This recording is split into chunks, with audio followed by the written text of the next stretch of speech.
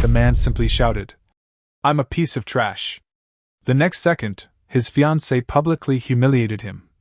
You're a 3-second wonder, you can't even give me pleasure, you might as well go find a dog. All of this stemmed from one event. 100 years ago, an unprecedented catastrophe struck Earth. Zombies roamed the land, monstrous beasts littered the earth, and human civilization was nearly destroyed. In just a few decades, the human population plummeted to less than 1/10. It wasn't until later, when some people began to awaken their supernatural abilities, that humanity finally regained its footing and slowly established a new order. From then on, supernatural abilities meant status, power, and everything. The man's name was Yuan, and his parents were both top-tier experts, S-rank martial artists. Under normal circumstances, he should have awakened at least an A-rank talent. With a bit of luck, he might even have surpassed his parents and become even stronger. But unfortunately, his awakening failed. But no one expected that. The very next day after the engagement was called off, the school's famously aloof and cold beauty would actually come to him. She went straight to the point. Yuan, do you want to be with me? The aloof school beauty even said that if Yuan was willing, she wouldn't mind being his mistress. Not only that, she was also willing to find him a group of beautiful women to serve him and bear his children. Everyone thought the school beauty had gone mad. But what they didn't know was that Yuan possessed a Warden system that allowed him to directly utilize the powerful abilities of the prison inmates. At that moment, a clear and captivating voice suddenly rang out in the marriage registration hall. Yunfei, do you really think someone like you can be considered good? Everyone instinctively turned their heads, and the next second, they were all stunned. The woman had long, slender legs, a graceful waist, and an ethereal, otherworldly aura. It's Qin Yumu. Why is Qin Yumu here? As expected of the school beauty, she's so beautiful. Qin Yumu isn't just beautiful, she also awakened an A-level ability today. Yuan was also somewhat stunned. He naturally recognized the person who had come. It was none other than Qin Yumu, the famous ice queen of Ningxing No. 1 High School and the eldest daughter of the Qin family, one of the 4 major families in Ningxing. Although Yunfei was also considered pretty, the difference between her and Qin Yumu was too obvious. Not to mention their family backgrounds, which were worlds apart. Qin Yumu, what do you mean by this? Yunfei finally came to her senses, her face showing some annoyance. I don't think I've offended you, have I? She was actually quite self-aware, knowing that she was indeed no match for Qin Yumu. She just couldn't understand why Qin Yumu had suddenly appeared here. You've offended my fiancé, so naturally you've offended me. Qin Yumu looked coldly at Yunfei. Who do you think you are, daring to mock my fiancé? What? Your fiancé? Yunfei was stunned. When have I ever mocked your fiancé? I don't even know who your fiancé is. Wait. Yunfei seemed to suddenly realize something, and she looked at Yuan in disbelief. Qin Yumu, you wouldn't be saying that your fiancé is, it's him, would you? No, impossible, it absolutely can't be him. Yunfei quickly dismissed her own guess. Qin Yumu, is there some misunderstanding between us? Who exactly is your fiancé? Didn't you already know? Qin Yumu sneered, then slowly walked to Yuan's side. She reached out and took Yuan's arm, her tone icy. Yunfei, now, apologize to my fiancé immediately. How is this possible? Yuan is actually Qin Yumu's fiancé? An illusion, this must be an illusion. But Qin Yumu is holding Yuan right now. Everyone was stunned. They simply couldn't believe that Yuan was Qin Yumu's fiancé. However, when they saw Qin Yumu intimately embracing Yuan, they had no choice but to believe it. But that was Qin Yumu. Yuan was a good-for-nothing. What did he have that made him worthy of her? Just moments ago they were mocking Yuan for being a toad trying to eat swan meat, but now, Yuan has actually managed to embrace this swan. Suddenly, they felt like the complete joke. Yunfei, didn't you hear me say apology? Qin Yumu's cold voice rang out again. No, this is impossible! Yunfei screamed. Qin Yumu, are you crazy? You actually chose Yuan as your fiancé? Yuan is just a piece of trash that even I don't want. Slap! A resounding slap interrupted Li Yunfei's words. A clear handprint instantly appeared on Li Yunfei's fair cheek. Li Yunfei, if you speak disrespectfully to my fiancé again, it won't be as simple as just a slap. Qin Yumu's voice was icy cold. I'll say it again, apologize to Lu Yuan immediately. And all of you. Qin Yumu glanced at the others. Anyone who has said anything bad about Lu Yuan, apologize to me right now. No need. Lu Yuan finally spoke. This insincere apology is meaningless. He slowly swept his indifferent gaze over Li Yunfei and the other classmates, then casually put his arm around Qin Yumu's waist. Yumu, let's go. Qin Yumu's body tensed slightly, but she quickly returned to normal. Okay, I'll listen to you. Qin Yumu's voice softened considerably, and she let Lu Yuan put his arm around her as they walked out together. We're doomed. We've really offended Lu Yuan this time. He'll definitely get revenge on us later. Li Yunfei, what's going on? Didn't you say Lu Yuan was your simp, always clinging to you? Yeah, he already has Qin Yumu. How could he still be clinging to you? Li Yunfei, you've really ruined us this time. Everyone panicked and started blaming Li Yunfei. Shut up, all of you! Li Yunfei screamed. You don't really think Qin Yumu likes Lu Yuan, do you? It's all an act. It's all an act. Li Yunfei stormed out of the hall, only to see Qin Yumu arm in arm with Lu Yuan as they got into a luxury car. No! Whether it's true or not, I absolutely cannot let that good-for-nothing Lu Yuan be with Qin Yumu, otherwise I'll become a laughingstock. Li Yunfei gritted her teeth and thought for a moment, then took out her phone and started sending messages. Meanwhile, in the car, Lu Yuan had already consciously released Qin Yumu, feeling a little emotional. Her touch was indeed quite nice. Qin, the school beauty, although I don't know why you've helped me, thank you anyway, Lu Yuan said. Just drop me off at the next intersection. No need to thank me, Qin Yumu said calmly. This is just my master's task. Besides, you can't get out of the car now. My master wants to see you. Lu Yuan was stunned. A master's task? This Qin Yumu, the school beauty, actually has a master? Qin, the school beauty, may I ask who your owner is? Lu Yuan asked curiously, even with a touch of regret. How did such a beautiful school beauty end up like this? Lu Yuan, you'll find out soon enough, Qin Yumu said calmly. However, the look in her eyes as she gazed at Lu Yuan was somewhat strange. Lu Yuan didn't speak again. The car continued driving. The windows seemed to have been specially modified, preventing him from seeing anything outside. The car finally stopped half an hour later. Let's get out, Qin Yumu said, opening the car door and taking Lu Yuan's arm as they got out. The car stopped right in front of the elevator. The elevator doors had already opened. Qin Yumu pulled Lu Yuan into the elevator, which then automatically ascended without displaying any floors. About a minute later, the elevator stopped, the doors slowly opened, and Qin Yumu pulled Lu Yuan out. The moment Lu Yuan stepped out of the elevator, he felt an immense pressure bearing down on him. The next second, he saw 4 fully armed women. The aura emanating from them made Lu Yuan immediately realize that these women were all superhumans. They were wearing identical uniforms with clear insignia. Lu Yuan quickly realized that they were all prison guards from Luofong prison. This is actually Luofong prison? Lu Yuan wondered to himself. In Ningqing, Luofong prison is quite famous. It is a prison specifically for female superhumans, and it is said that most of the female superhuman criminals in the entire Dragon Kingdom are imprisoned here. Could Qin Yumu's master be the warden here? Lu Yuan looked at the 4 prison guards. They were all standing at the door of an open room, but they didn't stop Qin Yumu and Lu Yuan, as if they already knew the two would come. Qin Yumu pulled Lu Yuan along and quickly entered the room. The room was very spacious. Soft carpets, a luxurious round bed, and huge floor-to-ceiling windows, everything about it exuded an air of grandeur. Lu Yuan's gaze, however, was instantly drawn to the figure standing before the window. She was a woman wearing a dark women's suit. She was tall, with a slim waist and rounded hips, and her curves were stunning.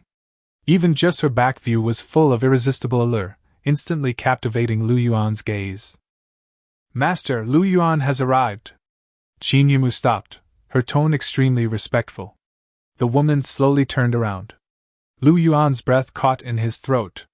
It was a face of extreme coldness and beauty, almost indescribable. Her beautiful eyes, though indifferent, seemed capable of easily stealing the soul of any man. More importantly, she exuded an extremely powerful aura, the natural pressure that only those who have long held positions of authority possess. Just a short while ago, Lu Yuan thought Qin Yumu had fallen from grace, actually acknowledging a master. But now, Lu Yuan felt that it was only natural for Qin Yumu to be this woman's maid. Even though Qin Yumu was the eldest daughter of the Qin family and the school beauty of Ningxing No. 1 High School, she was completely overshadowed by this woman in terms of looks, figure, and temperament. Yumu, you can leave now. The woman finally spoke. Her voice was slightly hoarse, which only made it more charming. Yes, master. Qin Yumu replied respectfully, then left the room and closed the door behind her. The woman crossed her arms, but they couldn't hide her impressive figure. She looked at Lu Yuan silently, without saying a word. Her gaze, however, grew increasingly oppressive. Lu Yuan was initially uncomfortable, but soon a sense of defiance rose within him. He simply raised his head and met the woman's gaze without flinching. Not bad. The woman finally spoke again, seemingly somewhat satisfied. Although you haven't awakened any special abilities, you still dared to look me in the eye. She looked at Lu Yuan, her tone calm. Now, answer me honestly about one question. The woman paused slightly. You want to sleep with me? Lu Yuan was stunned for a moment, thinking he had misheard.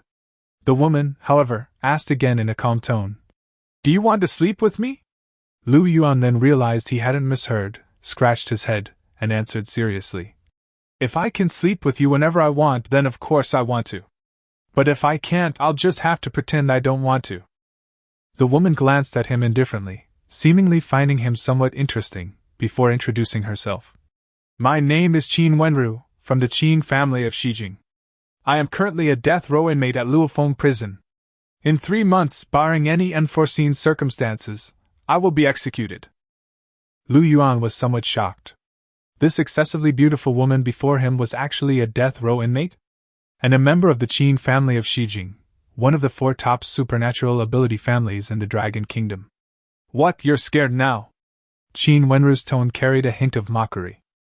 Lu Yuan snapped out of his daze, his gaze sweeping over her impressive figure without any attempt to conceal it. There's nothing I'm afraid of. I'm just curious why you chose me. Qin Wenru's tone remained indifferent. First, you're my type. Second, both your parents are S-class ability users, but you haven't awakened any abilities. She paused for a moment and continued. And I was once an S-level ability user.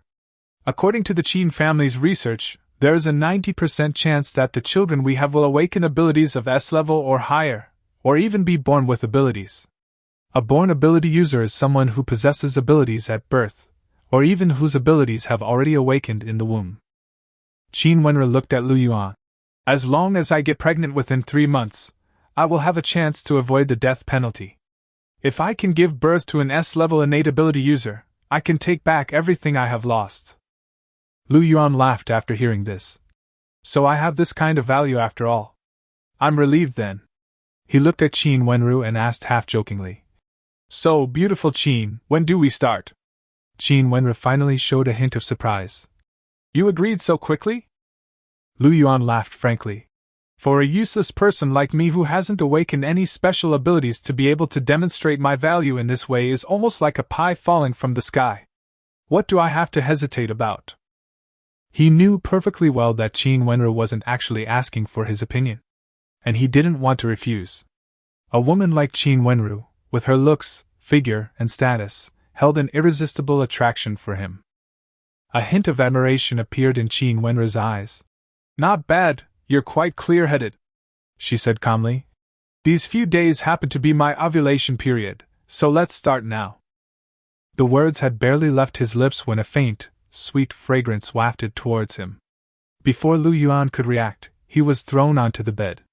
The next second, Qin Wenru was already sitting on top of him. Lu Yuan was about to speak. Wait, can I be on top? When his mouth was covered by a kiss. Lu Yuan quickly discovered that this woman was not only far stronger than him, but also anything but gentle. I never thought I, Yuan, would one day have to sell myself. He thought bitterly, but his body was completely out of his control, waves of pleasure washing over him. Since he couldn't resist, he could only enjoy it. Time passed slowly. From afternoon to evening, and then to the next morning. Yuan couldn't remember how much time had passed. He only knew that he had tried time and time again to turn the tables and take control, but had always failed. Qin Wenru, initially awkward, gradually became more and more skilled. By the afternoon of the next day, Yuan was limp on the bed, completely listless. When Qin Wenru's perfect body startled him again, what Yuan saw was no longer temptation, but a countdown to death. Beautiful Qin, even the donkeys in the production team aren't used like this. Yuan wailed weakly.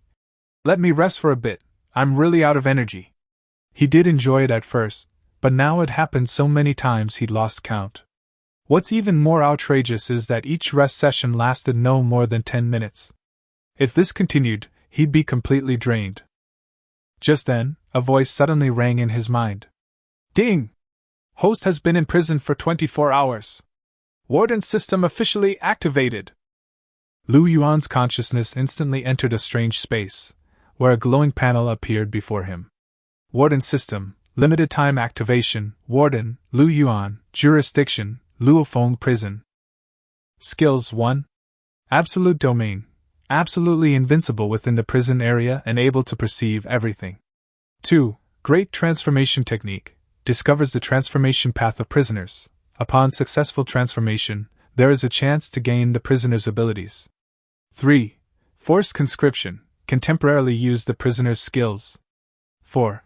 Permanent prisoner, transformed prisoners remain bound to the prison after their release. System task, acquire ownership of Luofong prison and become its warden within 7 days, or the system will be unbound. The panel, barely finished being viewed, transformed into specks of light, all surging into Yuan's body. The next moment, he had a strange feeling, as if the entire fallen Phoenix prison had become one with him.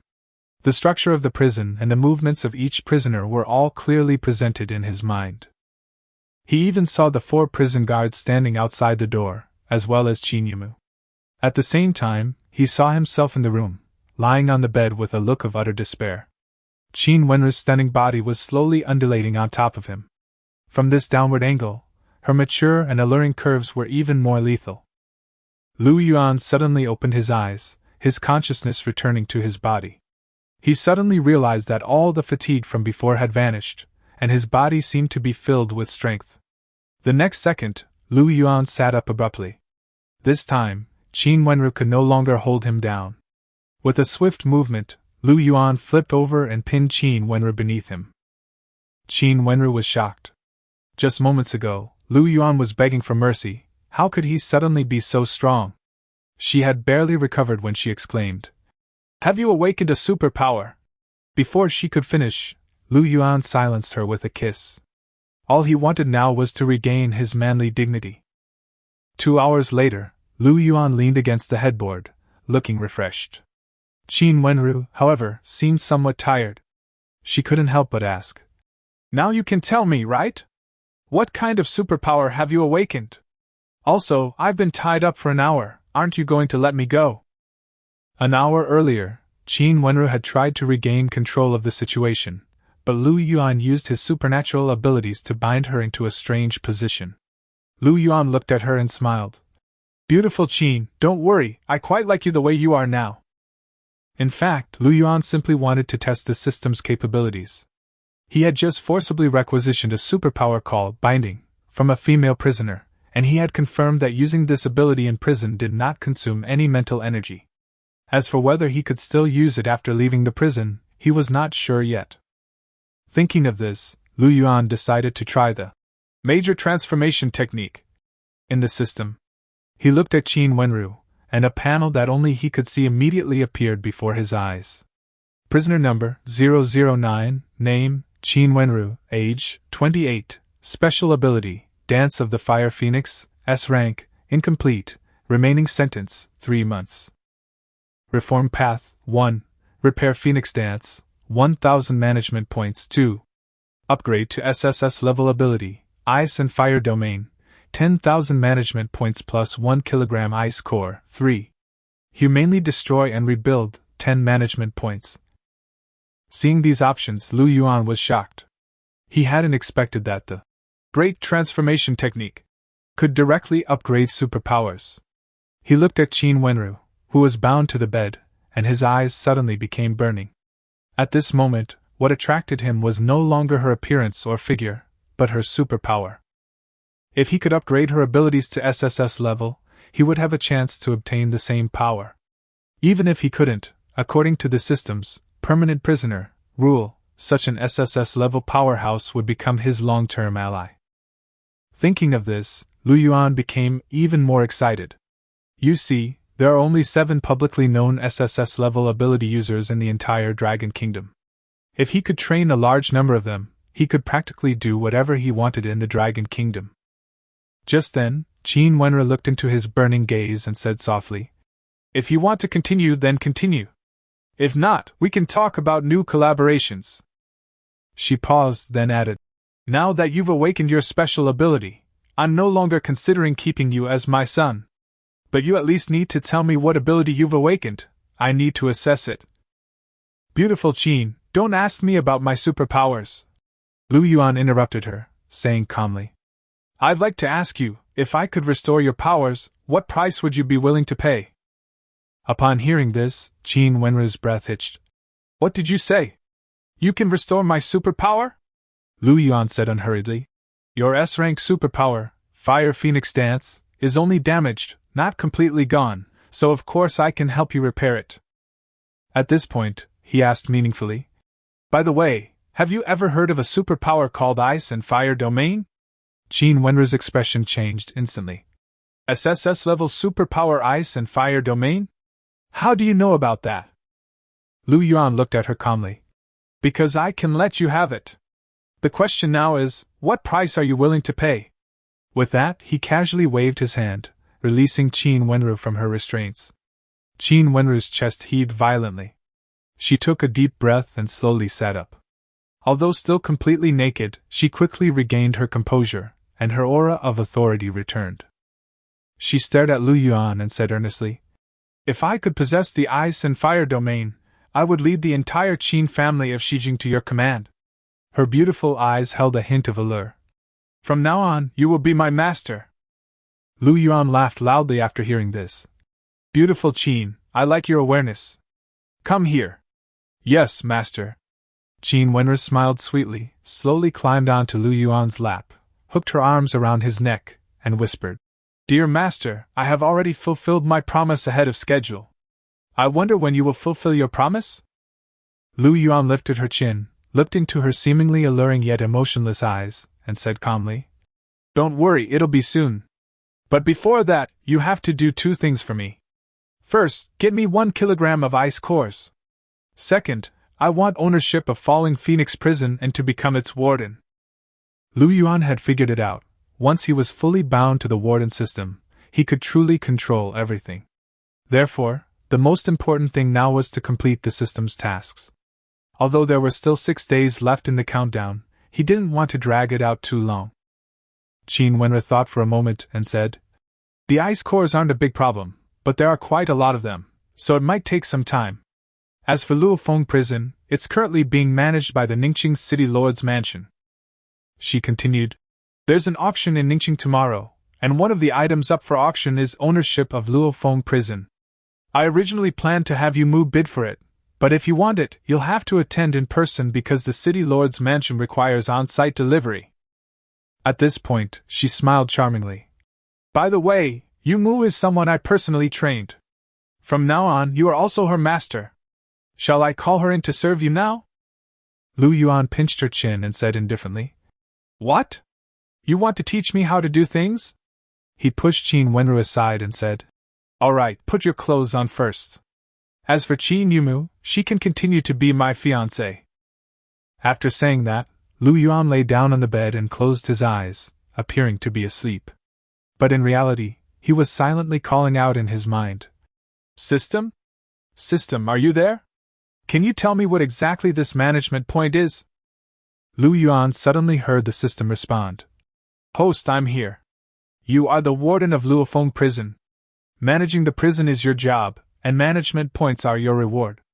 The system also told him that there are currently 119 prisoners in the prison, and it can provide him with 404 management points every day. All information can be viewed in his personal panel. A panel immediately appeared in Lu Yuan's consciousness space, displaying his basic data: 18 years old, no special abilities, physical strength 9, mental strength 99, management points 0. This result did not surprise him. Ordinary people's attributes are around 10 points each, while he had focused on cultivating his mental strength since childhood because he firmly believed that he would awaken a special ability. Before awakening, 99 points of mental strength was already the limit. Lu Yuan then asked the system, "If I leave the prison, can I still use the system's skills?" The system quickly responded that the abilities of forced conscription and permanent imprisonment could be used outside the prison, but they would consume management points, and reminded him to try to earn as many management points as possible. Hearing this answer, Lu Yuan felt much more at ease. He then inquired whether there were any other ways to obtain management points besides the daily fixed reward. The system explained that any action involving formal management of the prison would earn management points, but he was not yet a true warden, and many permissions were not yet available. The system reminded him to complete the system task as soon as possible. Lu Yuan asked a few more questions and finally determined that completing the task was still the most important thing right now. Thinking of this, he suddenly felt sleepy and muttered to himself, "Never mind, I'll take a nap first." He soon fell into a deep sleep. During his sleep, he had many bizarre dreams, until one nightmare suddenly woke him up. Lu Yuan sat up abruptly, covered in cold sweat, and subconsciously called out, "System, are you still there?" The system immediately responded, "I'm here." Hearing the reply, he finally breathed a long sigh of relief. Lu Yuan quickly checked the system interface. The mission countdown had only 6 days left, and the management points had changed from 0 to 404, indicating that the system had already distributed the daily rewards. This reassured him. He activated his absolute domain, and the entire prison situation once again became clearly visible in his perception. He soon saw Qin Wenru again. She was reclining on a beanbag chair in the cell downstairs, enjoying herself like a queen. 4 prison guards surrounded her, one massaged her shoulders, one rubbed her legs, one peeled grapes and fed them to her, and the last one was reporting to her. Lu Yuan withdrew his senses to his room. Qin Yumu was walking towards the bed. He opened his eyes and said calmly, "Prepare some food for me. I'm going to take a shower first." After saying that, he got up and went straight into the bathroom. Half an hour later, he came out after changing his clothes. As soon as he stepped outside, the enticing aroma of meat wafted into his nostrils. Lu Yuan, already starving, immediately sat down and began to devour the food. Qin Yumu respectfully said from the side, "Master has already returned to his room. I will accompany you to the auction later." Lu Yuan wolfed down his food, quickly finishing it all. After finishing his meal, he stood up and smiled. "Qin, the school beauty, you can go now. Remember, from now on you are my fiancé. You don't need to be so respectful in front of me, and don't call me Qin Wenru anymore." Qin Yumu was stunned for a moment, then nodded, and naturally took his arm. "Okay, let's go downstairs, the car is already waiting." The two left the room, took the elevator downstairs, and found their car already parked at the exit. Lu Yuan sat side by side with Qin Yumu in the back seat, but his state of mind was completely different from when they arrived. The moment the car drove out of the prison grounds, a subtle realization dawned on him. At this moment, Qin Yumu handed him her phone. "Lu Yuan, this is your phone." Lu Yuan took it and found that the phone was still turned off, so he didn't turn it on for the time being. He just said, "I'll rest for a while. Call me when we get there." After saying that, he closed his eyes again, actually studying the system's skills. The ability to forcibly conscript unfolded in his mind, and detailed information about all 119 female prisoners in Luofong prison appeared.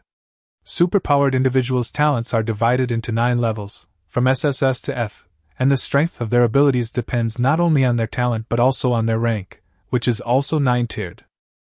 Among the female prisoners in the prison, apart from Qin Wenru, the talents of the other 118 are mostly between B, C, and E levels, with only 8 at a level, and no E or F level. As for strength, most are between the 3rd and 5th tiers. Breaking through to the 6th tier or above is extremely difficult for superhumans. Lu Yuan memorized all the superpowers and checked the management points required for forced requisition. He discovered that the consumption was only related to the superpower level, not the rank. For example, requisitioning a D-level superpower for 1 hour required 4 management points, doubling for each higher level, while an A-level superpower required 32 points. Lu Yuan did a quick calculation. If it were an SSS-level ability, it would cost 256 management points per hour. He couldn't help but mutter, "At this rate, management points don't go by very quickly." However, the 404 management points he currently had were enough for the time being, which gave him more confidence.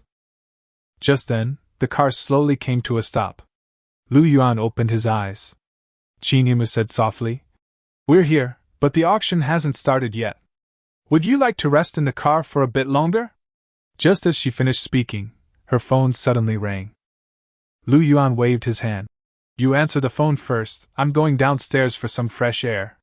After he finished speaking, he pushed open the door and got out of the car.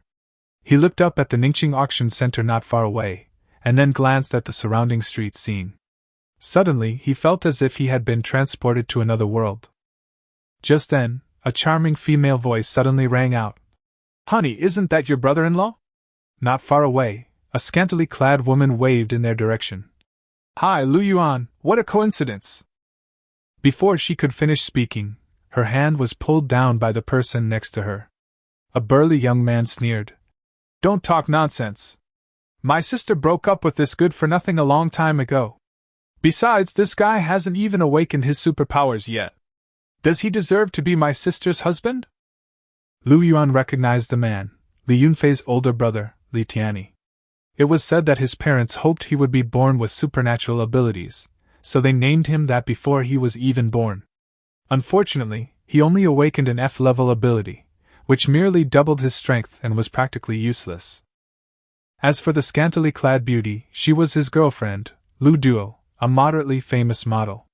At this moment, Li Tianyi strode up to Lu Yuan, his face full of impatience, and said, "Lu Yuan, what are you doing here, you piece of trash?" He sneered and added, "You didn't know Feifei was coming, so you're waiting here on purpose, did you? I advise you to get lost, or my new brother-in-law will kill you in a heartbeat when he arrives." "Li Tianyi, you and Li Yunfei are truly siblings cut from the same cloth," Lu Yuan said indifferently, his tone cold. "I don't have time for you right now, don't bother me." Previously, Li Tianyi would always address him as brother-in-law, with great affection, and even his girlfriend Lu Duo got to know Lu Yuan because of this. But now, this guy was eager to sever ties with him, a behavior exactly like Li Yunfei's. Lu Yuan was too lazy to bother with it. As long as he secured ownership of Luofong prison, he didn't want any further complications. "Damn it, you talk like nobody cares about a piece of trash like you," Li Tianyi cursed. "If you weren't here to ambush Feifei, would I have time to bother with you?" He stopped 2 meters away from Lu Yuan, raised his fist, and threatened menacingly. "Trash, if you don't get lost, I'll let you taste a fist the size of a casserole." Lu Yuan remained calm. "The Yunfei and I have broken up, and I have no interest in her. I'm here on business and don't want to waste my breath on you." His voice turned slightly cold at the end. "I'll say it one last time, don't mess with me." In Lu Yuan's eyes, Li Tianyi was nothing more than a clown. He was no longer the same person he used to be, but he simply disdained to make a move. However, if the other party insisted on pestering him, he wouldn't tolerate it indefinitely. "Oh, you're putting on airs now, you piece of trash?" Li Tianyi sneered. "I'm going to provoke you anyway, what can you do about it? Today I'm not only going to provoke you, I'm going to slap you, slap." Before he could finish speaking, a crisp sound rang out. Lu Yuan raised his hand and slapped Li Tianyi across the face. Li Tianyi was stunned by the slap, taking a full 10 seconds to react before erupting in fury. "Damn it! Lu Yuan, you piece of trash, how dare you hit me!" Slap, another slap. This time, the force was even greater, sending Li Tianyi spinning twice before he collapsed to the ground. Lu Yuan looked down at him, his tone still indifferent. Li Tianyi, you are the real trash. He felt the power within his body and couldn't help but sigh inwardly. Superpowers are indeed useful. He just spent 4 management points to requisition the D-level ability. Body enhancement, boosting his strength and speed in all aspects. Although it's only D-level, it's more than enough to deal with someone like Li Tianyi. Damn it! Lu Yuan, you piece of trash, you dared to ambush me! Li Tianyi scrambled to his feet, roaring as he charged forward, throwing a punch. I'll kill you, A scream rang out. The next second, Li Tianyi was kicked to the ground again. Lu Yuan placed a foot on his chest, coldly looking down at him. You need me to ambush you? Just then, an angry female voice rang out. Lu Yuan, what are you doing? Let go of my brother! Lu Yuan turned around and saw that it was indeed Li Yunfei. She wasn't alone. A tall, thin young man stood beside her, dressed in luxurious clothes and with an arrogant expression. The man sized up Lu Yuan and sneered. You're Lu Yuan? I've been looking for you for 2 days, and you've been hiding quite well. I thought you were going to be a coward forever. Lu Yuan frowned slightly. Who are you? Ha ha ha, Lu Yuan, you piece of trash, you don't even recognize young Master Su. Li Tianyi on the ground had just started shouting when his voice suddenly stopped. Lu Yuan stomped on his face and stuffed his shoe sole into his mouth. Lu Yuan, are you crazy? Let go of my brother! Li Yunfei screamed. Pointing at the man beside her, she shouted. I'm warning you, this is Su Hai, the young master of the Su family, one of the 4 great families of Ningxing. Even if Qin Yumu were here, she couldn't protect you. Lu Yuan's tone was tinged with sarcasm. So Li Tianyi's sudden arrogance is because you've latched onto this young Master Su? So what if I have? Li Yunfei sneered. Young Master Su possesses A-level combat abilities, is a true genius of Ningxing, and is the future head of the Su family. If I don't choose him, am I supposed to choose a piece of trash like you? As she spoke, she took Su Hai's arm and said coldly, Give up, I've never truly liked you. If it had been a few days ago, hearing such words might have made Lu Yuan feel hurt. But now, he felt nothing, and even wanted to laugh a little. He used to think Li Yunfei was pretty, but after seeing Qin Wenru, he realized what true beauty was. Now that he already had someone as stunning as Qin Wenru, how could he possibly still care about Li Yunfei? Su Hai then put his arm around Li Yunfei's waist, his face full of arrogance. Kid, face reality, no woman likes a loser, he said arrogantly. Your childhood sweetheart is now my woman.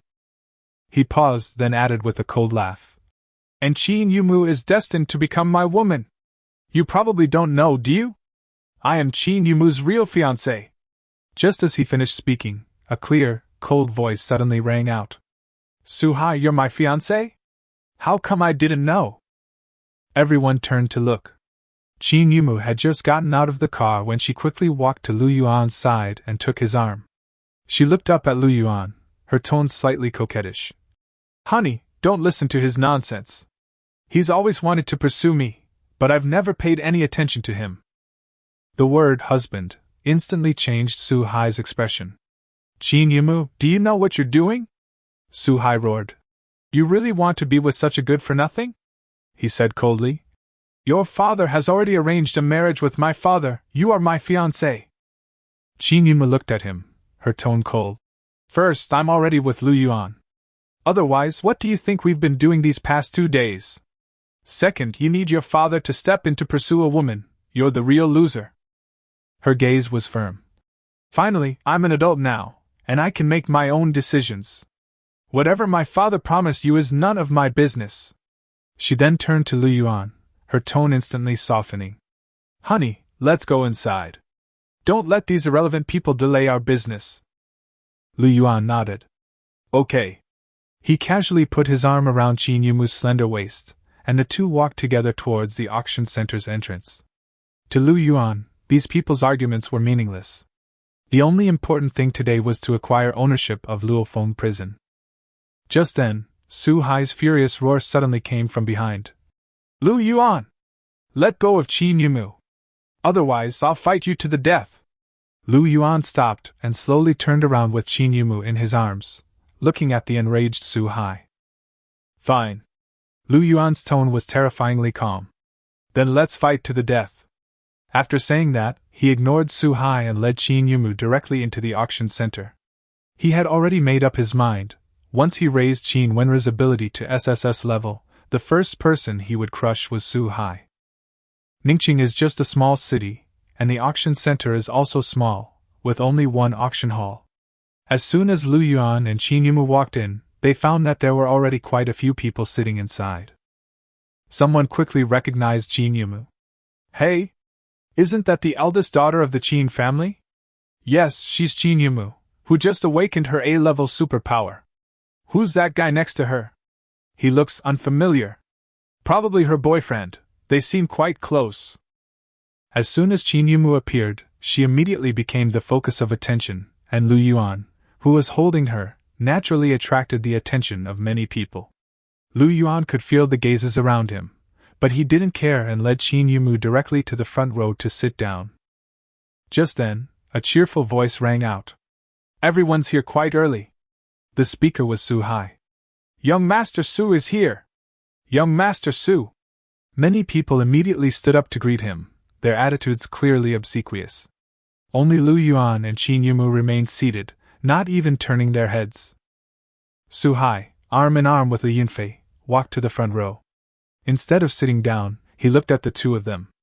Qin Yumu, aren't you going to introduce your fiancé to everyone? Su Hai's tone was full of sarcasm. Or do you yourself think he's someone you can't show to the public? He then pointed to Lu Yuan, deliberately raising his voice. Ladies and gentlemen, this is Lu Yuan, Miss Qin's personally chosen fiancé. You may not have heard of him, but his parents are no ordinary people, the former guardians of Ningqing, Lu Zun and Ning Shui. It's a pity, though. The sons of the two S-class ability users haven't even awakened their abilities yet. Even so, Miss Qin still chose him as her fiancé, which I greatly admire. As soon as he finished speaking, the entire audience erupted in an uproar. What?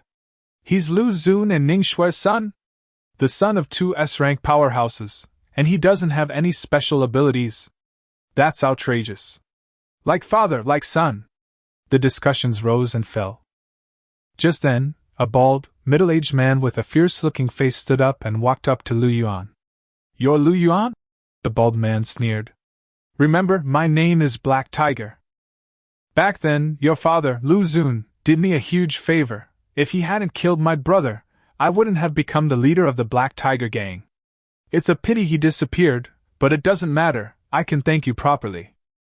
Black Tiger Hall is the largest underground force in Ningqing, formerly known as Black Dragon Society. After Black Dragon's death, his younger brother took over the force and renamed it Black Tiger Hall. Qin Yumu's face turned cold. Black Tiger, do you want to go against the Qin family? Black Tiger sneered. Miss Qin, I don't want to be enemies with the Qin family. But I'm not afraid of you. He glanced at Lu Yuan, his face full of disdain. Besides, I don't believe that such a piece of trash can really gain the Qin family's approval. If I kill him, the Qin family might even thank me. Qin Yumu was immediately angered. Lu Yuan gently held her hand, his tone remaining calm. There's no need to pay attention to this clown. He looked at Black Tiger and spoke calmly. This is an auction, not a place for fighting. And don't bark here. You can come find me any time after the auction to talk about thank you.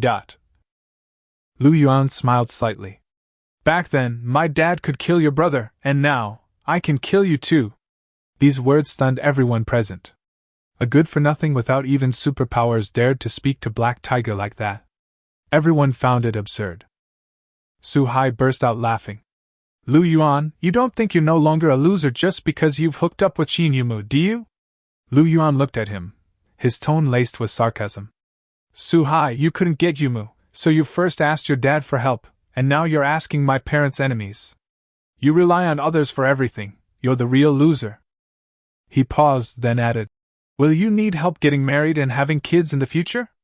Su Hai instantly broke down. What nonsense are you spouting, you good-for-nothing? Lu Yuan sneered. You deliberately revealed my parents' identities just to set their enemies off against me, didn't you?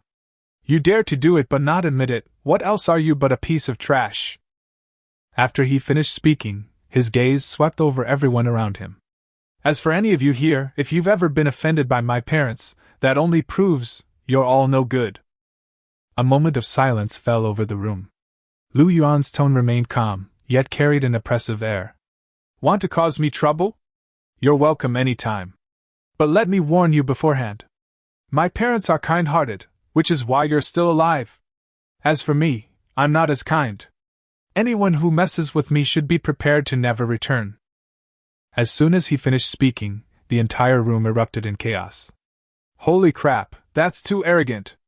Where does he get his confidence from? How dare a piece of trash be so cocky? Many people looked at Lu Yuan as if he were already dead. Black Tiger stared intently at Lu Yuan, his eyes like those of someone eyeing prey. Kid, you've got guts. I'll come find you after the auction, he said, a lewd smile creeping across his face. Oh, and a friendly reminder. If you have the chance, enjoy the beauty of Miss Qing while you can. After all, you don't have much time left. With that, he turned and returned to his seat. The looks on Lu Yuan's faces from those around him practically confirmed his doom. Su Hai then spoke with a cold laugh. Lu Yuan, I advise you to get out of the auction right now. Before he could finish speaking, Lu Yuan interrupted him. Lu Yuan looked at him with surprise. What? You're in such a hurry, do you want me and Yu to go to a hotel? He shook his head. You're a bit of a psychopath. Su Hai completely exploded. You're talking nonsense, he roared. I'm just telling you, either you nor Qin Yumu will be able to buy anything at this auction. If you insist on keeping it, you'll only humiliate yourself. Lu Yuan remained calm. Su Hai, I was originally too lazy to bother with trash like you. But since you're so confident, how about we make a bet? He looked at Su Hai and smiled faintly. Didn't you say I couldn't buy anything? Then I bet I can at least buy one thing at today's auction. Lu Yuan didn't really want to cause trouble, but he knew Su Hai would definitely disrupt the auction. Since he couldn't avoid it, he might as well strike first. He had already figured out that Su Hai was easily provoked, so he added, Want to bet? You piece of trash. The moment those words were spoken, the contempt in his tone was obvious to everyone. Su Hai's face instantly darkened, and he roared. Fine, let's bet. Lu Yuan, if you lose, go to Ningxing No. 1 High School and shout 3 times in public. I, Lu Yuan, am the No. 1 piece of trash in Ningxing. Su Hai's words grew increasingly harsh. Also, you must leave Qin Yumu and never see her again. Lu Yuan, however, didn't hesitate, nodding calmly. Fine. But if I buy the item, you'll film a 10-second video admitting that you're truly useless, even needing help in your bridal chamber. The expressions of those around him immediately turned strange. If Su Haijin were to film such a video and Lu Yuan were to post it online, it wouldn't just be a simple matter of losing face. He might even lose his position as the heir to the Su family. All right. It's settled then. Su Hai stared coldly at Lu Yuan. Just wait to become Ningxing's No. 1 good-for-nothing. After saying that, he sat down again, took out his phone, and seemed to be sending a message to someone. There was still half an hour before the auction started. Lu Yuan took out his phone and turned it on, only to find that he had a lot of missed calls and messages, mostly from Li Yunfei, and one from an unknown number, Su Hai. Lu Yuan ignored the 2 messages and continued scrolling down, quickly finding that someone else had sent him several messages. Brother Yuan, are you alright? It's okay if I failed to awaken, I failed too. Want to go out for a drink? I won't bother you now, call me anytime if you need anything. The message was sent by Wang Chuan, who is also Lu Yuan's classmate. A few years ago, when Wang Chuan was bullied, Lu Yuan helped him once. Since then, Wang Chuan has called himself his little brother, and always calls him Brother Yuan. Lu Yuan didn't reply to the message immediately, but continued checking his phone. Just then, a bank text message caught his eye. He opened it, and was immediately stunned. Wow, so many zeros. A huge transfer appeared in his account, a full billion yuan. Although the source wasn't displayed, Lu Yuan knew almost immediately that Qin Wenru had arranged it. Lu Yuan couldn't help but mutter. It feels pretty good to be a kept man. His mind involuntarily conjured up images of Qin Wenru's alluring figure, but he quickly dismissed them. To truly control everything, he first needed to buy Luofong prison. He glanced at Su Hai not far away, a sense of unease creeping into his heart. With this guy causing trouble, 10 billion might not be enough. Contact Qin Wenru and tell her to prepare more funds, just in case, Lu Yuan said in a low voice. Okay. Qin Yumu nodded and took out her phone to send a message. About a minute later, she put down her phone and whispered, Master, Sister Wenru has actually been prepared. However, her situation is special right now, and it's inconvenient for her to transfer the funds all at once, for fear of being targeted and having them frozen. She added, If it comes to a critical moment, she will directly pay for us. After a pause, Qin Yumu continued to explain. Actually, Luofong prison is a hot potato. The reason it's being auctioned off this time isn't because many people want it, but because no one is willing to take it. Normally, no one should be competing with us for it. She thought for a moment and added, However, Su Hai might collude with others to drive up the price. But you just made a bet with him that you could use other auction items to deplete their funds and then take over Luofong prison in the end. Lu Yuan nodded. This school beauty was indeed more than just a pretty face. She saw through his bet at a glance. As for why Luofong prison was a hot potato, he didn't care at all. For him, this place had to be obtained no matter what. Just then, a slightly seductive voice came from the stage. Welcome everyone. A sexy young woman walked onto the auction stage and smiled slightly. Hello everyone, I am tonight's auctioneer, Jiang Yun. She paused for a moment then said, However, there's an unexpected situation to inform everyone. Tonight's auction had a bit of an accident. Almost all the items were bought up in advance at high prices. So now, only one item remains. These words immediately caused an uproar. What's going on? Everything's been bought? Who's so generous? Only one left? Could it be from Luofong prison? Probably. Who would dare take that thing? Many people couldn't help but look at Lu Yuan and Su Hai. After all, the two had just made a bet, and now that only this one item remained at the auction, they were almost certain to make a bid. Lu Yuan frowned slightly. This turn of events was clearly abnormal, and he had a vague feeling that Su Hai might be involved. On stage, Jiang Yun continued, To avoid wasting everyone's time, we will proceed directly to the auction of the last item. The item for auction today is the ownership of Luofong prison. I won't go into too much detail about it, as you are all probably familiar with it. The starting price is 1 yuan, with no upper limit on bids. Now you may place your bids. The auction hall suddenly fell silent. No one spoke, and all eyes were on Lu Yuan and Su Hai. Everyone present knew that no one wanted to take on this enormous burden. A starting price of 1 yuan? Lu Yuan raised an eyebrow, somewhat surprised. This Luofong prison seemed to be an extremely hot potato. They were practically offering it away for free. Just then, a cold laugh rang out. Lu Yuan, didn't you say you were sure you could buy it? The speaker was Li Yunfei, her tone full of sarcasm. What, now you're afraid to buy Luofong prison? Are you going to admit you're the number one good-for-nothing in Ningqing? Lu Yuan glanced at her indifferently, his tone tinged with sarcasm. What? Does your young master Su really want me to bid? He then lightly raised his hand. Fine, then I'll grant your wish. I'll bid 1 yuan.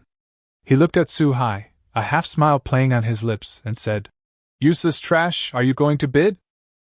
Su Hai suddenly laughed, a laugh brimming with smugness. Of course I won't follow. He slammed his hand on the table, bursting into laughter. Ha! Lu Yuan, you idiot, you've finally fallen for it. Not only will I not follow, but no one here will.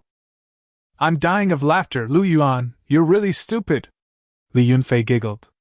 Young Master Su only needs to use a little trick to ruin you. Do you know what you bought for $1? Let me tell you, that's a debt of tens of billions. Even if you really hook up with Qin Yumu, she still can't pay it off. Lu Yuan, you're really finished this time. Li Yunfei's face was full of schadenfreude. Kid, the problem with Luofong prison isn't just about owing billions. Black Tiger shook his head. Even if your parents came back alive, they probably couldn't help you solve this mess. I'm genuinely curious, how did you dare to bid on Luofong prison? You're all talking too much nonsense, Lu Yuan said impatiently. If you're going to bid, then bid now. If you don't want to bid, then shut up and don't delay the auction. Mr. Lu Yuan has already bid 1 yuan. Does anyone else want to bid? Jiang Yun asked again. The room fell silent instantly. No one placed a bid. 1 yuan once. 1 yuan twice. 1 yuan 3 times. Sold! Congratulations to Mr. Lu Yuan for successfully acquiring ownership of Luofong prison. Please come to the stage to complete the transaction. Jiang Yun sealed the deal with a single blow. Su Hai, to be honest, this is the first time I've realized you're actually a pretty good person. Lu Yuan stood up and walked towards the stage. He knew very well that the reason this auction had gone so smoothly was clearly because Su Hai wanted to trick him.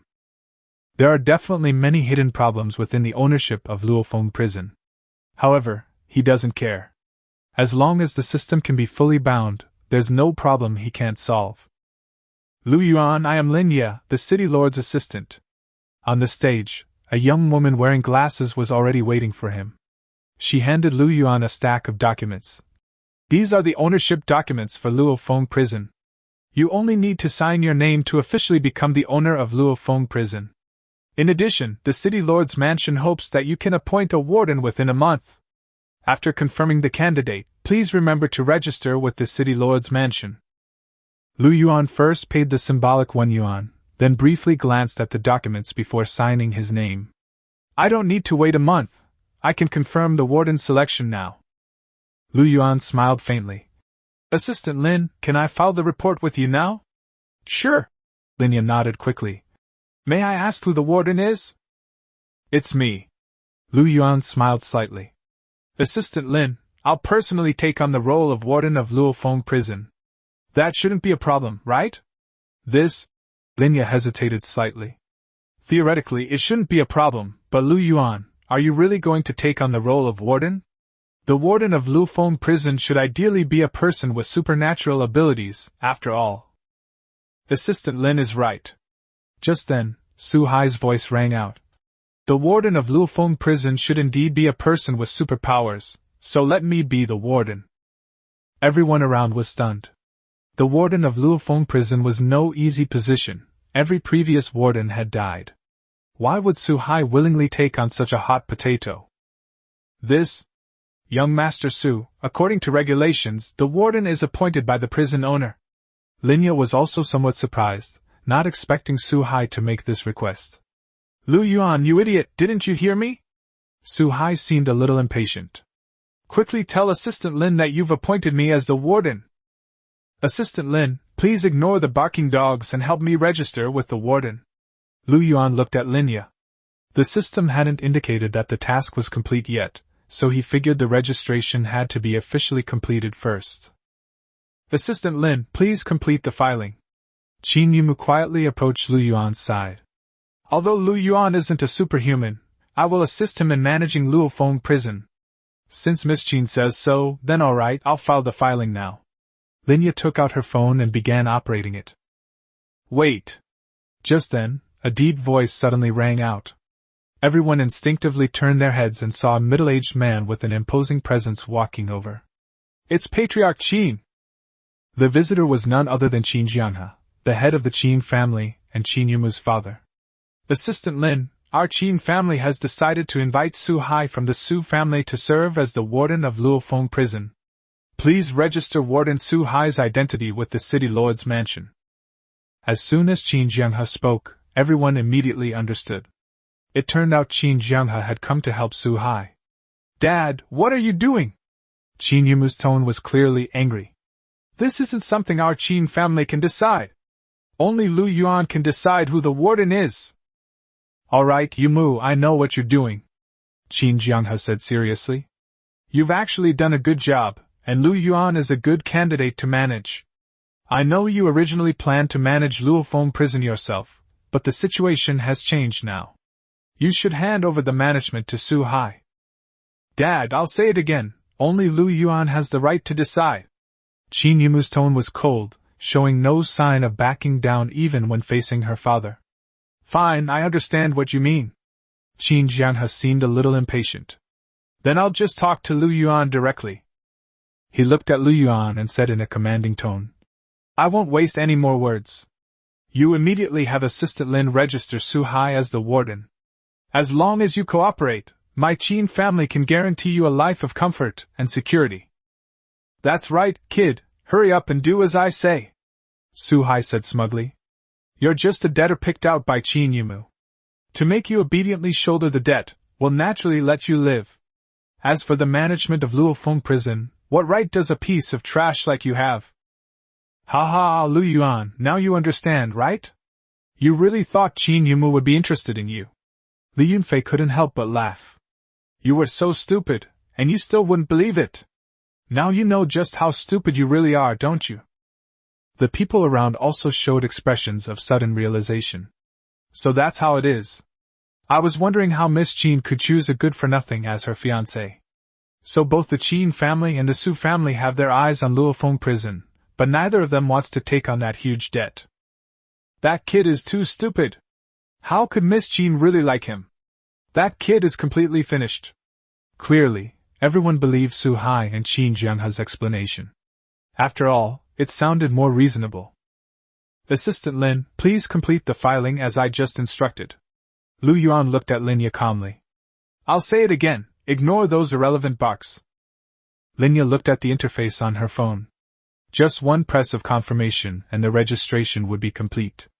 Just then, Qin Jianghe's voice rang out again. Assistant Lin, you should know who really makes the decisions here. Seeing Linya hesitate again, Lu Yuan finally lost his temper. He reached out and snatched Linya's phone, then pressed the confirm button. The entire room fell silent. Everyone was stunned. Linya stood frozen in place. She hadn't expected Lu Yuan to grab her phone and do it directly. Now the process was complete, and no one could change it. Su Hai's face instantly darkened. Lu Yuan, are you looking for death? Qin Jianghe's face also darkened, his voice filled with barely suppressed anger. Kid, do you know what you're doing? Lu Yuan simply handed the phone back to Linya, saying in a nonchalant tone, The registration is complete. I am now the warden of Luofong prison. Upon hearing this, a commotion immediately broke out among those around them. No one expected that Lu Yuan would dare to make such a definitive statement right in front of Qin Jianghe and Su Hai. Su Hai's face darkened, and he sneered. You think a successful registration is enough? What kind of place is Luofong prison? Do you think a piece of trash like you can control it? Lu Yuan glanced at him and said calmly, Whether I can control him or not is my business. As for you. He paused, a smile playing at the corners of his lips. Want to be the warden? Maybe in the next life. Upon hearing this, many people at the scene couldn't help but gasp. No one expected that Lu Yuan would dare to speak to Su Hai like that. Su Hai's eyes were cold, and his fists clenched slightly. Very good. Lu Yuan, you've got guts, he said with a sneer. Since you're so eager to become the warden, then I'll see how long you can survive in Fallen Phoenix prison. Upon hearing this, many people revealed meaningful expressions. Luofong prison is no ordinary place. The prison there is full of vicious criminals, including many with superpowers. All the previous wardens died inside. For an ordinary person to become a prison warden is practically suicide. Thinking of this, many people looked at Lu Yuan with a hint of pity. Qin Jianghe's face was grim as he looked at Lu Yuan and said coldly, Kid, you'll regret this. Lu Yuan simply shrugged. Whether I regret it or not is my business. After he finished speaking, he turned to look at Linya. Assistant Lin, now that the formalities are complete, Luofong prison is mine, right? Linya snapped out of her daze and nodded quickly. Yes, from now on, the ownership and management rights of Luofong prison belong to you. Upon hearing this, Lu Yuan smiled with satisfaction. At that very moment, the system's voice rang in his mind once again. Ding! Mission complete! Successfully acquired ownership of Luofong prison and assumed the position of warden. Rewards being distributed. Lu Yuan's eyes lit up slightly. This is the moment he's been waiting for. Ding! System task completed. Congratulations, host. The Warden system is now permanently bound to you, and all management privileges are now available. Task reward distribution: management points plus 10,000, stamina plus 100, spirit plus 100. Hearing these notifications, Yuan was overjoyed. System binding was expected, but the rewards were surprisingly generous, especially the 10,000 management points, which delighted him. As long as Qin Wenru obtained that kilogram of ice core, he could immediately upgrade her to SSS rank. He forced down his excitement and handed the phone back to Linya. Assistant Lin, thank you for your cooperation. The transaction is complete. We'll be leaving now. After saying that, he put away the documents and casually put his arm around Qin Yumu's waist. Yumu, let's go.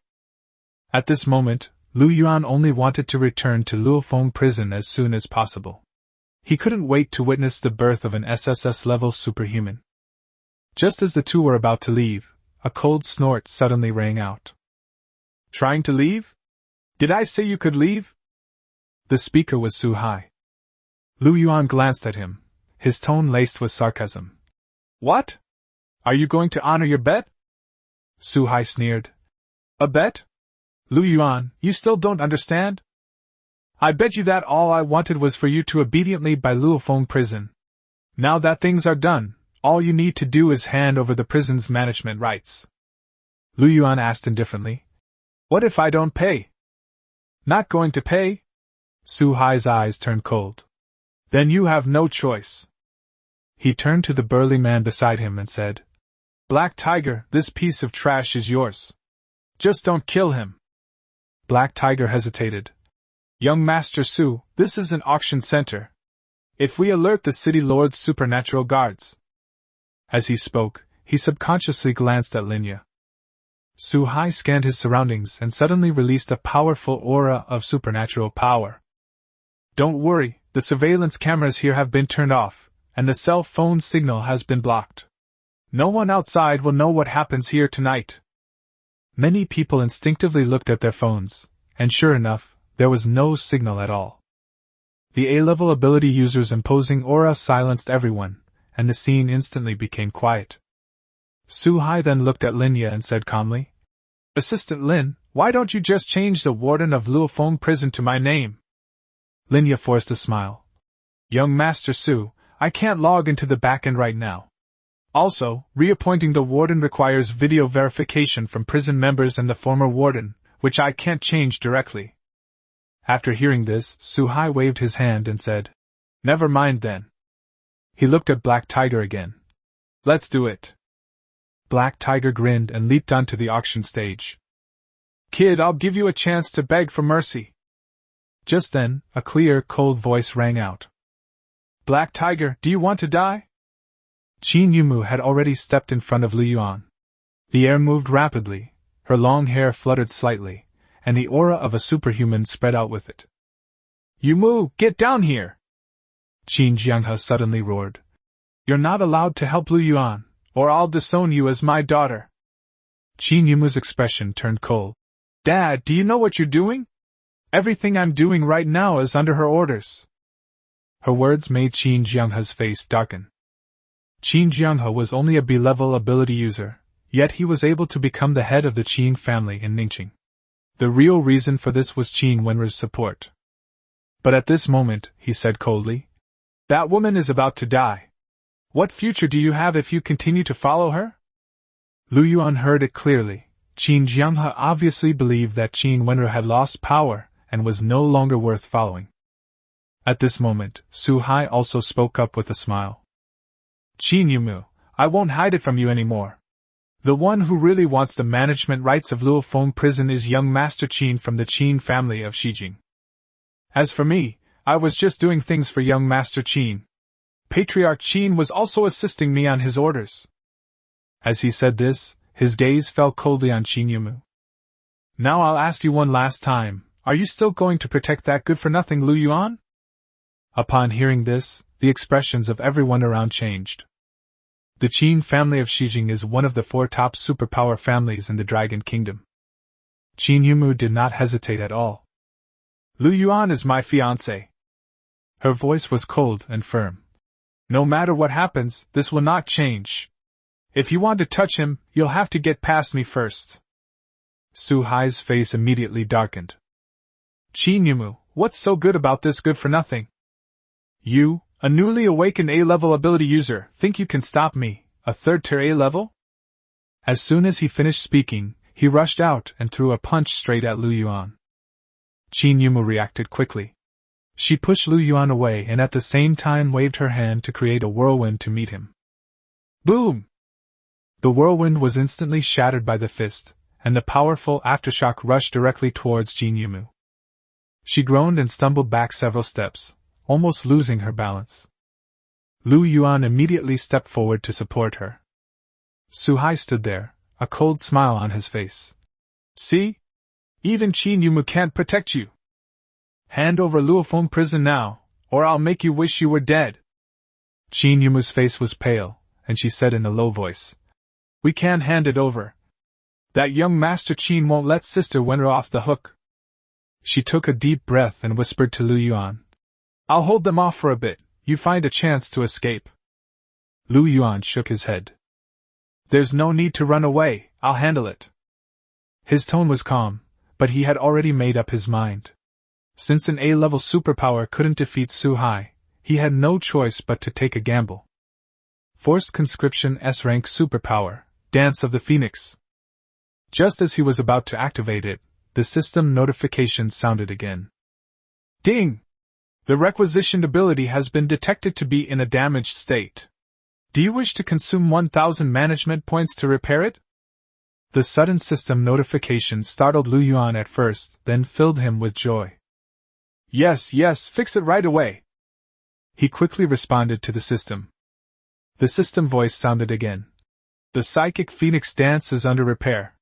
Countdown, 9 minutes and 59 seconds. Lu Yuan suppressed his excitement, knowing full well that if he could stall for just 10 more minutes, everything could be turned around. So he looked up at Su Hai and deliberately raised his voice. Su Hai, didn't you want the management rights of Luofong prison?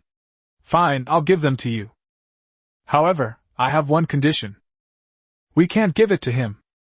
Qin Yumu immediately became anxious. Lu Yuan hugged her waist tightly and whispered, Yumu, trust me, I'll handle it. Qin Yumu wanted to say more, but was interrupted by a burst of wild laughter. Ha! Qin Yumu, did you see that? This is the man you chose. Su Hai said with a sneer. I thought he was so tough, but he's just a coward who's afraid of dying. He looked at Lu Yuan and sneered. Although a piece of trash like you has no right to negotiate, I'd like to hear what you want. Lu Yuan said calmly. It's very simple. Since I've paid such a high price, I have to get something in return. I want Qin Yumu to truly marry me. Let's register our marriage right now. Call the marriage registration office and have someone come and register us in person. As soon as we get our marriage certificate, I'll immediately make you the warden of Luofong prison. Everyone present was stunned by these words. Even at a time like this guy is still dreaming of marrying Qin Yumu? Black Tiger couldn't help but sneer. How could Lu Xun and Ning Shui have given birth to such an idiot like you? You still want to marry Miss Qin? He looked at Su Hai. Young Master Su, how about I teach him a lesson first? No. Su Hai suddenly revealed a strange smile.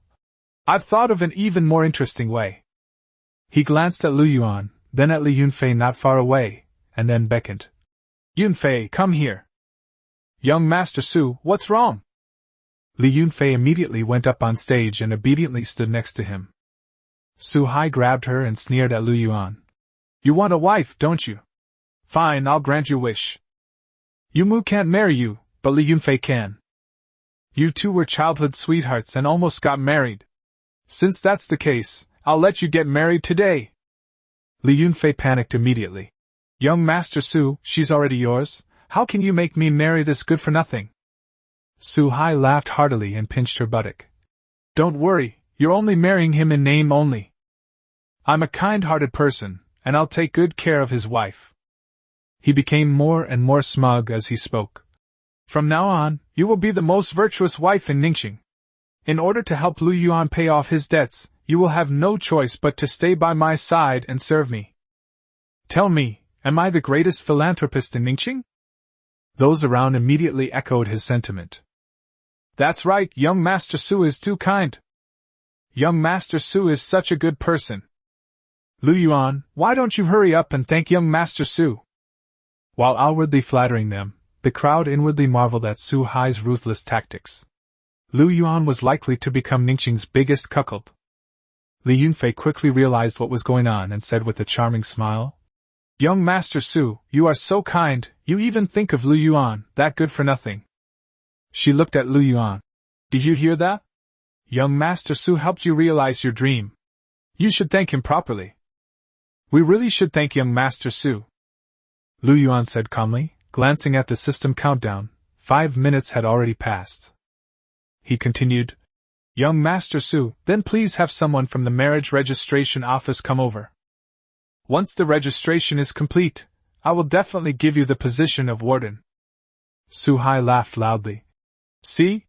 This good-for-nothing has completely chickened out without Qin Yumu protecting him. Patriarch Qin, please arrange for someone from the registration office to come over. Yes, young Master Su. Qin Jianghe immediately turned around to make arrangements. Since it wasn't Qin Yumu marrying Lu Yuan, he was naturally happy to see it happen. Su Hai then said with a smile, Since we're registering today, why don't we hold a wedding ceremony while we're at it? How about I personally help you with your wedding night? Lu Yuan's tone remained calm. Holding a wedding is a good idea. The surrounding crowd immediately became even more disdainful. This turtle man is too patient. Waste is waste. If Lu Xun and Ning Shui knew, they'd probably be so angry they'd come back to life. Qin Yumu remained unusually calm at this moment, and simply looked at Lu Yuan and said softly, Lu Yuan, you're really disappointing me now. Li Yunfei laughed even more smugly. Didn't you say 2 days ago that you'd make me regret it? Now who's regretting it? She suddenly pleaded with Su Hai. Young Master Su, I want Lu Yuan to kneel down and kowtow to me, is that all right?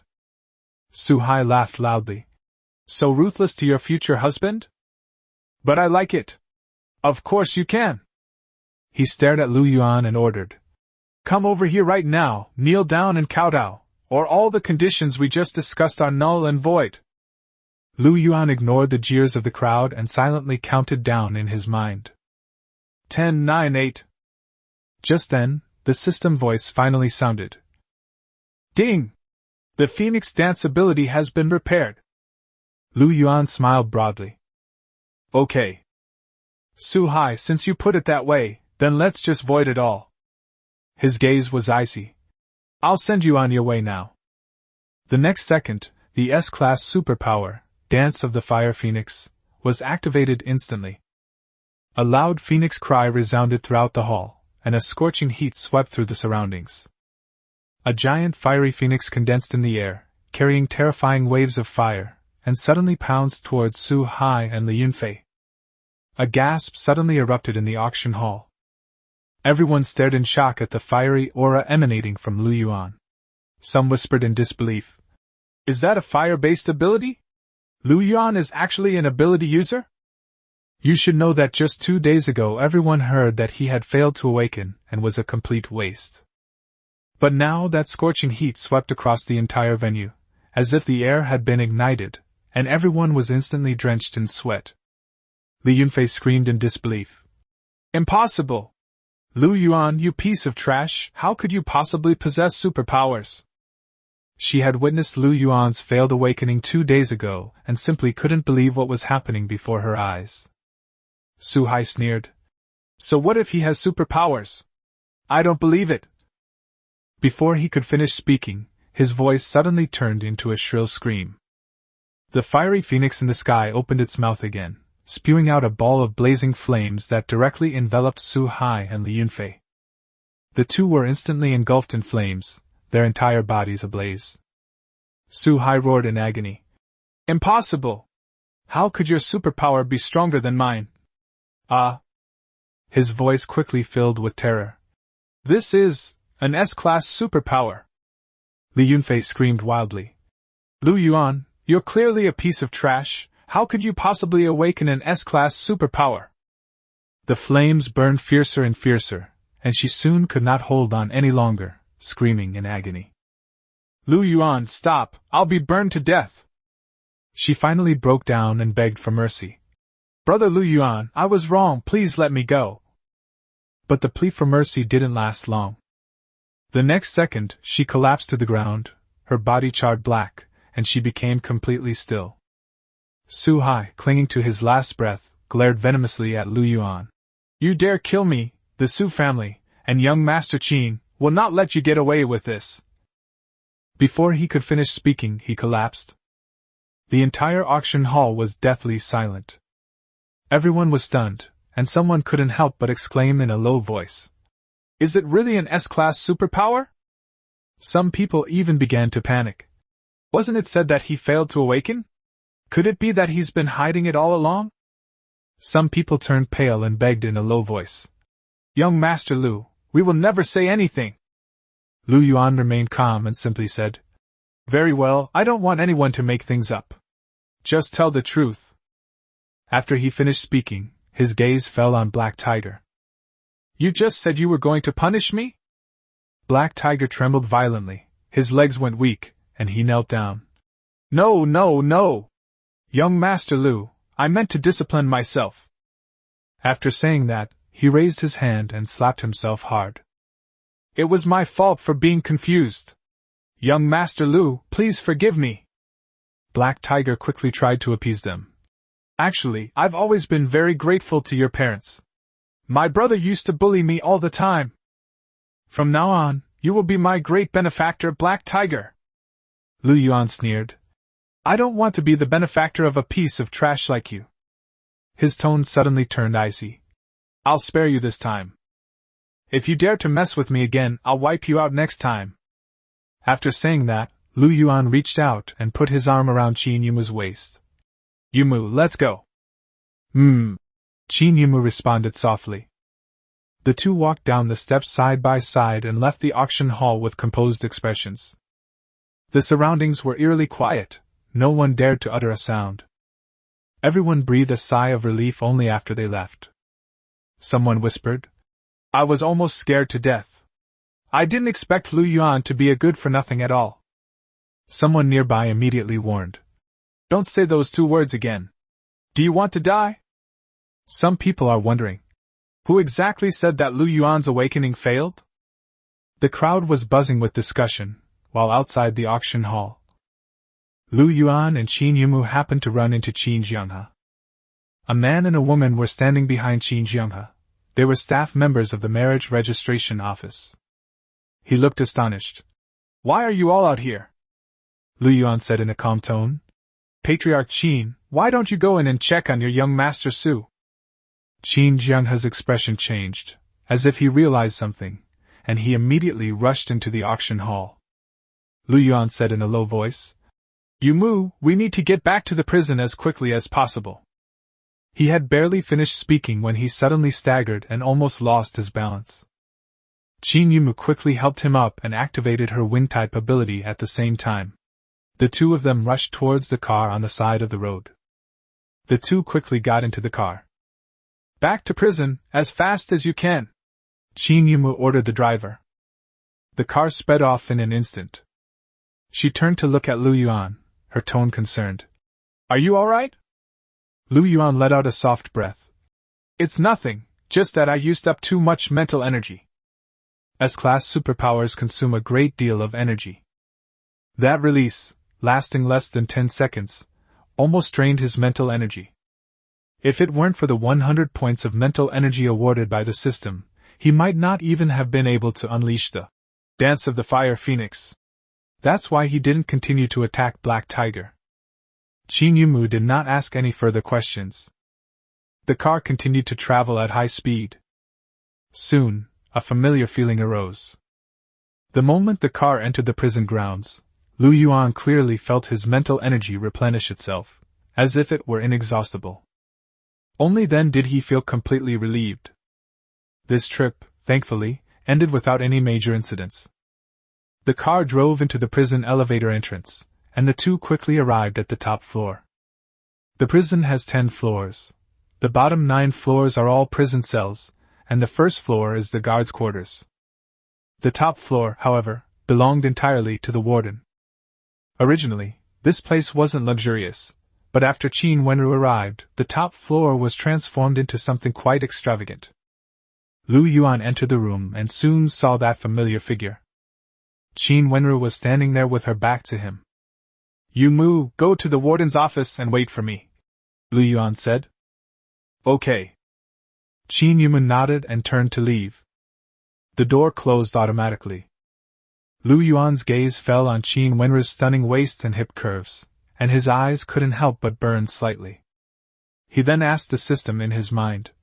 "System, I have a question.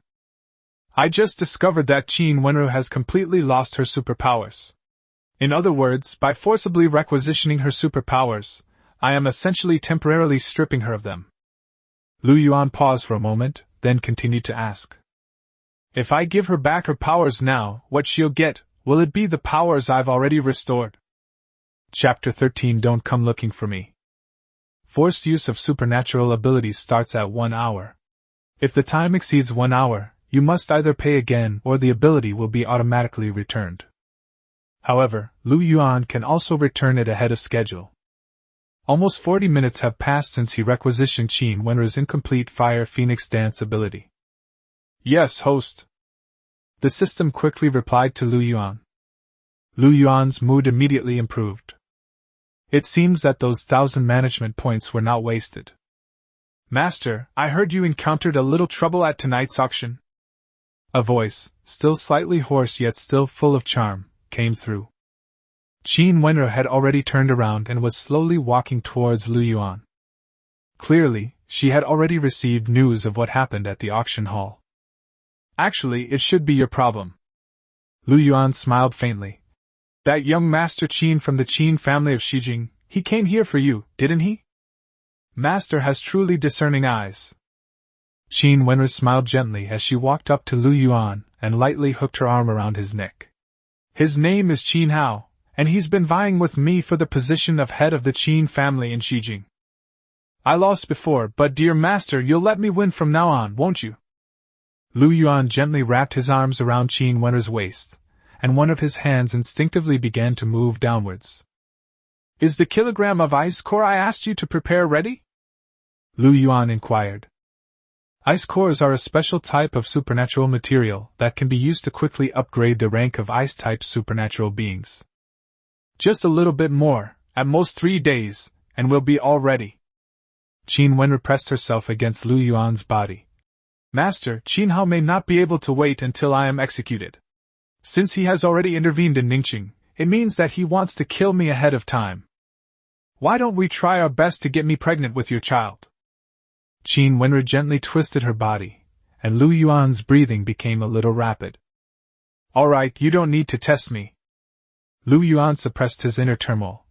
"Originally, I planned to give you the ice and fire domain in one go, but since your ice core is not ready yet, and you may be in some danger right now, I will help you restore the dance of the Fire Phoenix first."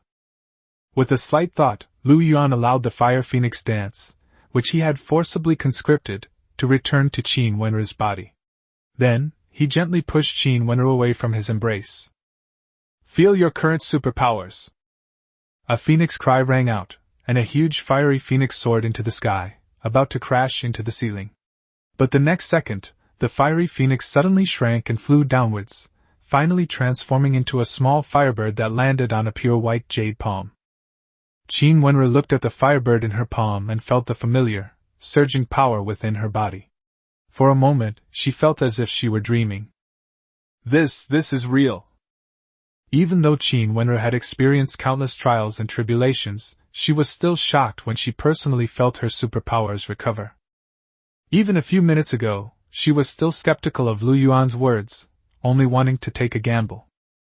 But now, she is finally certain. This man, who was 10 years younger than her, did not lie to her. And this means that he can really help her acquire an SSS-level superpower, the Ice and Fire domain. Qin Wenru's shocked expression did not surprise Lu Yuan. He knew perfectly well that although Qin Wenru called him master before, she did not actually regard him as her master. That's normal. Someone as exceptional as Qin Wenru wouldn't fall head over heels for him so easily. But it doesn't matter, he only needs to use a few tricks to make her completely submit.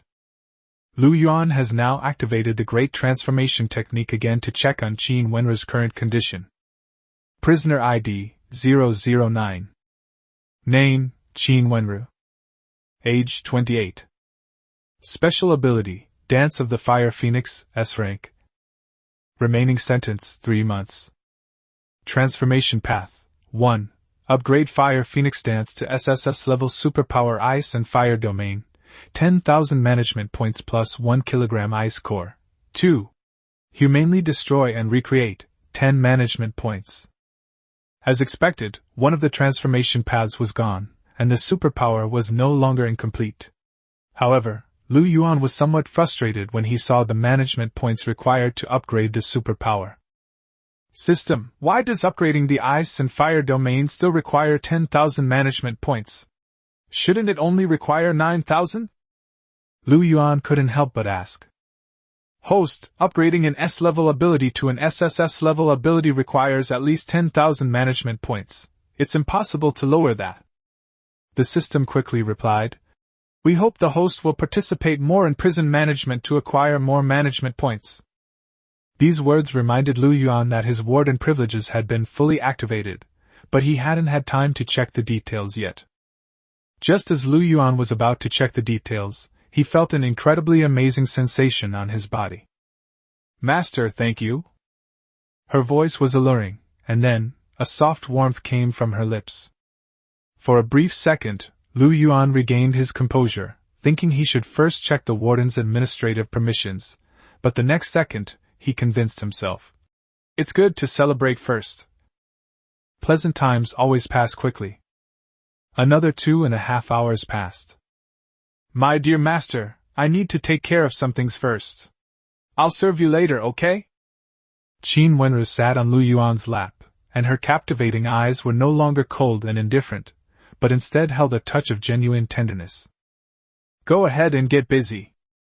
Lu Yuan, somewhat reluctant to let go, pinched Qin Wenru's incredibly alluring snow-capped peaks, took a deep breath.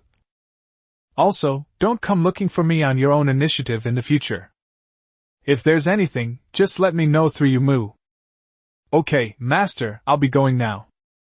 Qin Wenru seemed to be stunned for a moment, but quickly nodded, got up, dressed, and left. As Qin Wenru's alluring figure disappeared, Lu Yuan breathed a slight sigh of relief. She was truly a rare gem. He couldn't resist her allure at all. But he still has a lot to do and can't indulge in her body, so he can only forcibly maintain some physical separation from her for now. Let's check the management permissions details first. Lu Yuan opened the system panel and began to study it. After studying it for a full half hour, Lu Yuan discovered that, simply put, he could manage anything that happened in the prison. Different management actions can earn you management points. For example, you can earn 10 management points by inspecting the prison, and you can also earn 10 management points each time you make a personnel appointment or dismissal in the prison. Unfortunately, the prison can only be inspected a maximum of 3 times a day, and personnel appointments and dismissals cannot exceed 10 times a month. In other words, even if all these management points are acquired, there will only be 1,000 management points per month, which is somewhat of a waste. However, this assessment seems to be something special. Lu Yuan discovered that among the management authority was an authority called assessment, and the assessment target was all prison staff. The warden can conduct performance evaluations and ultimately decide whether to reward or punish those evaluated. System, am I seeing things? Can I reward staff with superpowers? Chapter 14. What is your relationship with Qin Wenru? Yes, host. The system quickly replied. You can offer a reward, but your reward can only be provided from prison assets. Prison assets? Lu Yuan was somewhat puzzled. Are superpowers considered assets? Everything in the prison is an asset, including the prisoners and their superpowers. The system replied. The host can also punish and deprive other staff members of their superpowers, and store those superpowers as prison assets. In addition, when the host modifies prisoners, it is also possible to obtain their legacy. Heritage? Yuan immediately realized the key point. System, could it be that by performing humane extermination on prisoners, we can gain their superpowers? Yes, host. The system gave Yuan an affirmative answer. However, this ability cannot be used by the host himself, and the reduction in prisoners will also reduce the number of management points the host receives every day. Therefore, the system does not recommend that the host do this. Friendly reminder to the host, the prison has a total of 360 cells, and the current occupancy rate is less than 1/3. Got it. The best way to get more management points is to fill the prison, right? Yuan understood. Yes, host. The system replied.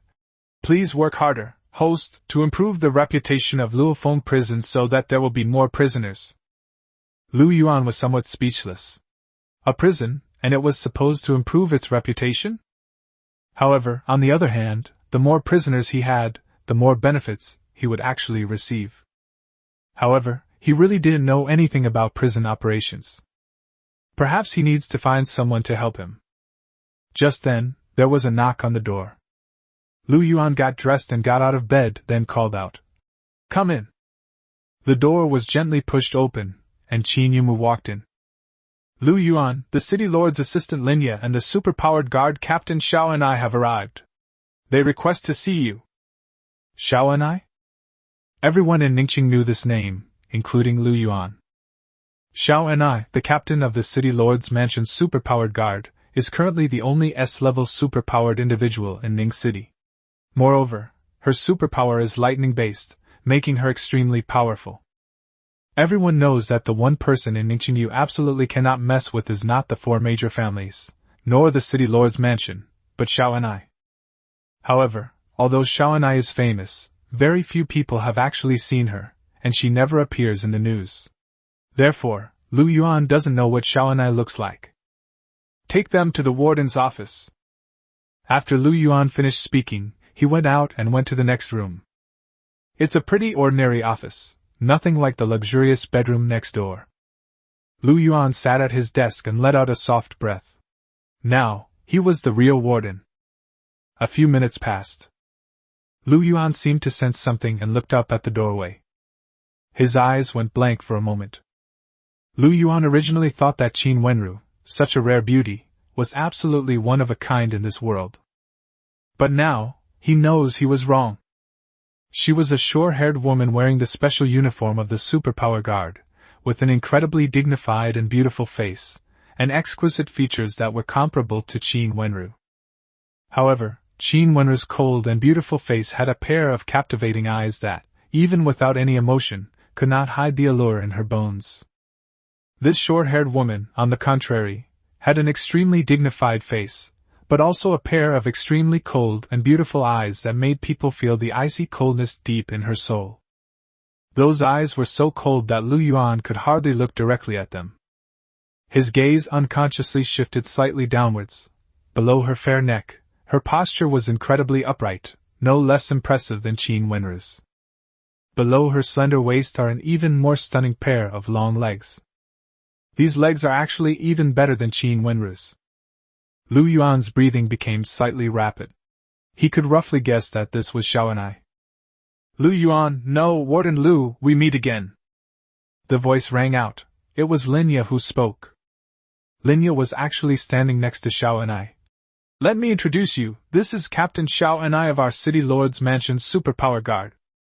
Regarding what happened at the auction center tonight, Captain Xiao has some things he would like to discuss with Warden Lu. In addition, the City Lord's Mansion also has some details to discuss with you regarding the daily operation of Luofong Prison. Warden Lu, I wonder if you will be personally in charge of the daily management of Luofong Prison from now on, or if Miss Qin will be in charge? Yuan took a deep breath and finally turned his gaze away from Xiao and I. Yumu, why don't you talk to Assistant Lin first? Yuan looked at Qin Yumu. He had just been thinking of finding someone to help manage the prison. Qin Yumu should be quite familiar with Luofong Prison. Moreover, since she was trained by Qin Wenru, she should know about these things as well. Okay, sure. Qin Yuman nodded obediently. Then, Assistant Lin, let's talk somewhere else. Linya was naturally delighted, knowing that Xiao and I had something to say to Lu Yuan privately. The two turned and left, with Qin Yumu even helping to close the office door. Captain Xiao, please have a seat. Lu Yuan also spoke up to Xiao and I at this moment. Xiao and I did not sit down. She remained standing there, looking indifferently at Lu Yuan. Lu Yuan frowned slightly. The initial passion in his heart had dissipated.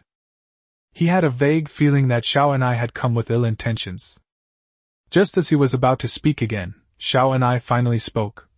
What is your relationship with Qin Wenru? Xiao Ni's voice was beautiful, but also cold. These words surprised Lu Yuan. He really didn't expect Xiao and I to ask about his relationship with Qin Wenru directly. Captain Xiao, didn't you come here to investigate the auction center? Lu Yuan countered. However, I think Assistant Lin has already relayed what happened back then truthfully, right? Although I killed Su Hai and the Yunfei, it was only in self-defense. I don't think Captain Xiao will hold me accountable, right? Lu Yuan, you haven't awakened any special abilities. Xiao Ni's voice was icy cold. What killed Su Hai was Qin Wenru's exclusive superpower, Fire Phoenix Dance. She must have been in the auction hall at the time.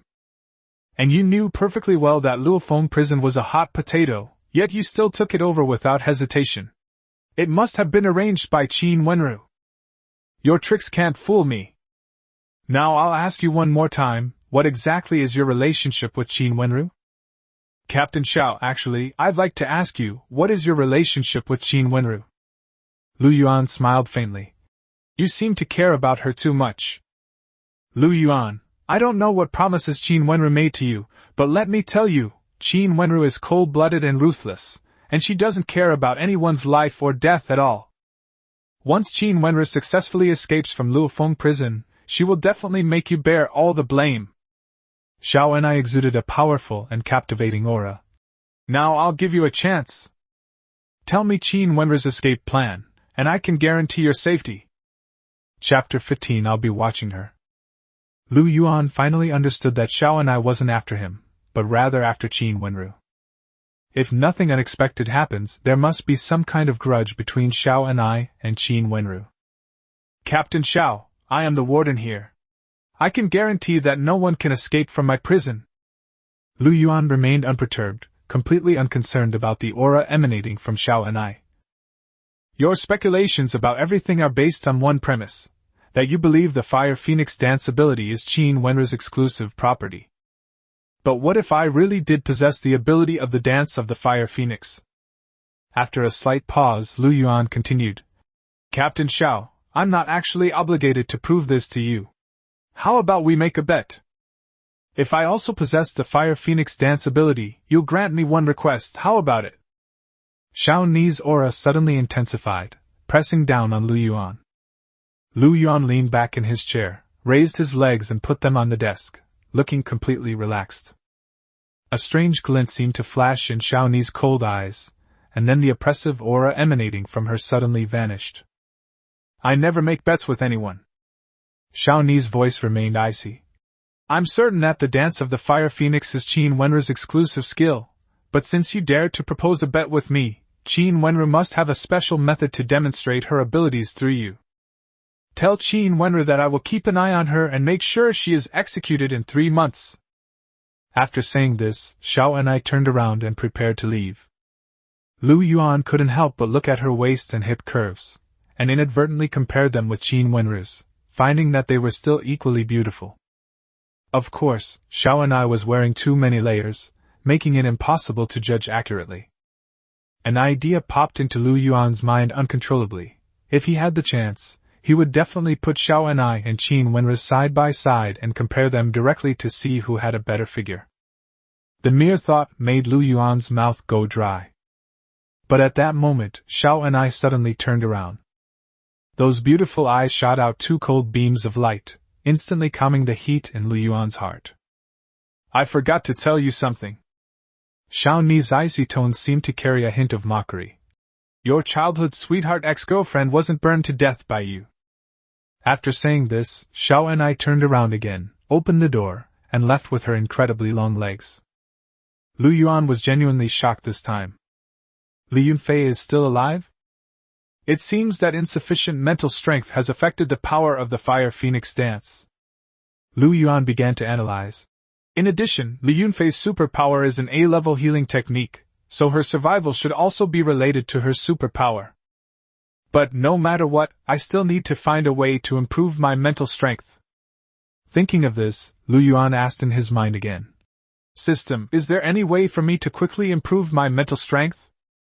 For example, give me a task and I'll directly give you a reward of 1,000 or 800 mental energy points.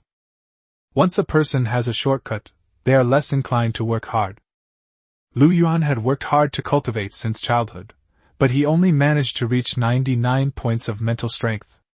However, when he completed a system task, he was given 100 points directly. Sorry, there is no such mission. The system quickly replied. The host still needs to work hard on their own. Lu Yuan immediately realized that he couldn't rely on the system. It seems I still have to cultivate on my own. Lu Yuan sighed inwardly. His father had taught him a special method of cultivating spiritual power when he was very young. But what he was most worried about now was something else entirely. After he cultivated to 99 points of spiritual power, he got stuck there and could no longer break through. Now, although with the help of the system, his mental strength has reached 199 points, breaking through the upper limit of ordinary people, the problem is that he is still not a superhuman in essence. Can his mental strength still be increased through cultivation? Lu Yuan was about to give it a try, but then he sensed something. He pulled his feet back and sat down normally at his desk, when a familiar beautiful girl appeared in the doorway. It was Qin Yumu. Lu Yuan, Luofong prison is heavily indebted, and the creditor is actually the city lord's mansion. Qin Yumu walked into the office and said, We have two solutions now. The first is for Sister Wenru to help pay back the money directly. However, Sister Wenru doesn't have much capital available right now, and paying it off might deplete all of her working capital. The second solution, which was proposed by the City Lord's Mansion, is to continue to fulfill the agreement between Luofong Prison and the City Lord's Mansion. Many years ago, Luofong Prison signed an agreement with the City Lord's Mansion.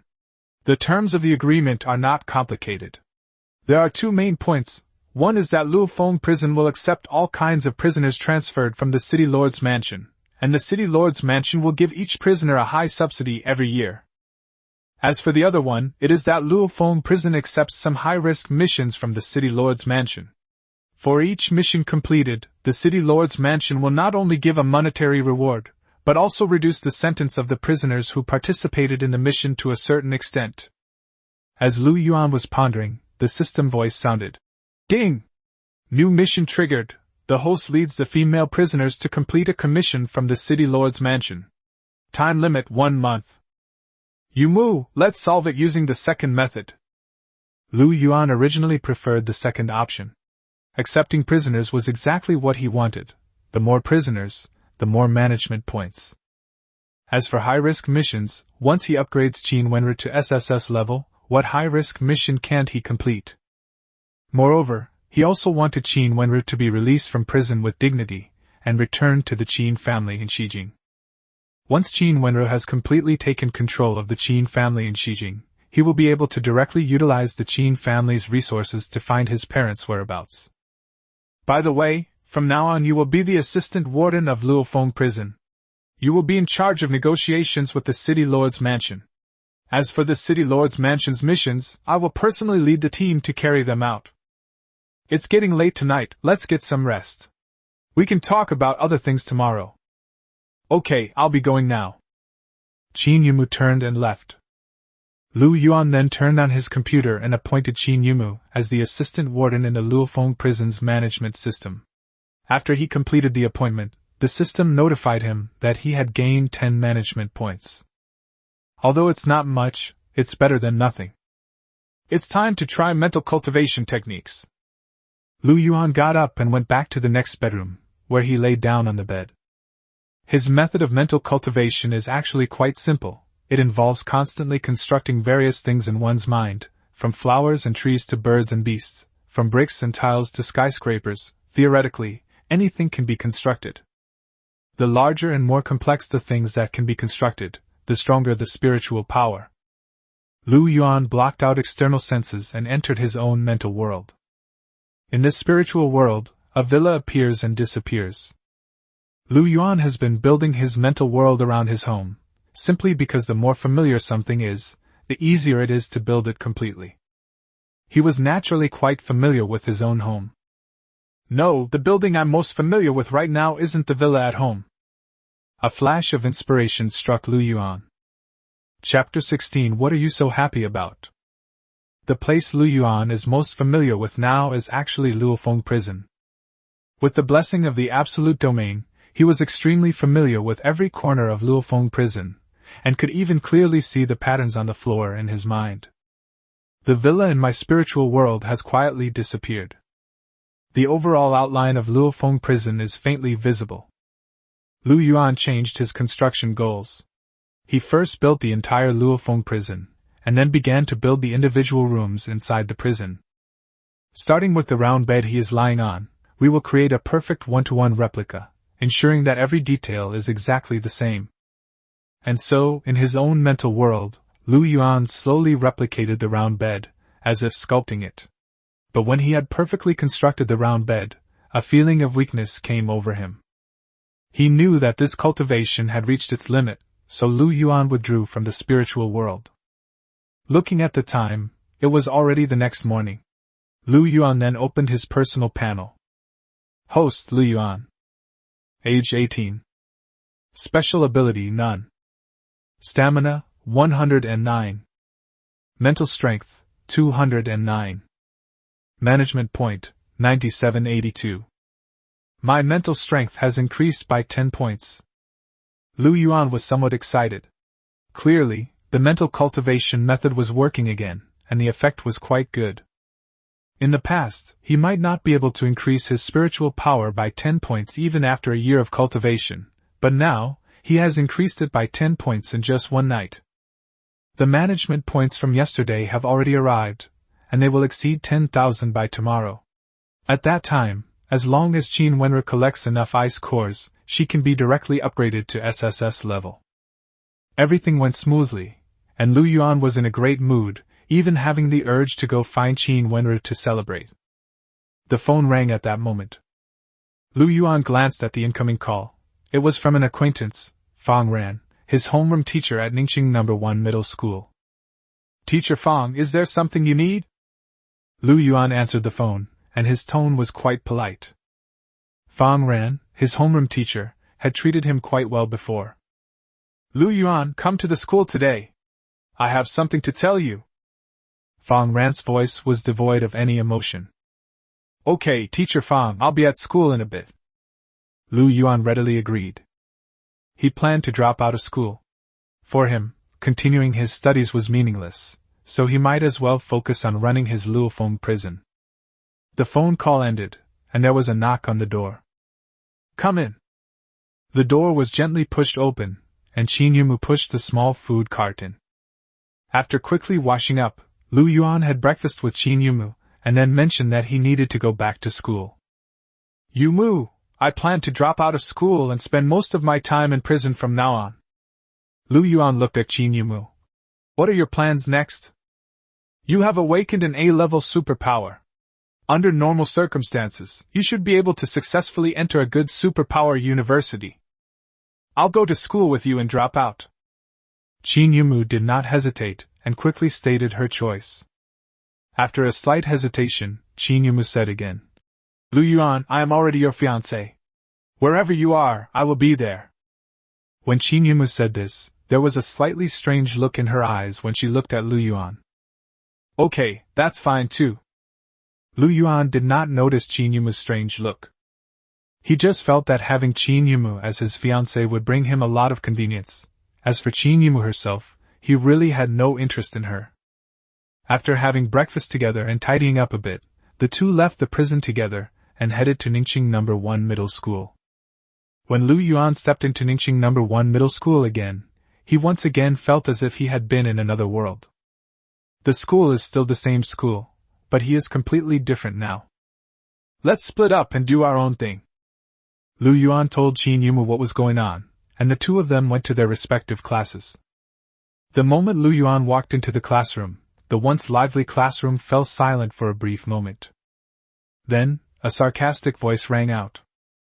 Hey, isn't this our class's gigolo? What a pity, I heard his gigolo is going to spoil. That's right, the school beauty was kicked out of the Qin family because of him. Yuan glanced indifferently at the group of people.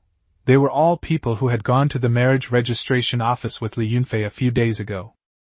Li Yunfei wasn't in the classroom, and Yuan was genuinely unaware of the matter these people were discussing, that Qin Yumu had been kicked out of the Qin family. However, since these people dared to mock him, the matter must be true. What nonsense are you talking about? An angry voice rang out. Brother Yuan is not like that at all. The one who spoke up for Yuan was a thin, small boy, Wang Chuan. H1, ignore the barking of irrelevant people's dogs. Yuan smiled faintly and, as he spoke, walked to his seat and sat down. There were still some of his personal belongings on the table. Since he was dropping out of school, he should pack them up and take them with him. Yuan, who the hell are you cursing? An angry voice rang out. It belonged to one of the people who had just been being sarcastic. This man is named Zhang Qing. He was originally one of Li Yunfei's suitors, so he has always been somewhat dissatisfied with Yuan. What makes you so great, you good for nothing? So what if you hook up with Qin Yumu? Now that Qin Yumu has been kicked out of the Qin family, she's too busy taking care of herself to care about you. So what? Yuan had absolutely no interest in explaining anything to this kind of person. He simply looked at Zhang Qing and said calmly, What's it to you? However, upon hearing Yuan's words, Zhang Qing thought he was right and burst into laughter. Ha ha ha, Yuan, you good for nothing, you were indeed abandoned by Qin Yumu. The class beauty doesn't want you, the school beauty doesn't want you either, let's see whose gigolo you can live off now. Zhang Qing, what are you so happy about? Yuan shook his head. If they don't want me, do you think they'll want you? The atmosphere in the classroom became a little strange after those words were spoken. Yuan's words were like a knife to Zhang Qing's heart. Zhang Qing also sensed that everyone was looking at him strangely, and then he broke down.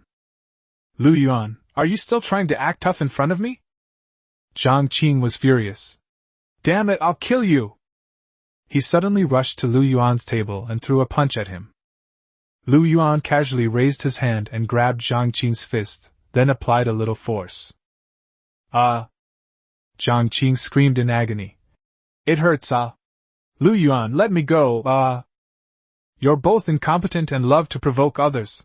That's exactly what I mean by an idiot like you. Yuan spoke calmly, saying that he didn't need to use his special abilities to deal with someone like Zhang Qing. After all, his stamina is now over 100, and his physical fitness is more than 10 times that of an average adult. Although the system still considers him an ordinary person, Yuan feels that, to some extent, he is also a superhuman. Stay away from me from now on. Yuan squeezed hard, crushing Zhang Qing's fist, and Zhang Qing let out another shrill scream. Stop! A shout came from the doorway. Chapter 17 I'll fire you too. The person who appeared at the door was a young woman in a business suit. She was actually quite pretty. And she was Fong Ran, the homeroom teacher of Class 4, Grade 12, where Yuan studied. Yuan, what are you doing? Fong Ran was furious. Release Zhang Qing right now. You've been skipping classes for days, and the first thing you do when you come to school is to hit your classmates. Do you even respect school rules and regulations? Yuan had actually been prepared to let go. But upon hearing Fong Ran's words, he tightened his grip even more. Teacher Fong, aren't you going to ask why? Yuan spoke calmly. Before coming here, he thought that Fong Ran was a good teacher, at least she had been quite nice to him before. But now, he is beginning to realize that perhaps he was wrong again. No matter the reason, it's wrong of you to hit your classmate. Fong Ran snorted angrily. Lu Yuan, you still won't let go in front of me? Don't you even respect me as your teacher? Teacher Fong, it was Zhang Qing who started it. Wang Chuan couldn't help but speak up. Zhang Qing started by hurling insults, and then launching the attack. Lu Yuan was only acting in self-defense. Wang Chuan, shut up! Fong Ran shouted. I'm not blind, I can see very clearly. Lu Yuan, I'm saying this for the last time, release Zhang Qing immediately. Teacher Fong, I will let this idiot go, but our teacher-student relationship ends here. Lu Yuan's voice was cold, and then he released Zhang Qing. Ah, my hand! Lu Yuan, you bastard, you broke my finger. Zhang Qing was still screaming. Teacher Fong, you must help me, you can't let Lu Yuan, this murderer, get away with it. Don't worry, I'll handle it. You should go to the school clinic first. Fong Ran frowned slightly. She was a little confused. Wasn't Lu Yuan an unawakened good-for-nothing? Although Zhang Qing's awakened superpower is quite ordinary, it should still be stronger than Lu Yuan's. However, Fong Ran was too lazy to think about it further. She still has tasks to complete. Alright, Lu Yuan, now that you're here, I'll officially inform you. You have been officially expelled from Ningqing No. 1 Middle School for multiple violations of school rules, including truancy and assaulting classmates. Pack your things and leave. Don't ever come to school again. Fong Ran's words caused a brief silence in the classroom, followed by an uproar. What? Lu Yuan was actually fired? What's going on? Just because he hasn't awakened his superpowers? He must have offended the Qin family, right? After all, he actually tried to curry favor with Qin, the campus belle. Even Zhang Qing didn't expect that Lu Yuan would be fired directly. For a moment, he even forgot the pain. Lu Yuan, you're such a waste that you can't even get into a regular university. You might as well prepare to pick up trash on the street from now on, ha. Teacher Fong, Yuan only missed 2 days of class, it's hardly enough to warrant expulsion. Wang Chuan was getting anxious. Wang Chuan, shut up! Fong Ran was getting impatient. Otherwise, I'll fire you too. Teacher Fong is so impressive. Lu Yuan's voice turned cold. You can expel whomever you want. You didn't open Ningqing No. 1 high school, did you? By the way, does the principal know that you expelled me? Lu Yuan originally came to drop out of school, but dropping out on his own and being expelled are two different things. Lu Yuan, I know that Teacher Fong expelled you. There was another sound coming from outside the door. As soon as he said this, an old man walked into the classroom. It was none other than Gu Jinshan, the principal of Ningqing No. 1 Middle School. Lu Yuan, I've taken good care of you over the past 3 years because of your parents, but this time, you've really gone too far. Gu Jinshan looked heartbroken and said, How could you take advantage of my kindness and recklessly violate school rules? When Teacher Fong reported your violation of rules and regulations to me, I was unwilling to believe it. But now that you have just returned to school, you have openly assaulted a classmate. So I have no choice but to handle this officially. If I protect you, it won't be fair to the other students. Ha, how ridiculous. Lu Yuan laughed. Gu Jinshan, 3 years ago, you were the one who begged me to come here to study. In order to get me into Ningqing No. 1 high school, you even brought up my parents, saying that they brought the highest honor to Ningqing No. 1 high school and hoped that I could continue their honor. The so-called care you gave me was just a condition you originally promised. However, it's all good. Before I came here today, I had a good impression of you all. Now I can finally leave this place without any regrets. Lu Yuan didn't feel upset. He just found the whole thing somewhat ironic. Chuan, I'll be going now. Contact me if you need anything. Lu Yuan said goodbye to Wang Chuan one last time, picked up his packed belongings, and prepared to leave. No, Lu Yuan, you can't leave now. Gu Jinshan's face was somewhat gloomy. You injured a student from Ningqing No. 1 Middle School. If I just let you leave like this, how can I, as the principal, explain myself to the entire school? That's right, we can't let him go. Zhang Qing angrily chimed in. Principal, Lu Yuan broke my fingers, not 1 but 5. I'm seriously injured, he should be arrested and locked up. Lu Yuan, you heard it too. You seriously injured this student. You must give everyone an explanation. Gu Jinshan looked at Lu Yuan and suddenly exuded a powerful aura, which surprised everyone. After all, even Lu Yuan only just realized that Gu Jinshan was also a superhuman. It has to be said that Gu Jinshan kept a low profile. I'll give you two choices. First, you break one of your own arms, and then this matter will end here, and we'll consider it an internal resolution. Secondly, the classmate you injured is a superhuman, and cases involving superhumans fall under the jurisdiction of the Superhuman Guard. If I report this matter directly to the Superhuman Guard, then you will face the Superhuman Guard's judgment. Gu Jinshan's gaze was intense. Lu Yuan, you're just an ordinary person who hasn't awakened. If you were captured and locked up with people with superpowers, you can probably imagine what would happen, right? Lu Yuan fell silent for a moment. After several seconds, he finally spoke. Old man Gu, you are the principal, your IQ should not be low. Since I can injure a superhuman, why do you still think I am an ordinary person? What? Gu Jinshan was taken aback. You really injured someone? I thought. He didn't finish his sentence, but turned to Fong Ran and asked, Teacher Fong, what's going on? Did Lu Yuan really injure one of your students who has superpowers? Are you sure it wasn't your student who injured himself?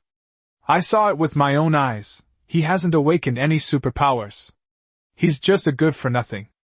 How could he possibly have injured that classmate who has awakened superpowers? Chapter 18 I Am As You Wish. This? Fong Ran was also stunned for a moment. She subconsciously looked at Zhang Qing and asked, Zhang Qing, are you really injured? Yes, Teacher Fong, that bastard Lu Yuan, for some reason, suddenly has ridiculously strong strength. Zhang Qing still looked pained. All 5 of my fingers are really broken. Ugh, it hurts so much. Seeing Zhang Qing's appearance, Fong Ran seemed a little confused as well. She moved closer to Gu Jinshan and lowered her voice.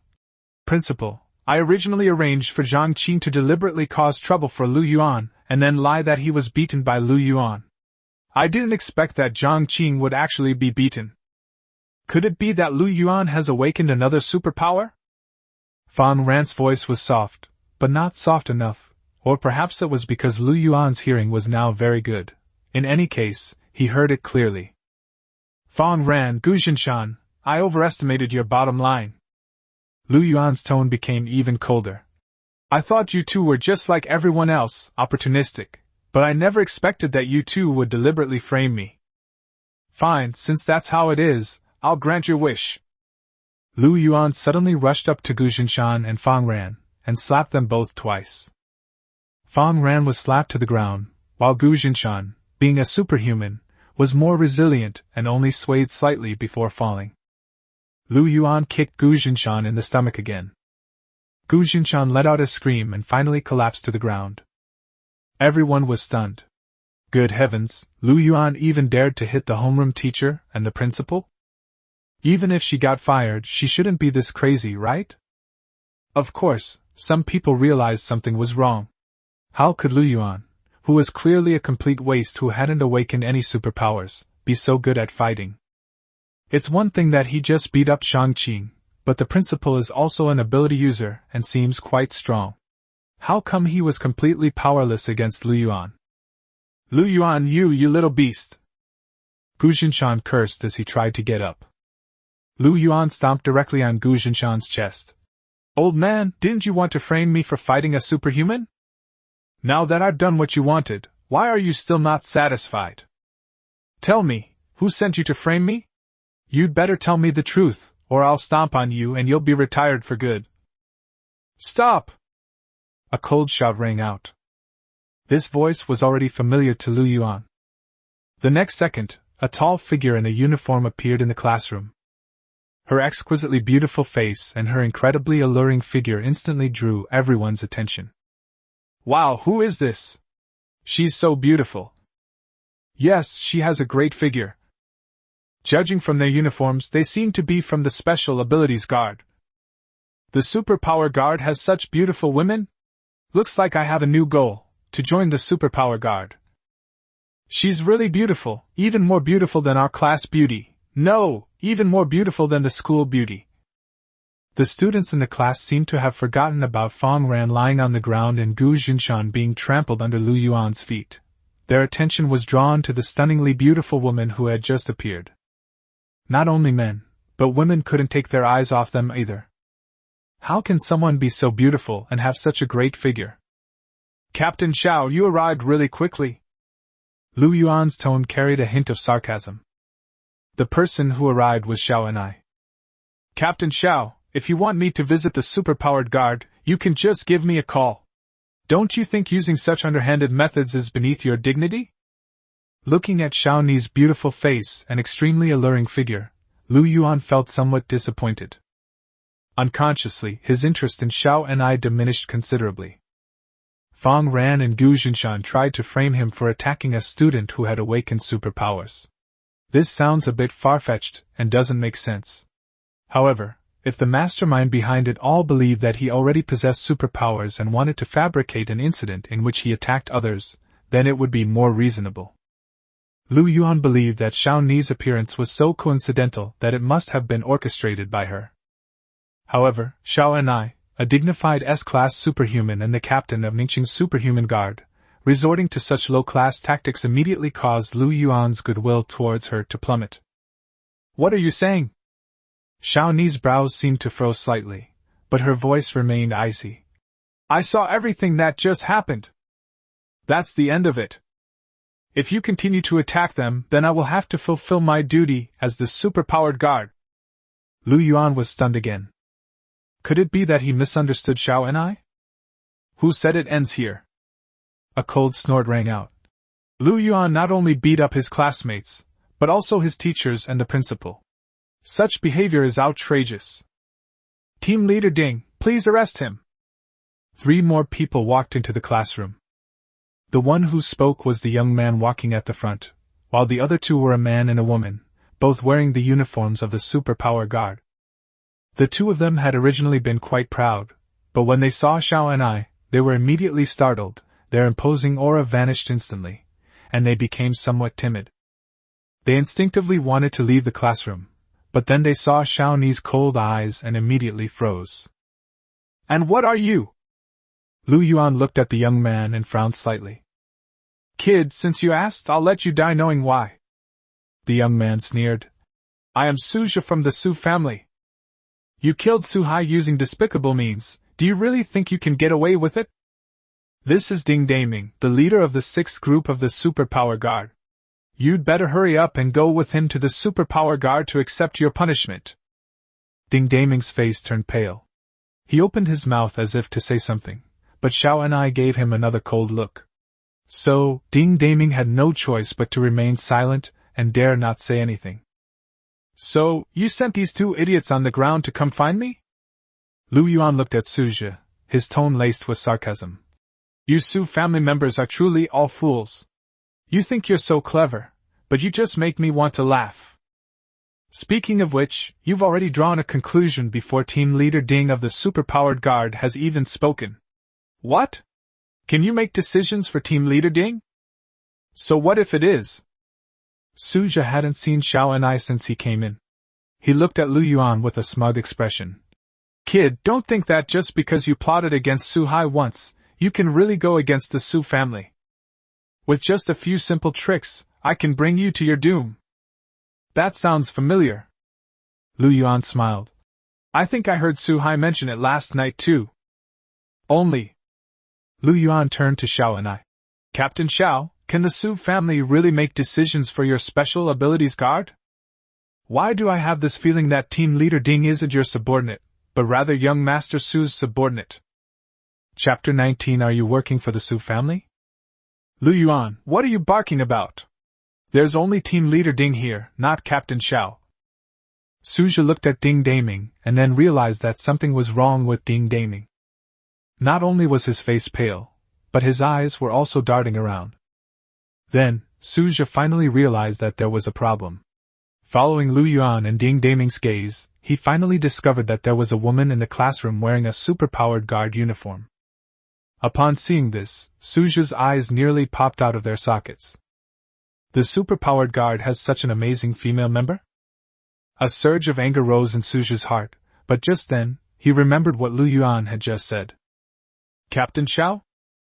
A name suddenly popped into Suju's mind, and the anger that had just risen instantly seemed to be doused with a bucket of ice water, completely extinguishing it. You are Captain Xiao and I? Suju was pale and stammered. There is only one person in the superpower guard who can be called Captain Xiao, and that is the mysterious and powerful S-class superpower user, Xiao and I.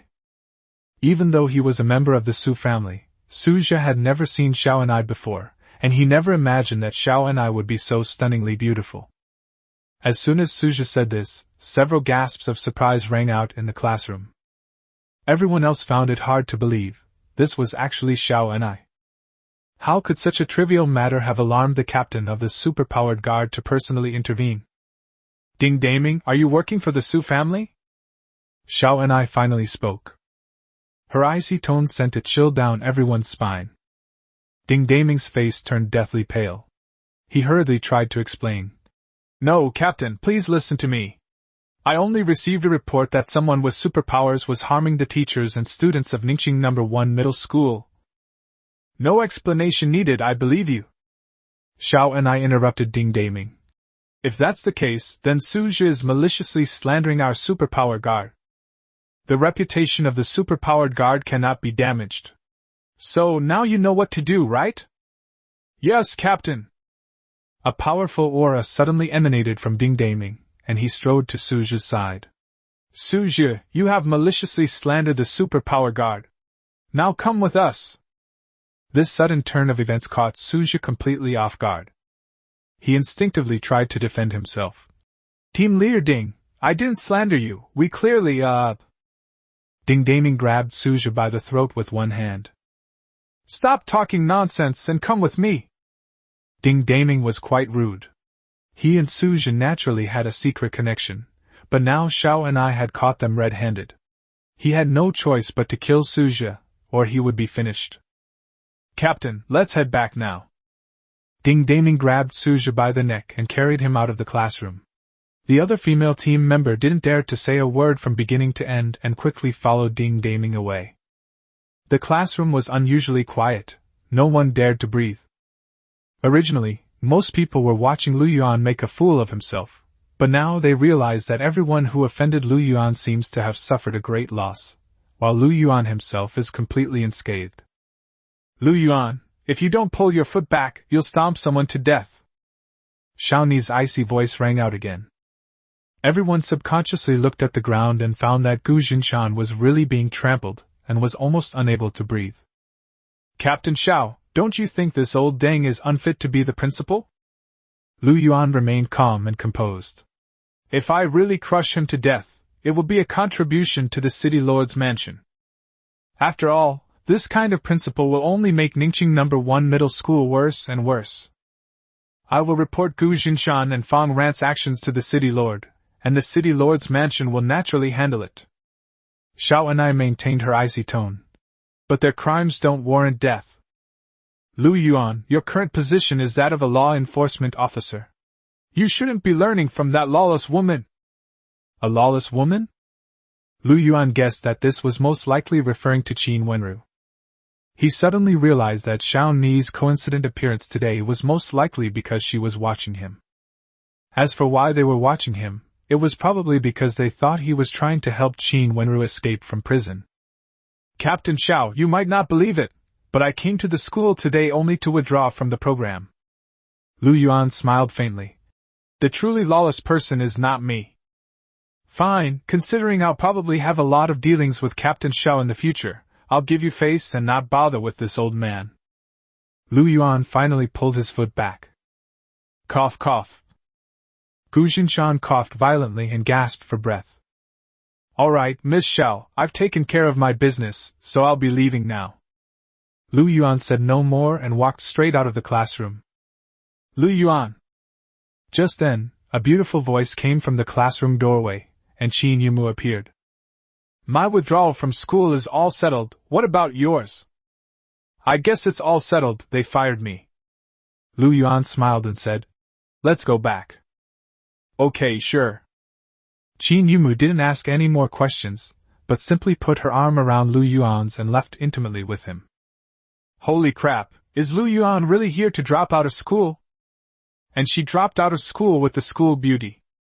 Didn't they say the school beauty had dumped him? How come they're still together?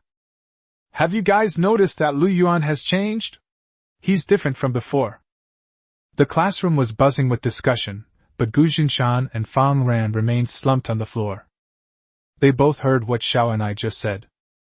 They knew that their teaching career at Ningxing No. 1 High School had come to a complete end. Lu Yuan and Qin Yumu walked side by side on campus. You've been expelled from the Qin family? Lu Yuan then spoke up to ask a question. Well, my dad doesn't want to offend the Su family, and he doesn't dare to offend that young Master Qin from Xijing, so he can only cut ties with me. Qin Yumu's tone was quite calm. However, it's okay, it's fine this way too. It's clear that Qin Yumu doesn't care much about being expelled from the Qin family. Lu Yuan then stopped asking questions. In fact, he felt there was no need to worry. Once Qin Wenru regained control of the Qin family in Xijing, it would be an easy matter for Qin Yumu to directly become the head of the Qin family in Ningxing. Let's go straight back to prison. Lu Yuan originally wanted to go home, but he knew that he was being watched by the Su family and Xiao and I, and staying outside was not safe. Rather than risk his life outside, he might as well go back to prison and wait a few days until Qin Wenru is transformed into an SSS-level superhuman. Qin Yumu's phone rang at that moment. She took out her phone and glanced at it, her face immediately lighting up with excitement. Lu Yuan, Sister Wenru told me to tell you that a kilogram of ice cores has been prepared.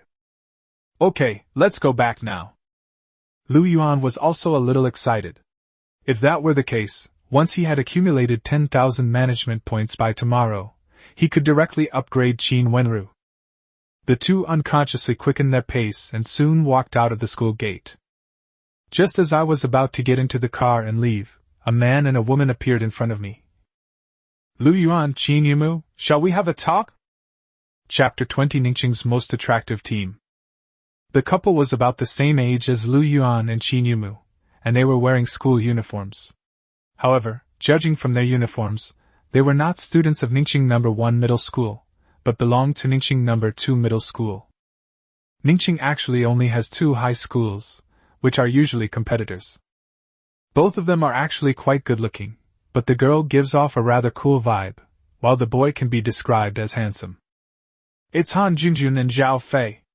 The Han and Zhao families are both among the 4 major families in Ningxing. They are both students at Ningxing No. 2 Middle School and are quite a famous couple.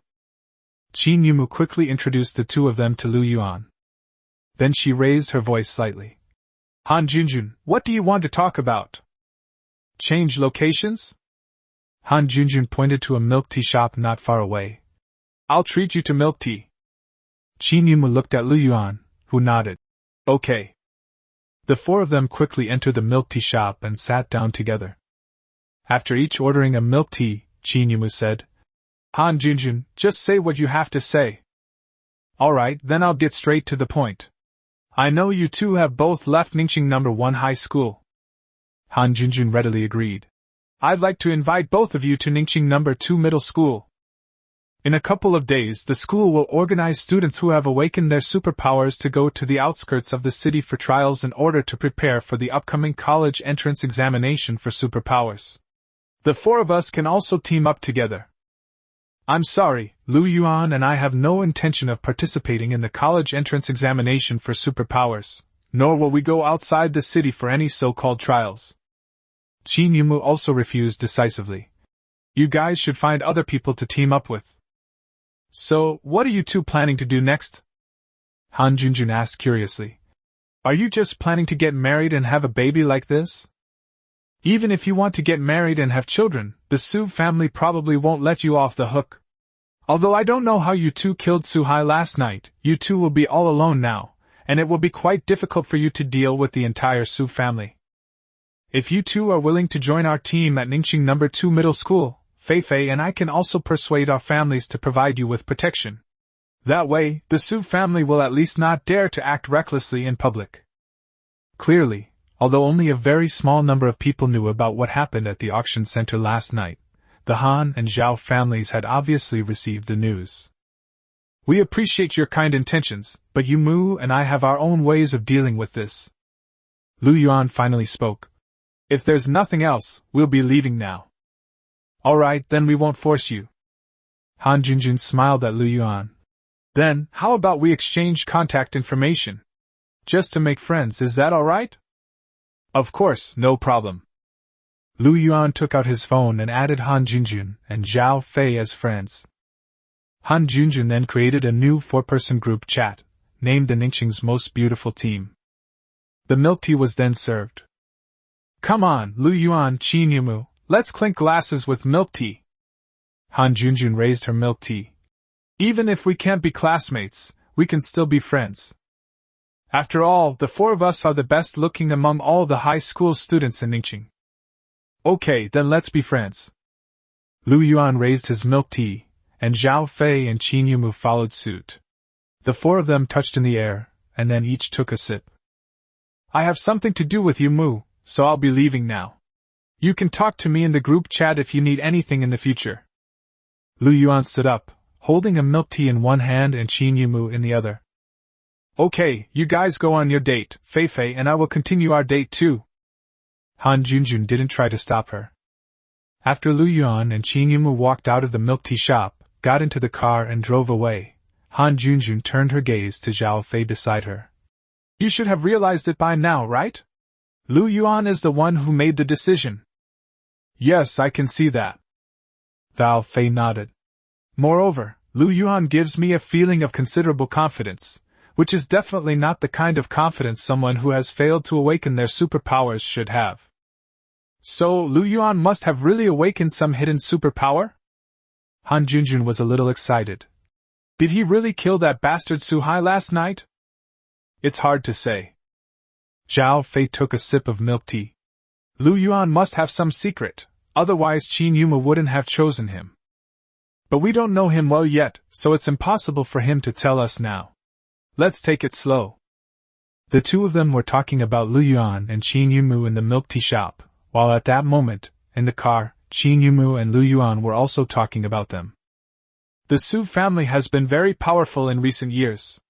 Moreover, the Su family has an advantage in that they have a lot of people. Even if we, the 3 families combined, don't have as many people as the Su family, we still have more. Qin Yumu briefly introduced the situation of the 4 major families. Previously, our Qin family had Sister Wenra's protection, so the Su family didn't dare to do anything to us. However, the Han family and the Zhao family were severely suppressed by the Su family, so the 2 families had long since joined forces. However, Han Junjun and Zhao Fei only awakened B-level abilities, which are still quite good, but they should have sensed the danger. Killing Suhai at this time will definitely put their minds at ease. The fact that they've come to us now is probably an attempt to make amends. Also, based on my previous understanding of them, they seem to be good people, but we can't completely trust them. It's okay, don't worry about it. Lu Yuan smiled faintly. Having more friends is not a bad thing, but if they are not friends, we can also resolve things at any time. His first impression of Han Junjun and Zhao Fei was okay, but that was about it. Qin Yumu didn't say anything more, and the 2 returned to Luofong prison without incident. Let Qin Wenra come to my bedroom. Lu Yuan gave Qin Yumu a suggestion. Qin Yumu left quickly, while Lu Yuan stood in front of the floor-to-ceiling window, looking outside. It was time for exercise, and many female prisoners were moving around in the open space below. Lu Yuan tried to observe them using the Great Transformation technique, but found that the distance was too far to observe them directly, so he gave up. Once Qin Wenra's rehabilitation is complete, he will visit the other female prisoners one by one. The sound of light footsteps came from behind him. Lu Yuan did not turn around. Soon, an amazing elasticity came from his back. My dear master, would you like me to give you a massage? Qin Wenru's incredibly alluring voice also reached my ears. Weren't you giving me a massage? The flames in Lu Yuan's heart were already burning uncontrollably. The Qin Wenru of today always reminds him of the first time he saw her. Back then, Qin Wenru was aloof and had a completely different demeanor.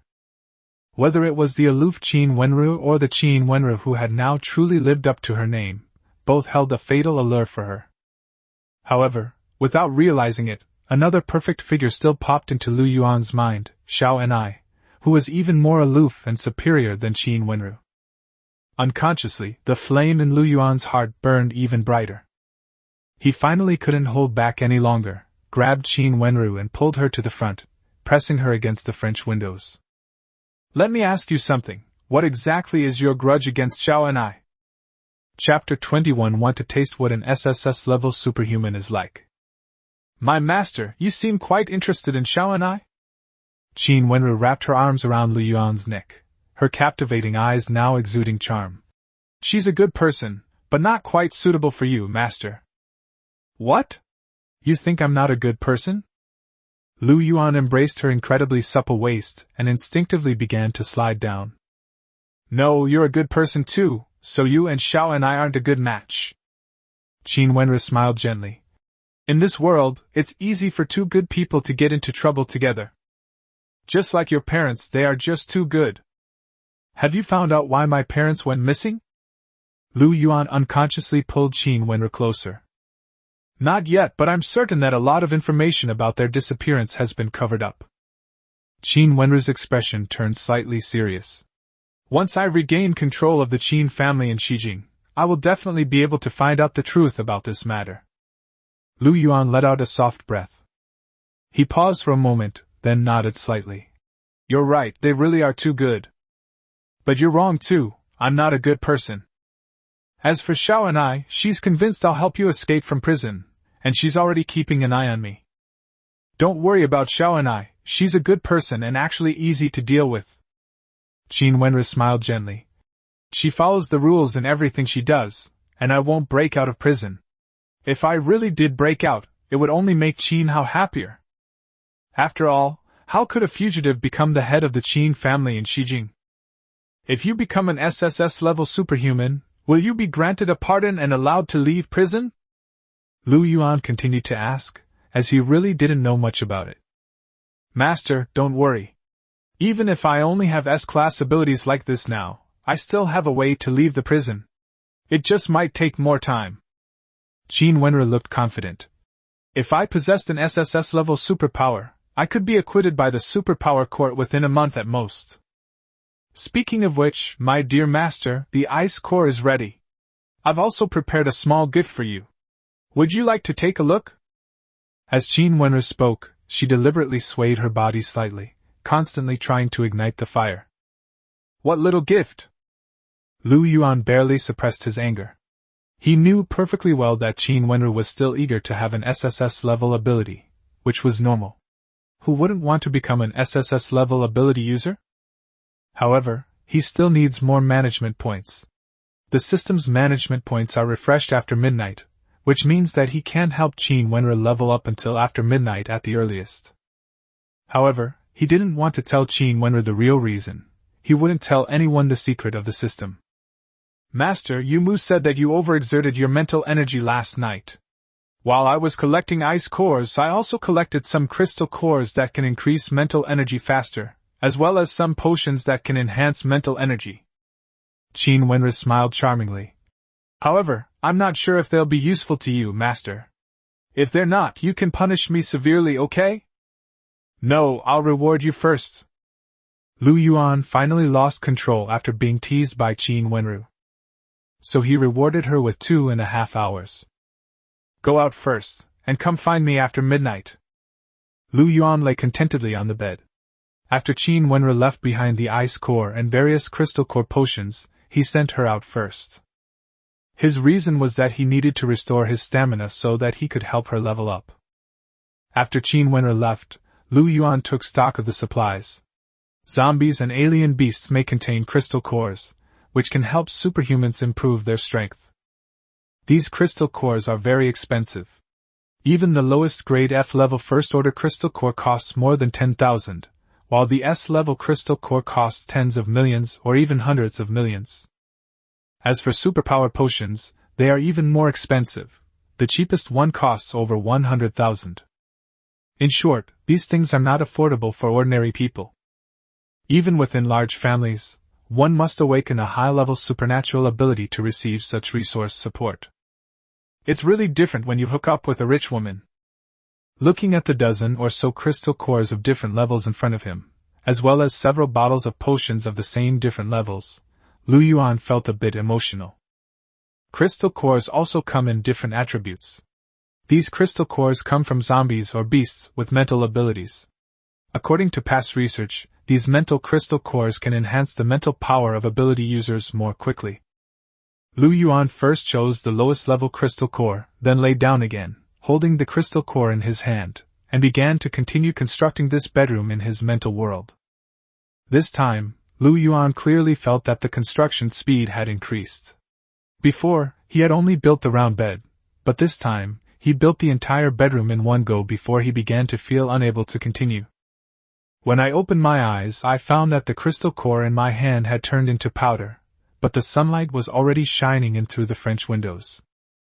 But it was already the next morning. Qin Wenru was sitting on the edge of the bed, looking at him with a somewhat strange expression. Yuan first checked the changes in his mental strength, and he was quite excited to see that his mental strength had actually increased by 150 points, from the original 209 points to 359 points.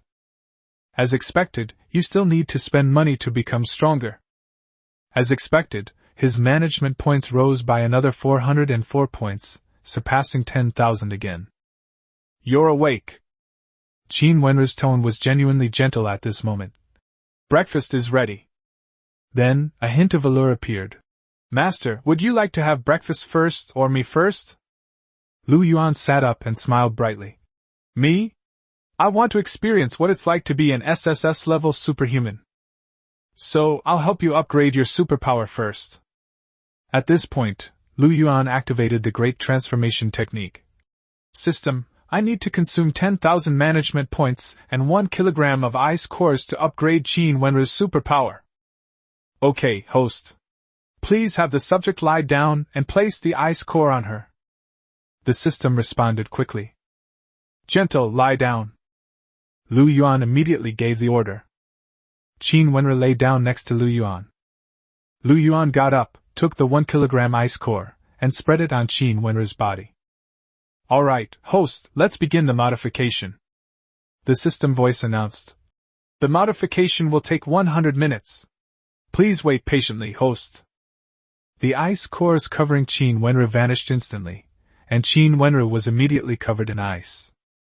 At the same time, Yuan also saw the countdown in the system, 99 minutes and 59 seconds. Yuan took a shower, and then ate breakfast while waiting for Qin Wenru's transformation. Time slipped away quietly, and before we knew it, only 30 minutes remained on the countdown. Yuan's phone vibrated at that moment. It was a message from Qin Yumu. Yuan, the City Lord's mansion has sent an urgent mission. Should we accept it? Chapter 22 Emergency Treatment Mission. What mission? Yuan was reluctant. Not to mention that Qin Wenru's transformation was not yet complete. Even if it were, he only had a little over 100 management points left, which was not suitable for him to go out. Of course, if he were lucky enough to directly obtain Qin Wenru's superpowers, that would be much easier. However, he decided to check out the mission details first, just to get a head start on understanding the mission's situation at the City Lord's mansion. An emergency medical treatment mission, Qin Yumu replied. The City Lord's mansion didn't say who they specifically wanted to treat, but they specifically requested that Qin go over. And Qin is prisoner number 049 in Luofong prison. She possesses A-level healing skills and also serves as the prison doctor. She was sentenced to life imprisonment, but she only treats prison staff and never treats outsiders. The City Lord's mansion wants you to persuade Dr. N to go there for treatment. Let me think about it. Yuan had some impression of Qin. On the one hand, she was one of the 8 A-level female prisoners. On the other hand, her healing skills were the same as Li Yunfei's. Although Yuan no longer cared about Li Yunfei, he still paid more attention to Qin when he saw her abilities. However, at the time, Lu Yuan was mainly focused on Qingqing's special ability, and did not pay attention to other information. As the warden, Lu Yuan was able to access detailed information about each prisoner through the system, and it took him nearly half an hour to roughly figure out why Qingqing was imprisoned. Qingqing comes from Zhongzhou. For 3 years after she awakened her supernatural abilities, she has been treating countless commoners for free, and once became a famous physician in Zhongzhou. Later, when the young master of the city lord of Zhongzhou fell ill, Qingqing was invited to help treat him. And it was on this occasion that Qingqing killed the city lord's son. The reason for this was that Qingqing had an older sister who had been humiliated to death by the city lord's son. After committing the murder, Qingqing surrendered herself online. The incident caused a great stir, and the city lord of Zhongzhou was unable to retaliate privately. Ultimately, through the supernatural court, Qingqing was sentenced to life imprisonment. Ding! Target modification complete. The system notification sounded at this moment. The host has performed the first modification on a prisoner, management points plus 1000. The host has triggered a reward and obtained a limited time trial card for the SSS level superpower Ice and Fire domain. Ice and Fire domain trial card, limited time, a one-time item that grants the user an SSS level Ice and Fire domain ability for 1 hour after use, without consuming mental energy. Lu Yuan didn't know whether he should be happy or depressed. This trial card was supposed to be useful, but it was a one-time use card. Once it was used up, it was gone. While it may seem useless, it can absolutely save your life in a critical moment. An hour of Ice and Fire domain, without consuming mental energy, means that he can dominate the battlefield during that hour. But he was still a little frustrated. What he really wanted was an ability that would belong to him permanently. A chilling aura suddenly descended, mixed with the scorching heat. Lu Yuan snapped out of his daze and looked at Qin Wenru. Qin Wenru floated up, and a burst of flames suddenly covered her entire body, burning her clothes to ashes. The next second, she was covered in ice crystals, which then vaporized. Lu Yuan felt a surge of heat in his heart. Qin Wenru was even more beautiful than before. My dear master, would you like to experience the sensation of both ice and fire? Qin Wenru flew towards Lu Yuan, clinging to him, her voice incredibly alluring. Now you can experience the true SSS-level superpowered queen. Lu Yuan gently cupped Qin Wenru's stunningly curved, snowy buttocks, feeling the extreme sensation of her alternating hot and cold touch. He took a deep breath and said, I really want to, but you need to get used to your new ability first. Don't accidentally destroy my prison. Also, there's a mission at the City Lord's mansion that I plan to check on. Having just received a reward of 1000 management points, and with the life-saving ability experience card, Lu Yuan felt ready to accept a mission from the City Lord's mansion. After all, he still had a task assigned by the system that he hadn't completed. Although the task was limited to 1 month, he felt that completing it sooner would earn him more rewards. If he can get some management points as a reward this time, he might be able to start preparing for the next target's transformation. I don't know if Qingqing has any chance of being upgraded to SSS level. I'll have to go and see for myself. However, how can we persuade Qingqing? Looking at the increasingly beautiful Qin Wenru in his arms, Lu Yuan asked. Do you know Qingqing? The City Lord's mansion wants Qingqing to help with the treatment, but Qingqing is unwilling. Do you have any way to persuade her? Master, I actually know about her. Qin Wenru smiled gently. It's actually very simple to persuade her. She always thought she had avenged herself, and just wanted to spend the rest of her life peacefully in prison. You just need to tell her that her real enemy is not that City Lord's son. Because the one who truly humiliated her sister to death was actually the Lord of Zhongzhou City. In that case, she would naturally be motivated to get out of prison and would be more willing to cooperate in completing the mission. Are you asking me to lie to her, or is that really the truth? Lu Yuan asked earnestly. Of course it's true. Qin Wenru still squirmed gently in Lu Yuan's arms. That former city lord of Zhongzhou is now the city lord of Xijing. I investigated him, so I know these secrets. Understood, don't move. Lu Yuan finally couldn't take it anymore and gently tossed Qin Wenru back onto the bed. You get used to your new superpower first. I'm going to talk to Qingqing. After saying this, Lu Yuan turned around and left quickly. If he didn't leave soon, he really would pounce on Qin Wenru. Lu Yuan quickly took the elevator to the first floor of the prison. And Qingqing could have lived in a larger cell on the 9th floor, but she requested to live on the first floor, where the prison's medical clinic is also located. At this time, Qingqing was in the infirmary. Although he had read about Qingqing's situation in the documents, Lu Yuan was still a little surprised when he saw Qingqing in person. Qingqing's appearance was completely unworthy of her name. Her face looked as if it had been disfigured. No, then it must have been truly disfigured, covered in scars and pits. The only beautiful thing about her face was her eyes, but at this moment, those eyes seemed lifeless to him. It was as if she had long since lost all will to live in this world. Doctor, I am Lu Yuan, the new warden of Luofong prison. Lu Yuan sat down opposite Qingqing. At the same time, he also launched a major transformation project. In an instant, Qingqing's information panel also appeared in her mind. Chapter 23: The Opportunity You've Been Waiting For. Prisoner ID 049. Name: Qingqing. Age 26. Special ability: Healing, rank A. Remaining sentence: Life. Transformation path: 1.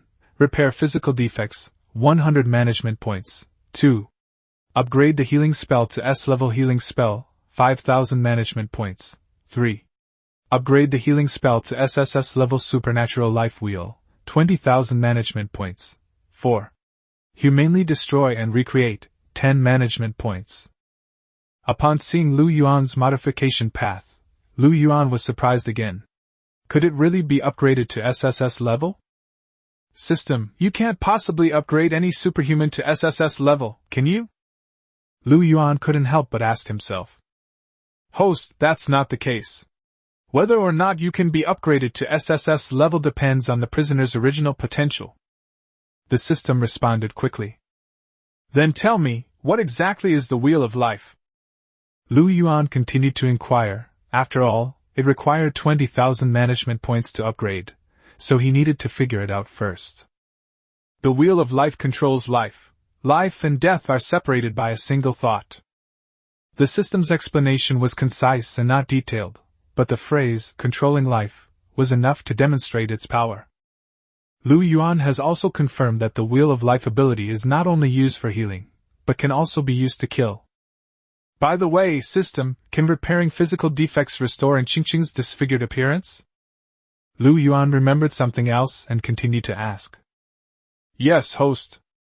The system responded immediately. Just then, Qingqing's voice reached Lu Yuan's ears. Warden, you don't seem to be sick. Qingqing's voice was quite serene, neither as alluring as Qin Wenru's nor as cold as Xiaoni's. Her voice did not evoke any emotional fluctuations, but it was quite pleasant to listen to. Doctor, I didn't come here for a medical consultation. Lu Yuan got straight to the point. The City Lord's mansion has a request that needs your help to complete. I know you never treat people outside of prison, but I'm here to tell you something else. Back then, the one who truly killed your sister was the City Lord of Shongzhou, not his son. In other words, you didn't actually avenge your sister. After saying this, Lu Yuan thought Qingqing would have a strong reaction, but he found that Qingqing did not change at all. I know. Qingqing's voice remained remarkably calm as she said. He told me this himself before I was sent to prison. So what? I have no way to get revenge. He was even waiting for me to leave so he could treat me the same way he treated his sister. Warden, this prison is not a cage for me, but my sanctuary. Lu Yuan was immediately rendered silent. He never expected things to turn out this way. It seems that neither the system nor Qin Wenru is omnipotent. There are some things they don't know. What if I told you I could help you get revenge? Lu Yuan let out a soft breath. Doctor, you seem indifferent to everything, but I believe you are just somewhat desperate. But since you are still alive, it means that deep down you are not completely desperate. You are still waiting for an opportunity, an opportunity for you to get revenge. And I am the opportunity you've been waiting for. That old beast is a 7th tier S-class ability user. He is now the Lord of Shijing City, and his ability guards are full of strong people. And Qingqing looked at Yuan, her eyes still lifeless. Warden, tell me, where did I get this opportunity? Even if I could find an S-class ability user to help me, I still wouldn't be able to kill that old bastard. You don't need to seek help from an S-class ability user. Yuan shook his head and offered a powerful temptation. I can make you an SSS-level superhuman directly. Then you'll be able to kill that old bastard with your own hands. Sorry, I don't believe it. And Qingqing answered very decisively. Yuan had an urge to pull Qin Wenru over and prove it to him. However, he gave up on the idea. On the one hand, Qin Wenru was currently getting familiar with her new superpower, and on the other hand, he still wanted to persuade Qingqing himself. System, use 100 management points to repair Qingqing's physical defects. Yuan gave the system instructions. Okay, host 1 minute. The system responded quickly, and then began a 1-minute countdown. Yuan investigated and found that there was no mirror in the infirmary. After a moment's thought, he used one of his special abilities.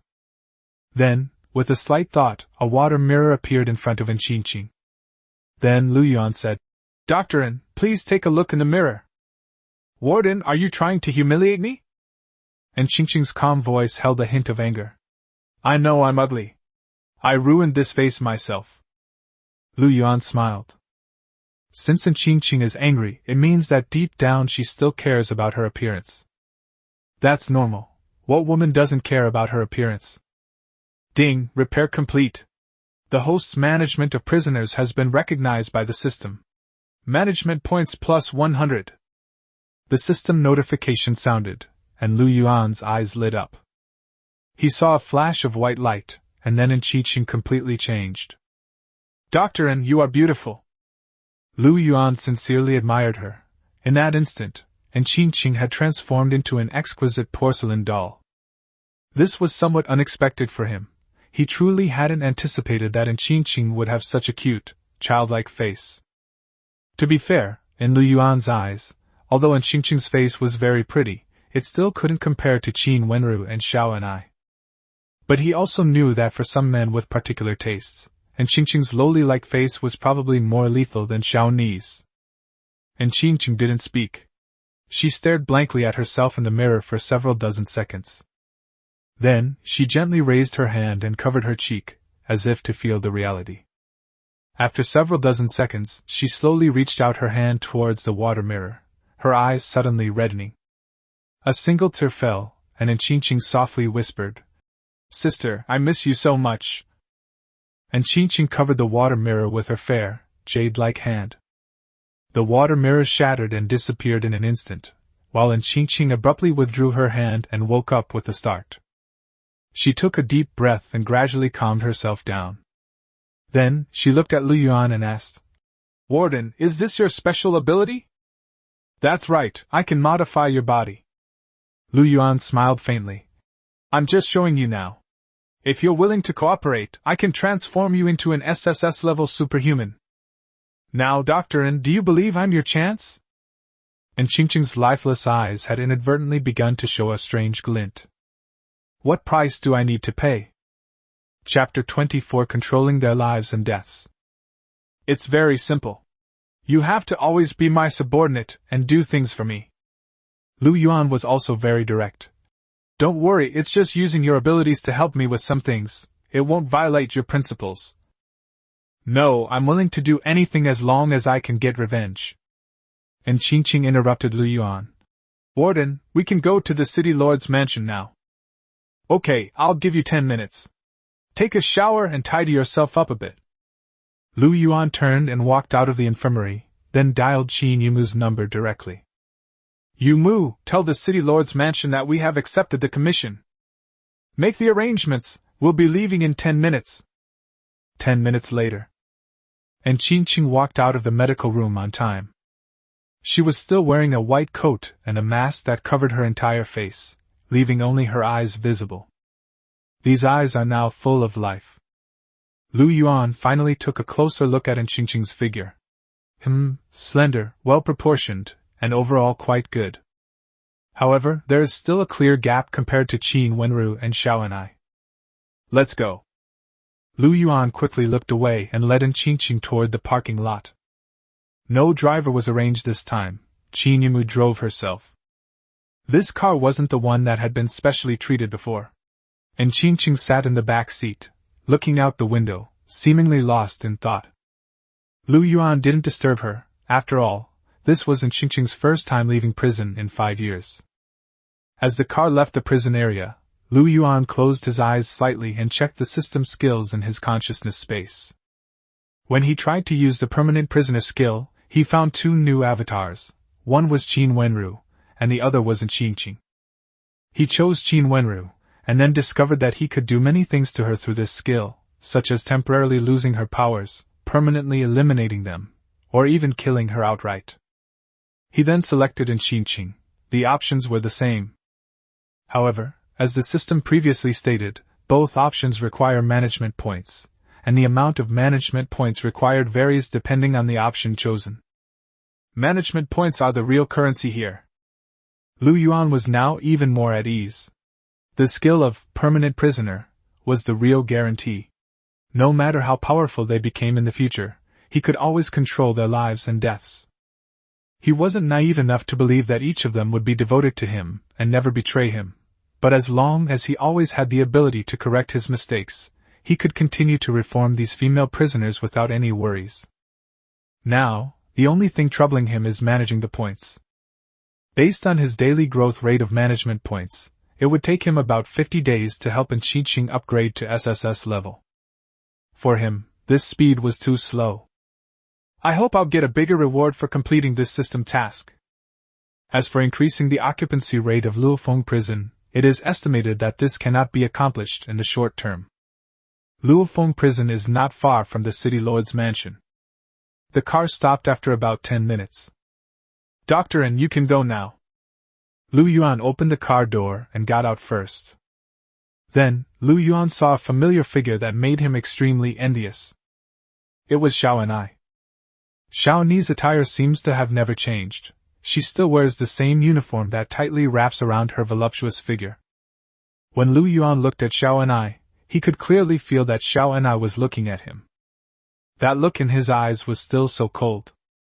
Come with me, the city lord is waiting for you. After saying this, Xiao and I turned and walked inside. At this moment, Qin Yumu and Qingqing had already gotten out of the car. Qin Yumu naturally took Lu Yuan's arm, while Qingqing followed behind them. Lu Yuan's gaze kept unconsciously drifting to Xiao Ni's back, those long legs, that hip. It really made his heart flutter. A few minutes later, in the city lord's office, Lu Yuan met a middle-aged man with a square face, who was none other than Yang Jin, the current city lord of Ningqing. Warden Lu is truly a young hero. Yang Jin smiled and said, On behalf of the entire city lord's mansion, I would like to thank Warden Lu for keeping Luofong prison afloat. We should have invited you over at a formal time, but things happened so suddenly today that we didn't have time to prepare. We hope Warden Lu will forgive us. Lord Yang, you're too kind. Lu Yuan smiled faintly. Why don't we get down to business? Where are the people who need our treatment? Yang Jin only came to Ningqing as the city lord 4 years ago, and Lu Yuan didn't have any special feelings about this city lord. In recent years, his reputation in Ningqing has been neither good nor bad. Of course, a few days ago, he probably would have thought that the city lord was high above him, and someone he needed to look up to. But now, he can look anyone in the eye. After all, he had truly gained control over an SSS-level superhuman, and in a sense, he had already stood at the top of the Dragon Kingdom. Of course, even among SSS-level ability users, there are differences in rank. Qin Wenru has just been upgraded to SSS level and still needs some time to grow. He cannot be too high profile right now. Lu Yuan's reaction seemed to surprise Yang Jin as well. He paused for a moment, then chuckled and said, That's right, let's get down to business first. Warden Lu, this is our first collaboration. Regardless of the outcome, the City Lord's mansion will pay the full amount of our compensation. Thank you, Lord Yang. Lu Yuan also thanked him. He didn't care about the rewards.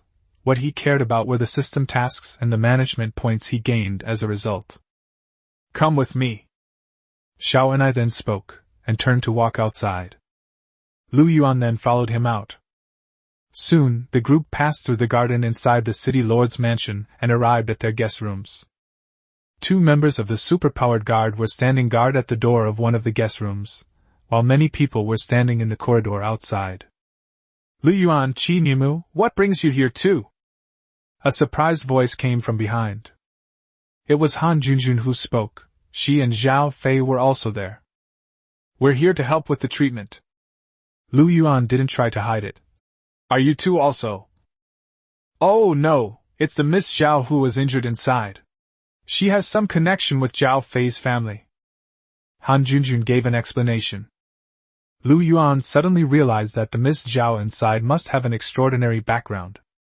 Could it be the Zhao family from the capital, one of the 4 top superpower families?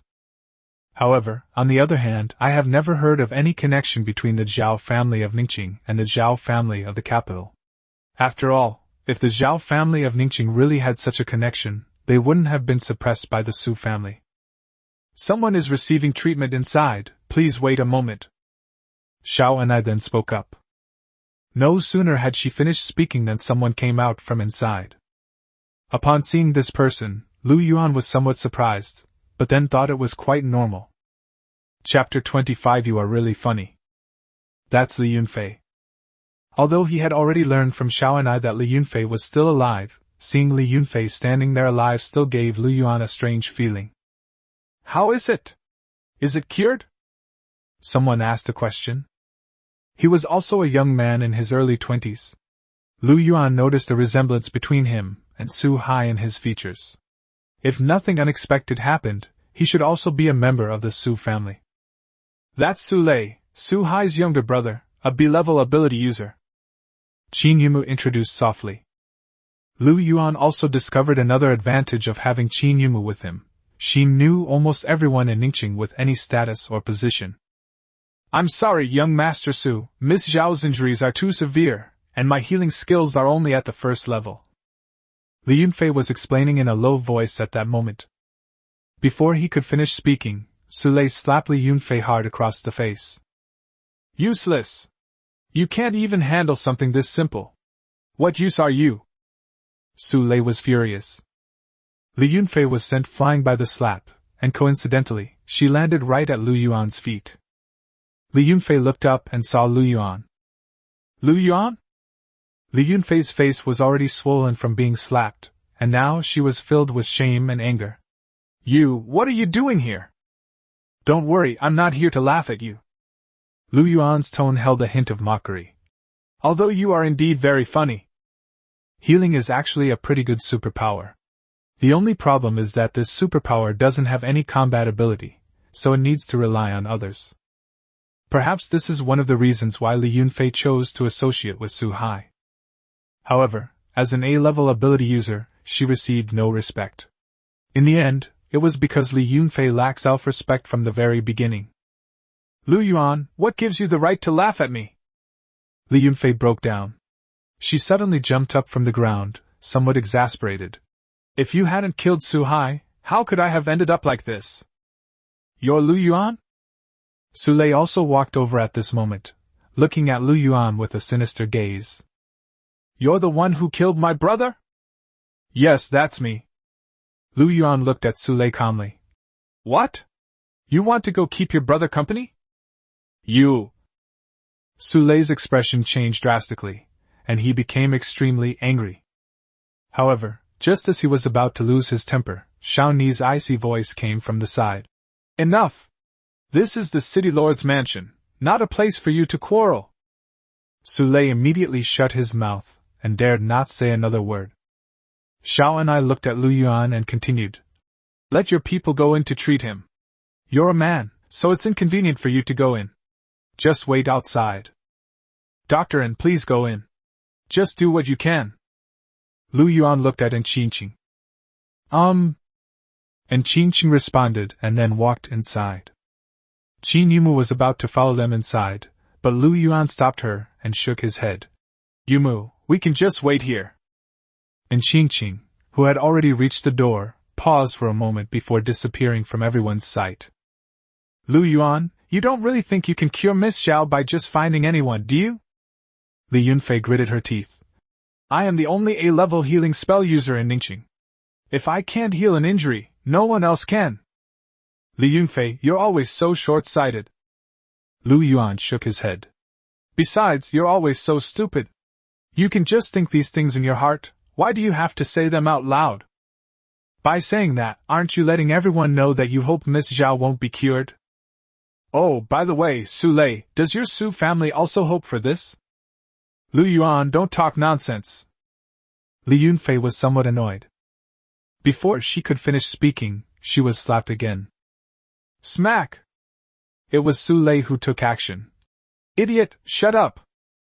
Captain Xiao, although I was quite happy to see Li Yunfei get beaten up. Lu Yuan looked at Xiao and I. But as a good citizen of Ningqing, I think I should still report to you that Su Lei, as a superhuman, assaulted others twice. Shouldn't your superhuman guard arrest him? Lu Yuan, shut up! This is none of your business. Li Yunfei's expression changed, and she hurriedly said, Captain Xiao, I won't pursue the matter of Su Lei hitting me. Kid, did you hear that? Su Lei's face darkened. This is none of your business. How can this not be my business? Lu Yuan looked indignant. Su Lei, Li Yunfei and I grew up together. She's also my ex-girlfriend. How can I ignore you bullying her in front of me? Captain Xiao, although Li Yunfei and I have broken up, I still care about her. Seeing her being beaten like this is heartbreaking, so I have to report this to you. I've heard that, Captain Xiao, you've always been strict in enforcing the law and never tolerate evil. I think you'll crack down on this kind of reckless superhuman again, right? Lu Yuan, you bastard, are you trying to kill me? Li Yunfei was on the verge of collapse. The Su family had already blamed her for Su Hai being burned to death. If Su Lei was imprisoned in the superpower guard because of her, she would have no way to live. She then looked at Xiao and I and continued to explain. Captain Xiao, I'm the victim. I won't pursue this matter. Lu Yuan immediately interrupted Li Yunfei. Captain Xiao, listen to her, she said she's a victim. Aren't you going to do anything about it? Lu Yuan, you bastard. Li Yunfei completely broke down. She finally understood that Lu Yuan was deliberately messing with her. Enough! Xiao and I shouted coldly. Shut up, I told you, this is the City Lord's mansion. Su Lei, I witnessed you beating someone at will in the City Lord's mansion. Although the victim expressed his understanding, your behavior is a contempt for the authority of the City Lord's mansion. Xiao Ni's voice was cold. Guards, take Su Lei away and detain him for 3 days. Yes, Captain. 2 members of the superpowered guard team immediately appeared and took Su Lei away. Su Lei did not resist, but before leaving, his eyes were filled with resentment as he looked at Lu Yuan. Wow, Lu Yuan, you're really something. Han Junjun gave Lu Yuan a thumbs up. The others looked at Lu Yuan's expression with a somewhat strange expression. Only Li Yunfei was slumped on the ground. She felt that she was really doomed. She had originally thought that if she could cure Miss Zhao and prove her worth, she might be able to have a place in the Su family in the future.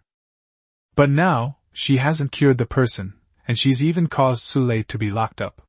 She doesn't even dare to imagine how Su Lei will torture her when he comes out in 3 days. Although she could heal herself immediately after being injured, the pain was real. Li Yunfei, your talent for supernatural abilities is excellent. You don't need to rely on the Su family. Xiao Ni's voice rang out again. I'm asking you, are you willing to join the Superpower Guard and serve as their exclusive healer? Chapter 26. The system has already tried its best. Li Yunfei suddenly looked up at Xiao and I, her eyes filled with surprise. Yes, I do. Li Yunfei answered almost without hesitation, eager to respond. Just moments ago she felt like she was in hell, but now she feels like she's back in heaven. The Superpowered Guard's exclusive healer, whom Xiao and I personally invited to join, what does that mean? This is like a meteoric rise for her. From now on, she will hardly need to fear anyone in Ningqing. When Sule comes out, he will have to treat her with utmost respect. Li Yunfei got up from the ground and looked at Xiao and I with gratitude. Thank you, Captain Xiao. I will do my best to be the exclusive healer for the Superpower Guard. The others at the scene looked strange. Could it be that Li Yunfei had turned misfortune into blessing? Lu Yuan frowned slightly.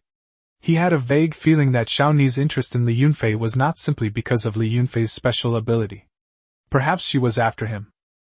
Stand next to me for now. I'll take you to complete the onboarding procedures later. Xiao Ni's voice remained as cold as ever. Yes, Captain Xiao. Li Yunfei quickly stood beside Xiao and I, and then she cast a healing spell on herself, instantly making the redness and swelling on her face disappear. However, although she was quite pretty, standing next to Xiao and I at this moment made her appear even more ordinary compared to before.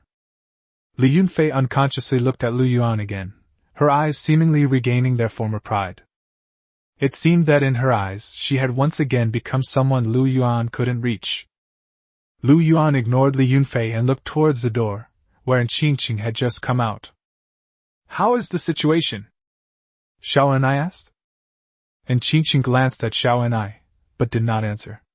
Instead, she walked directly to Lu Yuan and said softly, Warden, I have not failed you. What?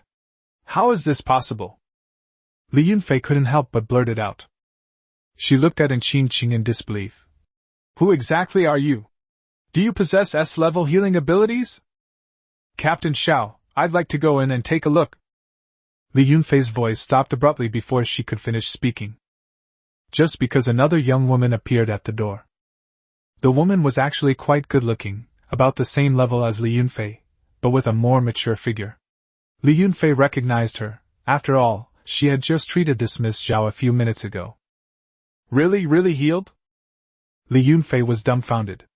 She knew very well how serious Miss Zhao's injuries were, but now, this Miss Zhao was clearly completely healed. Captain Xiao, is our mission now complete? Lu Yuan looked at Xiao and I. The system hadn't yet indicated that the task was complete, which made him realize that some procedures still needed to be completed, perhaps requiring final confirmation from the City Lord's mansion. Just confirm the final payment with Linya. Xiao and I glanced at Lu Yuan, then walked towards Miss Zhao. Yumu, go and confirm with Linya. Lu Yuan looked at Qin Yumu. Dr. N and I are waiting for you outside the City Lord's mansion. Okay, sure. Qin Yumu responded and turned to leave. Lu Yuan then turned and left with Qingqing. As soon as the two stepped out of the City Lord's mansion, Lu Yuan heard a system notification. Ding! Mission complete. Task rewards, management points plus 2,000, stamina plus 20, spirit plus 20. The host has led the female prisoners to complete the City Lord's commission for the first time and has obtained 1,000 management points. This reward left Lu Yuan somewhat frustrated. System, why are there so few management points as a reward this time? Host, that's enough. Don't be greedy. The system responded quickly. Lu Yuan thought about it, and it seemed to make sense. He seemed to have been a little too greedy. There was nothing he could do about it.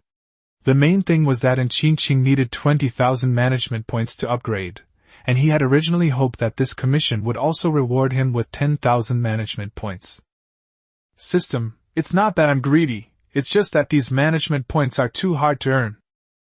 Lu Yuan felt that the system was also communicative, so he started complaining. The system voice rang out as soon as he finished speaking. Ding! A series of tasks has been activated. Complete 10 commissions from the City Lord's mansion. Task progress, January 10th. Task rewards, management points plus 10,000, stamina plus 100, spirit plus 100. This time, the rewards were displayed directly. Seeing this reward only made Lu Yuan more depressed. It was only 10,000 in total? He couldn't help but think to himself. This system must have been created by the City Lord's mansion, right?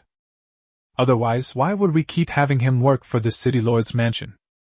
Host, the system is just helping you become stronger. The system spoke again, clearly having heard his inner complaints. The system has already done its best, so please keep up the good work. host. Lu Yuan was both amused and exasperated. This system seemed a bit unreasonable. Lu Yuan, here's your reward. Qin Yumu's voice came, and she quickly walked up to Lu Yuan, looking quite happy. What's wrong? You seem so happy, is the reward quite generous? Lu Yuan didn't actually know how much reward he would get for this mission, since all he really cared about was the reward from the system. Qin Yumu was a little excited. The City Lord's mansion gave us a cash reward of 100 million. They also said that considering we had just taken over Luofong prison and were short of funds, they did not deduct it from our debts this time. The 100 million cash was directly deposited into our Luofong prison's account. In addition, Dr. N's sentence has been reduced from life imprisonment to 50 years. 50 years? Lu Yuan frowned slightly. That's a bit much. Actually, it's not that many. As long as we keep taking on missions, Dr. N might only need 1 or 2 years to be released from prison. Qin Yumu quickly said. In addition, this mission is actually a test of our abilities by the City Lord's mansion. They will give us more missions in the future. Oh, by the way, Linya said she hopes our Luofong prison will start accepting prisoners again, since we stopped accepting them for many years. Accepting prisoners? That's great. Lu Yuan was immediately delighted. Wasn't this like a pillow delivered to someone who was sleepy? You Mu, tell Linya that our Luofong prison is willing to accept more prisoners, the more the better. If our cells are not enough, we can build new cells. Earning management points by completing tasks is too slow. Currently, with 119 prisoners, he earns 404 management points per day. Although he hasn't figured out the exact calculation method, a simple conversion shows that if all 360 cells were full, he could earn over 1,000 management points per day. He suddenly realized that the system was right. The prisoners were indeed his assets. Okay, I'll send a message to Linya right away. Qin Yumu was about to send a message when she noticed Linya walking out of the City Lord's mansion. Not only Linya, but also several other people, namely Xiao and I, Miss Zhao, Han Junjun and Zhao Fei. You're Lu Yuan, the new warden of Luofong prison? The voice rang out, and it was Miss Zhao who spoke. She slowly walked towards Lu Yuan. I am Zhao Yuhan, from the Zhao family in the capital. You should know about the prisoner named Qin Wenru in Luofong prison, right? Chapter 27. I took good care of her. Upon hearing this, Lu Yuan immediately sensed that Zhao Yuhan was also after Qin Wenru. He remained calm and answered indifferently. I know. Zhao Yuhan frowned slightly, seemingly dissatisfied with Lu Yuan's attitude. Warden Lu, Qin Wenru is a good friend of the third young master of the Zhao family in the capital. Our third young master will arrive in Ningqing in a few days to visit Qin Wenru in person. There was a hint of command in Zhao Yuhan's tone. The third young master hopes that Qin Wenru will have a better time in prison. You will definitely cooperate, right? Miss Zhao, you can rest assured that I have taken good care of her. Lu Yuan spoke the truth. He did take very good care of Qin Wenru, providing her with comprehensive and thorough care. As for the third young master of the Zhao family, he didn't believe that he was a good friend of Qin Wenru. If they were really good friends, would Qin Wenru have been sentenced to death before? Even ordinary S-class ability users are almost never sentenced to death, let alone Qin Wenru, who has a prominent status. Lu Yuan even suspected that Qin Wenru's death sentence was likely orchestrated not only by Qin Hao of the Qin family in Xijing, but also by the so-called third young master of the Zhao family. However, he was too lazy to think about it too much right now. He would find out what was going on when he got back and asked Qin Wenru later. Then thank you very much, Warden Lu. Zhao Yuhan finally seemed quite satisfied. In a few days I will be hosting a welcome dinner for the third young master at the Zhao family residence in Ningqing. I hope Warden Lu can attend. No problem, I'll definitely go. Lu Yuan readily agreed. Miss Zhao, I have other matters to attend to, so I'll take my leave now. And Qingqing had already gotten into the car, and Lu Yuan also opened the car door and got in. Qin Yumu said goodbye to Linya, then got into the car and drove away quickly. Captain Xiao, you're saying that Miss Qin Yumu from the Qin family is Warden Lu Yuan's fiancée? Watching the departing vehicle, Zhao Yuan asked a question. That's true. Xiao and I nodded in response. But why do I feel like she's more like Lu Yuan's subordinate? Zhao Yuan frowned slightly. If they really are a couple, shouldn't Lu Yuan be sitting in the passenger seat? Xiao and I didn't speak, but she also looked thoughtful. Lu Yuan was unaware that Zhao Yuan had already suspected his true relationship with Qin Yumu. At this moment, he was looking at Qingqing. Dr. N, would you like to take a walk outside? If you'd like, we can have lunch outside, and then we can take a stroll around Ningqing. We can go back to the prison before evening. Thank you, Warden. And Qingqing gently shook her head. But no need. Just go straight back to prison, I'm used to being there. Lu Yuan said no more. Since Qingqing said so, he would not insist. The three returned to prison safely. Qingqing returned to her infirmary first, while Lu Yuan sensed Qin Wenru's condition and found that Qin Wenru was currently in a meditative state. Yumu, come with me on a tour of the prison. Lu Yuan planned to personally observe the transformation path of each prisoner. If there were any other individuals who could be transformed into SSS-level superhumans, he would also keep an eye on them in advance. As for the 10 management points inspected once, it's better than nothing. Okay, sure. Qin Yumu quickly accompanied Lu Yuan on a tour of the first floor. There are 72 cells on the first floor. Apart from Dr. N, the others are all D-level ability users. It's lunchtime now, the guards should have delivered lunch to every prisoner by now. There are 2 outdoor exercise periods each day. At other times, including mealtimes, prisoners can only stay in their cells. However, although the cells vary in size, the living conditions are all quite good. You can read books, go online, and watch TV, but there are time restrictions. In addition, most of the prisoners here have killed people in various ways. Although according to records there have been few serious incidents in the prison in recent years, the previous wardens all died mysteriously. In short, we still need to be cautious. After all, they are all people with superpowers. Lu Yuan nodded, saying nothing more, but simply looked at each of the cells. Each cell has a window, allowing a direct view of what's happening inside. Hey, little brother, you're the new warden? Little brother, look at your sister, isn't she pretty? Warden, I'm not feeling well. Would you like to come in and check on me? This little brother is so handsome, much more handsome than my ex-boyfriend. These female prisoners were far bolder and more active than Lu Yuan had imagined, and they were all directly flirting with him.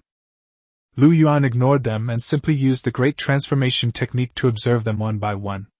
He then discovered that each female prisoner could indeed be transformed, but most of them could only advance 1 or 2 levels, and there were very few who could be upgraded to A level. As for those who were transformed into S-class superhumans, he didn't find a single one after looking through the entire first floor. Of course, although the first floor had 72 cells, it was not full. Lu Yuan then went to the second floor, where the level was basically occupied by C-level ability users. The number of abilities that can be modified into A-level ability users has increased significantly, but none that can be modified into S-level ability users have been found yet. The third floor was still inhabited by C-level ability users, so it was no different from the second floor. The fourth and fifth levels are all B-level ability users, and B-level ability users can basically be transformed into A-level.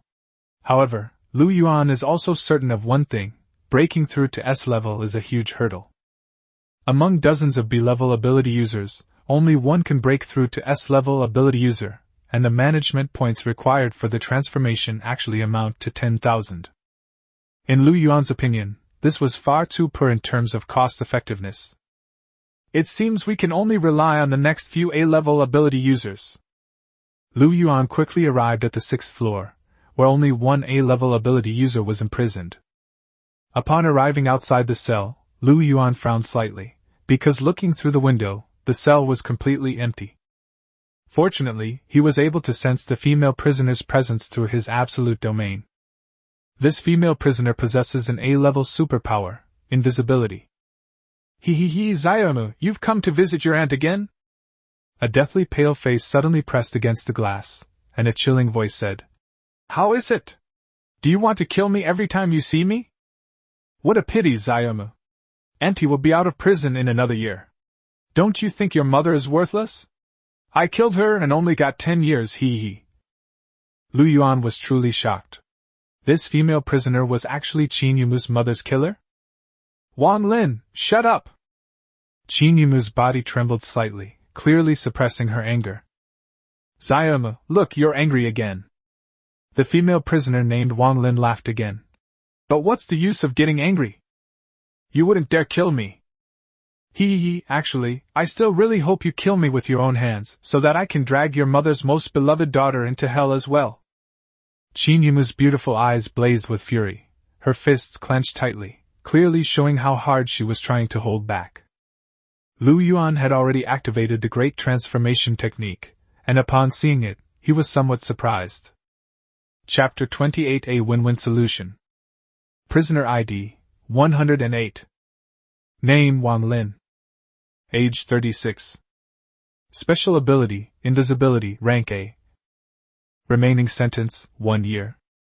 Reform path 1. Upgrade A level stealth to S level stealth, 5,000 management points. 2. Upgrade stealth to SSS level superpower dark cage, 10,000 management points. 3. Humanely destroy and rebuild, 10 management points. Lu Yuan was completely shocked. This Wang Lin could actually upgrade to an SSS level superhuman, and all it took was 10,000 management points. This is such a great value for money. System, why was she able to be transformed into an SSS level superhuman so easily? Lu Yuan couldn't help but ask. The system quickly replied. Her dark talents are outstanding. Lu Yuan was caught in a dilemma. It's such a good deal to be able to transform into an SSS level superhuman. It would be a shame not to. But this Wang Lin is actually Qin Yumu's mother's killer.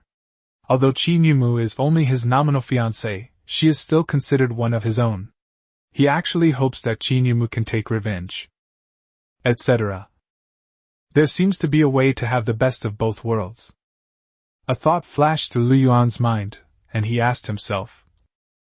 System, if I first transform Wang Lin into an SSS level superhuman and then humanely destroy her, will Wang Lin's SSS level superhuman ability also become prison assets? Yes, host. The system quickly replied. Your method is feasible. Upon hearing the system's affirmative answer, Lu Yuan immediately felt that his perspective had been completely broadened. Wang Lin must die, but we must make good use of her first. Little Yumu, sometimes Andy feels sorry for you. Wang Lin was still laughing strangely. Back then you hoped your dad could avenge your mother, but alas, all your dad could do was send me to this prison. You found Qin Wenru to be your master so that I would die. Unfortunately, your master is now in dire straits herself. And now you've made your fiancé the warden here, yet you still can't do anything to me. Are you planning to kill me secretly after I get out of prison? But Xiaomu, do you think you have the ability to kill me? Wang Lin seemed to be deliberately provoking Qin Yumu. I advise you to kill me now. If you really let me leave this prison safely, won't you feel incredibly incompetent when you dream about it in the middle of the night? I wonder if your mother will be disappointed in you if she knew how incompetent you are, hee. A powerful aura suddenly erupted from Qin Yumu's body, clearly indicating that she could no longer restrain herself. But at that moment, Lu Yuan put his arm around Qin Yumu's waist. Yumu, don't get angry with this kind of person. Lu Yuan said calmly. Let's go, let's continue upstairs. Qin Yumu seemed to calm down instantly, her aura dissipating. Good. Qin Yumu stopped looking at Wang Lin, put her arm around Lu Yuan, and turned to leave. Lu Yuan went to observe the last 6 A-level female prisoners, and the results were somewhat disappointing. 3 of them could not improve their ability level at all, and the other 3 could only improve to S level. It has to be said that Lu Yuan's standards are now very high. His only target is SSS level, and he no longer looks down on ordinary S-level ability users. When Lu Yuan and Qin Yumu returned to the warden's office, Lu Yuan also received a system notification. Prison inspection completed, management points plus 10. The host's first inspection of the prison will be rewarded with an additional 100 management points. Lu Yuan hadn't expected such an unexpected gain. It seems that the first time is always the most important thing. Yumu, do you really want to kill Wang Lin? Lu Yuan then spoke up and asked. Qin Wenren nodded gently. Sister Wenren told me before that she would arrange a chance for me to kill Wang Lin with my own hands, and she could also make sure that I wouldn't be implicated. However, before I could awaken my superpower, Sister Wenren got into trouble. Now I can't act rashly. After all, too many people are watching our Luofong prison. I actually thought about killing her at all costs, but my mother wanted me to live a good life before she died, and I didn't want to go against her last wish. Yumu, I actually have a way to deal with Wang Lin. Lu Yuan's expression was quite serious. I may not be able to let you kill Wang Lin with your own hands, but I can guarantee that you will see her die in front of you. Moreover, it won't take long, at most half a month, and I can help you achieve it. Lu Yuan already has more than 4,000 management points. In another half-month, he will definitely be able to collect 10,000. At that time, he will directly euthanize Wang Lin. Lu Yuan, you don't need to do this. I don't want to cause trouble for you and Luofong prison, Qin Yumu quickly said. Don't worry, there won't be any trouble. Lu Yuan interrupted Qin Yumu. Anyway, just trust me. Qin Yumu looked at Lu Yuan, and there seemed to be a different meaning in her eyes. After a while, she nodded gently. Yes, I believe you. Well, to avoid suspicion, don't go to see Wang Lin for a while. Lu Yuan thought for a moment. By the way, you talked to the city lord's mansion again about accepting new prisoners. I'm going to check on Wenru. If we can receive a batch of prisoners sooner, it might not take half a month. There aren't enough management points. As things stand, he needs 30,000 management points to upgrade both Qingqing and Wang Lin. However, there's no need to rush with Qingqing. Since Wang Lin only needs 10,000, he can upgrade Wang Lin first. If he can pass the assessment, Wang Lin's SSS level ability will be directly awarded to Qin Yumu, and he will be able to have an SSS level helper by his side for a long time. Lu Yuan left the office and went to the bedroom next door. Qin Wenru was floating in midair, enveloped by a ball of eerie blue flame. The flames were transparent, allowing a clear view of Qin Wenru's stunningly beautiful, naked body. Lu Yuan's eyes inadvertently became somewhat intense. At this moment, Qin Wenru was even more alluring and captivating than usual. Lu Yuan ultimately didn't disturb Qin Wenru. He walked to the sofa, sat down, and quietly admired the beautiful scenery that belonged only to him. Time slips away quietly. Before we knew it, it was already dusk. Qin Wenru, engulfed in icy blue flames, slowly opened her eyes. Those eyes were incredibly beautiful, yet incredibly cold, until she saw Lu Yuan. In an instant, his eyes became lively, and the world paled in comparison. The next second, the flames entered Qin Wenru's body, and she floated towards Lu Yuan, landing on him. Dear master, it's getting dark, shouldn't you have dinner? Qin smiled gently and charmingly. I'll feed you. Lu Yuan opened his mouth, but couldn't speak at all. His mouth was completely blocked. And so it went until dawn. Lu Yuan's phone rang. As soon as the call connected, a hurried voice came from the other end. Lu Yuan, where have you been? Did you know your house was vandalized? Chapter 29. You should perhaps thank him. Sister May? Lu Yuan recognized the other person's voice. I haven't been home for the past few days because of some things. You said my house was vandalized? When did this happen? This is Ning Mei, the housekeeper of the villa area. She is only 5 years older than him and they are quite familiar with each other. I'm not entirely sure either. I just came back to work after my vacation, and when I went to your house, I found that it had been vandalized. The front door was wide open, and a lot of things inside had been smashed. Ning Mei spoke quickly. I'm having someone check the surveillance footage. You'd better come back. Okay, I'll be back in a bit. Lu Yuan hung up the phone, a surge of anger rising within him. He hadn't been home since his failed awakening, but that didn't mean he didn't care about that place. That was his home, a place filled with many beautiful memories between him and his parents. Should I arrange for someone to handle this? Qin Wenru, nestled in her arms, looked up and asked. No need, I'll go with you, Mu.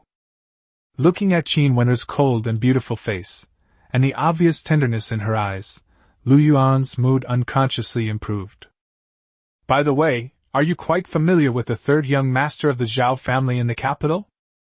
Last night I was so busy enjoying Qin Wenru that I forgot to ask about this. We've met a few times, but we're not exactly close. However, he's always been eyeing me. Qin Wenru straightened up again and hugged Lu Yuan's neck. His name is Zhao Yujing. He is a direct descendant of the Zhao family in the capital. Like me, he is also vying for the position of family heir. He once proposed to join forces with me, but I didn't take a liking to him. On another note, Master, perhaps you should thank him. Oh? Lu Yuan pinched Qin Wenru's snow-white breasts. Why should I thank him? Because after I was sentenced to death, he sent someone to tell me that I could get pregnant to avoid death, and then find a way to get me out. Qin Wenru smiled gently. If he hadn't reminded me, I wouldn't have thought of this method either, and naturally I wouldn't have come to you. Although I have no evidence, I believe that Zhao Yujing was behind my death sentence. He wanted me to be driven to desperation and have no choice but to rely on him. Master, why are you suddenly asking about him? Could it be that he's come to Ningqing? Not yet, but it should be soon. Lu Yuan briefly explained the situation, then reluctantly pushed Qin Wenru away from his arms, saying, All right, I have to go home. You should raise your ability level as soon as possible. Lu Yuan went into the bathroom, quickly took a shower, then got dressed and left. A few minutes later, a car drove out of Luofong prison. Qin Yumu was still driving, and this time Lu Yuan was sitting in the passenger seat. About half an hour later, the car entered Ning'an Manor, a famous villa area in Ningqing. These are all detached villas. One of the advertising slogans for this villa area was, Live next to the guardian of Ningqing, live in Ning'an Manor. Li Yunfei's parents bought the property after seeing this advertisement. Lu Yuan's family lives in building number 19, while Li Yunfei's family lives in building number 21. They are very close to each other. The car quickly stopped in front of building 19. Before Lu Yuan even got out of the car, he saw Ning Mei making a phone call. Ning Mei's appearance is actually quite ordinary, but she has a sweet smile and is very approachable, making her quite suitable to be a housekeeper. Of course, she wasn't just the housekeeper for Lu Yuan's family. She was in charge of many other families as well. Ning Mei saw Lu Yuan at that moment, hung up the phone, and quickly walked over. Lu Yuan, based on what I've heard, it should have been smashed last night. Ning Mei's expression was not good. I just called the monitoring room, but they said the cameras were broken and they couldn't check it. Why don't you report it to the Public Security Bureau? Or report it to the Superpower Guard? Your parents are both superpowered, so the Superpower Guard should be able to handle this as well. I'll go in and take a look first. As Lu Yuan entered the house, his expression immediately turned somewhat unpleasant. The house was in complete disarray. Not only the furniture and decorations, but also the floors and walls were visibly damaged. Lu Yuan strode into his parents' room, his anger becoming even more uncontrollable. After his parents disappeared, he had kept their room very clean and tidy. But now, this room is even more damaged than the other rooms. Even the parents' wedding photo has been smashed. Lu Yuan clenched his fists. No matter who did it, he would never let them get away with it. Who is Lu Yuan? There was some noise coming from outside. Lu Yuan quickly went downstairs and went outside, only to find that there was already a group of people in the courtyard. Some of them were security guards from the villa area, and there was also a middle-aged man in a suit. You were looking for me? Lu Yuan looked at the middle-aged man. Are you Lu Yuan? The middle-aged man raised an eyebrow. Lu Zun and Ning Shui's son? It's me. Lu Yuan's voice was indifferent. What is it? It's you, that's all that matters. The middle-aged man snorted coldly. I am Wu Defa, the general manager of Ning'an Group. According to the agreement your parents signed with Ning'an Group back then, they must live here for 10 years. But in reality, they only lived there for 9.5 years, which constitutes a breach of contract. According to the agreement, our Ningen group must take back this villa. We're here to take possession of the house. You'd better move all your belongings out now. Manager Wu, isn't this a mistake? Ning Mei hurriedly spoke up. How could there be such an agreement? Shut up. This is none of your business, a mere butler. Wu Defa glared at Ning Mei. If you say another word, get out of here. As he spoke, Wu Defa made a gesture, and someone behind him handed him a file folder. Lu Yuan, this is the original agreement. If you don't believe it, you can find a lawyer to take a look. In short, it is reasonable and legal for our Ningen group to take back the property. We should have taken back this villa 5 years ago, but we let you continue to live here because you were underage. You have lived here for 5 years for nothing. Our Ningen group has already done more than enough. Show me.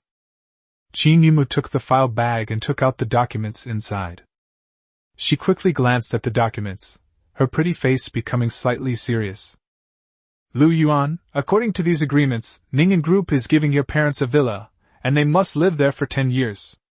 After 10 years, your parents need to personally sign a document to signify that the agreement has been fulfilled.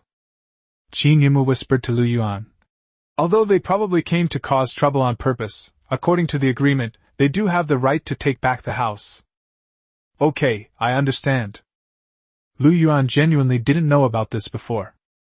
In his memory, this villa was a reward given to his parents by the city lord's mansion. Lu Yuan looked at Wu Defa, took a deep breath, and tried to keep his tone calm. I can acknowledge the validity of this agreement. But I now demand to buy back this villa at the current market price. How about that? I feel Chapter 30 is not enough. Not good. Wu Defa sneered. Kid, I heard you've gotten a gigolo. You've got money now, huh? Unfortunately, I'm sorry, we're not selling this house. Hurry up and move out. If you don't want to move it yourself, then we'll help you. So you're here specifically to cause trouble, right? Lu Yuan looked coldly at Wu Defa. This house was a reward given to my parents by the city lord's mansion back then. For the past 10 years or so, your Ningen group has been using my parents to advertise and sell villas. Even if there is a so-called agreement, my parents have lived here for more than 9 years, just 6 months away from 10 years. The reason they haven't lived here for 10 years is because they disappeared. Right now, I don't want to argue with you about these things. I'm even willing to pay to buy it again, but you still insist that I move out. Wu Defa, I'd like to ask you, is this your personal idea, or the idea of your Ningen group? Or should I ask the city lord's mansion if this is their idea? Kid, don't give me that much advice. Wu Defa looked impatient. I don't know anything else. I'm just following the agreement. Don't try to intimidate me with the city lord's mansion. This is none of their business. As for whether you want to buy it, that's your business. I don't want to sell it to you. Are you going to force me to? Before Lu Yuan could speak, a sarcastic voice came. Oh, Lu Yuan, you've really made something of yourself, huh? You're even resorting to forced buying and selling now? I heard you've become quite capable now, not just someone who lives off women. But no matter how capable you are, you can't force someone to sell you a house. As he spoke, a burly young man walked into the courtyard with a beautiful woman in his arms.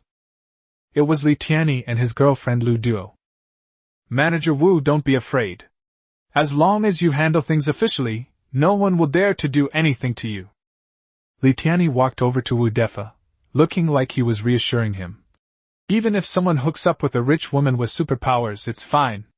If they dare to make a move, the superpower guard will teach them what it means to obey the law.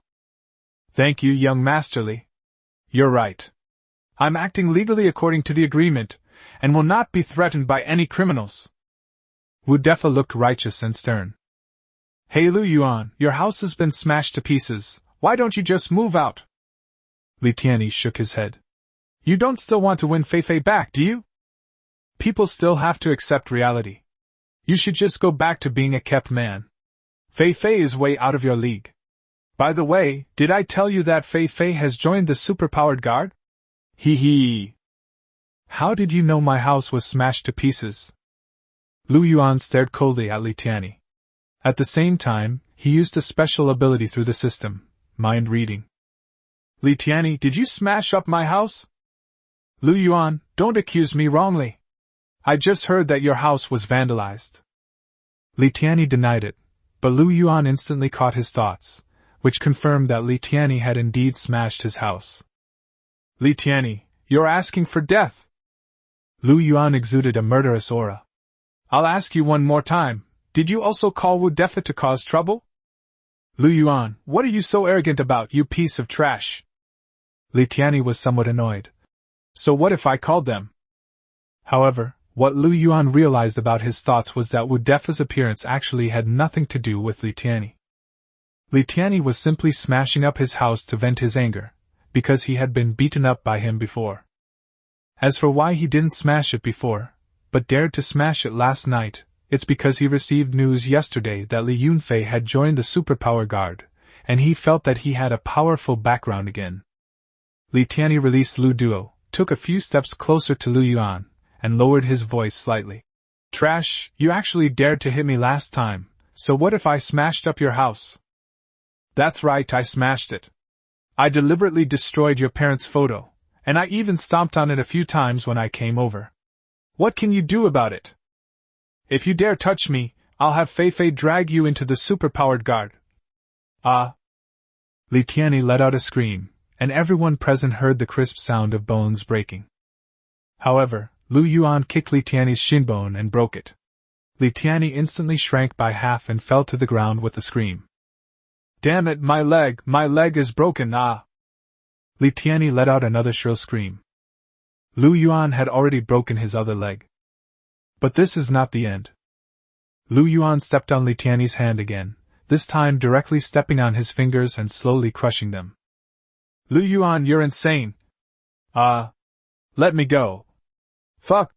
Lu Yuan, I'm going to kill you. Li Tianyi's screams were exceptionally shrill. Wu Defa and the security guards were all a bit stunned at this moment. In their eyes, Lu Yuan was an easy target to bully. After all, as far as they knew, Lu Yuan had failed to awaken his superpowers, and the impression he gave them just now was that of a handsome and refined ordinary boy. But in the blink of an eye, Lu Yuan turned into a ruthless star, not only breaking Li Tianyi's 2 legs in an instant, but also slowly torturing him by stepping on Li Tianyi's palms. Unconsciously, a chill ran through them as they began to realize that Lu Yuan was not someone to be trifled with. Lu Yuan, don't be impulsive. Ning Mei, however, realized what was happening and wanted to persuade Lu Yuan. Then she looked at Qin Yumu. Miss Qin, you should quickly persuade Lu Yuan. Hitting someone will get you into trouble. It's okay, we can handle it. Qin Yumu spoke calmly. Lu Yuan, what the hell are you doing? Take your foot off. Li Tianyi was still screaming in agony. Nothing. Lu Yuan's voice was cold. Since you smashed my house to pieces, it's only fair that I smash yours to pieces too, isn't it? Don't worry, you've only broken 2 legs and a few fingers so far, it's a long way off. As Lu Yuan spoke, he had already crushed one of Li Tianyi's hands. Then he moved his foot to Li Tianyi's wrist and continued to exert force. Judging from his posture, it seemed that he was going to crush Li Tianyi's entire hand. Wu Defa subconsciously took a step back, and the security guards also secretly shuddered. This guy is ruthless. That's enough, Lu Yuan. A cold voice rang out, and a pair of incredibly long legs instantly came into everyone's view. That's enough. The person who arrived was Xiaoanai. Her beautiful and dignified face still held a coldness that kept people at a distance, and she was still wearing the same unchanging outfit of the superpower guard. For a moment, Wu Defa and the group of security guards were so shocked that their eyes almost popped out. Ha ha ha, Lu Yuan, you piece of trash, you're dead meat. The superpowered guard is here to get you. Li Tianyi immediately became excited, seemingly forgetting his pain. Beautiful lady, quick, my sister's name is Li Yunfei, she's your colleague. Quickly arrest this good-for-nothing Lu Yuan. An even more intense pain followed as Lu Yuan crushed Li Tianyi's wrist. Sorry, I don't think it's enough. Lu Yuan looked at Xiaoanai, his voice indifferent. Chapter 31. This is what it means to know when to stop. Lu Yuan, you dared to torture me even in front of the superpower guard. You're dead. Fei won't let you get away with this. Li Tianyi was still screaming in agony, while Lu Yuan's footwork did not stop, and he had already crushed half of Li Tianyi's arm. Wu Defa and the security guards were stunned. Although they didn't know Xiao and I personally, they recognized her uniform and knew that she came from the superpower guard. But now, as a member of the superpower guard, Lu Yuan is still torturing Li Tianyi with impunity. Where does he get his confidence from? Lu Yuan, are you trying to kill someone right in front of me? Xiao Ni's tone grew even colder. Although Li Tianyi was in the wrong first, you have already punished him. I won't pursue your issue of vigilante justice, but you should know when to stop. Captain Xiao, you're right. I'll know when to stop. Lu Yuan's voice remained indifferent. But it's not the right time yet. Therefore, I will not stop. Before he finished speaking, Lu Yuan lifted his foot and stomped down again, this time stepping on Li Tianyi's other hand. Li Tianyi's hand shattered instantly, and he let out another earth-shattering scream. Lu Yuan, you bastard, Li Tianyi instinctively started cursing, but Lu Yuan didn't stop walking. In the blink of an eye, Li Tianyi's hand was also completely shattered. Li Tianyi, you smashed my house with your hands and feet, so it's only fair that I crush your hands and feet. Lu Yuan looked down at Li Tianyi coldly. If you keep swearing, I'll stomp out all your teeth. I can tell you definitively that even Li Yunfei's A-level healing technique cannot heal your body, which is now riddled with fragments. You! Li Tianyi only uttered one word before falling silent and fainting. Ha! A useless piece of trash with a huge addiction. Lu Yuan looked at him with disdain before finally pulling his foot back. He looked up at Xiao and I and said calmly, Captain Xiao, you see, this is what it means to know when to stop. Lu Yuan, you are now a partner of the City Lord's mansion, but that is not a reason for you to act recklessly. Xiao and I exuded a cold aura. If you encounter injustice, you can come to our City Lord's mansion. If everyone abused their power like you, what would become of the City Lord's reputation? Captain Xiao, if we're talking about being unscrupulous, then it's trash like Li Tianyi who's unscrupulous. Lu Yuan sneered. As for the reputation of your City Lord's mansion, fine, I'll talk to you about your so-called reputation. Back then, my parents risked their lives for Ningqing, and your City Lord's mansion rewarded them with a villa. But this so-called reward turned out to be an endorsement agreement, which means my parents have to live there for 10 years before they can actually receive the villa. Now, just because my parents only lived there for 9.5 years, you want to take back the villa. Don't you know why my parents didn't live here for the full 10 years? If they weren't carrying out the mission provided by your City Lord's mansion, would they still be missing and their fate unknown? Now, Captain Xiao, you're talking to me about the reputation of the City Lord's mansion? With the way your City Lord's mansion behaves, do you even deserve to talk about the word reputation? By the way, Captain Xiao, please tell City Lord Jiang that given the actions of your City Lord's mansion, my Luofong prison may have to reconsider our future cooperation with you. Lu Yuan felt a surge of resentment. He truly felt sorry for his parents. They are all S-class superhumans, and in a city like Ningqing, their status is extremely prestigious. They could have lived an extremely luxurious life, but after they disappeared, all that was left for him was this villa and a small amount of cash. That cash was barely enough to sustain him for the past 5 years. That would have been fine, but now he realized that there was actually a trap in this villa. Lu Yuan couldn't help but recall what Qin Wenre had said. His parents were too good. Yes, they were too good to be true. Lu Yuan even suspected that his parents hadn't read the agreement carefully at all. The thought that his parents had tried so hard to protect people like Li Tianyi and Wu Defa made Lu Yuan feel even more sorry for them. The surroundings were quite quiet, and everyone could feel the anger emanating from Lu Yuan that was about to erupt. Wu Defa's face had turned somewhat grim. He vaguely realized that things might be in trouble. Xiao Ni's beautiful face now showed a hint of anger. Lu Yuan, I respect your parents. I don't know anything about this. Let me call and ask first. Xiao and I took out her phone and dialed the number. City Lord, it's me. It was very quiet all around. Wudefa turned around, took out his phone, and quickly sent messages to people. Yuan didn't stop him, but because his mind-reading ability was still working, he quickly found out who was instructing Wudefa. In general, mind-reading can easily read the thoughts of ordinary people, but if the other party is also a superhuman, especially one with stronger mental abilities, then it is almost impossible to read any of their thoughts. Just like now, Yuan has no way of reading Xiaoni's thoughts. Yuan, don't be angry. I believe Captain Xiao will give us a reasonable answer. Qin Yumu then gently took Yuan's arm. Why don't you sit down and rest for a while? Yuan glanced at Xiao and I, who seemed to be waiting for something. No, I'll go inside and fix up the house. Yuan remembered that there was a female prisoner in the prison who had the ability to repair things. Since he couldn't figure out Xiaoni's situation for the time being, he would fix up his house first. He entered the room, used his repair abilities, and went to his parents' room first to repair everything that had been destroyed, including a photo of his parents together. After that, he went to the other rooms and repaired all the damage one by one. The repair ability didn't consume much mental energy, and the entire repair process went smoothly. When Yuan finished repairing everything and only the last door remained, he found Xiao and I preparing to walk in. Yuan, the matter has been clarified. Back then, your parents were unwilling to accept the reward, so Ningen Group offered to sponsor it and make your parents their spokesperson, which led to that so-called agreement.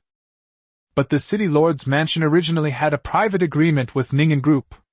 That agreement was only on the surface.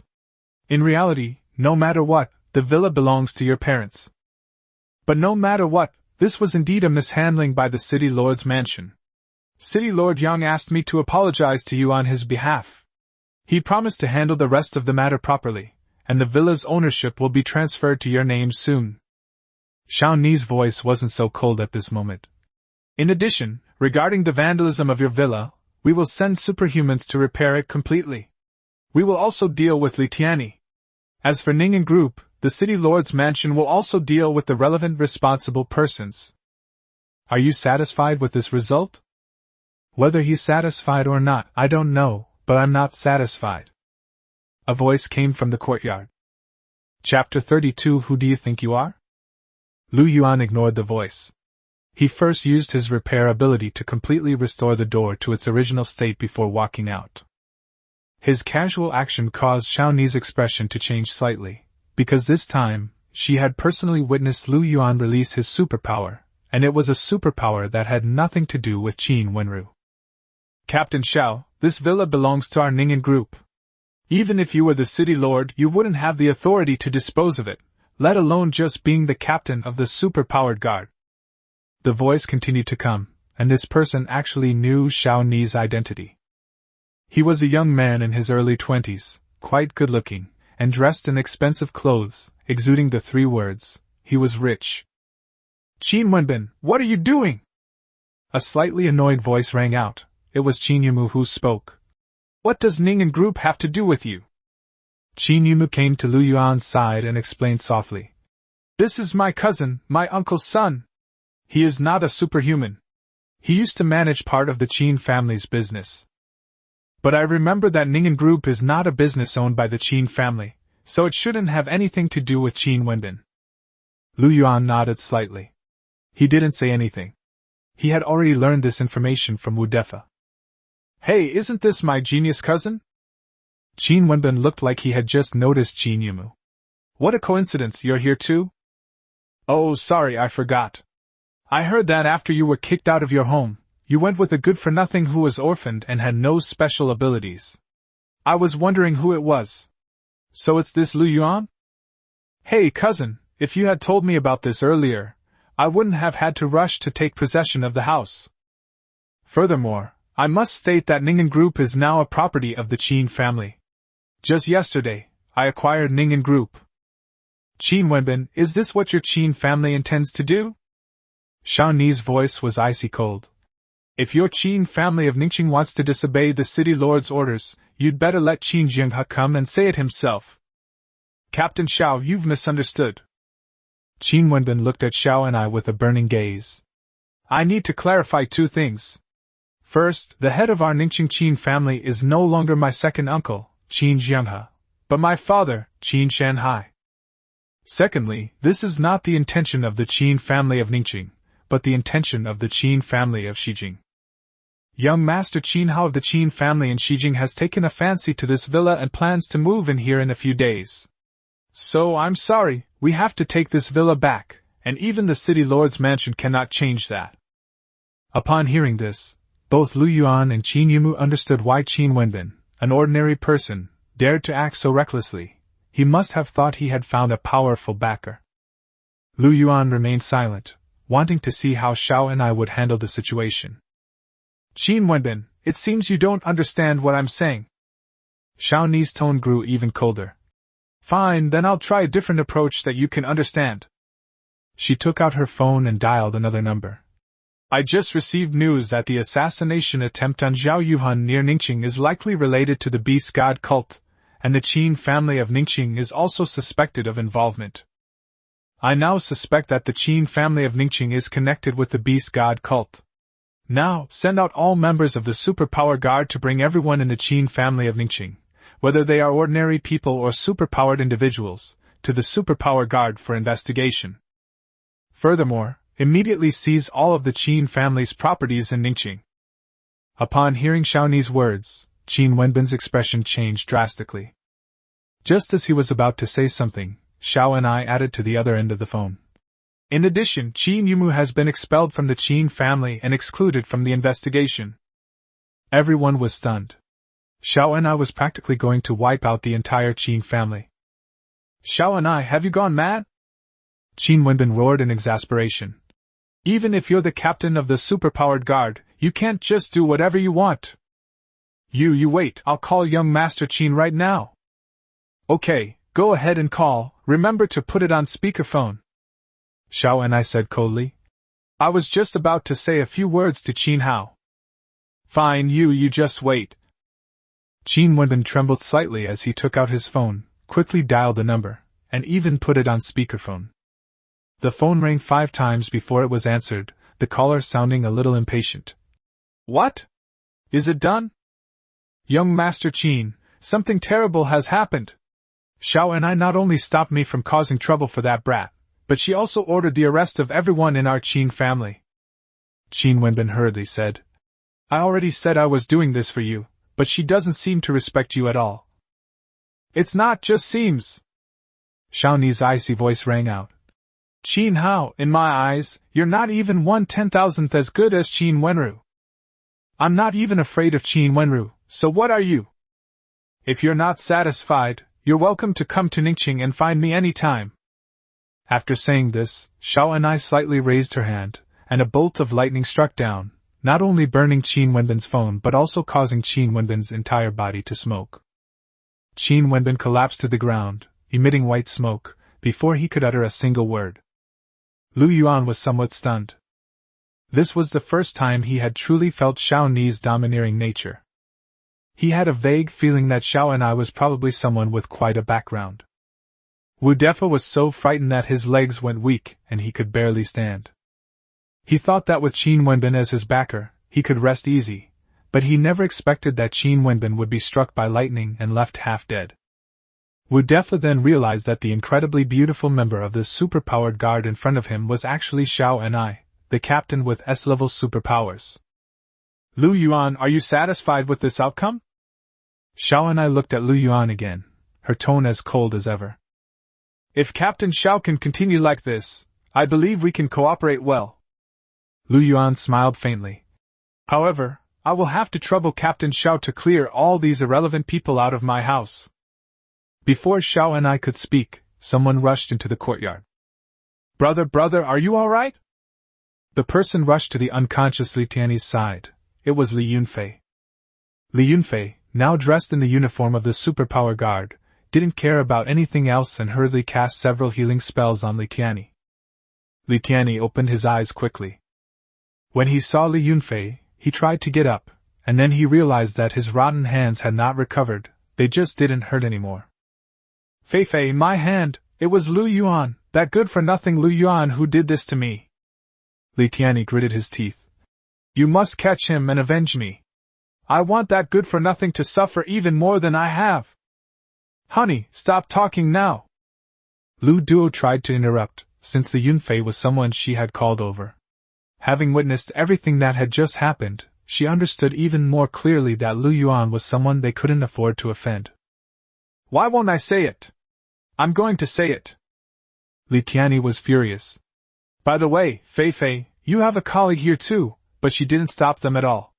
I suspect she's in cahoots with Lu Yuan and is deliberately protecting him. You must tell your captain.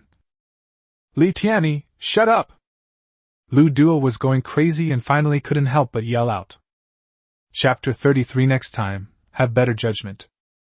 Not only Lu Duo, but Wu Defa and the security guards also looked at Li Tianyi as if he were an idiot. This guy just fainted and has no idea how terrifying Xiao and I is. Lu Duo, what are you shouting for? Li Tianyi became even more furious. What do you mean? You've been acting very strangely these past few days.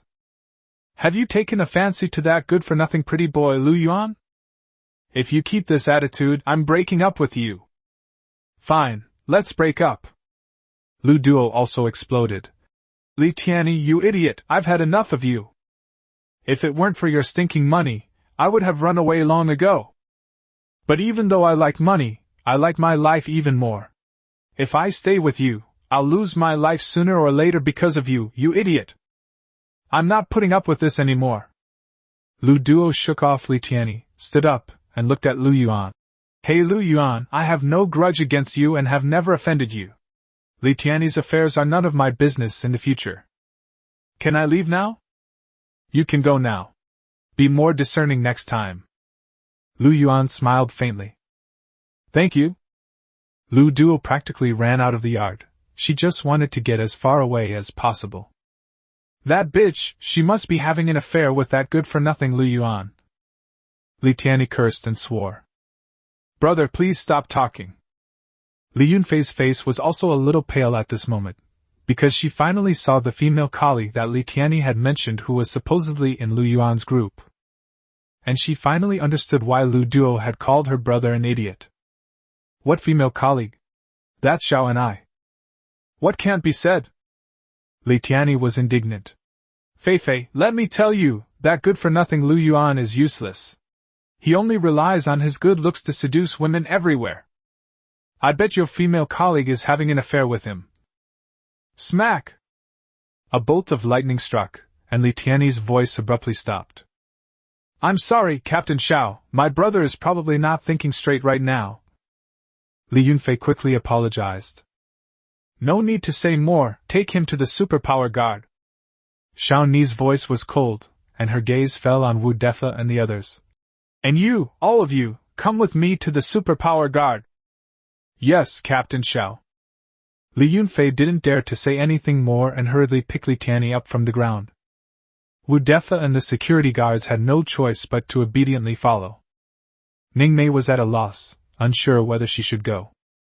Sister Mei, you don't need to go. Lu Yuan then spoke. Okay. Ning Mei felt relieved. Xiao and I didn't say anything more. She walked straight out of the courtyard, and her alluring figure quickly disappeared from Lu Yuan's sight.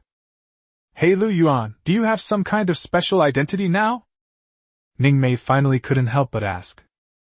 I guess so. I work at Luofong prison. Lu Yuan smiled and said, Sister Mei, if you have any friends inside, I can help take care of them for you. Ah? Ning Mei was stunned. Isn't that a women's prison?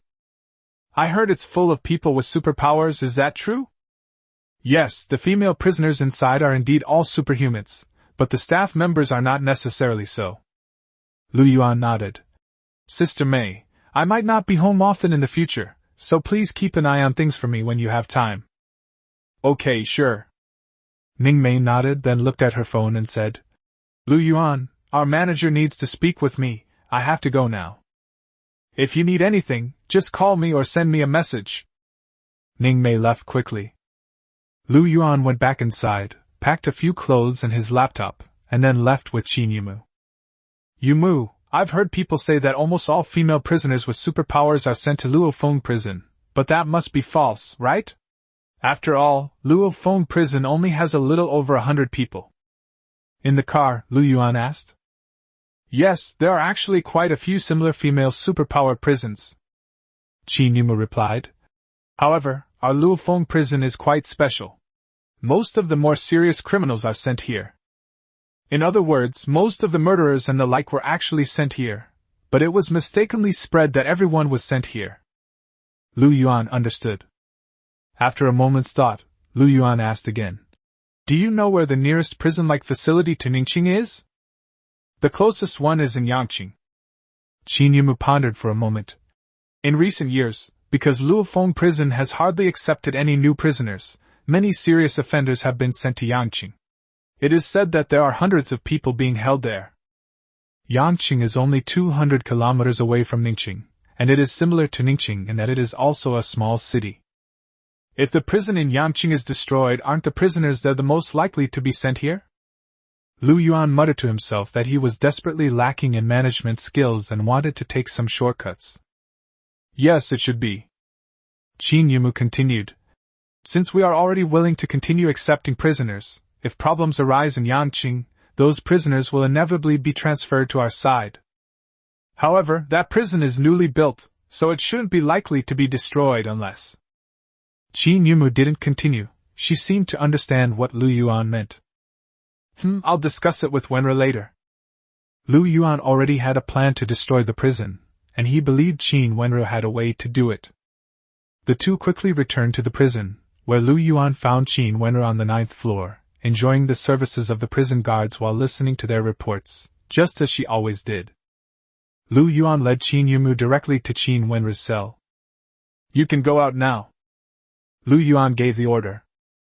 Yes, Warden. The 4 female prison guards left quickly. Qin Yumu was about to leave when Yuan called out to her. Yumu, you don't need to go. Well, let's talk about something serious. Yuan cut to the chase. I need to fill Luofong prison up as soon as possible. I just had an idea.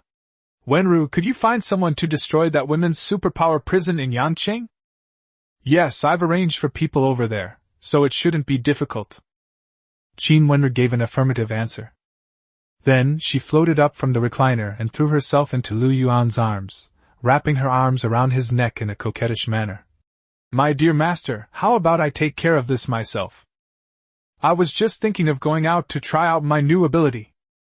Qin Yumu, who was standing to the side, was instantly stunned. Owner? Qin Wenru actually called Yuan master? She really didn't know about this. Also, Qin Wenru can actually act cute. Qin Yumu's mind was in a complete mess, while Yuan thought for a moment but still shook his head.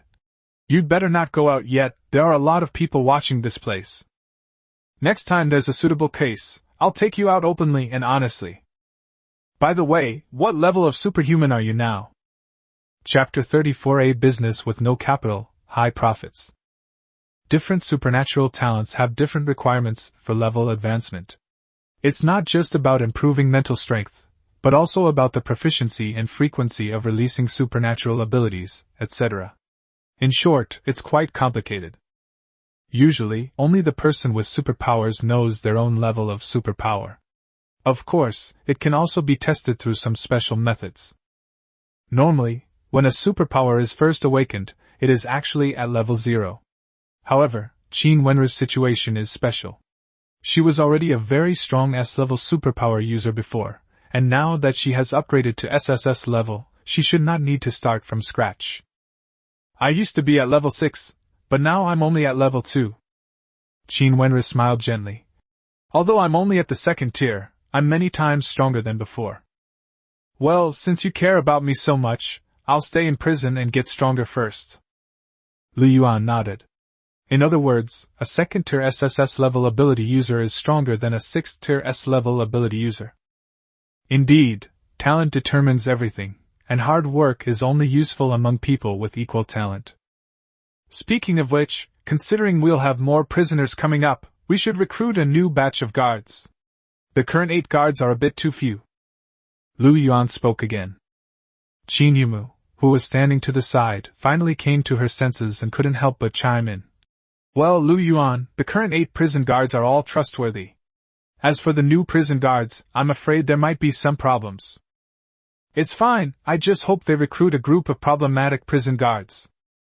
Lu Yuan smiled and said, Yumu, just post a job advertisement and let everyone know that Luofong prison is recruiting prison guards. On the one hand, it proves that we really want to accept new prisoners. On the other hand, these people are useful to me. Lu Yuan felt that the warden's assessment abilities had great potential. If he were to recruit so openly, Qin Hao, Zhao Yujing, and other forces would likely try to get their own people in. At that time, he will directly use the assessment ability to strip these people of their superpowers and store them as prison assets. Then, he could even recruit some trustworthy ordinary people and directly reward them with supernatural abilities. This is practically a business with no investment and huge profits. Alright, that's settled then. I'm going back to my room now. You two get on with your work. Lu Yuan quickly turned and left. He couldn't stay with Qin Wenru for too long. After all, this was a true haven of tenderness. Most importantly, he never gets tired in prison, which means he can never stop. Lu Yuan returned to his luxurious bedroom on the top floor of the prison, lay down on the bed, closed his eyes, and began to take stock of his recent gains and his plans for the future. Meanwhile, in the superpowered guards captain's office, Xiao and I was looking at Li Yunfei, who looked uneasy. You are only a first-level ability user now. Once you advance in level, you may be able to cure Li Tianyi. Xiao and I maintained her icy tone. But you need to know one thing, if Li Tianyi is still foolish enough to provoke Lu Yuan, then next time, no one can save him. Li Yunfei, whether it's your brother or you have to accept the fact that you and Lu Yuan are no longer on the same level. He is now the warden of Luofong prison. In a sense, he can even be on par with the city lord. Captain Xiao, I understand. Li Yunfei said in a low voice. I won't provoke Lu Yuan again.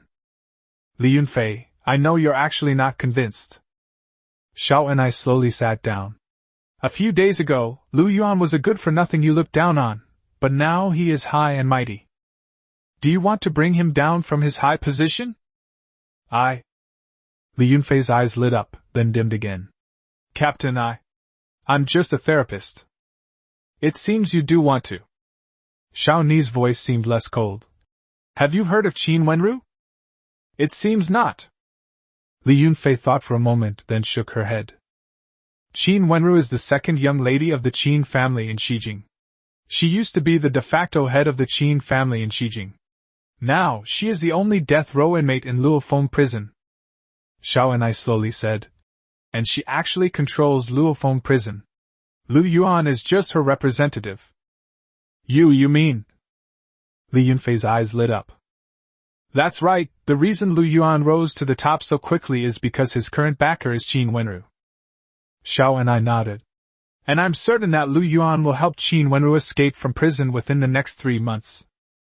Because Qin Wenru will be executed in less than 3 months. And I want to see Qin Wenru successfully executed. You are very familiar with Lu Yuan, which is your biggest advantage. Therefore, I hope that in the future, you will use various methods to keep an eye on Lu Yuan's every move. I will give you a few people and authority. Once Qin Wenru dies, Lu Yuan will naturally lose everything he has now, and you will still be able to look down on him from a high position. Xiao and I paused for a moment, then continued. Li Yunfei, are you willing to do this? Yes, I do. Li Yunfei did not hesitate at all. How could she possibly refuse? Not only can he trample Lu Yuan underfoot again, but he can also get closer to Xiao and I. If she succeeds, she will truly rise to the top in one step, and in Ningqing, she will become a true leader among thousands. The thought alone made her quite excited. Okay, you can go out now and wait for my message. Xiao and I gave an order. Yes, Captain. Li Yunfei left excitedly. Xiao and I let out a soft breath, but her beautiful brows furrowed even more unconsciously. Unconsciously, the scene of Lu Yuan using his supernatural abilities to repair the gate today appeared in her mind again. What kind of superpower did he awaken? Xiao and I couldn't understand it. She couldn't understand why Qin Wenru would choose Lu Yuan. What's so special about him? What special skills does that guy, who just turned 18, have besides being handsome? Qin Wenru, no matter what you're doing, I won't let you escape! Unconsciously, Xiao and I exuded an even colder aura. That damned woman, she must die! Lu Yuan had no idea what Xiao and I was thinking at that moment. After lying in bed and taking stock of his thoughts, he realized that what he lacked most was time. Given enough time, he is destined to be invincible.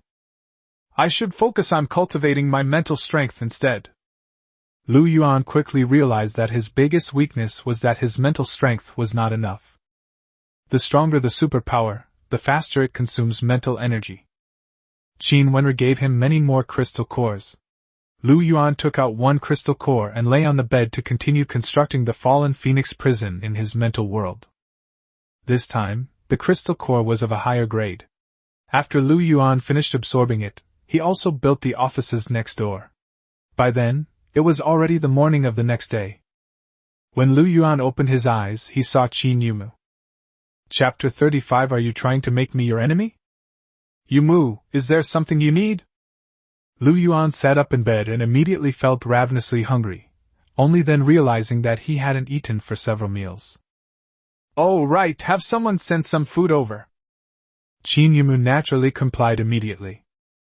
A few minutes later, a sumptuous meal was served, and Lu Yuan ate while listening to Qin Yumu talk.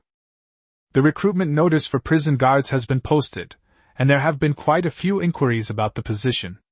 The city lord's mansion has also requested to recommend 2 people for the job. A meteorite fell from the sky over Yangcheng last night, and landed right on the women's prison. Although there were no casualties, it destroyed most of the prison. According to the assessment, the prison is no longer suitable for holding people with superpowers, so the prisoners with superpowers inside are being transferred. Hearing this, Lu Yuan asked curiously, A meteorite fell from the sky? How did that happen? I don't know either. Qin Yumu shook her head. Although she knew that Qin Wenru must have had this done, she didn't quite understand how it was done. After a slight hesitation, Qin Yumu said, If I were to guess, it was probably a mistake made by an S-level or higher ability user. Lu Yuan seemed to be deep in thought. It seemed that Qin Wenru had quite a few people she could mobilize. It has to be said that Qin Wenru is really efficient. She got things done the same night, even though it was only discussed yesterday morning. Has the city lord's mansion not contacted us yet to take over these prisoners? Lu Yuan took this matter very seriously. If this gets featured in the news, we can contact the city lord's mansion. Yes, but it hasn't made the news yet. Qin Yumu nodded slightly, and just then, her phone rang. It was Linya who called. It's probably about this. Qin Yumu smiled and said, I'll talk to her first. The call was answered quickly. Lu Yuan, on the other hand, ate his food in peace. This phone call lasted quite a while. Qin Yumu didn't hang up the phone until Lu Yuan had finished eating and drinking. It's settled. All 107 prisoners will be sent to us. Qin Yumu was slightly excited. There are people escorting them over there, we just need to receive them. If all goes well, it should be delivered before noon today. I'll go prepare now. Okay, go and prepare.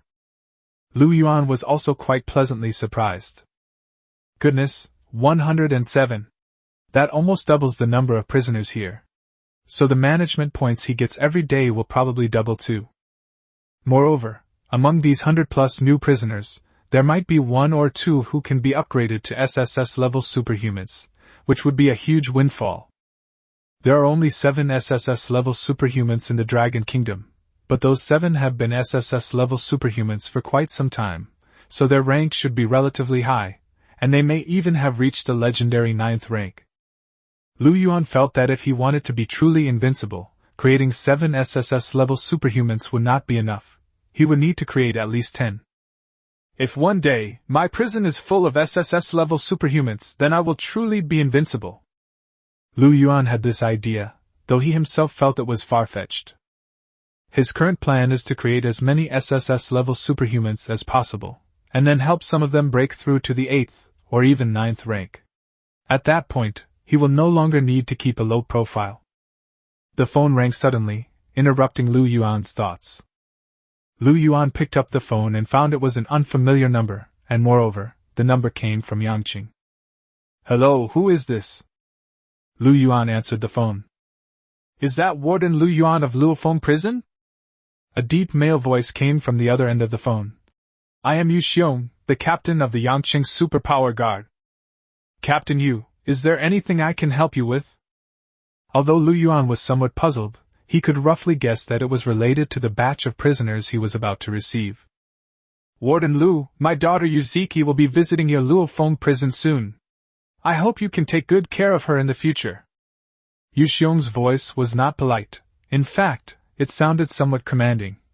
"When my daughter returns home safely in a year, I will have her come to thank you." "Visiting? 1 year later?" "Captain Yu, do you mean your daughter will have to serve her final year in my Luofong prison?" Lu Yuan made it clear directly. "No, my daughter isn't in jail. She's just going to a different place to experience a different life." Yu Xiong snorted lightly. "I hope she enjoys a good year's vacation in Luofong prison. Warden Lu, you won't refuse me such a small favor, will you?" "Captain Yu, we're complete strangers. Why do you think you have any influence over me?" Lu Yuan is not a person with a good temper. He was also puzzled. Was this person mentally ill? Asking for a favor and still acting like this. "Warden Lu, are you trying to make an enemy of me?" Yu Xiong immediately flew into a rage. "You'd better find out who I am first. In Yangqing, my word is law. Your Ningqing is only 200 kilometers away from here. If you want to be my enemy, you'd better think about the consequences." "Fine, then I'll be your enemy." Lu Yuan hung up the phone immediately. What kind of insanity is this? She wanted someone to take care of her daughter, but instead she threatened the other party. What kind of thought process is that? Perhaps they'd gotten used to being arrogant in Yangqing? Lu Yuan had nothing to do for the time being, so he picked up his phone and went online to search for Yu Xiong and Yuziki, only to find that there was no news about them online at all. I wanted to ask Qin Wenru, but I found that she was also cultivating at the moment, so I didn't disturb her. Ding dong. His phone rang again, and he saw that someone had tagged him in a group chat. It's their group chat for the most good-looking team in Ningqing. "Zhao Fei, Lu Yuan, Qin Yumu, are you free tonight? The third young master of the Zhao family from the capital will arrive in Ningqing tonight. Miss Yuhan is gathering people from all walks of life in Ningqing to welcome him, and she asked me to invite you both. At Lu Yuan at Qin Yumu." "Lu Yuan, I should be free." "Zhao Fei, shall I send you the invitations now? Or I can wait for you outside tonight, and then give you the invitations when you arrive." "Lu Yuan, I'll give it to you tonight." "Zhao Fei, okay, it's settled then. See you tonight." Lu Yuan sent an emoji to indicate okay, and the chat ended there. Phew, just waiting for the prisoners to come to the door. Lu Yuan stretched and lay down on the sofa, scrolling through his phone while waiting. Before we knew it, it was already noon. Ding, 1 new prisoner added, management points plus 100. Ding, 1 new prisoner added, management points plus 100. The continuous system notifications almost made Lu Yuan jump off the sofa. Wow, there was this unexpected bonus. Ding! The host has added more than 100 prisoners at once, and will receive an additional 10,000 management points. Holy crap, system, I love you to death! Lu Yuan was stunned. This reward was like a pie falling from the sky. It almost knocked him unconscious. Doesn't this mean that he can immediately create a second SSS-level superhuman? Chapter 36. You can get out of here. A total of 109 female prisoners, each of whom earned Lu Yuan 100 management points, plus an additional 10,000 as a bonus, brought Lu Yuan's total management points to over 25,000. In other words, Lu Yuan was already able to directly upgrade Qingqing to an SSS-level superhuman. However, if Qingqing is upgraded, then Wang Lin's side will not be able to be upgraded. Similarly, if Wang Lin is upgraded first, and Qing will not be able to upgrade immediately. It seems we still have to choose one of the two. System, can I evaluate employees now? Lu Yuan asked himself. Okay. The system immediately replied. The host can evaluate employees once a month, and the evaluation time is not restricted. It can be done any day of the month. Having received an affirmative answer, Lu Yuan immediately made a decision. For the time being, raising in Qing to SSS level is not an urgent need, but Qin Yumu is different. Whenever he goes out, Qin Yumu is basically by his side. Improving Qin Yumu's abilities is to improve his safety. Well, let's not waste any more time. We're going out tonight, so let's focus on improving Qin Yumu's abilities first. Lu Yuan quickly took action. He got up and left, quickly arriving on the 6th floor and appearing outside Wang Lin's cell door. Within the absolute domain, Lu Yuan silently knocked Wang Lin unconscious across the cell, then immediately activated the Great Transformation Technique. System, upgrade Wang Lin's ability to SSS level Dark Cage. Yes, host. The system quickly replied. Upgrading will take 100 minutes. Just like when Qin Wenru was upgraded before, the system started a countdown. Lu Yuan did not linger. He went straight back to the warden's office. Not long after, Qin Yumu walked in, accompanied by a woman in her 30s. This woman is quite ordinary looking, but she has an impressive presence, so she must be quite strong. Warden, this is Yuan, the warden of Yangqing Women's Superpower Prison. She has a prisoner handover document here that you need to sign. Qin Yumu gave an introduction. Yuan? Lu Yuan frowned slightly. His intuition told him that this Yuan might be related to Yu Xiong. Hello, Warden Lu. Yuan handed Lu Yuan a document saying, just sign this. Lu Yuan took the document, glanced at it, signed his name, and handed it back to Yuan. Warden Lu, it's noon now. This is my first time in Ningqing, and I'd like to invite you to lunch. Would you do me the honor?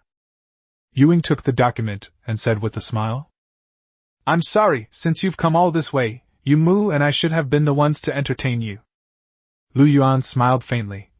But our Luofong prison is currently short-staffed. We need to accommodate hundreds of prisoners, and we really can't spare the time for the time being.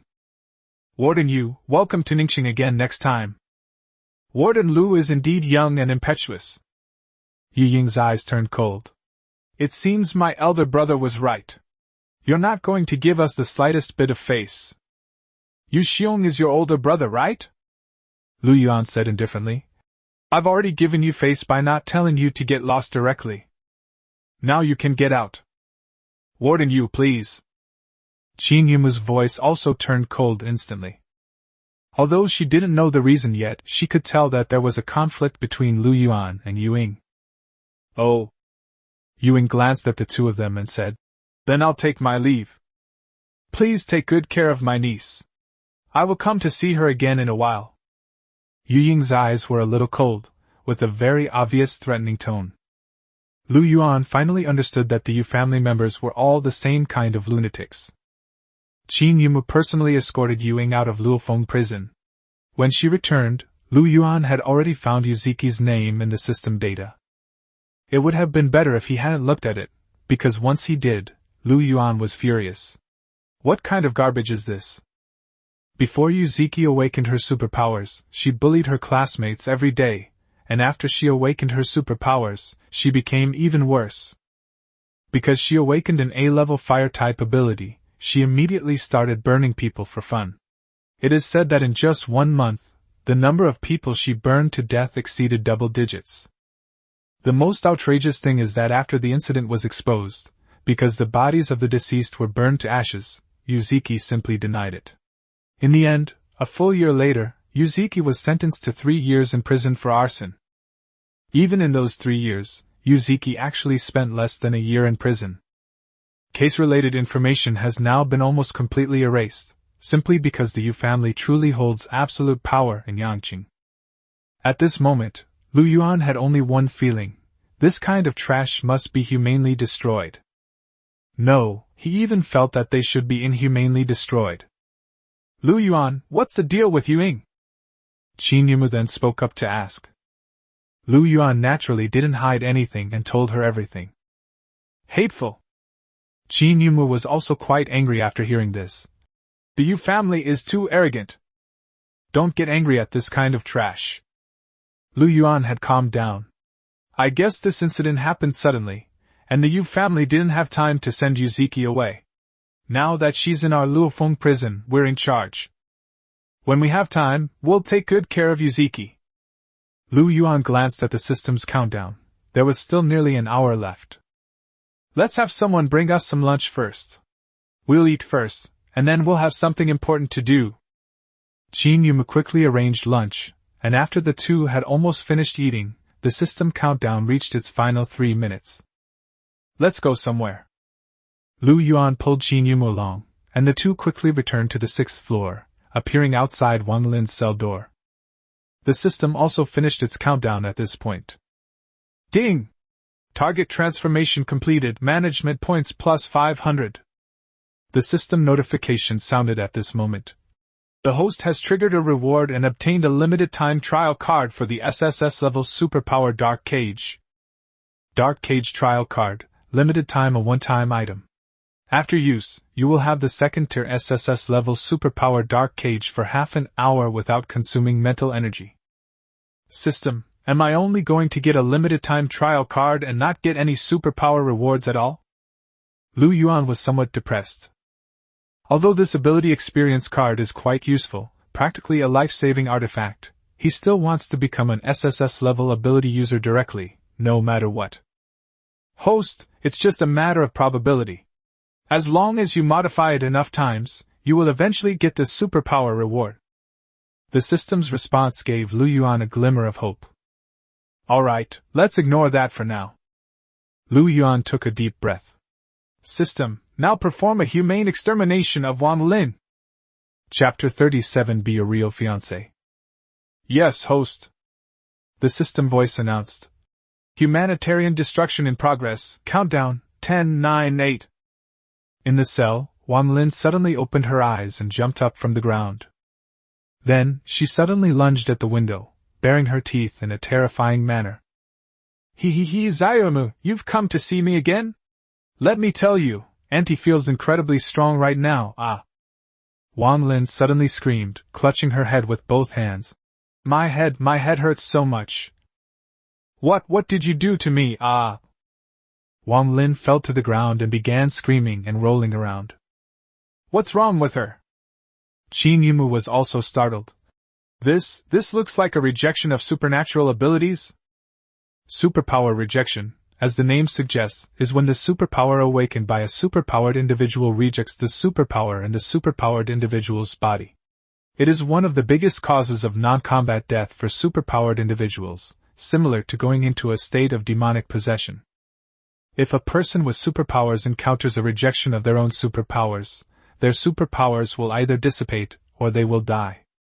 Yes, it's superpower rejection. Lu Yuan smiled faintly. As expected of a system, even the method of humane destruction was so seamless. If Wang Linru died because of her supernatural ability, no one would doubt the cause of her death. I'm not reconciled. Wang Lin suddenly lunged at the glass again, uttered those words, and then collapsed to the ground like a lump of mud, completely silent. Ding! Humane destruction completed. The SSS level superpower Dark Cage has been retrieved and stored in the system warehouse. A system notification sounded, but no other rewards were given. It seems that the system, just as it said before, does not recommend that Lu Yuan do this. But then again, humane annihilation only requires 10 management points. Isn't that the biggest support?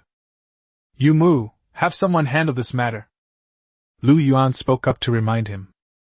Okay. Qin Yumu seemed to have just come to her senses.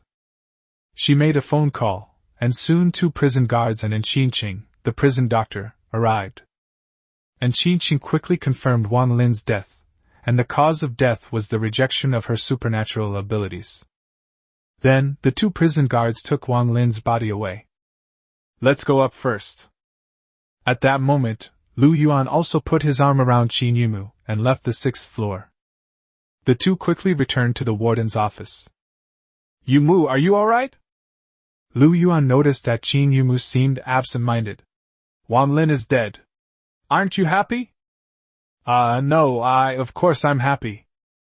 Qin Yumu came to her senses and looked at Lu Yuan with a strange expression. I just didn't expect things to happen so suddenly. Lu Yuan, thank you. Although I don't know how you did it, I know it was you who did it. Actually, there's no need to thank me.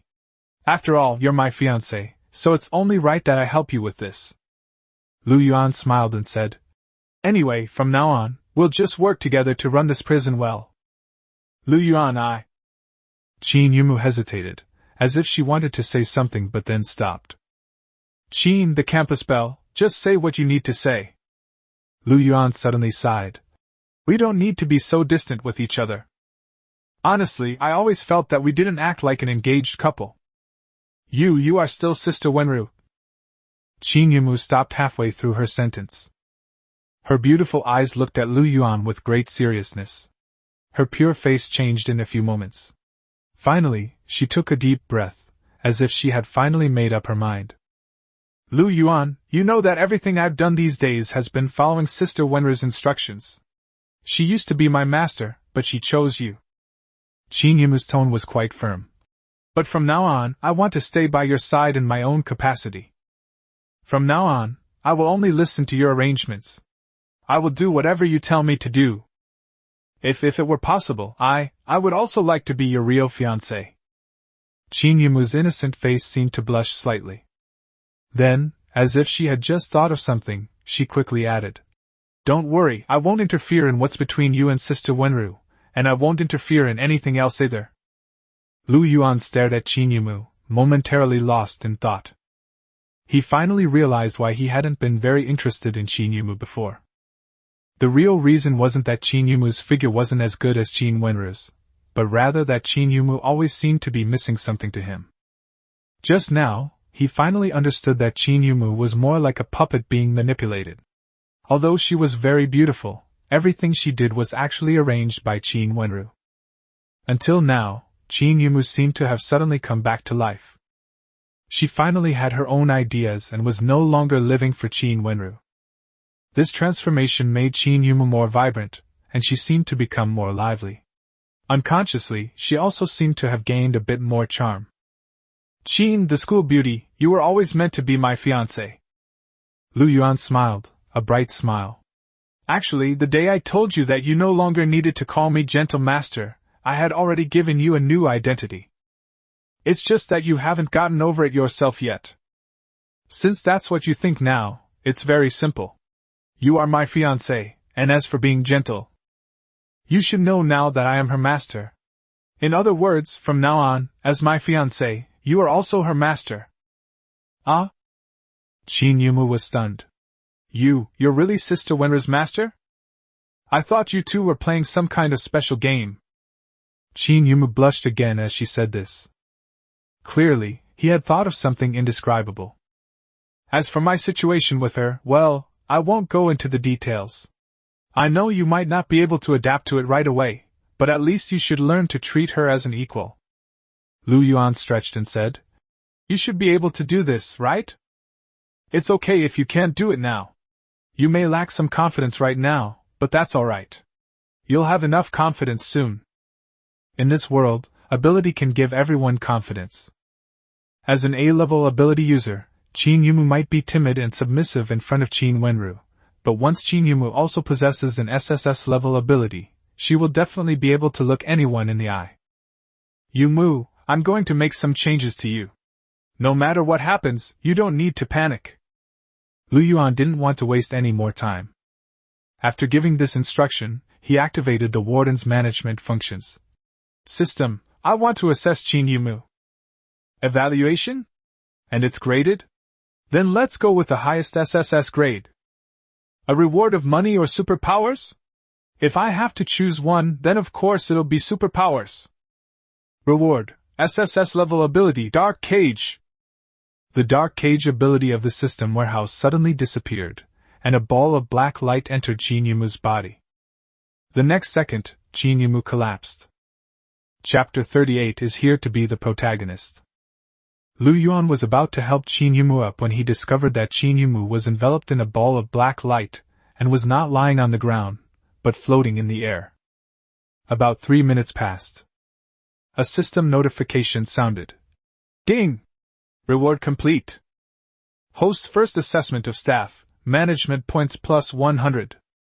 The black light enveloping Qin Yumu suddenly disappeared, and Qin Yumu opened her eyes and quietly floated to the ground. Just a few minutes later, Qin Yumu's temperament seemed to have undergone some kind of transformation. This pure and beautiful school beauty seems to possess an air that is hard to describe. I've awakened an SSS-level superpower? Qin Yumu still seemed somewhat incredulous. She looked at Lu Yuan, her beautiful eyes filled with shock. Lu Yuan, you just said you would transform me. You're the one who gave me SSS-level superpowers? You try out the Dark Cage's abilities first. Lu Yuan appeared very calm. His words convinced Qin Yumu that it was all Lu Yuan's doing. After all, no one else could possibly know that she had acquired a new ability, namely the SSS-level superpower, Dark Cage. Qin Yumu quickly calmed down. She nodded slightly, and the Dark Cage was instantly released the next second. The warden's office was instantly plunged into an endless darkness. Although Lu Yuan was in the absolute domain and not affected by this darkness, he quickly figured out that this ability was essentially a domain-specific power. Anyone trapped in a dark cage will lose all senses and abilities, essentially becoming helpless and at the mercy of others. Yumu tried to combine it with your other superpower. Lu Yuan spoke again. Qin Yumu is currently a dual ability user. While dual ability users are not very common, they are not uncommon either. Of course, Qin Yumu's dual ability user, with both SSS level and A level abilities, is more than just rare. As of now, it seems she's the only one there. In the darkness, a wisp of wind blade appeared silently. This was Qin Yumu's wind-based ability. Although her wind-type ability is only A level, it is very suitable for attacking, and the effect is even better when combined with the Dark Cage. Just then, the darkness suddenly dissipated. Qin Yumu swayed and fell to the ground again. This time, she finally fell into Lu Yuan's arms. Your mental energy is exhausted? Lu Yuan inquired. Qin Yumu's tone became more gentle. Lu Yuan, my new ability is currently only at level 0, so it can only last for a short time and has a relatively small range. However, I will upgrade my ability level as soon as possible. Unconsciously, Qin Yumu's eyes were practically brimming with tears as she looked at Lu Yuan. In less than an hour, Lu Yuan first dealt with the murderer of her mother whom she hated to the core, and then granted her an incredibly powerful SSS-level superpower. At this moment, Qin Yumu wished she could give Lu Yuan everything she had. Yumu, get used to your new ability first.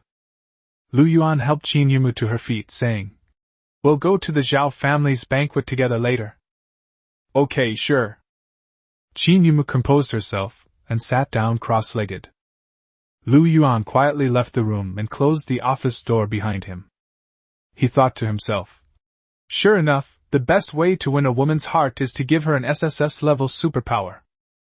Qin Wenru is like this, and so is Qin Yumu.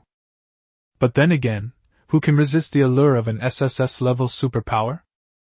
Lu Yuan returned to his bedroom and lay on the sofa, but the image of Xiaoni's voluptuous figure kept popping into his mind.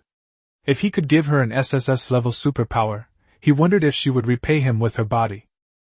Of course, he was just thinking about it. After all, Xiaoni was the captain of the superpower guard and could not possibly become a prisoner of Luofong prison, nor would she work at Luofong prison.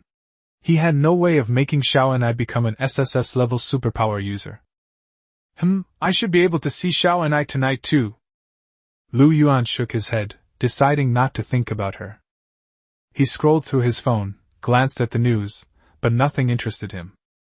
The high school class group chat suddenly became very active, with many people chatting. This group is usually inactive, and the reason is quite simple. The homeroom teacher, Fang Ran, is also in the group, but apart from discussing important matters, no one chats casually. Although Lu Yuan had already dropped out of school, he had also forgotten to leave the group chat. The trial is tomorrow, I'm so nervous. I've heard that there are zombies and strange beasts in the trial area, but I've never actually seen them yet. I'm kind of looking forward to it.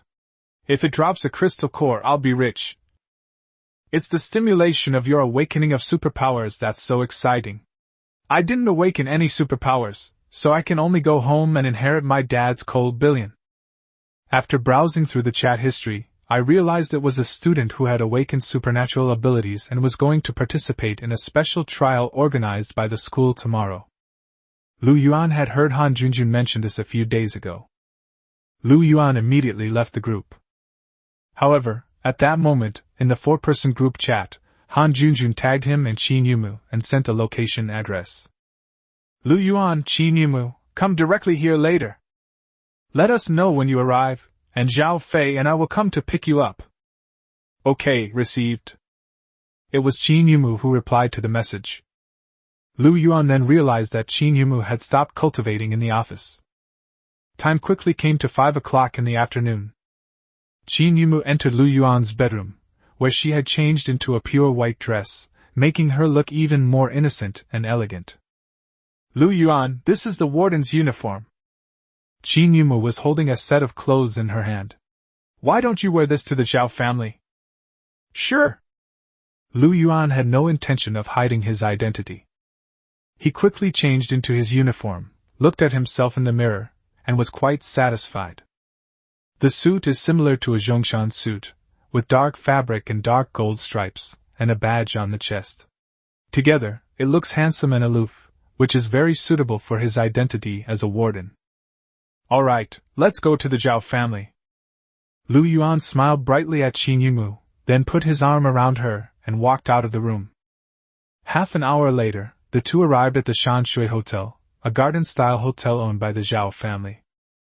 Yuan had sent a message in the group a few minutes earlier, and as soon as the two of them got out of the car, they saw Han Junjun come out.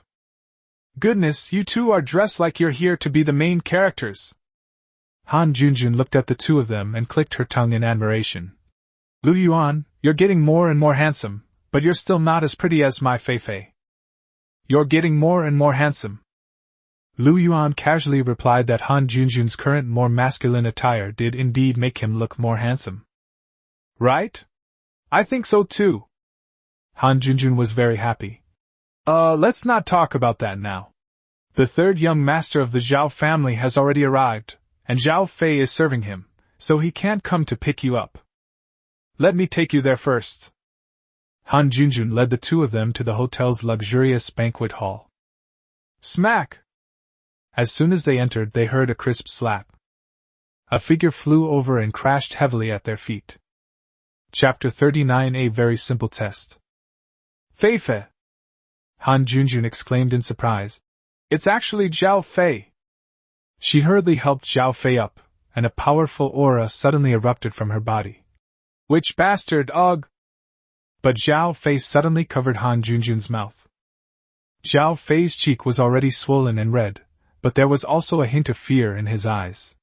He lowered his voice and said, Junjun, it's okay, I'm fine, don't shout. You get out of here right now!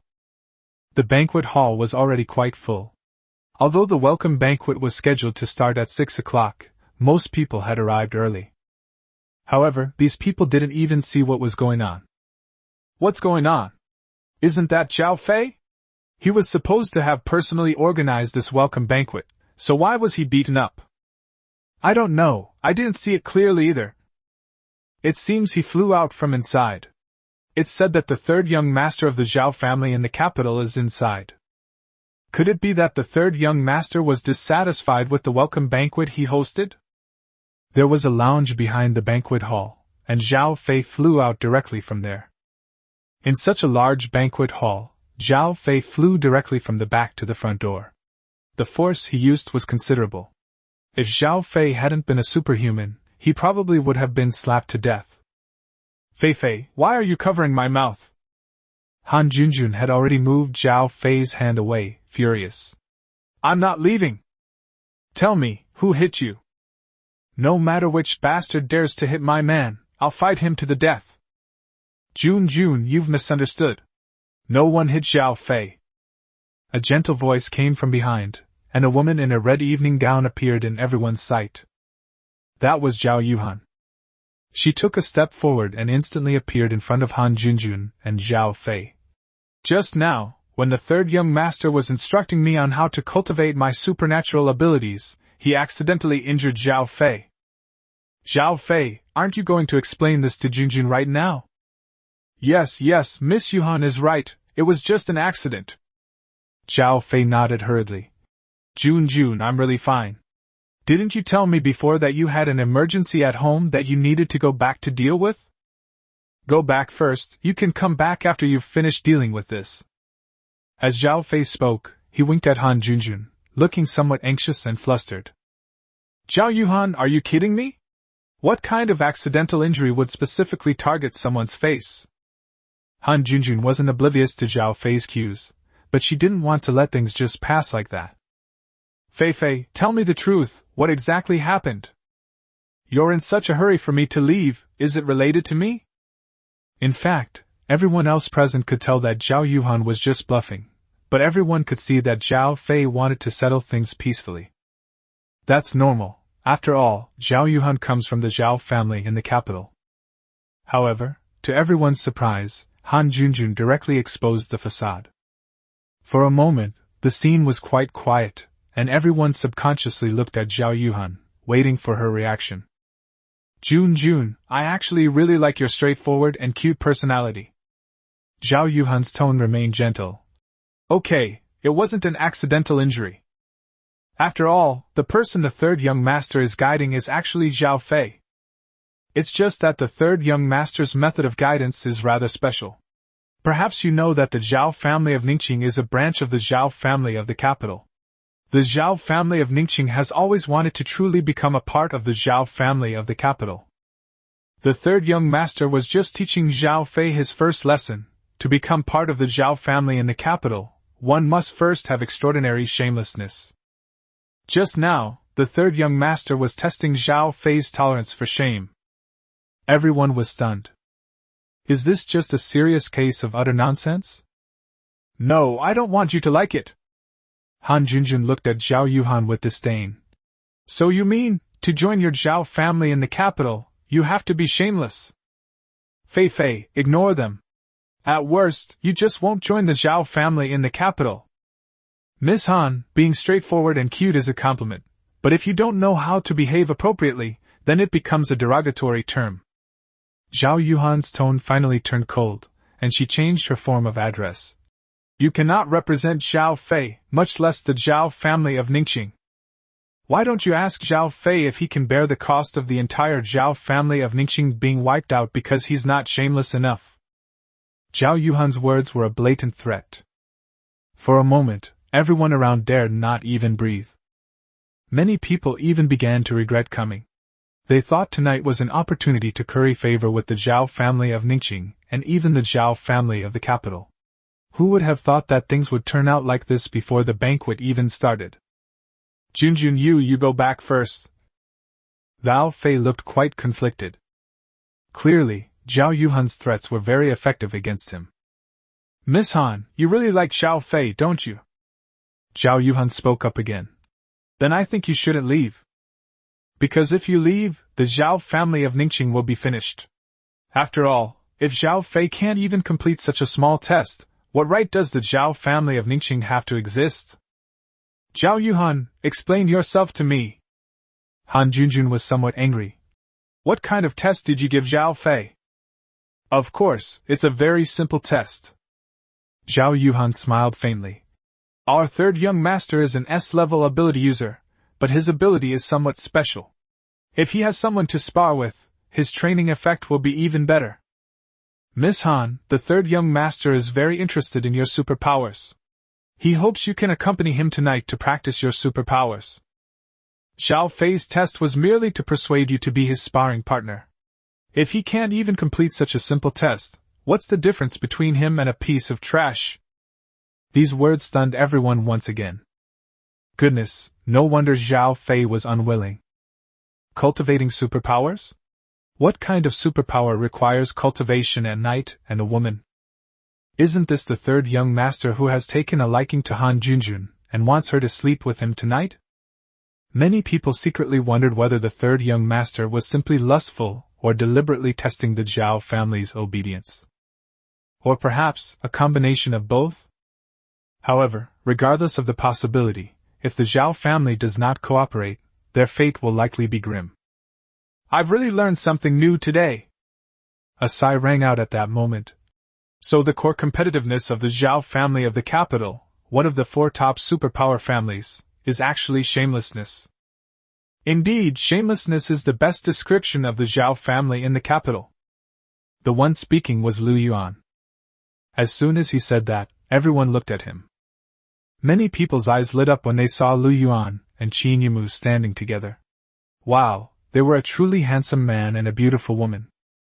This couple is even more attractive than Zhao Fei and Han Junjun. Zhao Yuhan also looked at Lu Yuan, her face showing obvious displeasure. Warden Lu, we meet again. Can I take this as you subtly mocking the Zhao family of the capital? Chapter 40. Giving you a chance to be my dog. Ms. Zhao, you have some comprehension problems. Lu Yuan shook his head. This isn't a veiled insult, it's an open and above-board sarcasm. Zhao Yuhan's face darkened further, and her tone grew colder. Lu Yuan, are you going to stand up for Zhao Fei? You're overthinking it. I'm not familiar with Zhao Fei. Lu Yuan smiled faintly. I just feel that attending this so-called welcome banquet hosted by such shameless people is not only a waste of my time, but also beneath my dignity. Everyone was stunned. This guy really dares to say things. Who is this guy? He's offended the Zhao family in the capital like this, isn't he afraid of dying? They're still young, full of vigor, and dare to say anything. What kind of status could he possibly have in front of the Zhao family in the capital? Many people do not recognize Lu Yuan and Qin Yimu. Some people quickly explained. That's Lu Yuan, the new warden of Luofong prison. They say he came here specifically to take on debts. It's him? I've heard about it too. Apparently, he's Lu Zun and Ning Shue's only son, but unfortunately, he hasn't awakened any special abilities. That's hard to say. I've also heard that Su Hai was killed by Lu Yuan. The beautiful woman next to Lu Yuan is Qin Yimu, the eldest daughter of the Qin family, who is said to be Lu Yuan's fiancé. It's clear that Lu Yuan's reputation is starting to spread in a small circle. However, even knowing his current identity, no one thought he could stand up to the Zhao family in the capital. That's the Zhao family of the capital. One of the 4 most prestigious families with superpowers. To put it bluntly, many people at the scene would have given up their wives and daughters for Zhao Fei if they had the chance. Never mind, Yumu, let's find somewhere to eat by ourselves. Lu Yuan's voice rang out again. This place is quite disgusting, it's ruining my appetite. After saying this, Lu Yuan put his arm around Qin Yimu and turned to leave. He didn't really intend to stand up for Zhao Fei, but he was a little annoyed with Zhao Yujing. Such trash was actually eyeing Qin Wenru. Besides, he was certain of one thing, Zhao Yujing was probably after Qin Wenru, which meant that he would offend Zhao Yujing sooner or later. Since that's the case, I might as well offend them now. Stop! A furious shout rang out at that moment. Lu Yuan, you spoke disrespectfully to the Zhao family of the capital, and you think you can just leave like this? Did you even ask me, Zhao Zhiliang? At the sound of this voice, a middle-aged man stepped in front of Lu Yuan. And he is Zhao Fei's father, Zhao Zhiliang, the head of the Zhao family in Ningqing, and also an A-level superhuman. Dad? Zhao Fei hurried over and opened his mouth to say something. Smack! Zhao Zhiliang slapped Zhao Fei across the face. Useless thing, you can't even handle such a small matter. Zhao Fei's cheeks were swollen on both sides. He looked at his father, feeling both angry and helpless. Lu Yuan, don't think that just because you're the warden of Luofong prison you're someone important. In front of the third young master, you're nothing. Zhao Zhiliang looked coldly at Lu Yuan. Now I'm giving you a chance. Kneel down and apologize in public. Otherwise, don't blame me for being impolite. A powerful aura surged forth from Zhao Zhiliang. The scene fell silent instantly, and many people instinctively moved further away, because they felt that Zhao Zhiliang might make a move. Lu Yuan also discovered that even without using any special abilities, he felt nothing in the face of Zhao Zhiliang's aura. It seems that with the significant increase in his physical and mental strength, his overall physical condition has already improved many times over. Actually, sometimes I don't quite understand either. Lu Yuan looked at Zhao Zhiliang, shook his head and sighed. As the head of the Zhao family in Ningqing, you can be said to be a truly superior person. What's wrong with being a human being that you insist on becoming a dog for the Zhao family in the capital? Do you think that the dogs in the capital are more noble than the people of Ningqing? The dogs in the capital are not necessarily more noble than the people of Ningqing. A calm voice came from behind. But the dogs of the Zhao family in the capital are definitely more noble than every single person in your Ningqing. Along with this sound, a young man in a red casual suit appeared in everyone's sight. This person was about 30 years old. He wasn't ugly, but he was quite ordinary looking. But the arrogance he exuded seemed to come from his very bones. Do you all really think that tonight is my welcome dinner? No, the reason I, Zhao Yujing, am here tonight is simply to give you a chance to be my dogs. Upon hearing this, everyone understood that this was the third young master of the Zhao family in the capital. I'm too busy to waste my time with you. Zhao Yujing slowly walked to the center of the banquet hall. A chair quietly appeared behind him. He sat down, crossed his legs, and said, I'm giving all of you a choice. Those willing to be my dogs stand behind me. The group looked at each other in bewilderment. Zhao Yuan and Zhao Zhiliang, however, had already quickly arrived behind Zhao Yujing. Subsequently, the other members of the Zhao family also came to stand behind Zhao Zhiliang, but Zhao Fei remained motionless. Zhao Fei, aren't you getting over here yet? Zhao Zhiliang roared angrily. Zhao Fei's expression shifted several times, and then he finally roared. Dad, I want to be a human. The traitor. Zhao Zhiliang seemed to want to teach Zhao Fei a lesson. Zhao Yujing waved his hand and said, It's all right, let's ignore him for now. Yes, third young master. Zhao Zhiliang then stood there obediently, but his gaze toward Zhao Fei was extremely gloomy. Since none of you are willing to be my dogs, then very well, you are all enemies of the Zhao family in the capital. Zhao Yujing slowly swept his gaze across the banquet hall. Our Zhao family in the capital treats all enemies equally. That is, to nip it in the bud and ensure that not a single blade of grass grows. At this point, Zhao Yujing made a gesture. Yuan, give the order that after tonight, all the major and minor families in Ningqing will disappear. Upon hearing this, everyone was immediately shocked. What the hell is this? Is it a move to wipe out their entire family at the slightest disagreement? The crowd was angry, but even more so, they were terrified. This is the Zhao family of the capital. Destroying them would be a piece of cake. Wait, third young master, please wait. A hurried voice rang out, and a person rushed in from outside. Sorry, third young master, I'm a little late. Our Han family is willing. This was also a middle-aged man, Han Junjun's father, the head of the Han family, Han Yi. Han Yi quickly arrived behind Zhao Yujing, then looked at Han Junjun. Junjun, come here quickly! Before Han Junjun could speak, the others reacted first. Third young master, I'm willing to be your dog. Third young master, we are willing too. Third young master, it's my honor to be your dog. In an instant, everyone rushed to get their hands on it. Before long, everyone in the banquet hall except for Lu Yuan, Qin Yumu, Han Junjun, and Zhao Fei was standing behind Zhao Yujing. Han Yi shouted again. Han Junjun, come here right now! Otherwise I'll expel you from the Han family. Chapter 41 Shattering Their Illusions. No rush. Zhao Yujing waved his hand at this moment, saying, They just still have illusions. And I enjoy shattering their illusions with my own hands. Zhao Yujing was clearly satisfied with the current situation. He made a gesture, and Zhao Yuan handed him a glass of red wine. Zhao Yujing took the red wine, calmly took a sip, and then continued.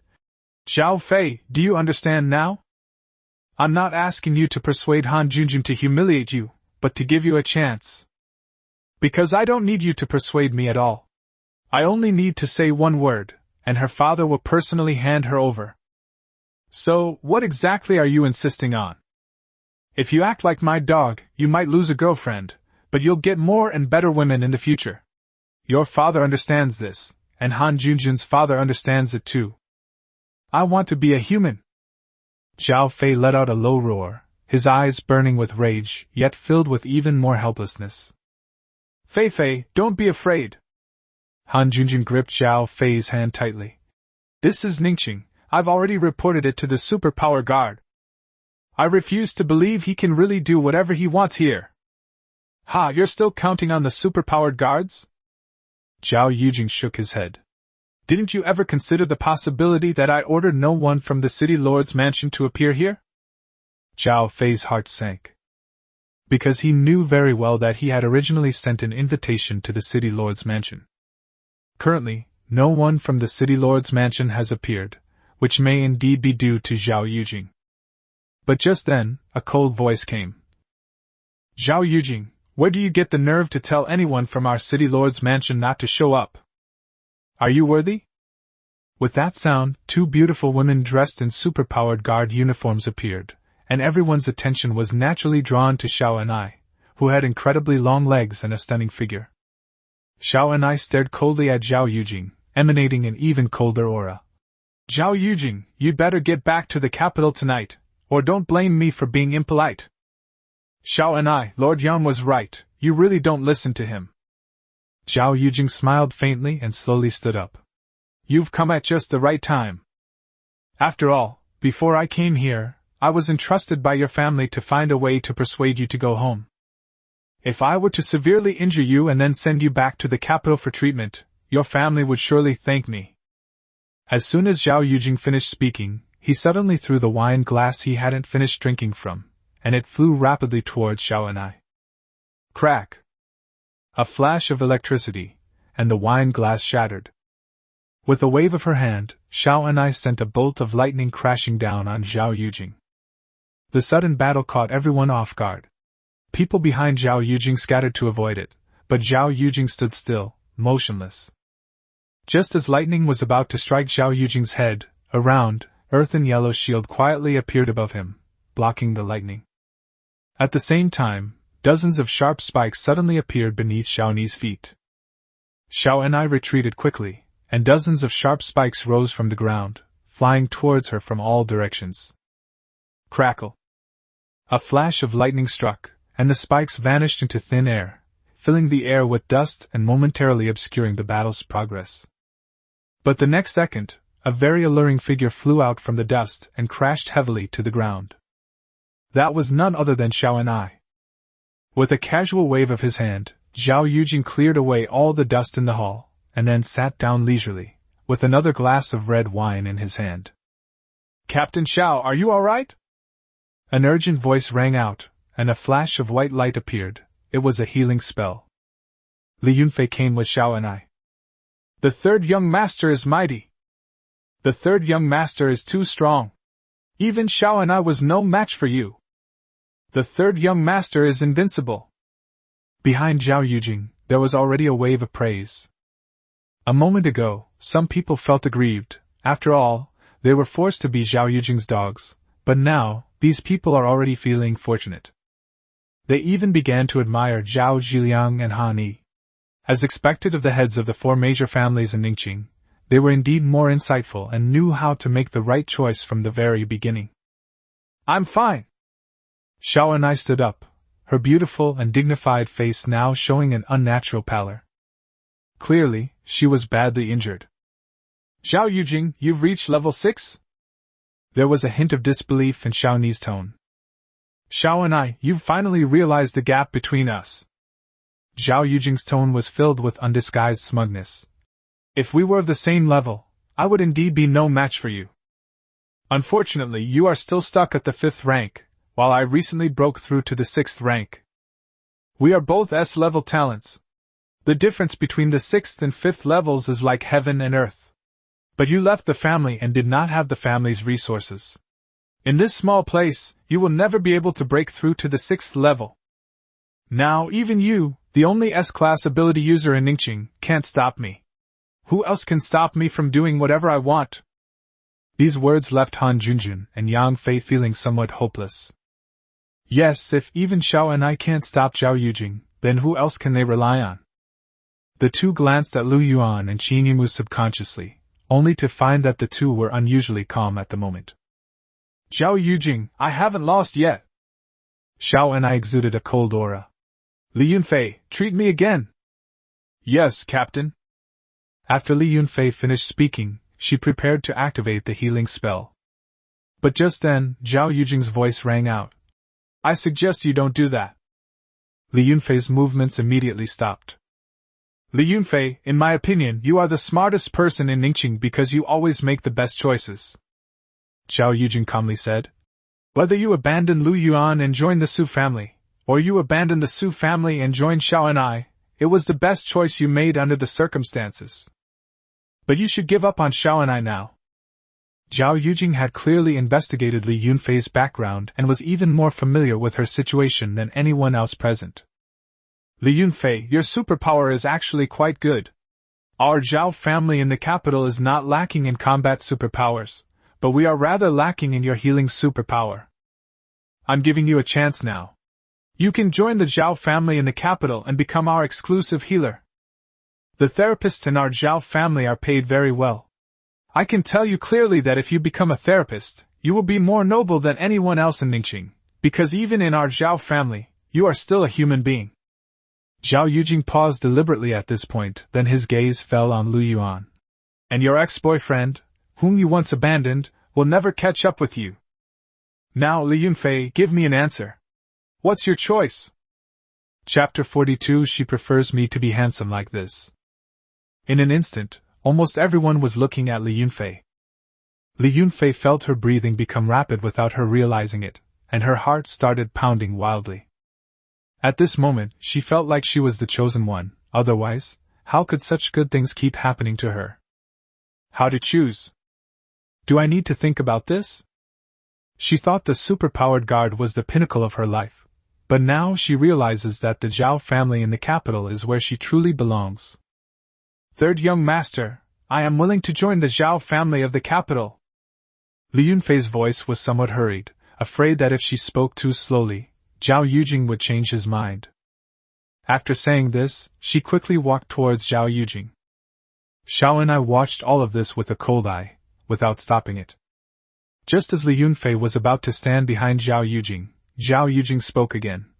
You can stand next to me. You made the right choice, and I, Zhao Yujing, keep my word. I will make you the most honored person in Ningqing. Thank you, third young master.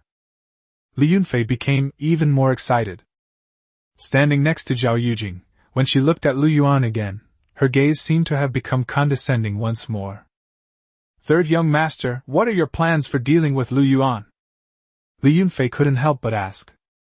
Don't worry, you'll see it for yourself soon. Zhao Yujing looked confident, and his gaze fell on Lu Yuan again. Lu Yuan, you seemed ready to stand up for Zhao Fei just now, so why are you so quiet now?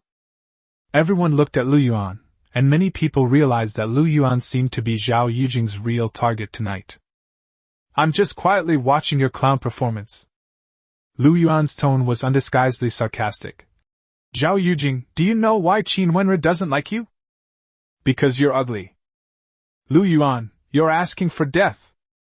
Zhao Yujing, who had been so calm just moments before, instantly lost his composure. A powerful pressure swept over, and Zhao Yujing roared. How do you know about this? What's your relationship with Qin Wenru? Lu Yuan was immediately rendered silent. He had only said it casually, but Qin Wenru had actually used this reason to reject Zhao Yujing? Lu Yuan, explain yourself to me. Zhao Yujing suddenly stood up, an even stronger aura emanating from him, directly confronting Lu Yuan. What exactly is your relationship with Qin Wenru? Why would she choose a man like you to be the warden of Luofong prison? It must be said that sometimes a man's intuition is quite accurate. Zhao Yujing had clearly sensed that the relationship between Lu Yuan and Qin Wenru was unusual. However, the aura released by Zhao Yujing had no effect on Lu Yuan. However, many of the people behind him were unconsciously forced to retreat by his imposing aura. Zhao Fei and Han Junjun, who were near Lu Yuan, also retreated dozens of steps before stopping. As for Qin Yumu, she was completely unaffected. The aura of a superhuman is essentially a suppression of mental power. In addition, superhuman talents also create a certain kind of pressure. Since Qin Yumu's talent is stronger than Zhao Yujing's, she can naturally ignore it. Zhao Yujing, I know you're in a hurry, but don't rush. Lu Yuan smiled broadly. I'll tell you about my relationship with Qin Wenru soon. However, before that, I have a small matter to discuss with Captain Xiao first. Lu Yuan turned to Xiao and I. Captain Xiao, Zhao Yujing's attack on you, the captain of the superpowered guard, is a direct declaration of war against the City Lord's mansion. You, representing the City Lord's mansion, have commissioned our fallen Phoenix prison to help you deal with this lawless superhuman. That should be perfectly reasonable, right? Lu Yuan was 100% certain that if he revealed his relationship with Qin Wenru, Zhao Yujing would definitely fight him to the death. Now, Xiao and I is no match for Zhao Yujing, and Qin Yumu has just been upgraded to an SSS level ability user, so he probably won't be able to defeat Zhao Yujing either. This means that he has to use that second-tier SSS level ability experience card. Lu Yuan felt that this was somewhat unfair, so he thought that if he could also complete a commission from the City Lord's mansion, he could recoup some of the costs. Are you sure you can handle him? Xiao and I looked at Lu Yuan, a strange glint flashing in her cold eyes. Clearly, she didn't quite believe Lu Yuan's words. Captain Xiao, if you can't solve this, you don't need any reward for this commission. Lu Yuan smiled and said, Why don't you give it a try? Alright, then on behalf of the City Lord's mansion, I formally entrust Luofong prison to handle this matter. Xiao and I was also straightforward. If we resolve this successfully, I guarantee the reward will not be less than the one for the last mission. Lu Yuan, who do you think you are? Zhao Yujing roared. You want to get rid of me? I'll ask you one last time, why would Qin Wenru choose a useless pretty boy like you as the warden? The people behind Zhao Yujing also thought that Lu Yuan had gone completely mad. Even Xiao and I couldn't handle Zhao Yujing, yet Lu Yuan shamelessly claimed he could. If they hadn't noticed how angry Zhao Yujing was and hadn't dared to interrupt, they would have certainly made a few sarcastic remarks to Lu Yuan. Just as Lu Yuan was about to speak, he heard a system notification. Ding! A female prisoner has been detected to have escaped. The system has issued a temporary mission. Capture the escaped female prisoner Qin Wenru and put her back in prison. Time limit, 24 hours. Mission countdown, 23 hours, 59 minutes, and 59 seconds. Lu Yuan was stunned. Qin Wenru had run away? Just then, his phone rang. Don't rush, I'll take this call. Lu Yuan took out his phone and answered the call. Before he could even speak, a familiar voice came from the other end. Master, may I come over to your place for a visit? You've already come out, and you're only now asking me if it's okay? Isn't that a bit late? Lu Yuan's tone was somewhat displeased. Master, that's because I knew you would definitely agree to my request. Qin Wenru said coquettishly on the phone. If you don't let me go over, Master, I'll go back to prison right away. What brings you here? Lu Yuan asked again. I need to make a public appearance so that a very small number of special people can know about my current abilities, so that I can get out of prison sooner. Qin Wenru still spoke in a coquettish tone. Don't worry, Master, I will wear a mask, and most people won't recognize me. Even if I am recognized, I can deny it. Alright, then hurry up and come over here.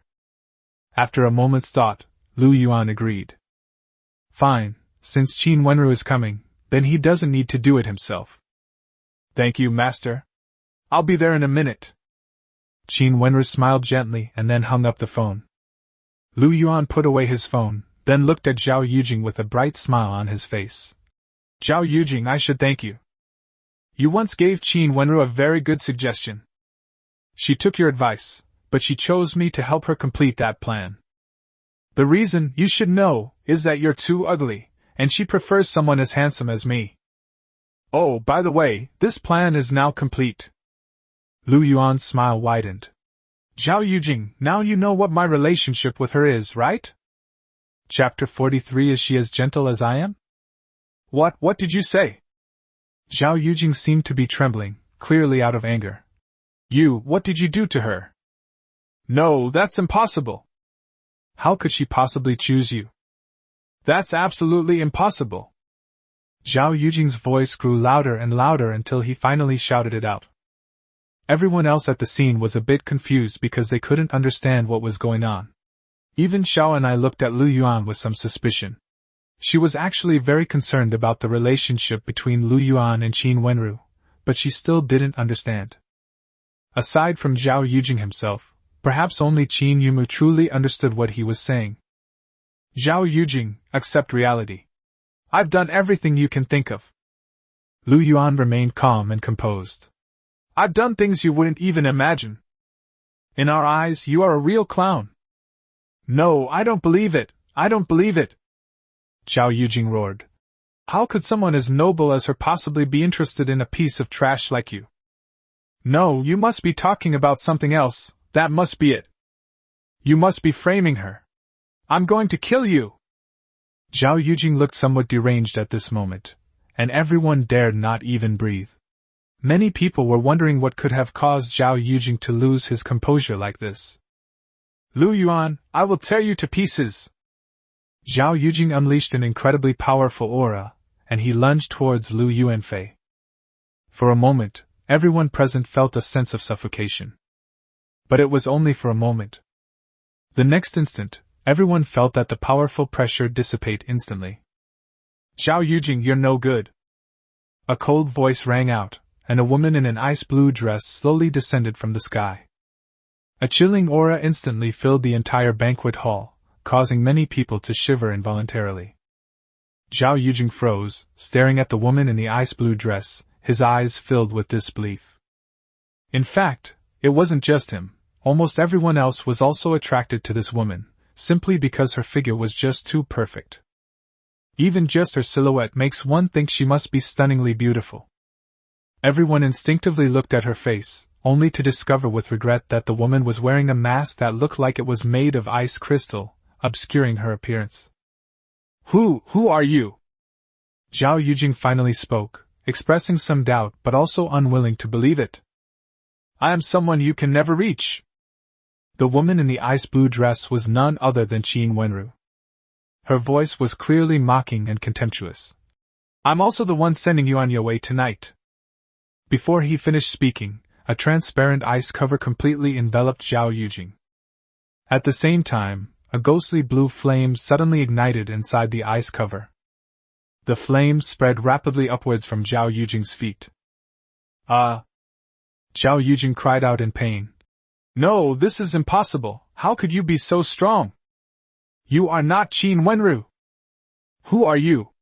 What kind of superpower do you have? Zhao Yujing tried to struggle in the flames, but he was unable to escape at all. The immense pain caused him to involuntarily scream. Stop! Stop it! I am the heir of the Zhao family in the capital. You cannot kill me. No, you are Qin Wenru, you are Qin Wenru. At this moment, Zhao Yuhan outside finally realized what was happening. She screamed in alarm. What are you all standing there for? Quickly, go save the third young master. If anything happens to the third young master, you will all die. Before Zhao Yuhan could finish speaking, the ice shield suddenly expanded, enveloping her as well. At the same time, the eerie blue flames also ignited on Zhao Yuhan's body. Zhao Zhiliang originally wanted to show off, but upon seeing this scene, he immediately withdrew the step he had just taken and even took a step back. As for the others, they didn't dare to utter a sound. This is not right. Zhao Yujing's face was contorted with pain, and his voice was beginning to weaken. Are you really Qin Wenru? You really want to kill me? Zhao Yujing swayed slightly as the eerie blue flames enveloped him completely. Surprisingly, Zhao Yujing's body appeared unharmed, and even his clothes remained intact. Zhao Yujing, you have 10 seconds left. You can say your last words. Qin Wenru's captivatingly beautiful eyes coldly stared at Zhao Yujing. It's you, your eyes, there's no mistake. Zhao Yujing gave a bitter smile. Tell me, is it true that you and Lu Yuan? Let me die in the light of day. Before he could finish speaking, Zhao Yujing's voice abruptly stopped. He collapsed to the ground, lifeless, and the eerie blue flames on his body vanished at that moment. Third young master! Zhao Yuan cried out in surprise, then roared with a mixture of grief and anger. Qin Wenru, I know it's you! If you dare kill the third young master, the Zhao family of the capital will not let you get away with it. Her voice stopped abruptly, and then she collapsed next to Zhao Yujing. The ice shield and the ghostly blue flames vanished completely, and in an instant, everyone felt the banquet hall warm up again. However, almost everyone still felt a chill in their hearts. The third young master of the Zhao family in the capital city, just like that, died? Even disregarding his illustrious family background, he was still a 6th-tier S-class ability user. In the entire Dragon Kingdom, he was a top-tier expert. Yet, he died right in front of them without any suspense. Qin Wenru, is it really you? A cold voice rang out. It was Xiao Anai who spoke. She slowly walked towards Qin Wenru, raising her hand with lightning crackling in her palm, as if she might attack at any moment. Many people are wondering, who exactly is Qin Wenru? Qin Wenru slowly turned around, looked at Xiao Anai, and suddenly smiled softly. Who is Qin Wenru? Is she as gentle as I am? Qin Wenru's voice instantly became quite charming. Captain Xiao, you may have mistaken me for someone else. I am just an ordinary female prisoner from Luofong prison. I was just following orders to complete the task assigned by the Warden. As Qin Wenru spoke, she walked towards Lu Yuan, her tone becoming more coquettish. Warden, I have completed the task you assigned me. From now on, I can have a chicken leg added to my meals every day, right? For a moment, Xiao Zhiliang, Han Yi and the others were even more shocked. This woman with an incredibly alluring figure was actually a female prisoner in Luofong prison. A female prisoner in Luofong prison could easily kill a 6th-tier S-level superhuman. No, the most crucial point is that Lu Yuan, as the Warden, was able to easily mobilize such a powerful female prisoner to do things. Moreover, this incredibly powerful female prisoner clearly listens to Lu Yuan. What does that mean? This means that Lu Yuan is someone they can no longer afford to offend. At this moment, the way everyone looked at Lu Yuan finally changed completely. Chapter 44 You filthy thing. Sure. Lu Yuan smiled and said, You can add as many chicken legs as you want. Well, Warden, may I have some barbecue outside before going back? Qin Wenru still spoke in a coquettish tone. Xiao Anai frowned. The woman in front of her looked a lot like Qin Wenru. However, both her special abilities and her way of speaking are completely different from Qin Wenru's. How could Qin Wenru possibly act coquettishly? For a moment, Xiao Anai couldn't help but wonder if both Zhao Yujing and she had really mistaken each other for the wrong person. The problem is, among the female prisoners in Luofong prison, besides Qin Wenru, who else could kill Zhao Yujing? Alright, you did a great job today, I'll treat you to barbecue. Lu Yuan still agreed. He turned to look at Xiao Anai and smiled faintly. Captain Xiao, have we completed this task?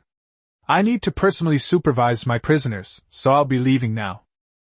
As Lu Yuan spoke, he turned to leave. He didn't want Xiao Anai to recognize Qin Wenru and start fighting with her on the spot. Lu Yuan, you stop right there! A scream rang out. You bastard, why do you always have to pick on me? Just because I don't want you, you're going to retaliate against me like this? Everyone instinctively looked at Li Yunfei, only to see that she was also acting like a madwoman. Many people felt a surge of schadenfreude. They had genuinely thought Li Yunfei was about to become a high-ranking person in Ningqing. But in the blink of an eye, Zhao Yujing died, and Zhao Yuhan also died. Li Yunfei's dream of joining the Zhao family in the capital has obviously been shattered. To get revenge on you? Lu Yuan turned to look at Li Yunfei, and for a moment found it somewhat ridiculous. Are you worthy? Lu Yuan, you still won't admit it! Li Yunfei was furious. I chose Suhai, so you're going to kill Suhai. I'm going to join the Zhao family in the capital, so you'll kill the third young master of the Zhao family. You did this on purpose. What else could it be but revenge against me? Li Yunfei walked towards Lu Yuan as she spoke. Okay, I understand. You're doing this just to force me back to you, aren't you? Li Yunfei stopped a few meters away from Lu Yuan. Fine, I admit it, you've got guts now. You've won. I'm willing to come back to you, as long as you agree to one condition. If you leave Qin Yumu, I'm willing to be with you again. Smack! A loud slap interrupted Li Yunfei's voice. In front of Li Yunfei, there was now a pure and beautiful woman, Qin Yumu. Li Yunfei, please stop trying to scam my fiancé. Qin Yumu's tone was icy. You should be grateful you weren't burned to death last time. Get away from us from now on, we don't want to get involved with filth like you. Qin Yumu, who are you calling dirty? Li Yunfei broke down again. You're the dirty one, your whole family is dirty. Ugh! A whirlwind, like a rope, bound Li Yunfei's throat, making her feel like she couldn't breathe for a moment. Qin Yumu, you let me go! Li Yunfei's face showed a pained expression. I'm still a member of the Superpower Guard. You are not anymore. An even colder voice rang out. It was Xiao and I who spoke. Li Yunfei, you're fired! Remember to take off your uniform and hand it back to the superpowered guard. No, Captain Xiao, please give me another chance. Li Yunfei pleaded in anguish, and at that moment, she seemed to finally feel remorse. Why did she make a decision so quickly? If she had waited a little longer, she could at least have kept her identity as a member of the superpower guard. I gave you a chance. Xiao Ni's voice was cold. She was quite disappointed in Li Yunfei. Originally, she had hoped that Li Yunfei would help her deal with Qin Wenru, but now she felt that Li Yunfei was someone who could stab her in the back at any time and was not trustworthy at all. She looked at Qin Yumu and softened her tone slightly. Miss Qin, Li Yunfei still needs to go through some procedures with the superpower guard. Please release her for now. Li Yunfei, I'm telling you this one last time, Lu Yuan has nothing to do with you anymore. I am his only fiancé. Qin Yumu's voice was cold. For Captain Zhao's sake, I'll let you go this time. If you ever tarnish Lu Yuan's reputation again, I'll make sure you never have the chance to speak again. As she spoke, Qin Yumu exuded a powerful aura, the natural power of an SSS-level ability user inadvertently revealed. In that instant, even Xiao and I felt an extremely powerful pressure. Qin Wenru also let out a soft and turned to look at Qin Yumu, a hint of surprise flashing in her captivating eyes. Clearly, she had also noticed Qin Yumu's change. Her imposing aura vanished instantly, and Qin Yumu returned to Lu Yuan's side, taking his arm. Lu Yuan, let's go! Qin Yumu instantly reverted to her demure and submissive demeanor. Lu Yuan nodded, put his arm around Qin Yumu's slender waist, and walked out of the banquet hall. Qin Wenru followed behind the two of them quite consciously. Just as the three of them stepped out of the banquet hall, a cold shout suddenly came from behind them. Qin Wenru, stop right there! That was Xiao Ni's voice. Lu Yuan, Qin Yumu, and Qin Wenru acted as if they hadn't heard anything and walked straight out of the banquet hall. Xiao and I frowned slightly as she watched the three figures disappear. Could it be that it really wasn't Qin Wenru? Xiao and I took a deep breath before taking out her phone and dialing a number. City Lord, it's me. While Xiao and I was making a phone call to the City Lord, Lu Yuan, Qin Yumu, and Qin Wenru quickly walked out of the hotel and got into the car together. Although Lu Yuan has already taught Qin Yumu to be on equal footing with Qin Wenru, it will still take time. Sure enough, Qin Yumu still took the initiative to drive, while Lu Yuan and Qin Wenru sat together in the back seat. As soon as the car started, Qin Wenru's mask disappeared, and she straddled Lu Yuan. Master, I secretly escaped from prison today. Do you want to punish me? Qin Wenru gently twisted her body. Punishment can be done in the car too, you know. Qin Yumu, who was driving, blushed slightly. She really didn't know that Qin Wenru and Lu Yuan could have such a wild relationship in private. Do you still want to eat barbecue outside? Lu Yuan was completely unable to resist Qin Wenru's flirting. At the age of 18, he was already full of vigor, let alone with someone as exquisite as Qin Wenru. At this moment, he really wanted to beat Qin Wenru up right there in the car. "Master, I think you taste better." Qin Wenru breathed softly into Lu Yuan's ear. "I'm delicious too, don't you really want to taste me in the car?" Lu Yuan felt a surge of flame, but just then, the car braked suddenly and stopped on the side of the road. Qin Yumu's voice came from the front. "Lu Yuan, Sister Wenru, we've arrived at the barbecue restaurant." Chapter 45. You're still younger than me. The romantic atmosphere inside the car was instantly shattered. Qin Wenru chuckled softly. "Master, your little fiancé seems to be jealous." "Sister Wenru, this is the best barbecue restaurant in Ningqing." Qin Yumu looked behind her, her tone neither humble nor arrogant. "You rarely come out, I don't want you to miss out." "Yumu, you've really grown up." Qin Wenru looked at Qin Yumu with a strange expression. "If I'm not mistaken, you're an SSS level ability user now, right?" "Yes, Sister Wenru, but I'm only at level 0 right now, and there's still a big gap between me and you." Qin Yumu paused for a moment, then said, "Let's get off the car first and eat while we talk." "Master, could you go downstairs and reserve a seat for us, and also order our food?" Qin Wenru smiled gently. "Yumu and I need to have a little chat about girls' secrets. We'll come find you after we're done." "All right." Lu Yuan removed Qin Wenru from his body, then opened the door and got out of the car. "You can talk, but you're not allowed to fight." There is indeed a barbecue restaurant by the roadside, and it's quite popular right now. There were seats inside the barbecue restaurant, and about 10 tables outside. Lu Yuan originally wanted to go in, but he was still a little worried, so he found a table outside and sat down facing the roadside. At that moment, inside the car, Qin Wenru's charming demeanor vanished instantly, and she reverted to her usual aloofness. "Yumu, it seems you no longer want to acknowledge me as your master." Qin Wenru's voice was icy, and the atmosphere in the car seemed to drop to freezing point in an instant. Qin Yumu seemed to feel guilty for a moment, but she quickly remembered what Lu Yuan had told her a few hours earlier. She took a deep breath and instantly calmed down. "Sister Wenru, I am very grateful for your guidance in the past, and I am also very grateful to you for making me Lu Yuan's fiancé," Qin Yumu said calmly.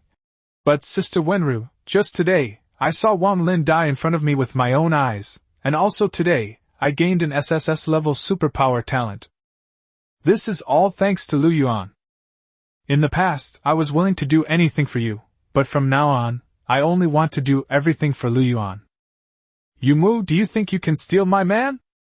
Qin Wenru's voice grew even colder. "What advantages do you have compared to me? In terms of family background, you are not as good as me. In terms of looks, you are not as good as me. In terms of figure, you are even worse than me. What do you have to compete with me on? Gentle sister, you are the target that every man wants to conquer." Qin Yumu subconsciously glanced at Qin Wenru's voluptuous figure, a hint of envy in her eyes. "But you will never be a good wife. Once you leave prison, you will devote most of your time to your career. After all, you will still be in charge of the entire Qin family in Xijing. I am indeed not as good as you, but it is precisely because I am not as good as you that I can always stay by his side." Qin Wenru stared coldly at Qin Yumu for a full minute. Although Qin Yumu felt a strong sense of pressure, she did not give up and stared directly at Qin Wenru. "Good, as expected of someone I trained." Qin Wenru suddenly smiled, her icy aura instantly dissipating. "Yumu, actually, your advantages aren't just these, you're also younger than me." "Sister Wenru, what is this?" Qin Yumu was a little stunned. "Yumu, haven't you realized something yet?" Qin Wenru's voice softened. "Lu Yuan was able to transform both of us into SSS-level superhumans, which means that he can also transform other people into SSS-level superhumans. We were the first two, but we're definitely not the last two. We are not competitors. The two of us should work together sincerely so that we will always be the two most important women in his life.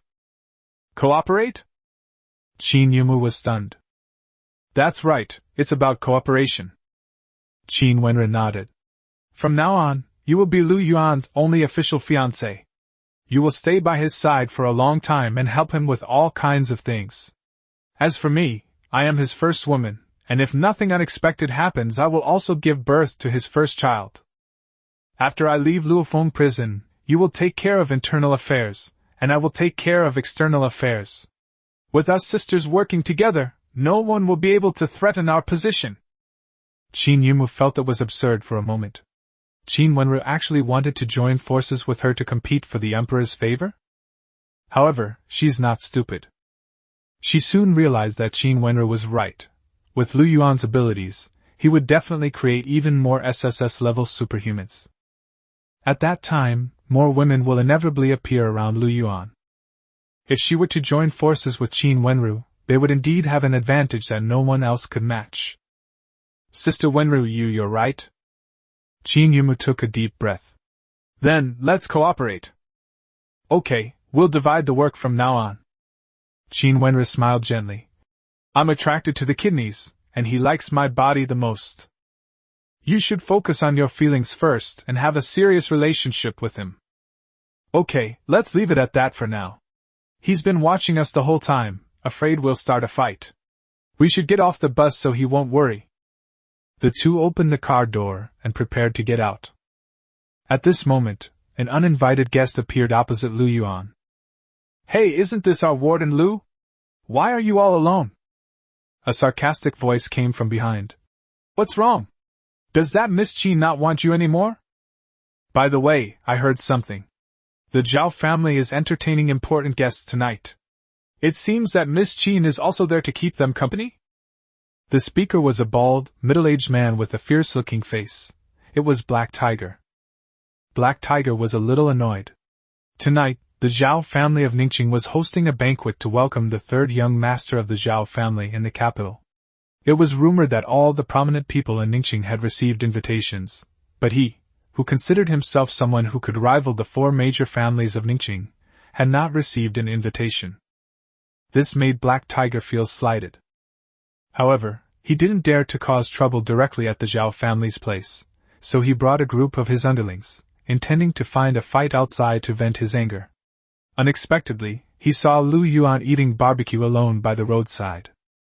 Black Tiger was already angry, and when he thought about the humiliation he had suffered in the auction hall a few days ago, his anger grew even stronger. In his view, since Lu Yuan was alone, it meant that the Zhao family of Ningqing had not invited Lu Yuan to their banquet. If that's the case, then wouldn't it be perfect for him to take his anger out on Lu Yuan? Black Tiger, you're really tired of living. Lu Yuan really didn't expect to encounter Black Tiger here. Last time, if his mental strength hadn't been insufficient, he would have burned Black Tiger to death on the spot. He was quite busy after that, so he didn't bother to cause trouble for Black Tiger. Unexpectedly, Black Tiger delivered himself right to their doorstep. You're the one who's tired of living! Black Tiger could no longer contain himself. He waved his hand and shouted, Attack! Hold this kid down and make him kneel down and kowtow to me! Chapter 46. He didn't even change his phone number. The thugs behind Black Tiger had already rushed towards Lu Yuan, while the other barbecue customers retreated one after another. Some people were confused, while others recognized Black Tiger.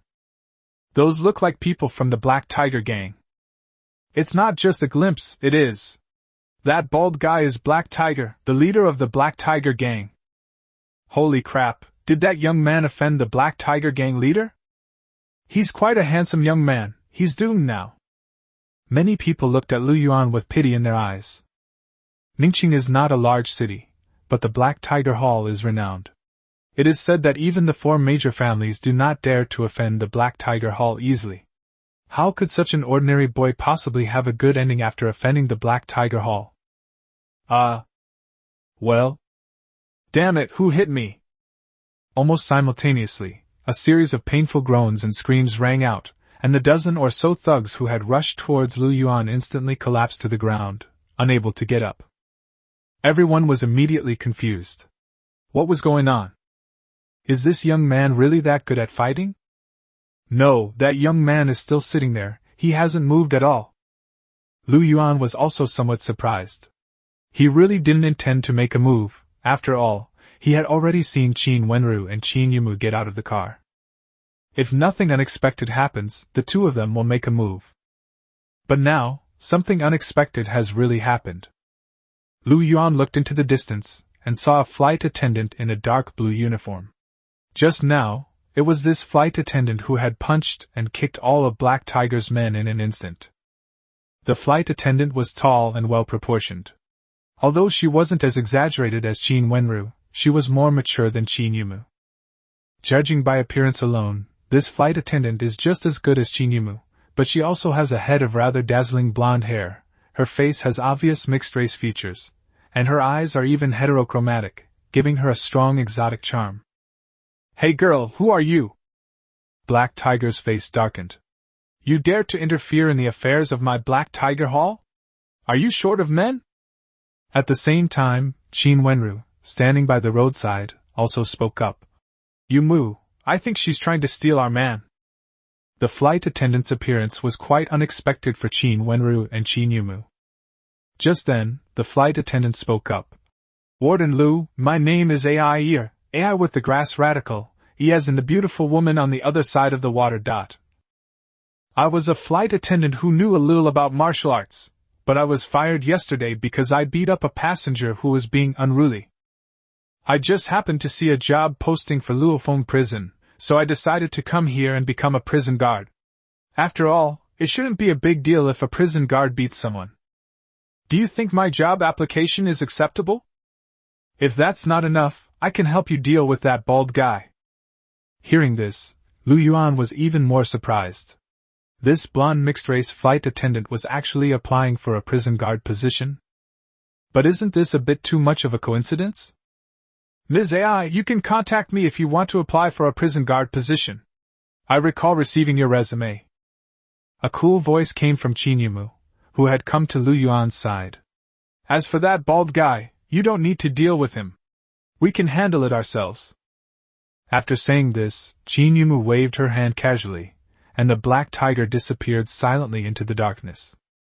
Of course, this is just someone else's perspective. In reality, Black Tiger did not disappear.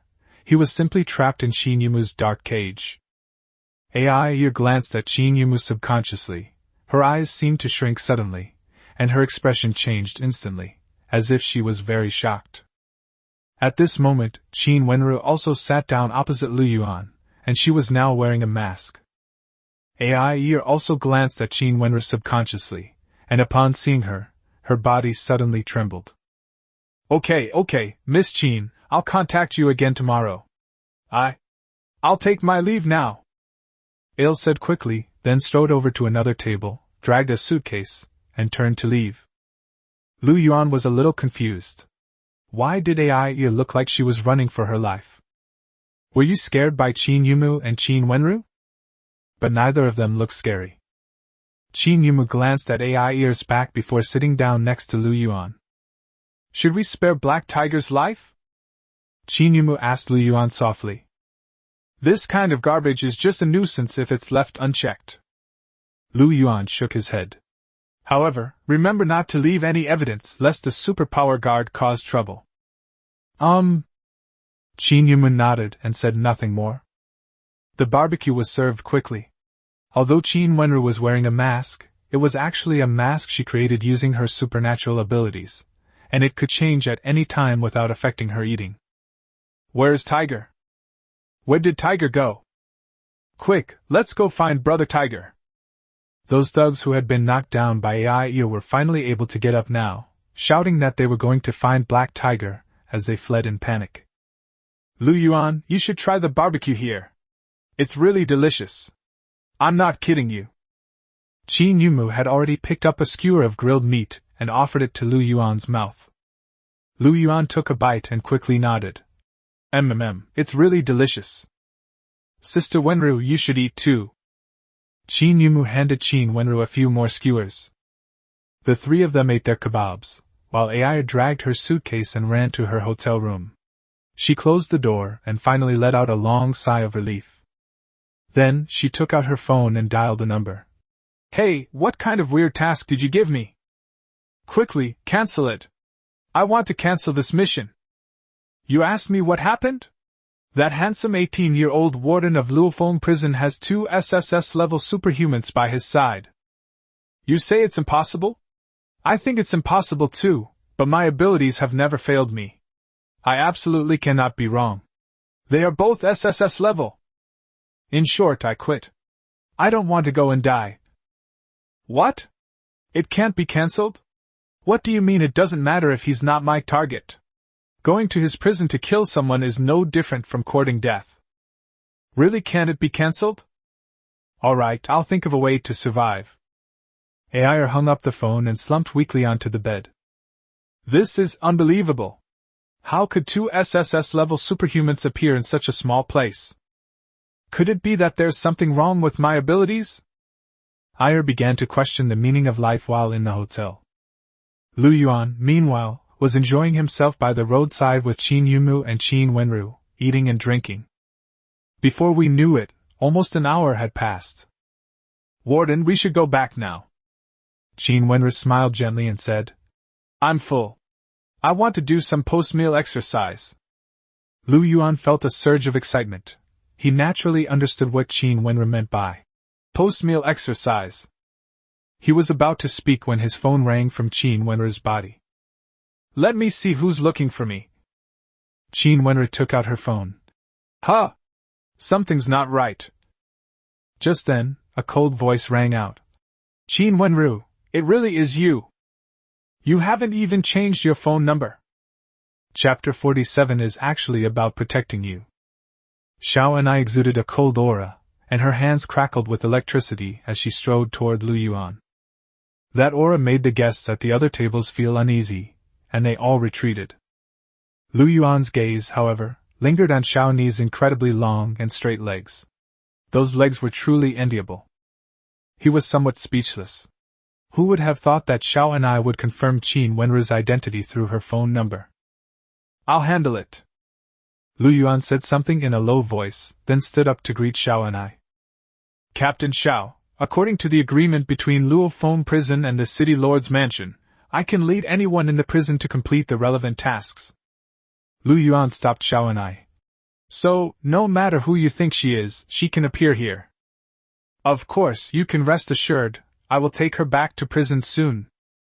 By the way, Captain Xiao, please also remind the city lord's mansion to settle the mission with us. Xiao and I stared intently at Qin Wenru, her murderous aura palpable, as if she might strike at any moment. Her icy gaze suddenly pierced Yuan. Do you know what you're doing?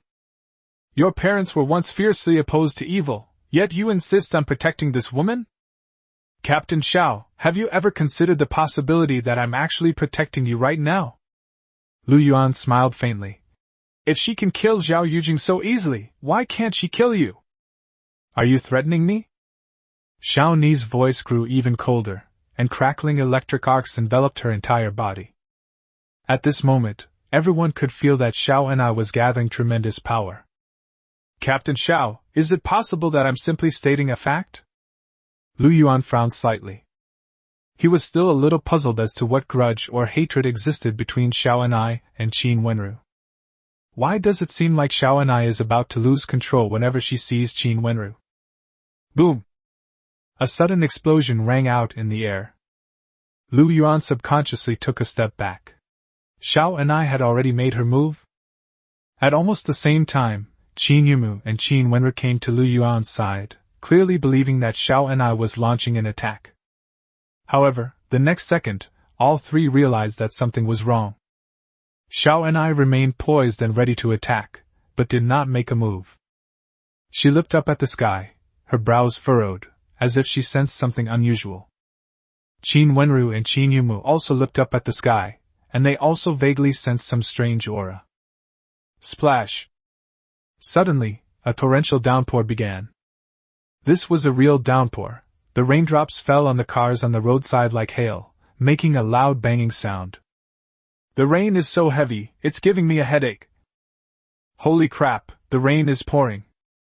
No, the car can't be driven. Quick, pull over. The downpour was not only sudden, but also somewhat eerie.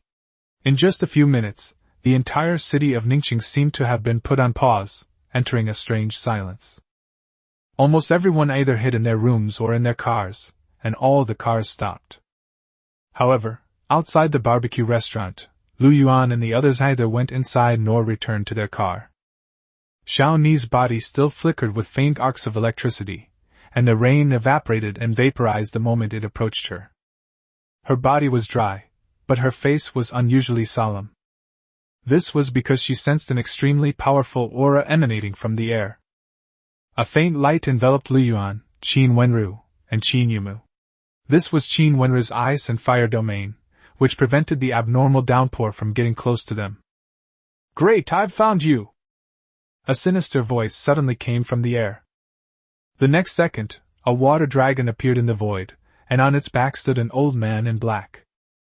The water dragon swooped down and instantly arrived dozens of meters away from Yuan and the others, looking down at the four of them from above.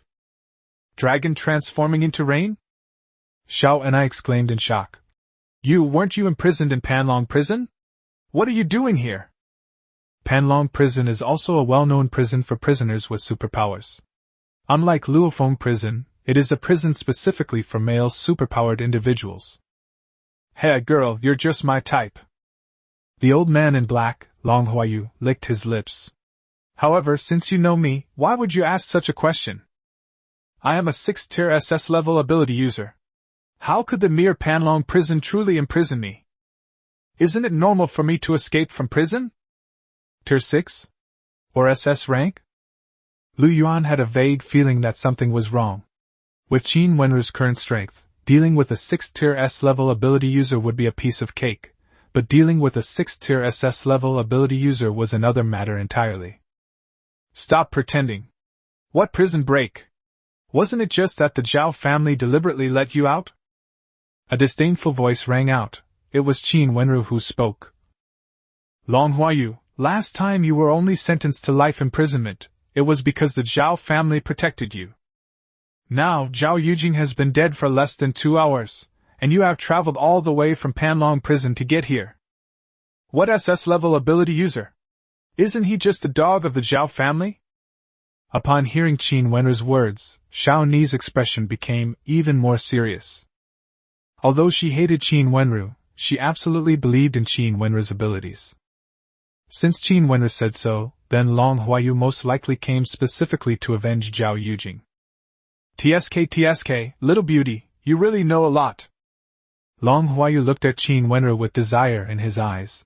Good, you must be Qin Wenru, the #1 beauty in Xijing. I have to say, you and that energetic girl from earlier, you must be Xiao and I from the Ningxing Superpower Guard, right? And that little girl, although her figure isn't great, she's quite delicious. This trip has definitely been worthwhile." Long Huayu looked quite excited, with a hint of unbearable hunger. His gaze finally landed on Yuan. "Kid, you must be Yuan, the pretty boy warden of Luofong Prison, right? Great, now that you're all together, I can take care of you all at once." The torrential rain continued. But then, everyone heard a dragon's roar. Accompanied by a dragon's roar, the water dragon beneath Long Huayu's feet opened its mouth and spat out a water ball, which flew rapidly toward Yuan. "Sister Wenru, let me try first," Qin Yumu said softly. The next instant, she unleashed her full power in the dark domain, enveloping the water sphere. The water sphere vanished without a trace. At the same time, not far away, the black tiger, who had disappeared before, silently reappeared. He was already dead, but no one paid attention to him at the moment, not even Xiao and I. However, less than a second after disappearing, the water sphere suddenly reappeared. Although its speed slowed down slightly, it still flew towards Yuan at a very fast speed. Chapter 48, Helping You Reincarnate. "I'll do it." Qin Wenru softly uttered 2 words, and an ice shield quietly appeared, enveloping the water sphere. Boom! The ice cover shattered, and the water sphere shattered at the same time, disappearing together. Although both are SSS-level ability users, the difference between Qin Wenru at level 2 and Qin Yumu at level 0 is indeed like heaven and earth. An extremely cold aura suddenly emanated from Qin Wenru, and the surrounding space seemed to freeze. The huge raindrops that fell were instantly frozen. Yuan also felt a bone-chilling cold, but this coldness vanished in an instant. He knew that he was already in Qin Wenru's ice and fire domain. This is Qin Wenru's domain. She can completely control everything within it, and naturally, she can ensure that the domain does not have a negative impact on Yuan. Domain-specific ability? Long Huayu was somewhat surprised. Little beauty, you do have some talent. Unfortunately, your rank is too low. This mere territory cannot confine me. Before he could finish speaking, a ghostly blue flame suddenly ignited around him. This fire. Long Huayu's expression changed slightly. It's actually burning my soul. Hold head high. The water dragon beneath his feet let out a roar, its tail thrashing violently, causing the entire domain to tremble. Xiao and I, what are you waiting for? Qin Wenru's voice was icy. She had already regained her superior aura. Attack now! Xiao and I had been accumulating strength, and her original target was clearly Qin Wenru. I don't need you to teach me. Xiao and I snorted coldly, and the next instant, thunder rumbled and lightning flashed. Dozens of bolts of lightning poured down and struck Long Huayu. Boom! The water dragon beneath Long Huayu's feet suddenly exploded, scattering in all directions. The ice and fire domain shattered and disappeared in an instant, and the ghostly blue flames on Long Huayu's body also vanished instantly. Long Huayu fell straight to the ground with a muffled groan, but quickly regained his footing. I underestimated you. Long Huayu licked his lips. Very good, you've made me even more excited. Domain? I know a little bit too.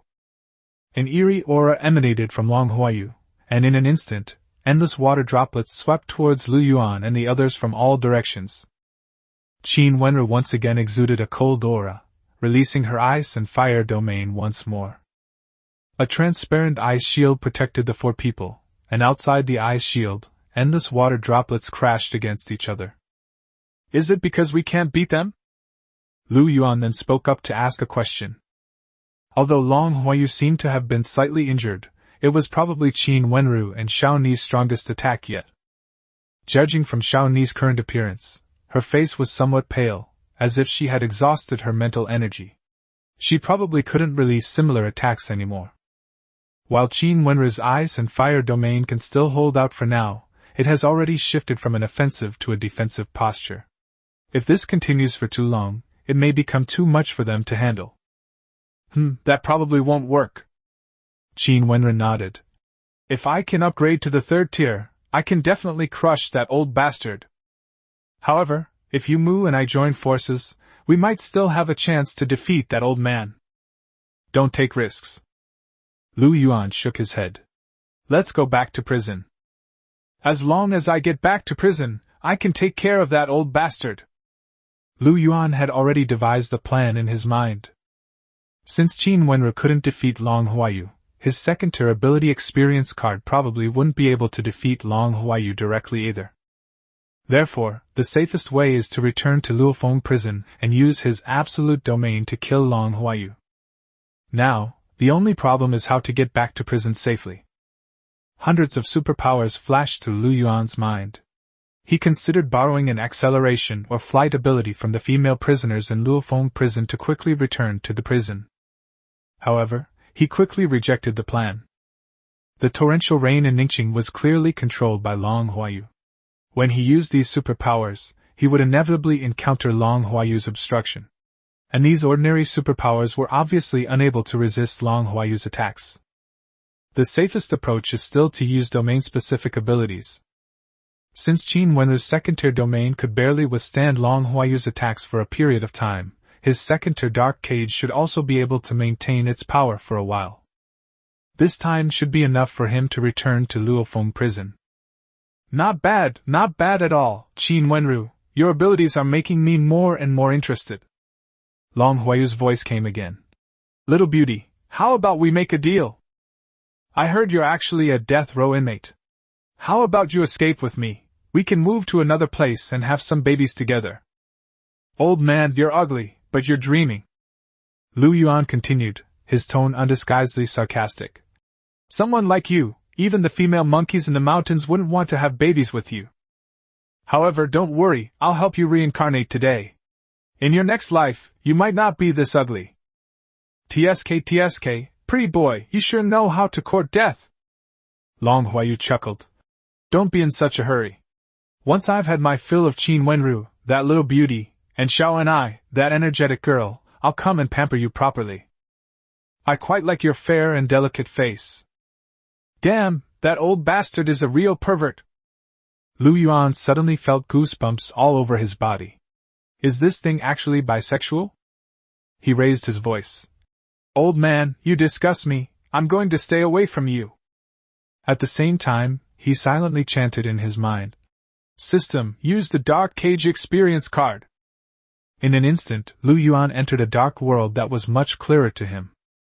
His sudden release of the Dark Cage caused Qin Wenru's already shattered ice and fire domain to vanish completely in an instant. Qin Wenru stumbled and fell into Lu Yuan's arms. At the same time, Lu Yuan noticed that Qin Yumu was not greatly affected, probably because she also possessed the same superpower. Xiao Ni's condition was even worse than Qin Wenru's. This dark cage caused her to lose all sensation in an instant, and she unconsciously collapsed to the ground. Within this dark cage, Lu Yuan only needed to think to instantly appear beside Xiao and I and embrace her. With Qin Wenru on one side and Xiao and I on the other, Lu Yuan felt a surge of excitement in his heart. He had essentially put the two of them together. However, now is not the time to enjoy ourselves. We must first deal with the dragon transformation rain problem. Yumu, let's go back to prison! Lu Yuan, with Qin Wenru and Xiao and I in his arms, came to Qin Yumu's side and quickly said something. Then, Lu Yuan raised his voice. Old man, you're so ugly, don't bother us good-looking people. Before he finished speaking, Lu Yuan was already 100 meters away. The second or dark cage can cover an area of 100 meters, and within this area, he can essentially teleport. This gives him great confidence that as long as he keeps switching the coverage area of the dark cage, he can teleport at a distance of 100 meters indefinitely. Just 1 minute later. Bite! A system notification suddenly sounded. Chapter 49. Do you think my man is handsome? Detected that the host has captured the fugitive Qin Wenru and brought her back to prison. Mission complete. Stamina plus 20, mental strength plus 20, management points plus 2,000. The familiar feeling of being in control returned. Lu Yuan was back in prison, standing on the rooftop. Lu Yuan immediately removed the dark cage, revealing his figure again, because he was a little worried that Long Huayu wouldn't be able to find this place. To be honest, Lu Yuan never expected to face a top expert like Long Huayu so soon, but since he had encountered him, he decided to deal with him first. Such a formidable enemy would only be a menace if left unchecked. Qin Wenru, it really is you! An angry voice rang out, and Lu Yuan suddenly felt a slight numbness in his body. He then realized the reason. He was embracing a stunningly beautiful woman who seemed to have an electric aura. Xiao and I, is it comfortable in my man's arms? Qin Wenru's tone was somewhat playful at this moment. The mask on her face had disappeared, and she and Xiao and I were being embraced by Lu Yuan, their faces almost touching. Qin Wenru's words immediately reminded Xiao and I, who suddenly sprang out of Lu Yuan's arms and glanced around. Is this Luofong prison? How did I get here? Of course, my man carried you here. Qin Wenru wrapped her arms around Lu Yuan's neck. Xiao and I, do you think my man is handsome? You all. Xiao and I looked at Qin Wenru, then at Lu Yuan, somewhat incredulous. At this moment, she finally understood the meaning of the conversation between Lu Yuan and Zhao Yujing not long ago, and also understood why Zhao Yujing suddenly broke down. But how is this possible? Qin Wenru actually gave herself to Lu Yuan, such a nobody? Clearly, subconsciously, she also felt that Lu Yuan was not good enough for Qin Wenru. Even though Qin Wenru was already a prisoner, she still held an extremely noble status. Qin Wenru, you've utterly degraded yourself just to get out of prison. Xiao Ni's icy tone seemed to carry a hint of disappointment. I will report your matter to the city lord's mansion. My dear, our esteemed Captain Xiao seems to look down on you a little. Qin Wenru gave Lu Yuan a charming smile. She thinks that me being with you is decadent. I don't know what kind of temper you have, but it's something I definitely can't tolerate. Do you want to beat her up and show her what you're capable of? Okay, stop fooling around. Lu Yuan gently patted Qin Wenru's buttocks, then moved her away from his arms. Go back and rest. I'll handle things here. He felt that Qin Wenru had deliberately exposed herself. Given the relationship between Qin Wenru and Xiao and I, Lu Yuan felt that his dream of truly putting the two of them together was probably even more difficult to realize. Yes, my warden. Qin Wenru smiled charmingly again, gave Lu Yuan a light kiss on the cheek, and then drifted away. Lu Yuan, is this why you're so devoted to Qin Wenru? Xiao and I looked coldly at Lu Yuan. You don't really think a woman like Qin Wenru would like you, do you? She's cold-blooded, ruthless, and doesn't care about family. She's never loved any man, she's just using you. Captain Xiao. Lu Yuan interrupted Xiao and I. This is my private matter, it's none of your business. You should think about how to deal with Long Huayu. Lu Yuan was genuinely annoyed. Although Qin Wenru had deliberately provoked him, he could tell that Xiao and I truly looked down on him. At the very least, Xiao and I genuinely felt that he was not good enough for Qin Wenru. At this moment, he even had the same feeling he had when he first met Qin Wenru. Xiao and I was just like Qin Wenru before, still looking down at him from a high position. His gaze swept over Xiao Ni's impossibly long legs and stunning curves, as well as her incredibly dignified face. In an instant, Lu Yuan made up his mind that no matter how difficult it was, he would definitely put Xiao and I and Qin Wenru together in the future, and let her witness firsthand how docile Qin Wenru was in front of him. Lu Yuan, you are the warden, and Qin Wenru is a prisoner under your jurisdiction. This matter between you is not a private one. Xiao Ni's tone was somewhat annoyed. But this time, she didn't finish her sentence. An angry voice echoed from the sky. Pretty boy, get out here! Otherwise, I will flood your entire Ningqing. An incredibly powerful pressure instantly enveloped the entire Ningqing. A real downpour poured down from the sky.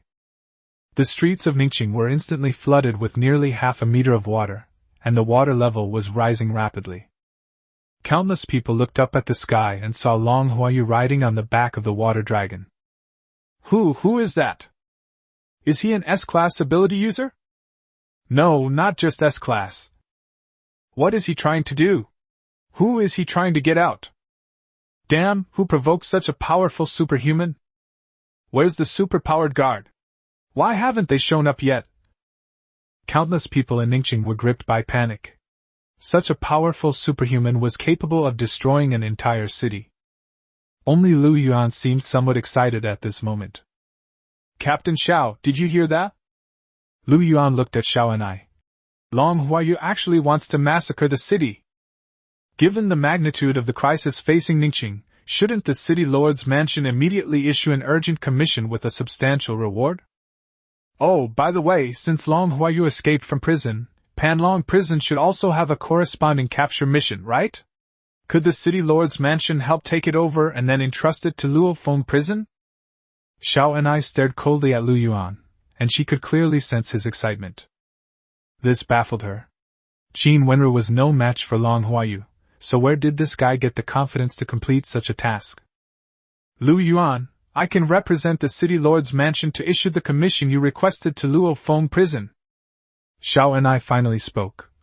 But I'm making it clear beforehand, no matter what task you complete, the reward cannot go to Qin Wenru. I will not allow Qin Wenru to get out of prison in this way. Captain Xiao, you were not originally in a position to negotiate these terms with me. Lu Yuan smiled faintly. But Wenru never intended to receive such a reward, so fine, I'll agree. Now please give Long Huayu a bolt of heavenly lightning to show him the way. Lu Yuan thought Long Huayu would catch up immediately, but Long Huayu was still looking down at Ningqing from the air, without making any other moves. Good. Xiao and I was quite cooperative this time, gathering her strength to unleash her special ability. Just then, Long Huayu's somewhat annoyed voice rang out again. Everyone in Ningqing, listen up! I am Manhwaedit, a 6th-tier SS-level ability user. Now I order you to find that pretty boy Lu Yuan's location immediately.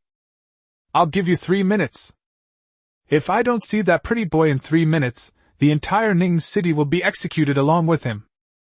Chapter 50. Get down here and die. Manhwaedit's words caused even greater panic throughout Ningqing.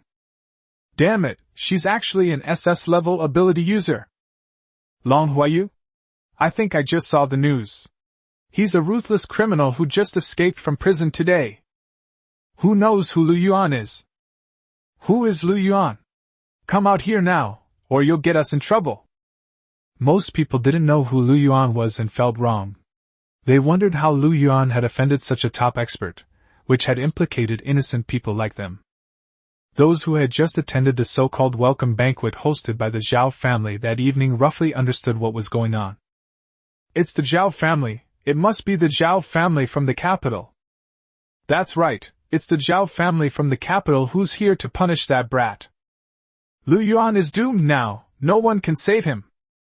Quickly, notify everyone to find Lu Yuan's whereabouts. These people were all a little excited at this moment. Although they were not directly humiliated by Lu Yuan at the welcome banquet tonight, they would never be able to hold their heads up in front of Lu Yuan in the future. If Lu Yuan were dead, then everything could be pretended never to have happened. They would still be the upper class of Ningqing, and no one would know that they were scrambling to serve Zhao Yujing as his lackeys tonight. You unfilial son, do you see this? This is the foundation of the Zhao family in the capital. Zhao Zhiliang was currently scolding Zhao Fei. You don't actually think that Lu Yuan, just because he has a few female prisoners with superpowers in the prison, can be an enemy of the Zhao family in the capital, do you? Meanwhile, at the Han family home, Han Yi was scolding Han Jinjun. Who told you to become friends with Lu Yuan and Qin Yumu? You have no idea how terrifying a top-tier superpowered family is. Now you see? They can easily mobilize a 6th-tier SS-level superpowered individual.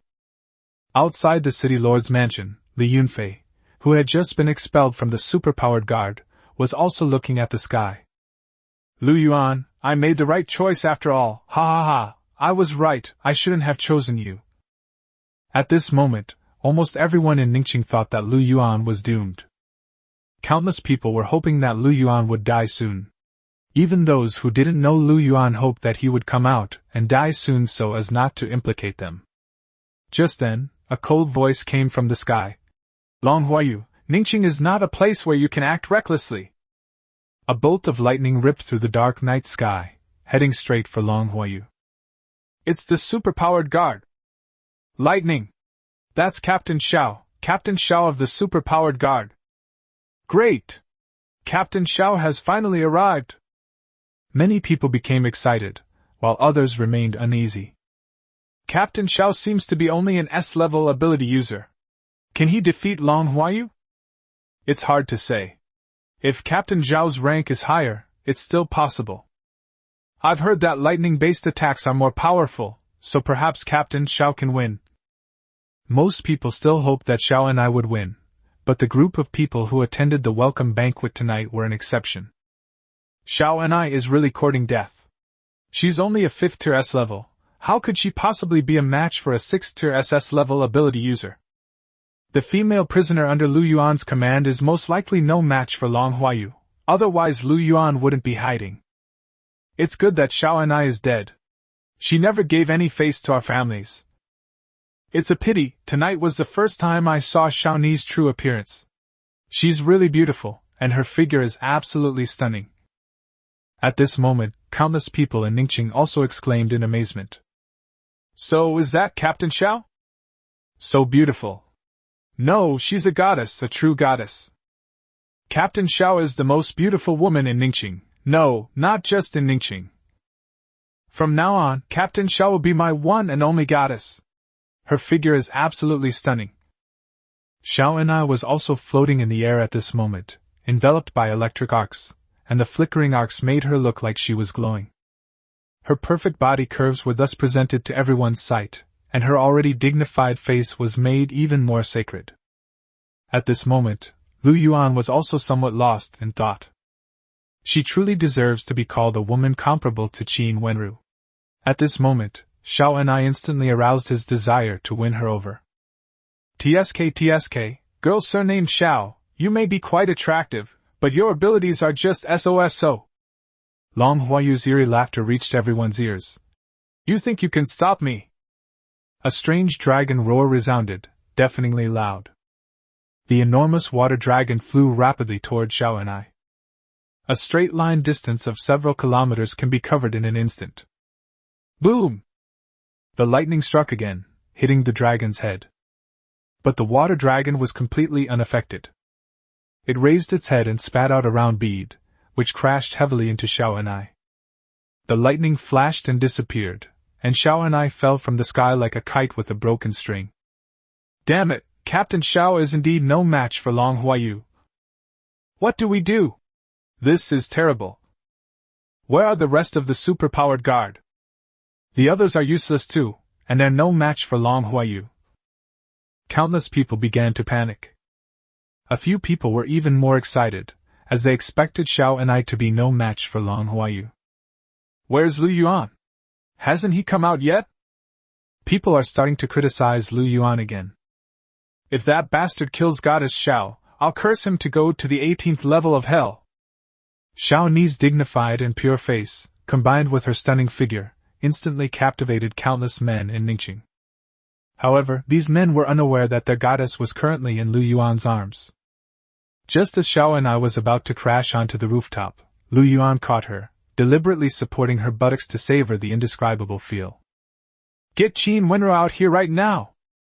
Xiao Ni's face was pale, and her tone was urgent. Also, bring out all the high-level ability users from Luofong prison. Only if we all join forces can we possibly defeat Long Huayu. Captain Xiao, I only asked you to give Long Huayu directions, not to go into the air and get attacked by him. Lu Yuan shook his head and sighed. All right, stand still. He put Xiao and I down, and to steady her body, he lifted her hips with force. This time, Xiao and I finally realized that something was wrong.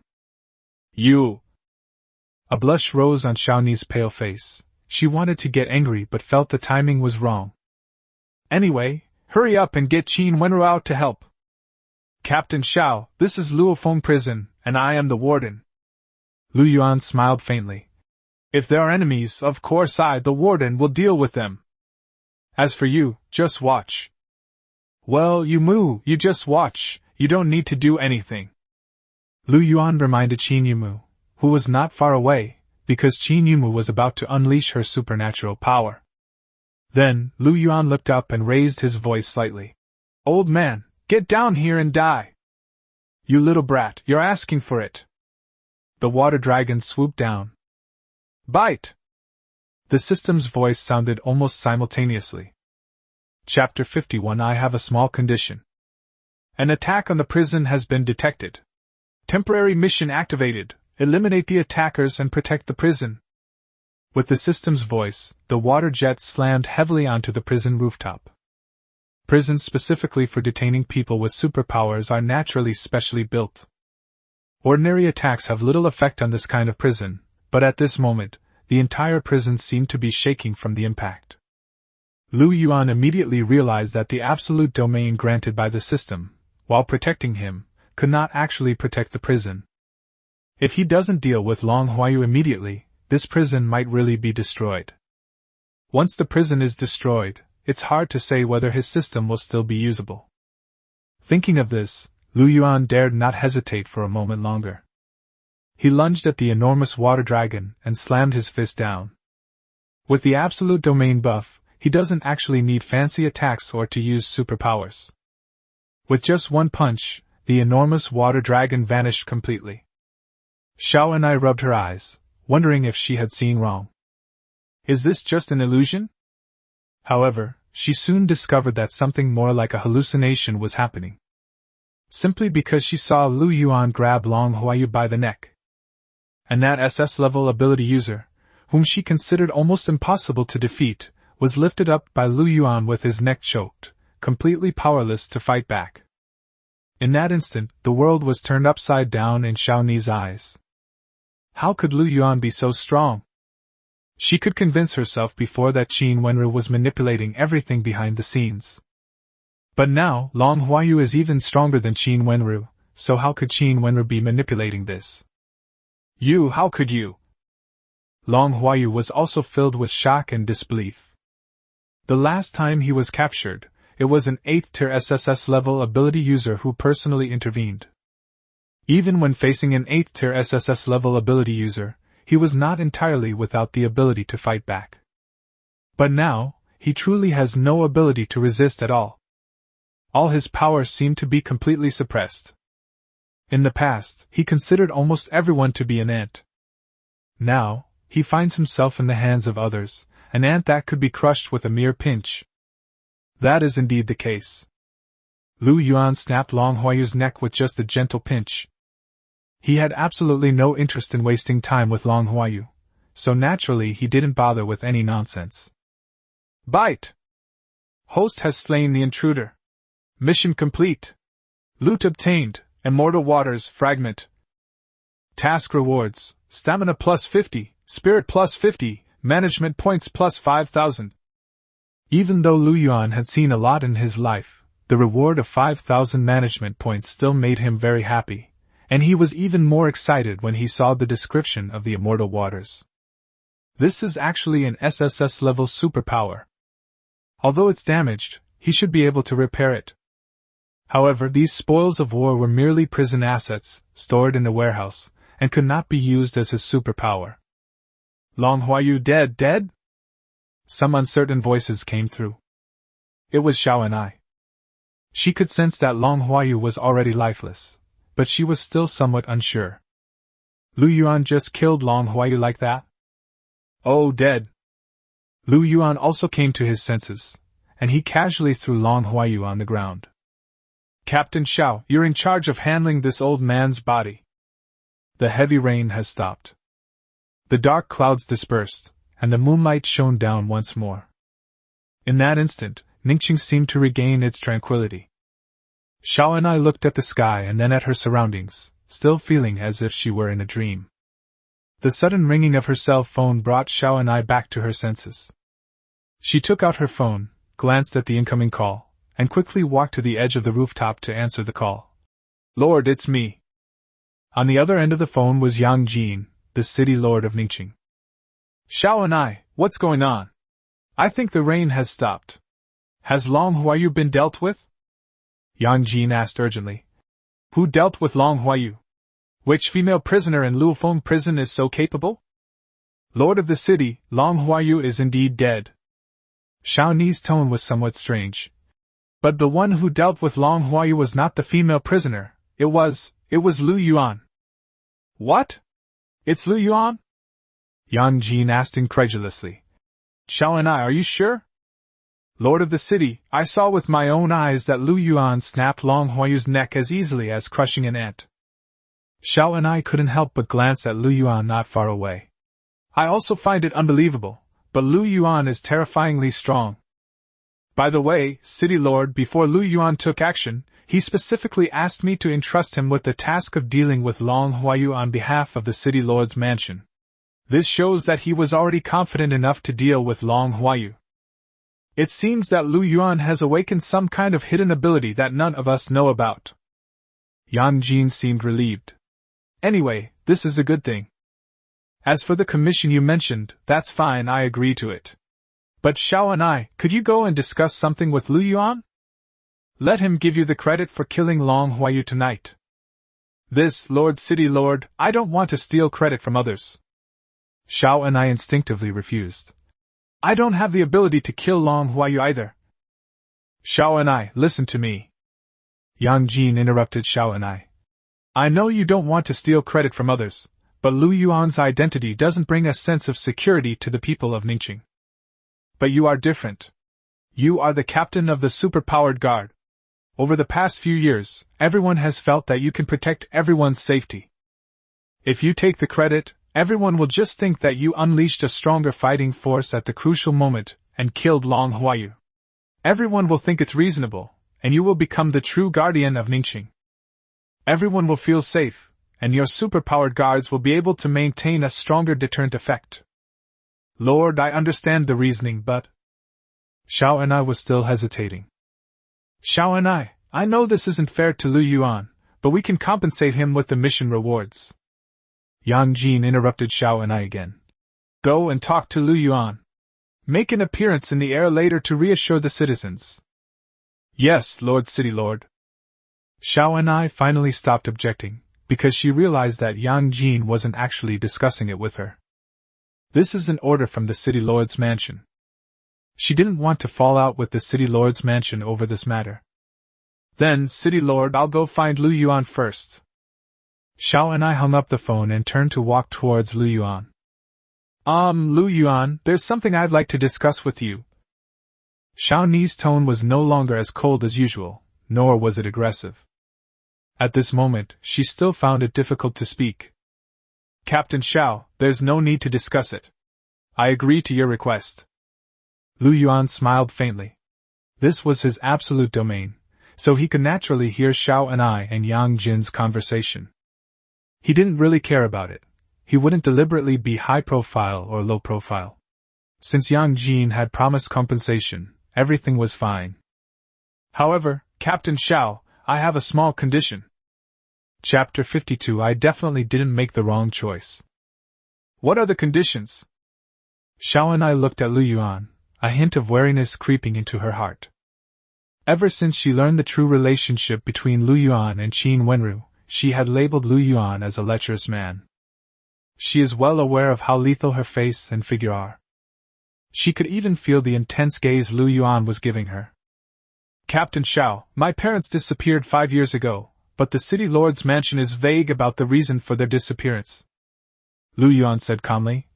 I would be very grateful if Captain Xiao could ask City Lord Yang to give me a copy of all the information from the City Lord's mansion regarding my parents' disappearance. Okay, I agree. Xiao and I felt a pang of guilt. Had she been petty? Well, Lu Yuan, I'll deal with Long Huayu's matter first. As for the mission compensation, I will contact you after I return to the City Lord's mansion. After saying this, Xiao and I took a step out. The lightning enveloped her completely, and she reappeared in the sky. In her hand, she was carrying Long Huayu's corpse. The fugitive Long Huayu has been killed. Citizens of Ningqing need not worry. Xiao Ni's cool voice clearly reached the ears of everyone in Ningqing. She ultimately did not admit that she was the one who killed Long Huayu. But that's not important. At this moment, almost everyone in Ningqing believed that Xiao and I had killed Long Huayu. Wow!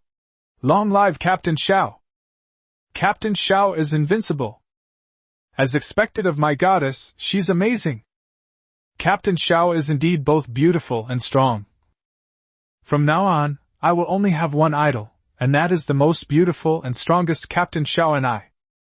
Ningqing was already filled with cheers.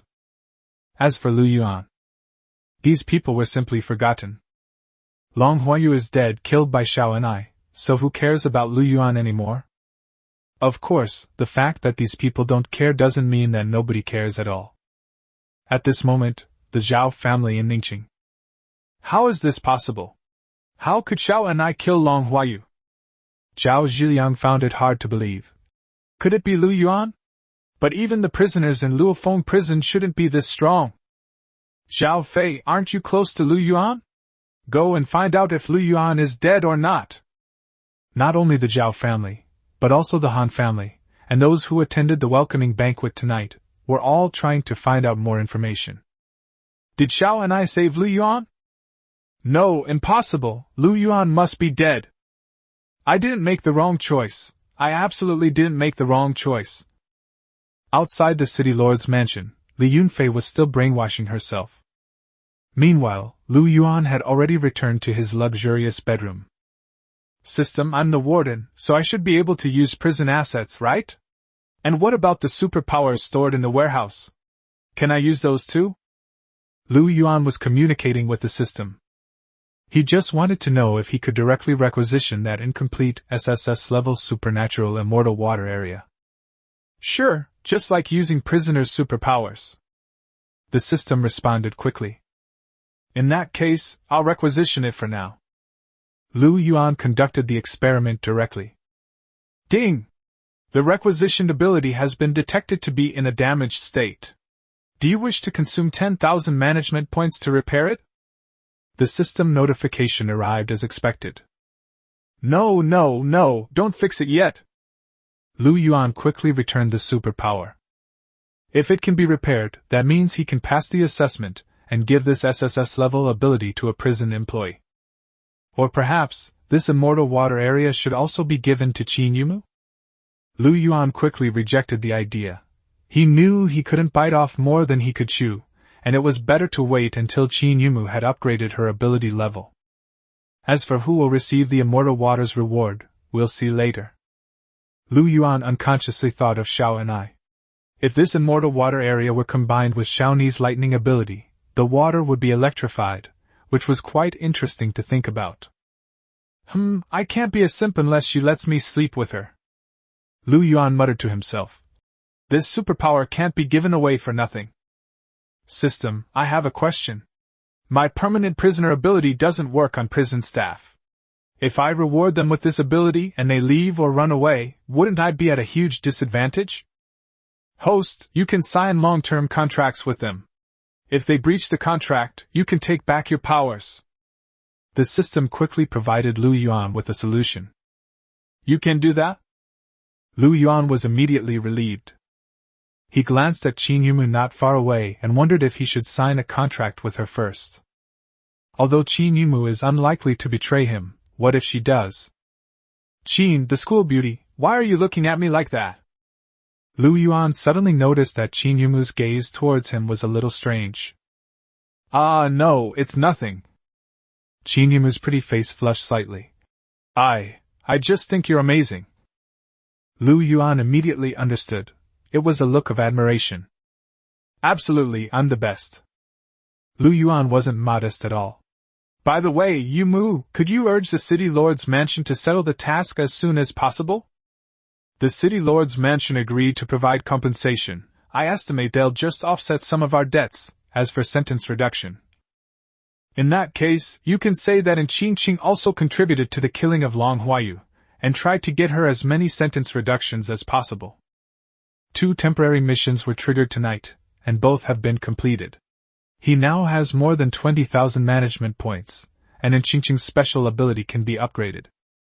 To be honest, Lu Yuan also felt that he had gone a bit too far with his cheat code. He thought it would take about half a month to upgrade Qingqing, but he didn't expect to achieve the goal in just a few days. Okay, I'll contact Linya. Qin Yumu got up and left.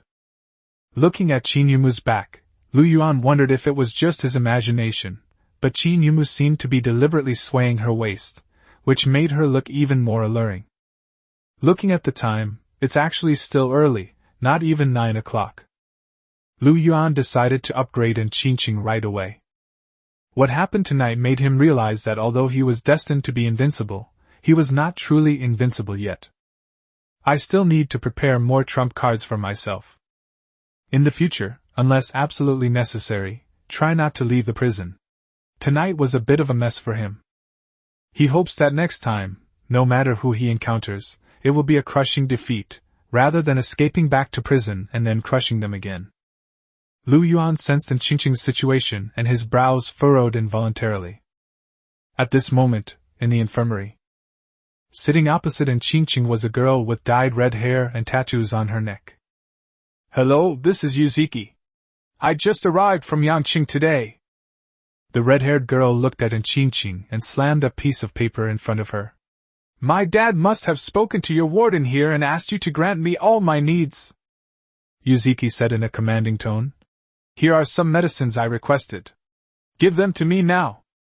Chapter 53 Luck Can't Always Last. I'm sorry, I did not receive orders from the warden. Qingqing spoke calmly. Then call the warden here. Yuzuki looked impatient. Hurry up, or I'll burn this infirmary down. A flame appeared in Yuzuki's hand, instantly filling the infirmary with intense heat. You want to see me? A soft voice sounded, and Lu Yuan appeared silently. Yuzuki turned to look at Lu Yuan, her face immediately lighting up with excitement. You're the warden? They weren't lying to me, you really are a handsome guy. The flame in Yuzuki's hand disappeared, and she stood up and walked towards Yuan.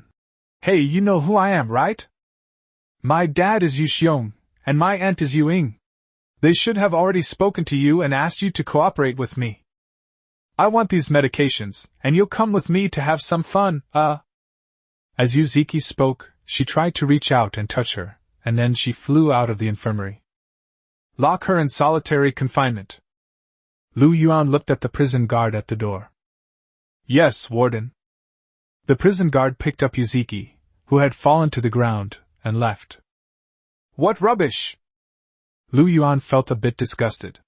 Tonight he first encountered that old pervert Longhua, and then that little piece of trash Yuzuki. It was practically poisoning his mind. At this moment, he even wanted to go find Qin Wenru and use her stunning figure to soothe his wounded heart. Yuan ultimately suppressed this impulse. He sat down opposite Qingqing. Doctor, I'm here to modify your body. Without saying much, Yuan immediately activated the Great Transformation Technique. System, upgrade Qingqing's ability to the Wheel of Life. Okay, host. The system responded quickly. An array of white light suddenly enveloped Qingqing. Although Qingqing was still sitting there, she seemed to have entered a semi-conscious state. At the same time, the system also began its transformation countdown. The total duration of this renovation was a staggering 200 minutes. Yuan waited patiently. They waited until midnight. Ding! Target modification is complete. A system notification sounded. Host has triggered a reward and gained the skill, piano playing, master level, management points plus 1000. Yuan was starting to lose his composure. System, tell me, what the hell is playing the piano? Even if you gave me a superpower experience card, it would be better than this. Host, you have acquired Qingqing's piano skills. The system said innocently. You're very lucky, but luck can't last forever. Yuan was speechless. He had to admit the system was right. He had indeed been very lucky lately, to the point of being described as incredibly lucky. However, despite using the major transformation technique 3 times in a row, he still failed to gain superpowers, which made him somewhat frustrated. Warrior, do I really possess SSS-level superpowers? An irrepressible exclamation of joy reached Yuan's ears at that moment. And Qingqing's pretty, childlike face flushed red with excitement, and her eyes were glistening with tears. I really have a chance to avenge my sister. And Qingqing's voice choked with emotion. Doctor, why don't you familiarize yourself with your new superpower first? Yuan was actually a little envious of Qingqing. He really wanted the Wheel of Life ability. You've just acquired an SSS-level ability, but it's only at level 0. If you want revenge, you'll be more confident once you reach level 3. But considering the background of your enemy, I suggest you don't rush. First, raise your ability to level 6 or above. If you still can't get out of prison by then, I will create a suitable opportunity for you. It's getting late, I'll go back and rest now. After giving his instructions, Yuan got up and left. Watching Yuan's departing figure, Qingqing felt as if she were in a dream. This exceptionally handsome warden, after bestowing upon her such powerful abilities, actually left calmly without making any demands on her. In her view, whatever he asked for was reasonable, and she was willing to cooperate. He doesn't seem very interested in me? And Qingqing had this thought, and then she felt a little disappointed. Then tears streamed down her face again. Sister, I finally have a chance to avenge you. Yuan has returned to his bedroom. He wanted to continue cultivating his mental strength, but he always felt somewhat annoyed. He wanted to find Qin Wenru to vent his frustrations, but found that Qin Wenru was cultivating at the moment, and he couldn't disturb her. As for Qin Yumu, she was also cultivating. Never mind, I'll just play on my phone. Yuan took out his phone and found several unread messages. Brother Yuan, are you alright? This was sent by Wang Chuan. Fine. Yuan replied to the message this time. It's good that you're alright. Li Yunfei came to me earlier to ask about you. She seemed to really want something to happen to you. Wang Chuan was clearly still awake. I told her right away, you'll definitely be fine. Ignore her. Lu Yuan now completely disregards Li Yunfei. Besides Wang Chuan, Han Junjun also sent him a message, and it was also a private message. Lu Yuan, I heard that your Luofong prison is recruiting prison guards. Can Zhao Fei and I become prison guards? I know there are only female prison guards there, but since you can be the warden, you should be able to recruit men, right? Or, are there any other positions that can be held by men? Han Junjun sent several messages in a row, but perhaps because Lu Yuan didn't reply, she stopped sending them. Upon seeing Han Junjun's message, Lu Yuan fell into deep thought. Currently, there are indeed no other men in Luofong prison besides him. But upon closer examination, Luofong prison is ultimately a private prison, so even if he insists on hiring a few male prison guards, no one can really object. Of course, he didn't intend to do that, since it was easy for problems to arise when male prison guards directly managed female prisoners. However, he could also create some other positions that don't directly interact with female prisoners but still involve prison management. Wouldn't such positions allow him to recruit some men? Let me think about it. Lu Yuan still replied to Han Junjun's message. He didn't want to send Zhao Fei to prison, he was thinking of Wang Chuan instead. Wang Chuan always referred to himself as his younger brother, but his relationship with Wang Chuan wasn't particularly close before. In fact, he usually spent most of his time with Li Yunfei. But now, Lu Yuan felt that he could help Wang Chuan by giving him some kind of superpower. While he certainly wouldn't be willing to give away SSS-level superpowers casually, it wouldn't be a bad idea to give Wang Chuan one of those A-level, or even S-level superpowers that he no longer considered valuable. Ding dong! The phone rang again, and a profile picture I hadn't seen in a long time popped up. Lu Yuan, I'm back in Ningqing. Are you asleep? I want to see you. Chapter 54. She must be an assassin. Lu Yuan's mood suddenly turned sour. Qiao Jin, a name that doesn't sound like a girl's, was once the gentle older sister that Lu Yuan loved to cling to. Qiao Jin's parents are both A-level ability users and have a good relationship with Lu Yuan's parents. When Lu Yuan was a child, the two families had close ties. Qiao Jin is 6 years older than Lu Yuan. When Lu Yuan was a child, he naturally liked to follow Qiao Jin, his beautiful older sister. At that time, Qiao Jin was also very good to Lu Yuan, and the two were like siblings. After his parents' accident, Lu Yuan instinctively asked Qiao Jin for help, but received no response. Later, he discovered that Qiao Jin's parents had also left Ningqing. Then, one day, when he called Qiao Jin again, it was Qiao Jin's boyfriend who answered the phone and threatened Lu Yuan to stop harassing Qiao Jin. After that, he never contacted Qiao Jin again. Lu Yuan, if you see this message when you wake up, remember to reply to me. I have a lot to say to you. Qiao Jin sent another message. Lu Yuan took a deep breath, and then deleted Qiao Jin directly from his contacts. She wasn't there when he needed her most. Now, he doesn't need her anymore. Tossing his phone aside, Lu Yuan decided to simply take a nap. Lu Yuan didn't sleep well that night, and even during his brief moments of sleep, he was plagued by nightmares. When he woke up from yet another nightmare, it was already dawn. Lu Yuan first looked at the various data in the system. With the increase in prisoners, he can now get 790 management points a day, and his total management points are still nearly 4,000, which is more than enough for daily use. His mental strength had reached nearly 700, and his physical strength was nearly 200. Why haven't the tasks from the city lord's mansion been settled yet? Lu Yuan frowned slightly. Had something gone wrong? Thinking of this, Lu Yuan got up and went to the warden's office next door. Qin Yumu was sitting at her computer, working on something.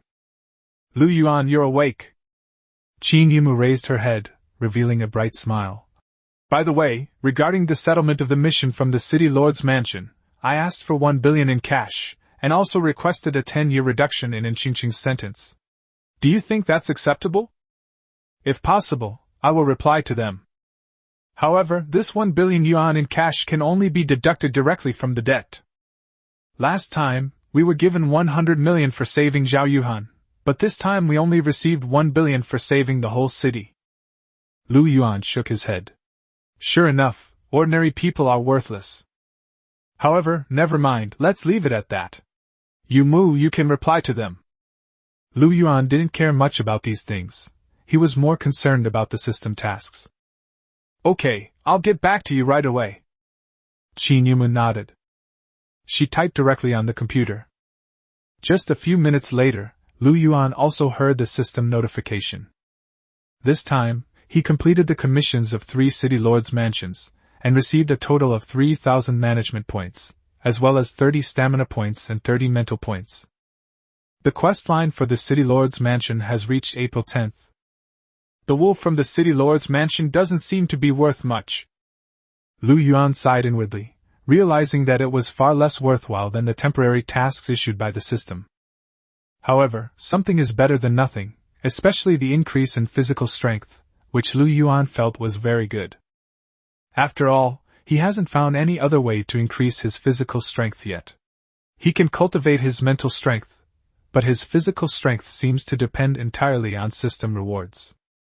Lu Yuan, I'm planning to schedule interviews for some people who applied for prison guard positions today. Would you like to take a look at the candidates? Qin Yumu then asked again. You decide. Try to bring in all the problematic ones. Lu Yuan replied. Yes, I understand. Qin Yumu hesitated slightly at this point, then added. Oh right, there's a special applicant, the one we met last night, Ayer. According to the information I found, she was indeed a flight attendant before, but that was probably just a disguise. She had another identity. Before Lu Yuan could ask, Qin Yumu continued. She must be an assassin. Assassin? Lu Yuan's mind conjured up images of Ayer's blonde hair and her distinctive heterochromatic eyes. For an assassin to become a prison guard, does that mean she has a target in our prison? Or perhaps they've come to kill me? Yumu, you should recruit her. Also, remember to sign a 10-year contract with each prison guard. Also sign a 10-year contract with the previous 8 guards. After giving his instructions, Lu Yuan left the warden's office. He decided to make an inspection, mainly to see if any of the newly arrived prisoners could be transformed into SSS-level superhumans. This time, Lu Yuan was inspecting from top to bottom. When he passed by Qin Wenru's room, he found that Qin Wenru was still cultivating. Judging from her expression, she probably wants to advance to the 3rd tier in one go. Qin Wenru was probably provoked by not being able to defeat Long Huayu last night. Although it's difficult for a superhuman to advance in rank, Qin Wenru has no shortage of resources, so her advancement speed should be relatively fast. Lu Yuan didn't disturb Qin Wenru. He continued his patrol. He naturally wouldn't look at the female prisoners he had already examined with the Great Transformation technique. Instead, he focused on the female prisoners who had just arrived yesterday. However, after looking at the A-level female prisoners who had come in this time, he was a little frustrated because he still couldn't find any of them who could be upgraded to SSS level. Forget it, let's try our luck. Although Lu Yuan felt that the lower-ranking female prisoners probably didn't have much potential, he still decided to get to know all the prisoners, at least to learn about their special abilities, just in case he needed them in the future.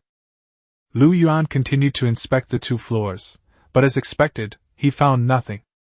When he arrived at the next floor and stood outside a cell, looking through the glass at the female prisoners inside, he was immediately stunned. For a moment, he thought he had misread it. But soon, after confirming the female prisoner's name, he realized that he had not made a mistake. That was Bai Shi, his junior high school homeroom teacher. When he was in the 2nd year of junior high, Bai Shi suddenly resigned, and the rumor was that she was getting married. Lu Yuan never dreamed that he would see her in prison. Teacher Bai? Lu Yuan finally couldn't help but shout. Bai Shi slowly raised her head and looked at Lu Yuan. Her skin was very white, an unnatural white, like that of a corpse. Bai Shi's features are actually very beautiful, but they look a bit creepy because they're set on her abnormal skin. She looked haggard and thin, with a rather flat figure, giving the impression of being a zombie. You! Bai Shi looked at Lu Yuan, slightly confused, but soon she looked pleasantly surprised. You are Lu Yuan? Yes, it's me. Lu Yuan nodded, then quickly opened the cell door and went inside. Teacher Bai, what's wrong with you? In Lu Yuan's memory, Bai Shi wasn't even a superhuman, so how did she end up in a superhuman prison? While questioning Bai Shi, he also launched a major transformation. Chapter 55 Infinite Summoning. Prisoner ID 166. Name Bai Shi. Age 30. Special ability Summoning, rank B. Remaining sentence 9 years. Transformation path. 1. Upgrade the B rank summoning spell to the S rank summoning spell, 10,000 management points. 2. Upgrade the summoning spell to SSS level infinite summoning, 30,000 management points. 3. Humane destruction, reprocessing, 10 management points. Lu Yuan was shocked once again. Can a B-level superpower really be upgraded to SSS level? Moreover, the idea of infinite summoning sounds incredibly powerful. But 30,000 management points? That's a bit too expensive, isn't it? Lu Yuan, my story is a long one, let's not talk about it now. What are you doing here? Bai Shi forced a smile. Are you a prison guard here? But this is a women's prison. You're a boy, so you shouldn't be a prison guard here, right? Teacher Bai, I am the warden here. Seeing that Bai Shi refused to speak, Lu Yuan checked directly through the system. Upon closer inspection, he discovered that Bai Shi's accident was actually related to Yuzuki. Bai Shi is Yuzuki's teacher, and the reason why Yuzuki's incident was exposed is also related to Bai Shi. The most ridiculous thing is that Bai Shi tried to protect the students, but in the end, she was retaliated against by the Yu family, who secretly manipulated the supernatural court and sentenced her to 10 years in prison.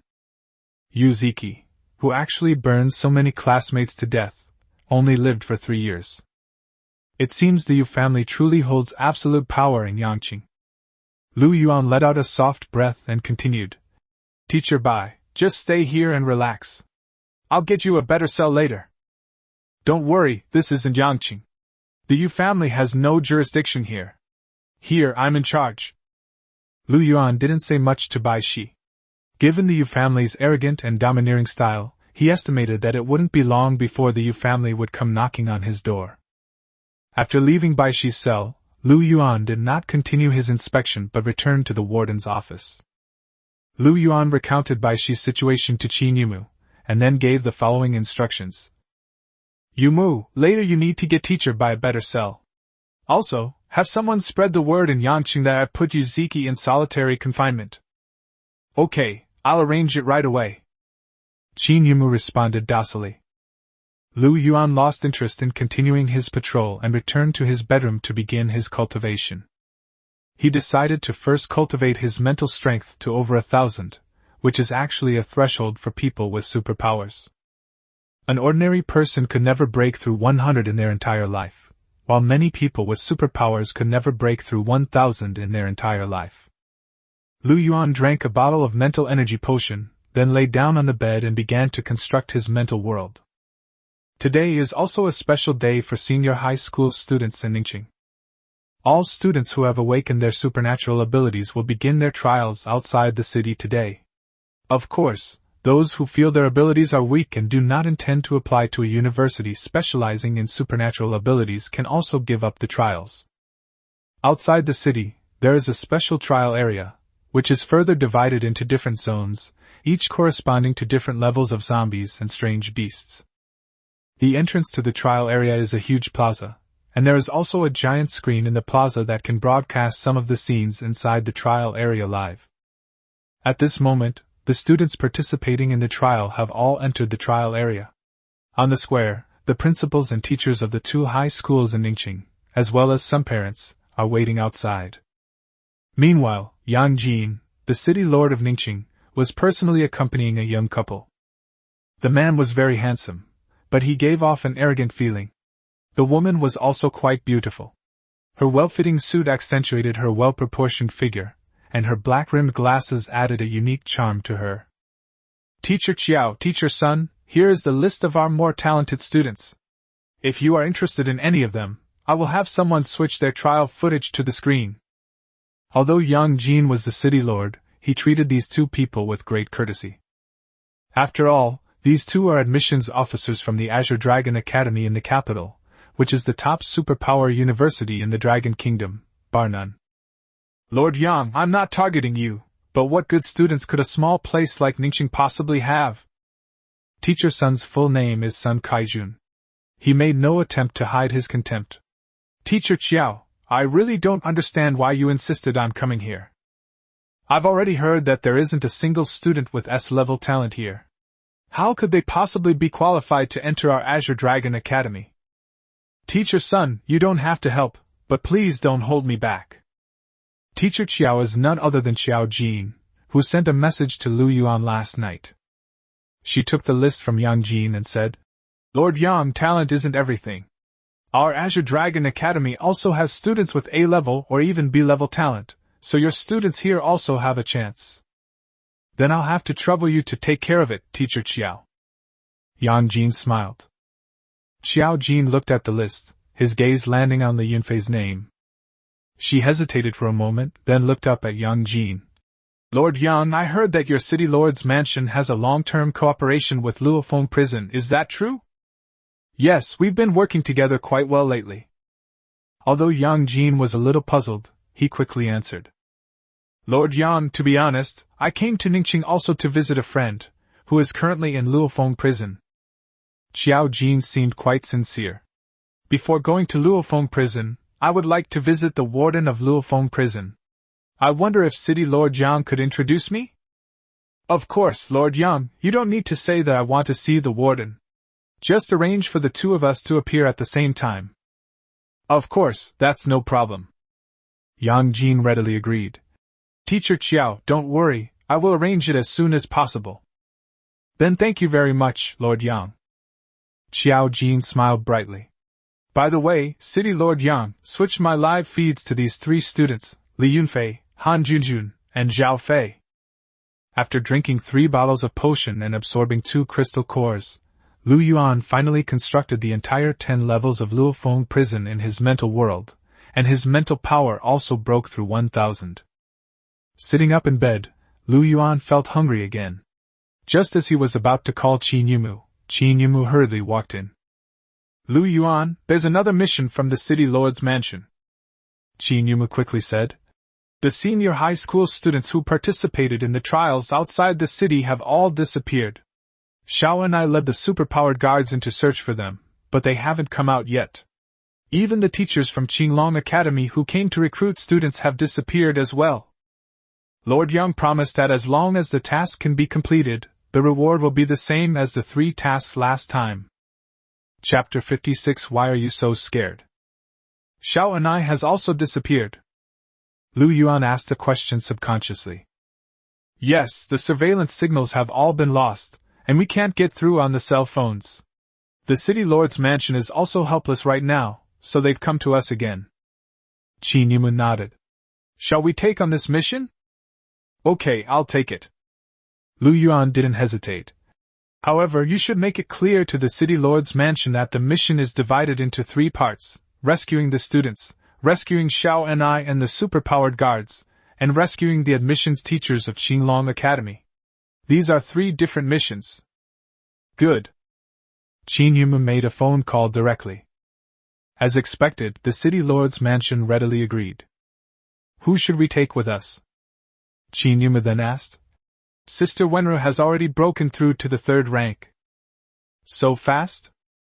Lu Yuan was pleasantly surprised. For an SSS-level ability user, each advancement in rank would result in a surge in strength of 10s or even hundreds of times. She's not training right now, so let's take her with us. Also, bring Doctorin along. Good. Qin Yumu nodded and was about to leave when she remembered something else. By the way, Lu Yuan, AI Ear has already started working here. If we both leave prison, there might be no one watching her anymore. What should we do then? Simple, just take her with you. Lu Yuan casually said. She's a prison guard, so it makes perfect sense for her to work with us to look after the female prisoners on missions. Understood. Qin Yumu turned and left. Lu Yuan then checked his management points again, and upon checking, he found something was wrong. There seemed to be too many management points. He then discovered that he had missed some system notifications while he was cultivating. The system judged the increase in prison guards and the signing of long-term contracts with them as excellent management, resulting in an additional 5,000 management points. With the addition of the daily salary for the past 2 days, the total management points have now exceeded 10,000. Lu Yuan finally understood that the system wanted him to recruit as many people as possible from the prison.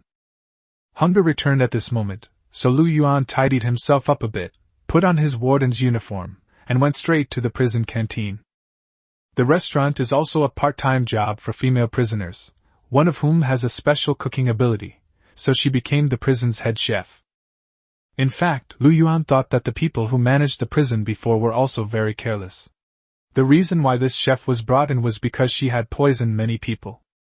While enjoying his meal, Lu Yuan considered whether he should replace the chef.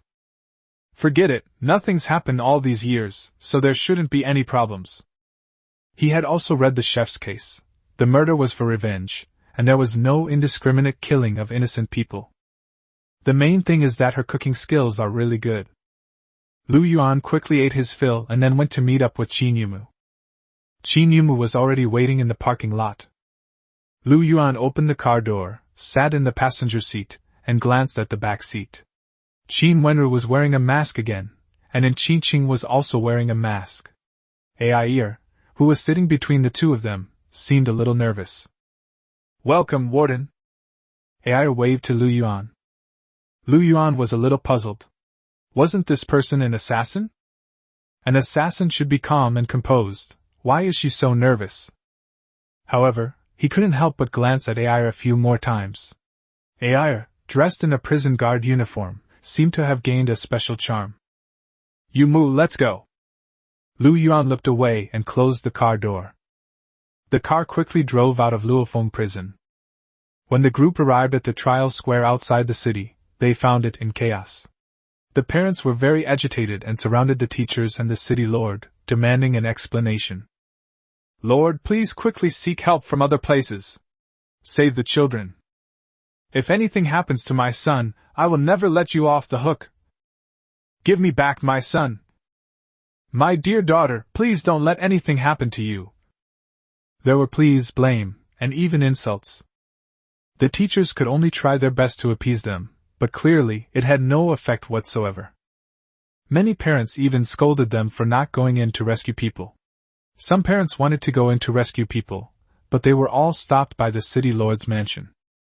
"Just kidding, there are already a lot of people missing, they don't want to have to rescue even more people later. Everyone, please be patient. The rescue team we invited from the city lord's mansion has arrived." Yang Jin saw Lu Yuan and his group and hurried over to greet them. He looked around and lowered his voice slightly. "Lu Yuan, we'll have to trouble you again this time. We know nothing about the situation inside. You must save as many people as possible, especially..." Yang Jin's voice was even lower. "You must bring out the 2 admissions officers from Qinglong Academy, one named Qiao Jin and the other Sun Kaijun, otherwise we will not be able to explain to Qinglong Academy." Qiao Jin? Lu Yuan frowned slightly. She had actually become a teacher at Qinglong Academy? "Okay, I'll try my best." Lu Yuan didn't ask any further questions. He understood what Yang Jin meant. In the end, in Yang Jin's eyes, the 2 teachers from Qinglong Academy were the most important. Even Xiao and I is not as important as those 2. This is normal. Even if Xiao and I has an extraordinary background, as the captain of the superpowered guard, no one can blame Yang Jin for her death while on duty. As for the students, it's normal for injuries and deaths to occur during the trials. As long as there aren't large-scale deaths, it's not a big problem. Let's go in. Lu Yuan pulled Qin Yumu along and led her into the trial area. Qin Wenru and Qin Qing followed closely behind, while Ai walked at the very back. It wasn't until the 5 of them disappeared that the parents who had been surrounding them realized what had happened. "Who are they? Are they capable?" "I don't know. Those 2 leading the group look like students too." The person the city lords specially invited should be fine. If even Captain Shao can't solve it, who can? Captain Shao just dealt with a 6th-tier SS-level ability user last night. Yeah, could these people possibly be more capable than Captain Shao and I? Many people questioned the situation, but Zhao Zhiliang and Han Yi, who were also present, exchanged a glance and seemed to suddenly breathe a sigh of relief. However, their eyes held a somewhat strange look. It seems that he wasn't relieved because he knew his child was about to be saved, but for other reasons. Lu Yuan and the others were walking on a dilapidated street with broken walls and ruins on both sides. This was actually the former Ning city, which was once occupied by zombies and monsters. The current Ning city was a newly built one. There shouldn't be any danger here. The zombies and monsters on the outermost edge should have been cleared out long ago. Lu Yuan stopped abruptly and looked at Ai, who was walking at the very back. Why did you stop? Warden, I think I saw something in that shopping mall over there. Il stammered. Even if there is something there, why are you so afraid?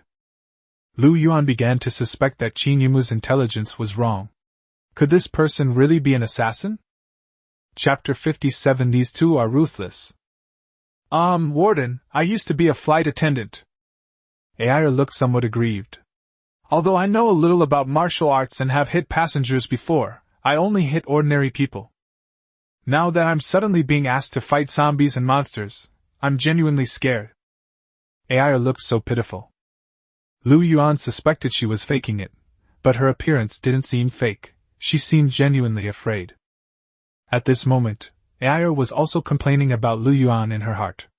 What she was really afraid of was not the zombies and monsters, but the 3 SSS-level superhumans around her. When she saw 2 SSS-level ability users with Lu Yuan last time, she wanted to run away.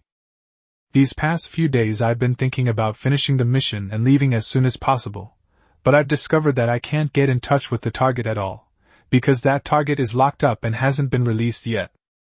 She thought she could hold out for a few more days, but she never expected that the Warden would specifically ask to take her out on a mission. That was fine. She wasn't surprised when she saw Qin Wenru, but when she saw in Qing, she felt like the sky had fallen. What was wrong with this lousy prison? Another SSS level? Are you even going to leave her away to live?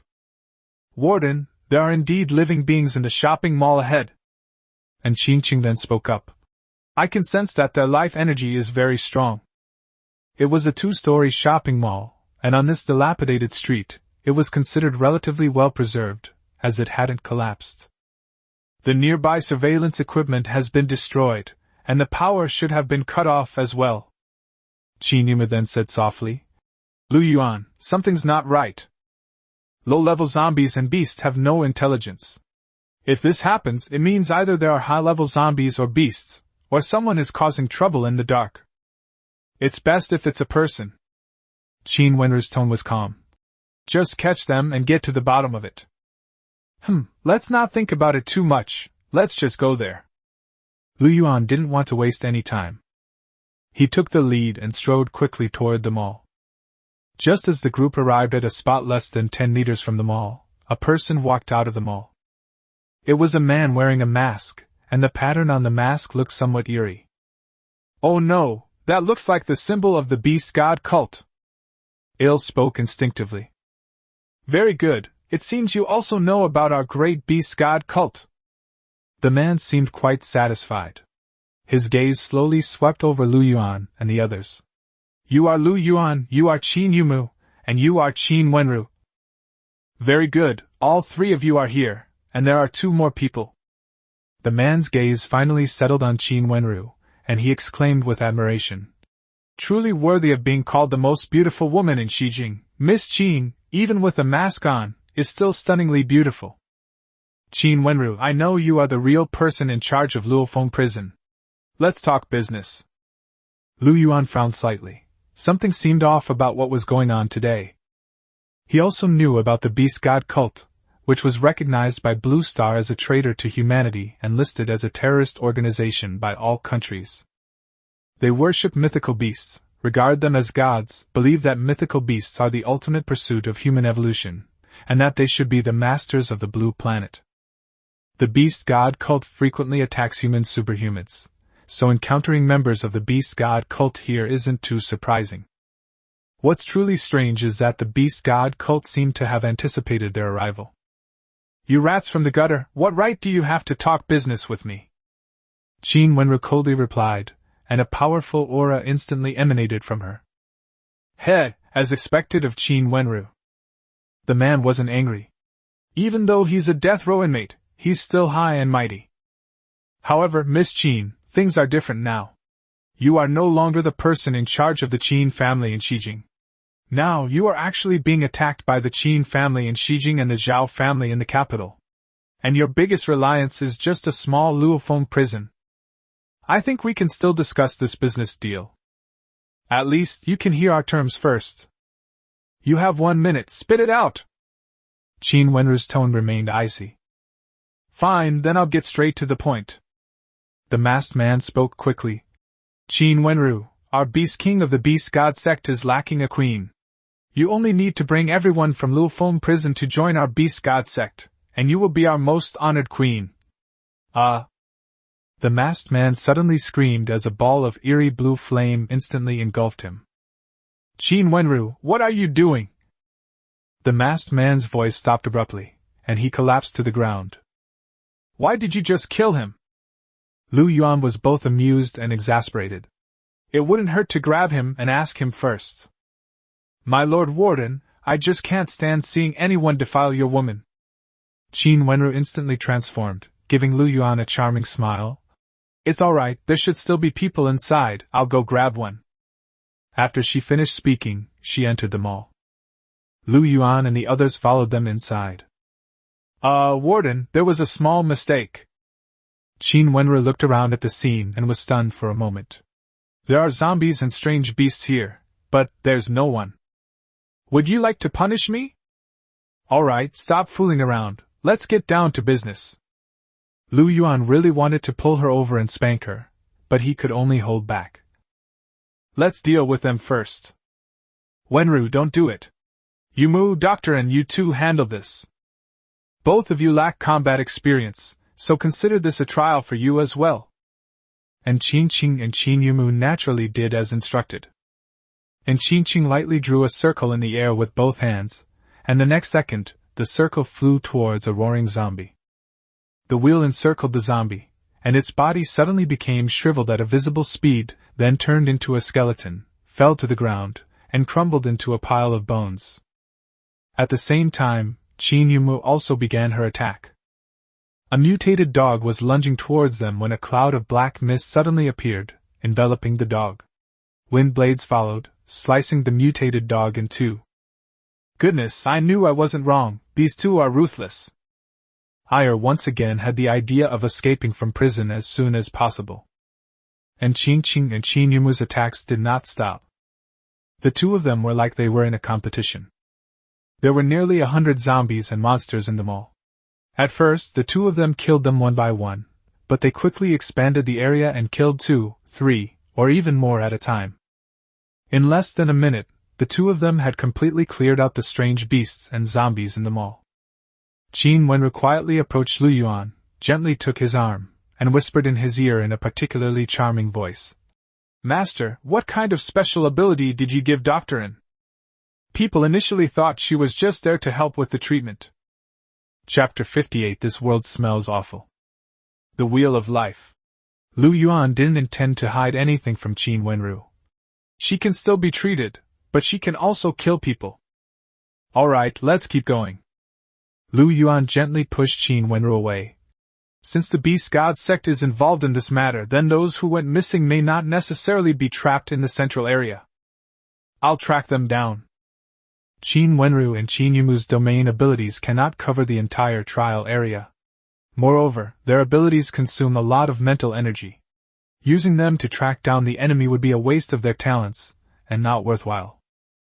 Lu Yuan decided to requisition a suitable superpower from the prison. However, after searching carefully, Lu Yuan discovered that although there were many superhumans in Luofong prison, there were relatively few auxiliary superhumans. After all, auxiliary abilities generally cannot kill people. In the end, Lu Yuan chose the ability that could enhance his senses.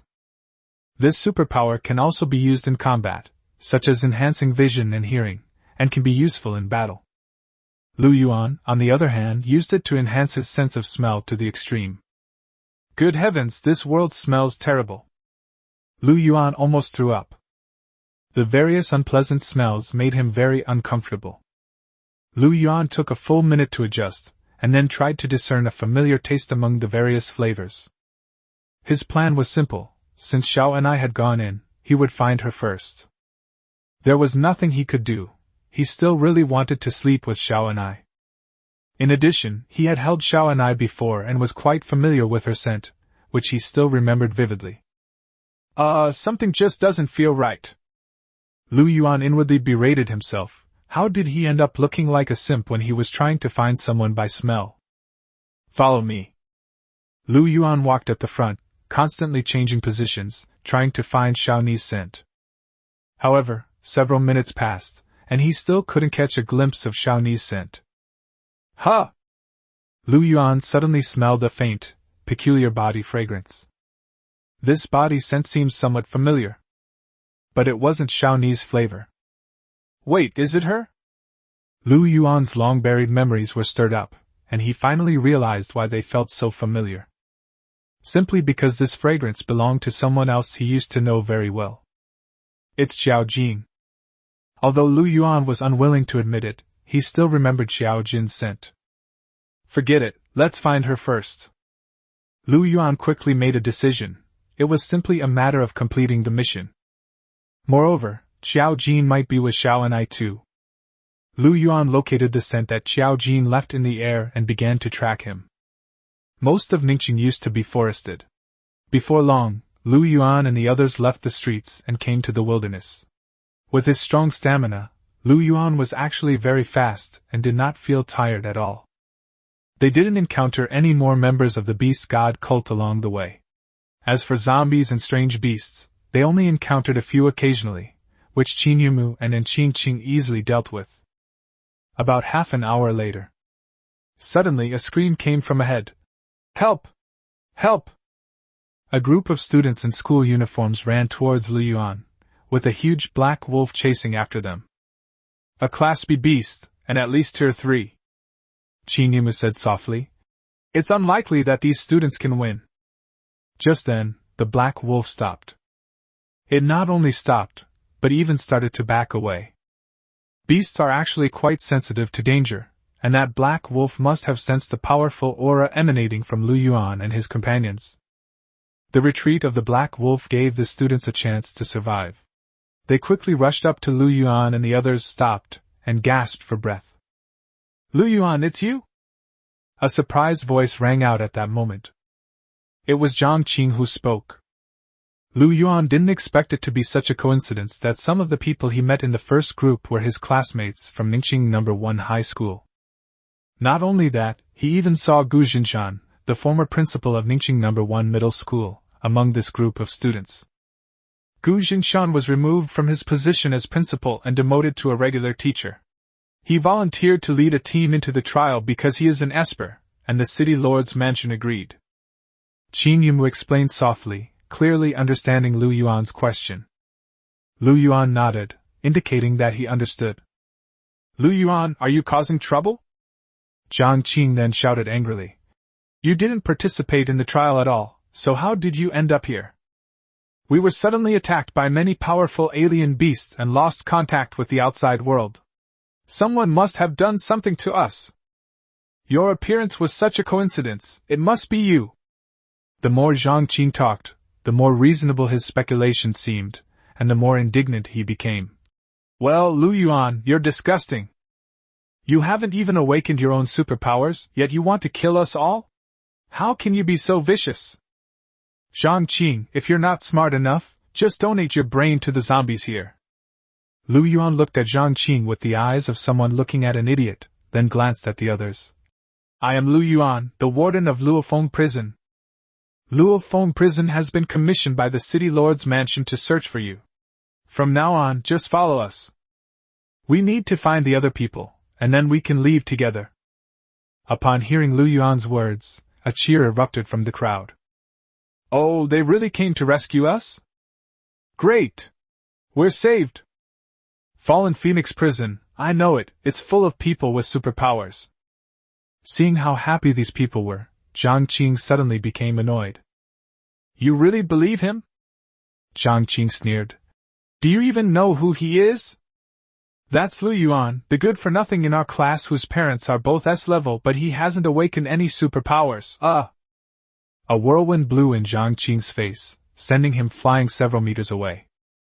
If you dare to speak disrespectfully to Lu Yuan again, I'll cripple you. Qin Yumu's voice was icy, and she exuded a murderous aura. Don't get angry with such an idiot. Lu Yuan, however, remained calm. Although we came in to rescue people, if someone doesn't want to be rescued by us, then we can't be blamed. Those who are willing to come with us, follow behind us. Those who are unwilling, do as you please. I don't care whether you live or die. Lu Yuan casually put his arm around Qin Yumu, used his sense of smell to locate Xiao Jin's direction, and continued walking forward. Etc. Another voice rang out. This time, it wasn't Zhang Qing who spoke, but Gu Jinshan. Lu Yuan, since this is a task assigned to your Luofong prison by the City Lord's mansion, you'd better complete it seriously. If you fail to complete the mission, the City Lord's mansion will surely hold you accountable, won't it? Then I advise you to apologize to Zhang Qing immediately. Otherwise, don't blame me and these classmates for not cooperating with your actions. Chapter 59. You have Alzheimer's. Old man Gu, are you suffering from dementia? Lu Yuan found it truly laughable. I'm too lazy to explain to an idiot like you. He didn't stop talking and continued walking briskly. Principal, what do we do now? Someone couldn't help but ask why, even though Gu Jinshan was no longer the principal, these students still called him that. What are you afraid of? I'll take you out. Gu Jinshan snorted coldly. When the time comes, we'll all complain to the city lord that Lu Yuan refused to come to our aid. That's right, we must file a complaint against him. Zhang Qing had already gotten up from the ground, furious. But what if we encounter that kind of beast again? Someone asked timidly. We can't beat them. How about we go and follow Lu Yuan? Although Lu Yuan hasn't awakened his superpowers, Qin Yumu is an A-level superpower user. It'll definitely be safer if we follow her. That's right, Qin Yumu is an A-level ability user. Should we go and follow Qin Yumu? Several students echoed this sentiment, turning to look at Lu Yuan and the others who were about to disappear, clearly intending to chase after them. Stop right there! Gu Jinshan snorted coldly. Anyone who dares to chase after them will be prevented from graduating, and none of them will be able to get into the superpower university. Don't think that just because I'm not the principal anymore, I can expel you all with just one word, just like I expelled Lu Yuan. Those people immediately stopped in their tracks. Principal, I was just making a suggestion. I'll listen to you.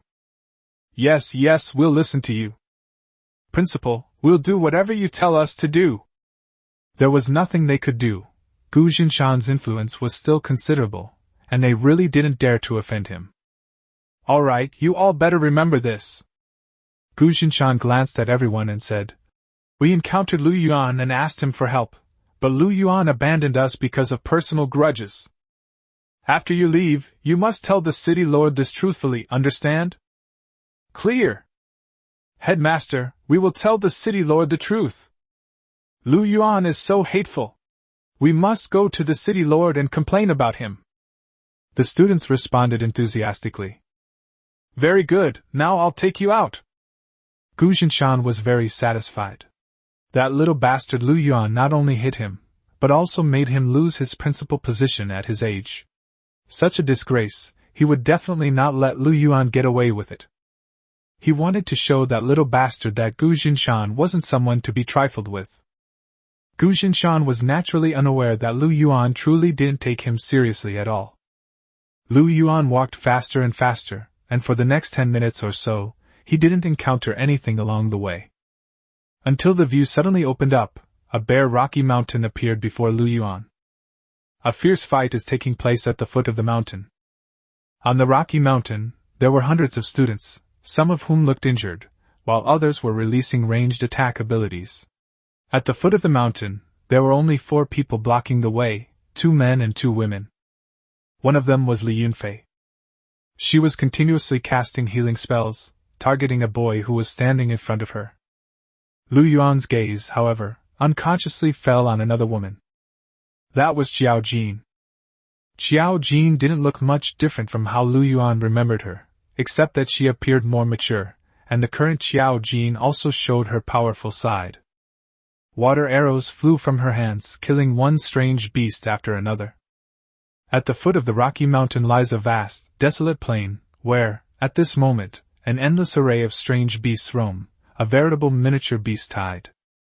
Lu Yuan, that should be teacher Qiao Jin from Qinglong Academy. She is an A-level water-type ability user. Next to her is Sun Kaijun, another teacher at Qinglong Academy, who is also an A-level ability user. Qin Yumu whispered that she had seen the information provided by the city lord's mansion. Okay, I understand. Lu Yuan snapped out of his daze and suppressed some unclear emotions in his heart. Yumu, Doctorin, you two should go and finish this quickly. These strange beasts are not high level, mostly below level C, with a few at level B, but there are a lot of them. Qin Yumu and Qin Qing immediately began to reap the rewards. Even though they were only at level 0, they were still SSS level, so dealing with these low-level beasts was a piece of cake for them. Both of them are capable of launching large-scale attacks, making the outcome of the battle a foregone conclusion. In just a few minutes they had dealt with over 1,000 strange beasts. Great! Someone's come to rescue us! We're saved! On the rocky hill, people were already cheering. However, as Lu Yuan and his entourage approached, someone exclaimed in surprise. Holy crap, isn't that Qin Yumu? It really is!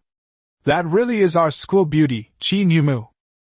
The school beauty is amazing, no wonder she's an A-level ability user. Wait, are A-level superpowers really that strong? The school beauty is so pretty. Nonsense, how could she be the school beauty if she wasn't pretty? There are also many students from Ningqing No. 1 Middle School here, so naturally many people know Qin Yumu. For a moment, everyone's attention was almost entirely focused on Qin Yumu.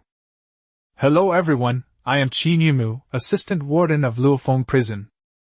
Qin Yumu stepped forward, her clear and captivating voice ringing out. The City Lord's mansion has entrusted us to search for you. Since we also need to search for others, please leave with us. Also, does anyone know where the superpowered guard and the other students are? The scene quieted down temporarily. The group looked at each other, clearly unaware of the others' whereabouts. I roughly know where the others are. A gentle voice rang out. Miss Jean, I am Qiao Jin from Qinglong Academy. I came in with Captain Xiao and I of the Superpower Guard. Although we are acting separately, we each left a temporary mark on each other using our special abilities, so I should be able to track her down. Thank you, Teacher Qiao. Please lead the way. Qin Yumu was quite polite. Okay, please follow me. Qiao Jin gave Lu Yuan a deep look, then took a step and prepared to leave. Etc. Sun Kaijun spoke up at this moment. Teacher Qiao, we finally managed to eliminate these monsters. Now we should get out of this hellhole as soon as possible. Finding them is their business. We shouldn't have gotten involved in the first place. Now you want to continue leading a group of people to search for them? Teacher Sun, if you don't want to look for it, you can go back first. Qiao Jin frowned slightly. But don't say I didn't warn you, it might not be safe for you to go out alone now. Something has clearly gone wrong in this trial area. I suggest you stay with us. Teacher Qiao, of course I'm not going out alone.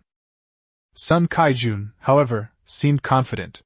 He looked at Qin Yumu with an arrogant and commanding tone. Since you were sent by the City Lord's mansion to protect us, then now, you should protect us and get us out of here first. Chapter 60 I Never Be Sarcastic. Yumu, next time we accept a mission, let's check the almanac. Lu Yuan said calmly. To avoid encountering so many idiots like today. Okay, I understand. Qin Yumu answered obediently, a stark contrast to her previous aloofness. Ai's lips curved into a smile, almost laughing, but she held it back. After following Lu Yuan for a while, Ai was no longer so panicked. She has now discovered that being with 3 SSS-level superhumans actually gives her a great sense of security. She even feels a bit like she's on vacation. What's your attitude? Sun Kaijun glared at Lu Yuan.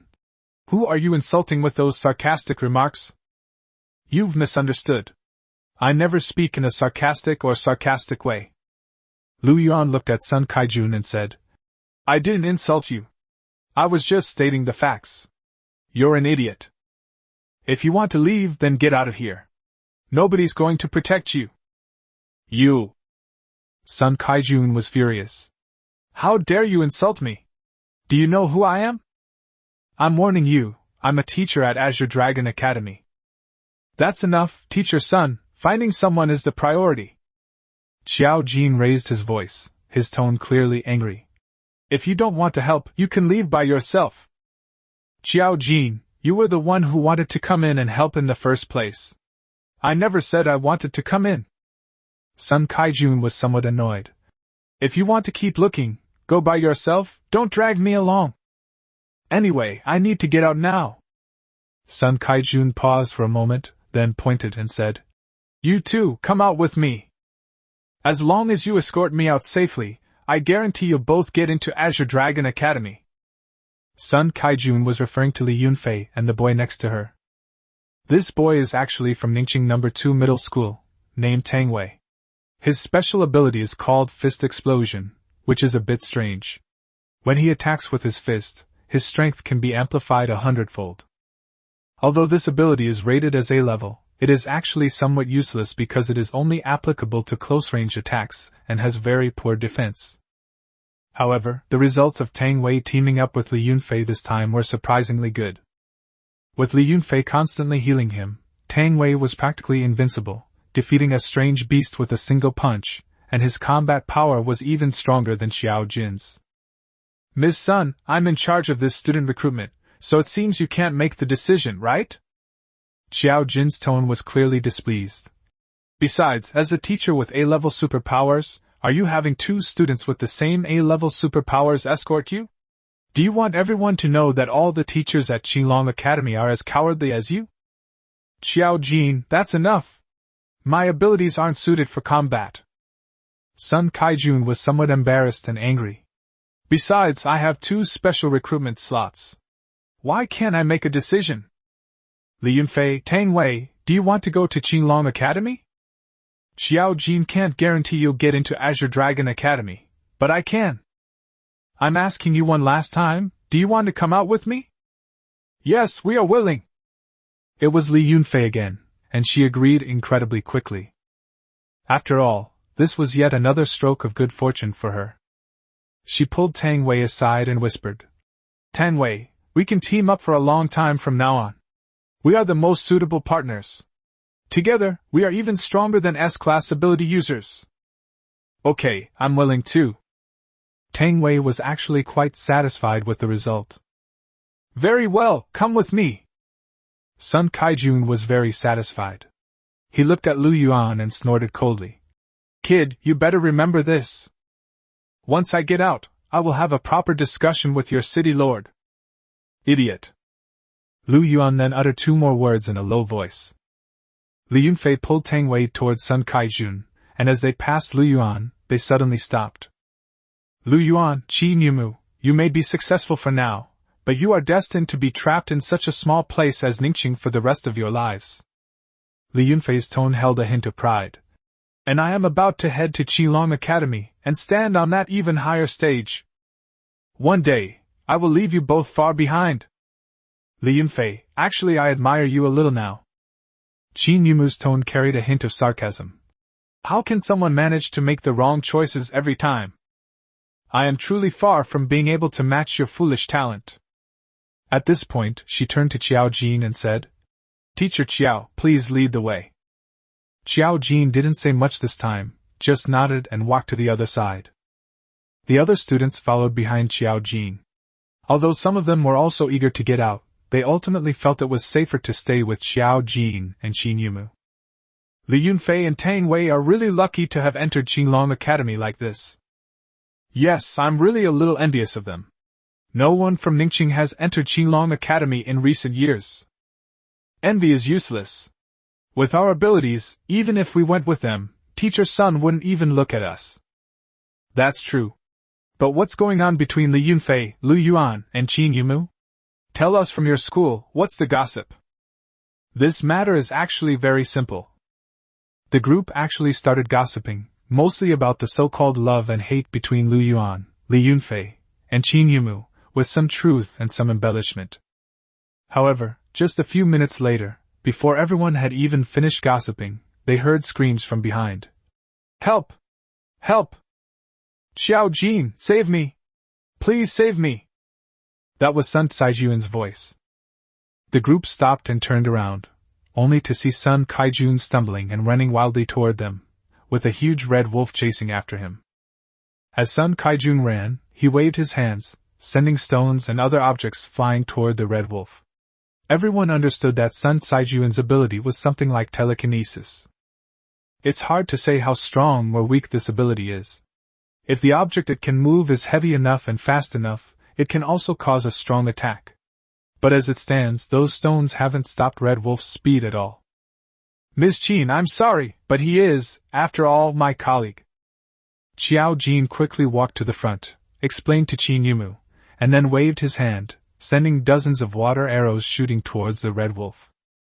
The water arrow hit the Red Wolf, finally slowing its pace down slightly. Sun Kaijun continued charging towards Xiao Jin, but in his panic, he suddenly slipped and fell to the ground. Red Wolf suddenly howled and leaped towards Sun Kaijun. Just as Sun Kaijun turned his head to get up from the ground, he saw the Red Wolf looking down at him with a fierce glint in its eyes, about to fall from the sky. Sun Kaijun was immediately shocked. He tried to dodge, but it was too late. He saw a student not far away out of the corner of his eye, and instinctively reached out to grab the student, who flew towards the Red Wolf. Chapter 61 What does it mean to stumble and bump? This scene stunned countless people. Everyone could see clearly that Sun Kaijun used his telekinetic ability to send that student into the wolf's mouth. As a teacher, would you pull a student aside to shield yourself from disaster in a crisis? Is this something a human would do? At that moment, the Red Wolf opened its blood-red maw, ready to receive its prey, while the student was completely caught off guard. Just then, a faint halo of light enveloped the Red Wolf. The first to react was Qin. She unleashed a wheel of life, swiftly reaping the life of the Red Wolf. Red Wolf died instantly, his massive body falling freely, and almost at the same time, the student also fell. We're saved! That was close. Who made the move just now? Was it Qin Yumu? I don't know, I didn't notice. The group of students breathed a sigh of relief, feeling somewhat at ease. It seemed that the helpers Qin Yumu brought were truly formidable. Although they couldn't tell the Red Wolf's level, it was able to chase Sun Kaijun around, so it was probably also A level and its rank shouldn't be low, but it was still instantly killed. Sun Kaijun, are you crazy? Xiao Jin was extremely angry at this moment. Do you know what you're doing? You actually used a student's body to block a monster? Sun Kaijun had just stood up from the ground, still looking shaken. Xiao Jin, what nonsense are you spouting? Sun Kaijun was somewhat annoyed. Don't make false accusations, I didn't do anything. Sun Kaijun, with so many people watching, you still won't admit it? Xiao Jin was even more furious. You dare to do it but not admit it? What kind of teacher are you? I will definitely report this matter to the academy when I get back. Wait, where are Tang Wei and Li Yunfei who were with you just now? Xiao Jin suddenly realized something was wrong. You wouldn't have them too. Not only Xiao Jin thought this way, but everyone else had the same thought. Could it be that Li Yunfei and Tang Wei have already been fed to the wolves by Sun Kaijun? Xiao Jin, that's enough. I didn't do anything to them. Sun Kaijun became even more furious. It's such a small matter, why are you chasing after me like this? Is it meaningful? That was just an accident. Even if someone had died, so what? Why are you making a scene at the academy? What exactly do you mean by that? Sun Kaijun, whether you admit it or not, everyone saw what you just did. Xiao Jin said coldly. You'd better apologize to that classmate right now. The student who had just been thrown out had just stood up from the ground, looking bewildered and still somewhat dizzy. Xiao Jin, are you crazy? Sun Kaijun seemed to be completely enraged. I am a teacher at Qilong Academy. You want me to apologize to a piece of trash student from this godforsaken place? You want me to apologize, huh? Fine, I'll tell you. I deliberately sent him to block the monster just now, so what? I am a teacher at the Azure Dragon Academy in the capital, and he is just a lowly commoner student. My life is more precious than his. It is his honor that he saved my life. Everyone was stunned when Sun Kaijun said this. Is this even human language? Isn't he just a teacher? How distinguished is he? No, he is indeed noble. After all, he is a teacher at the Azure Dragon Academy, and even the city lord fawns over him. But isn't this going too far? How are we considered inferior? The students were quite angry, but they only dared to whisper among themselves. Sun Kaijun, is this what you really think? Xiao Jin's voice was icy. Very well, I hope you'll still dare to admit what you said after you returned to the academy. You are unworthy of being a teacher. No, you are utterly unworthy of being a human being. Xiao Jin, what are you pretending to be so high and mighty for? Sun Kaijun sneered. You really think I don't know that you're here to recruit students on the surface, but actually you're using this as a pretext to find your so-called friends in Luofong prison? As a teacher at Qilong Academy, you have a friend in Luofong prison that you care about so much. Aren't you afraid the academy will find out? Xiao Jin, I'm warning you, if you dare to go back to the academy and talk nonsense, I'll let everyone in Qilong Academy know that you're like sisters with the murderers from Luofong prison. Let's see if you can still stay at the academy by then.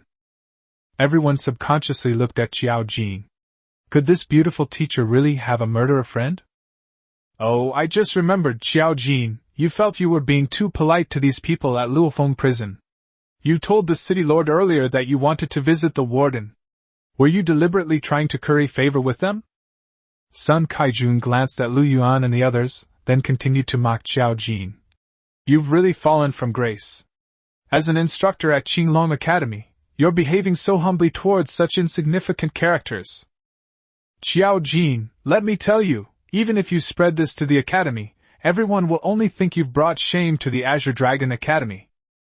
When has our prestigious Azure Dragon Academy ever needed you to fawn over others like this?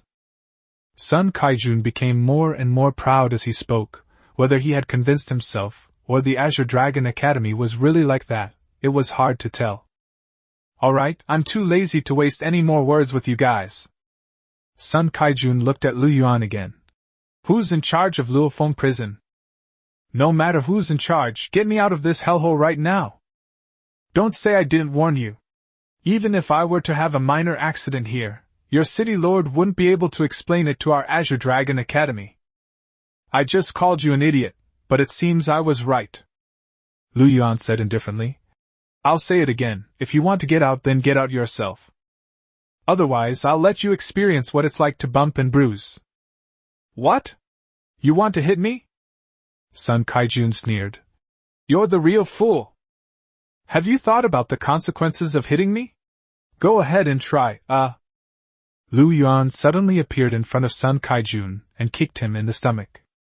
The intense pain caused Sun Kaijun to curl up instantly. Then, Lu Yuan grabbed the back of Sun Kaijun's neck with one hand and pressed down hard. Thump! Sun Kaijun knelt on the ground. Lu Yuan then pressed Sun Kaijun's head down and slammed it against the ground. Bang bang bang! Sun Kaijun kowtowed 3 times, and it was right in front of the student he had almost killed. This kind of bumpy, unpleasant attitude is what an apology should be. Lu Yuan's cold voice rang out again. Now have you learned it? You're asking for it. Sun Kaijun seemed completely stunned. His eyes were bloodshot, and he looked ready to explode. However, The next second, Yuan pressed his head down again and made him kowtow once more.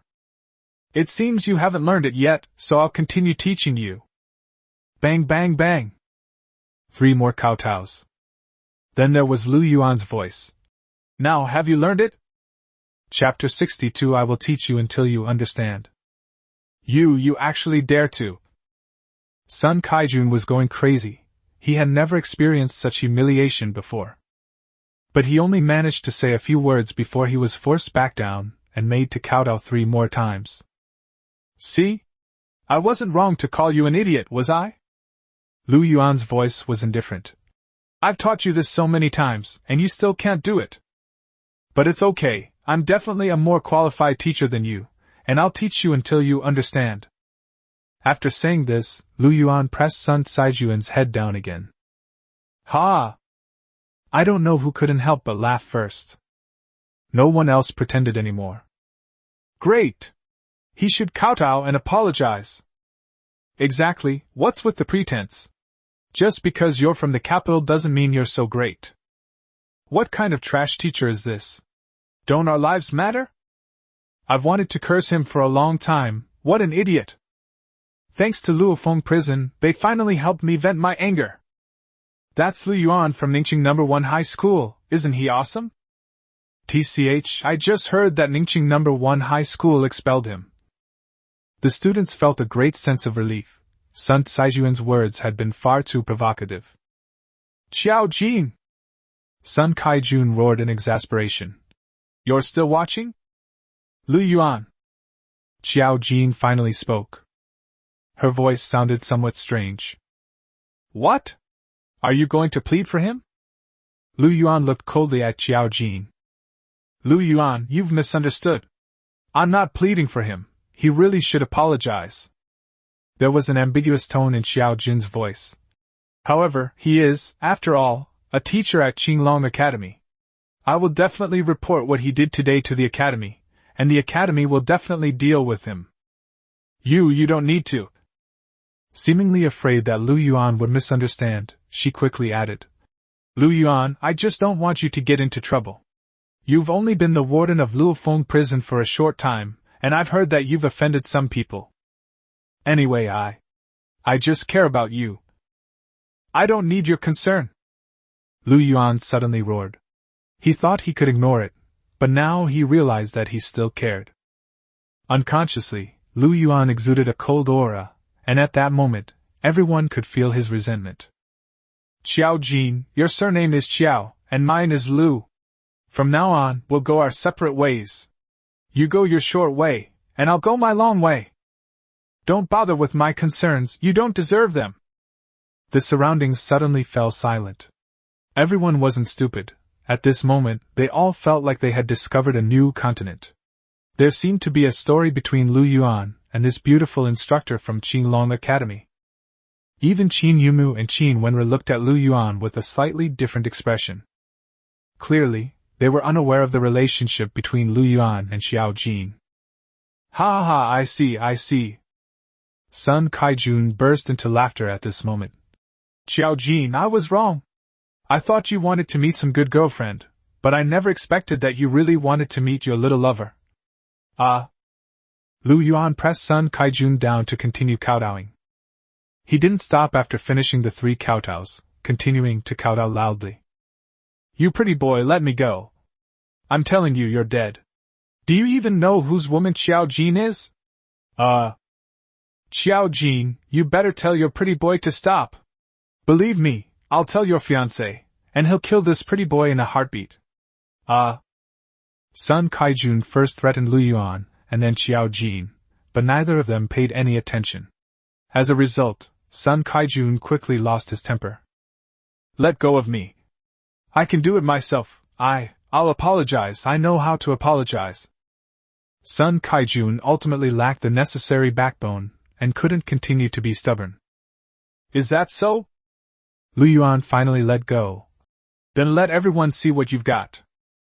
Everyone looked at Sun Kaijun, whose forehead was bleeding. Anyone could see the anger and resentment on his face. But even if he was stupid, he would understand that if he didn't do as he was told, he would only suffer more humiliation. I'm sorry, I was just out of my mind. I apologize to you. After stammering out these words, Sun Kaijun kowtowed 3 times as quickly as possible. Finally, he looked at Lu Yuan and forced a smile. Warden Lu, is this all right? Kneel here properly and get out of here later.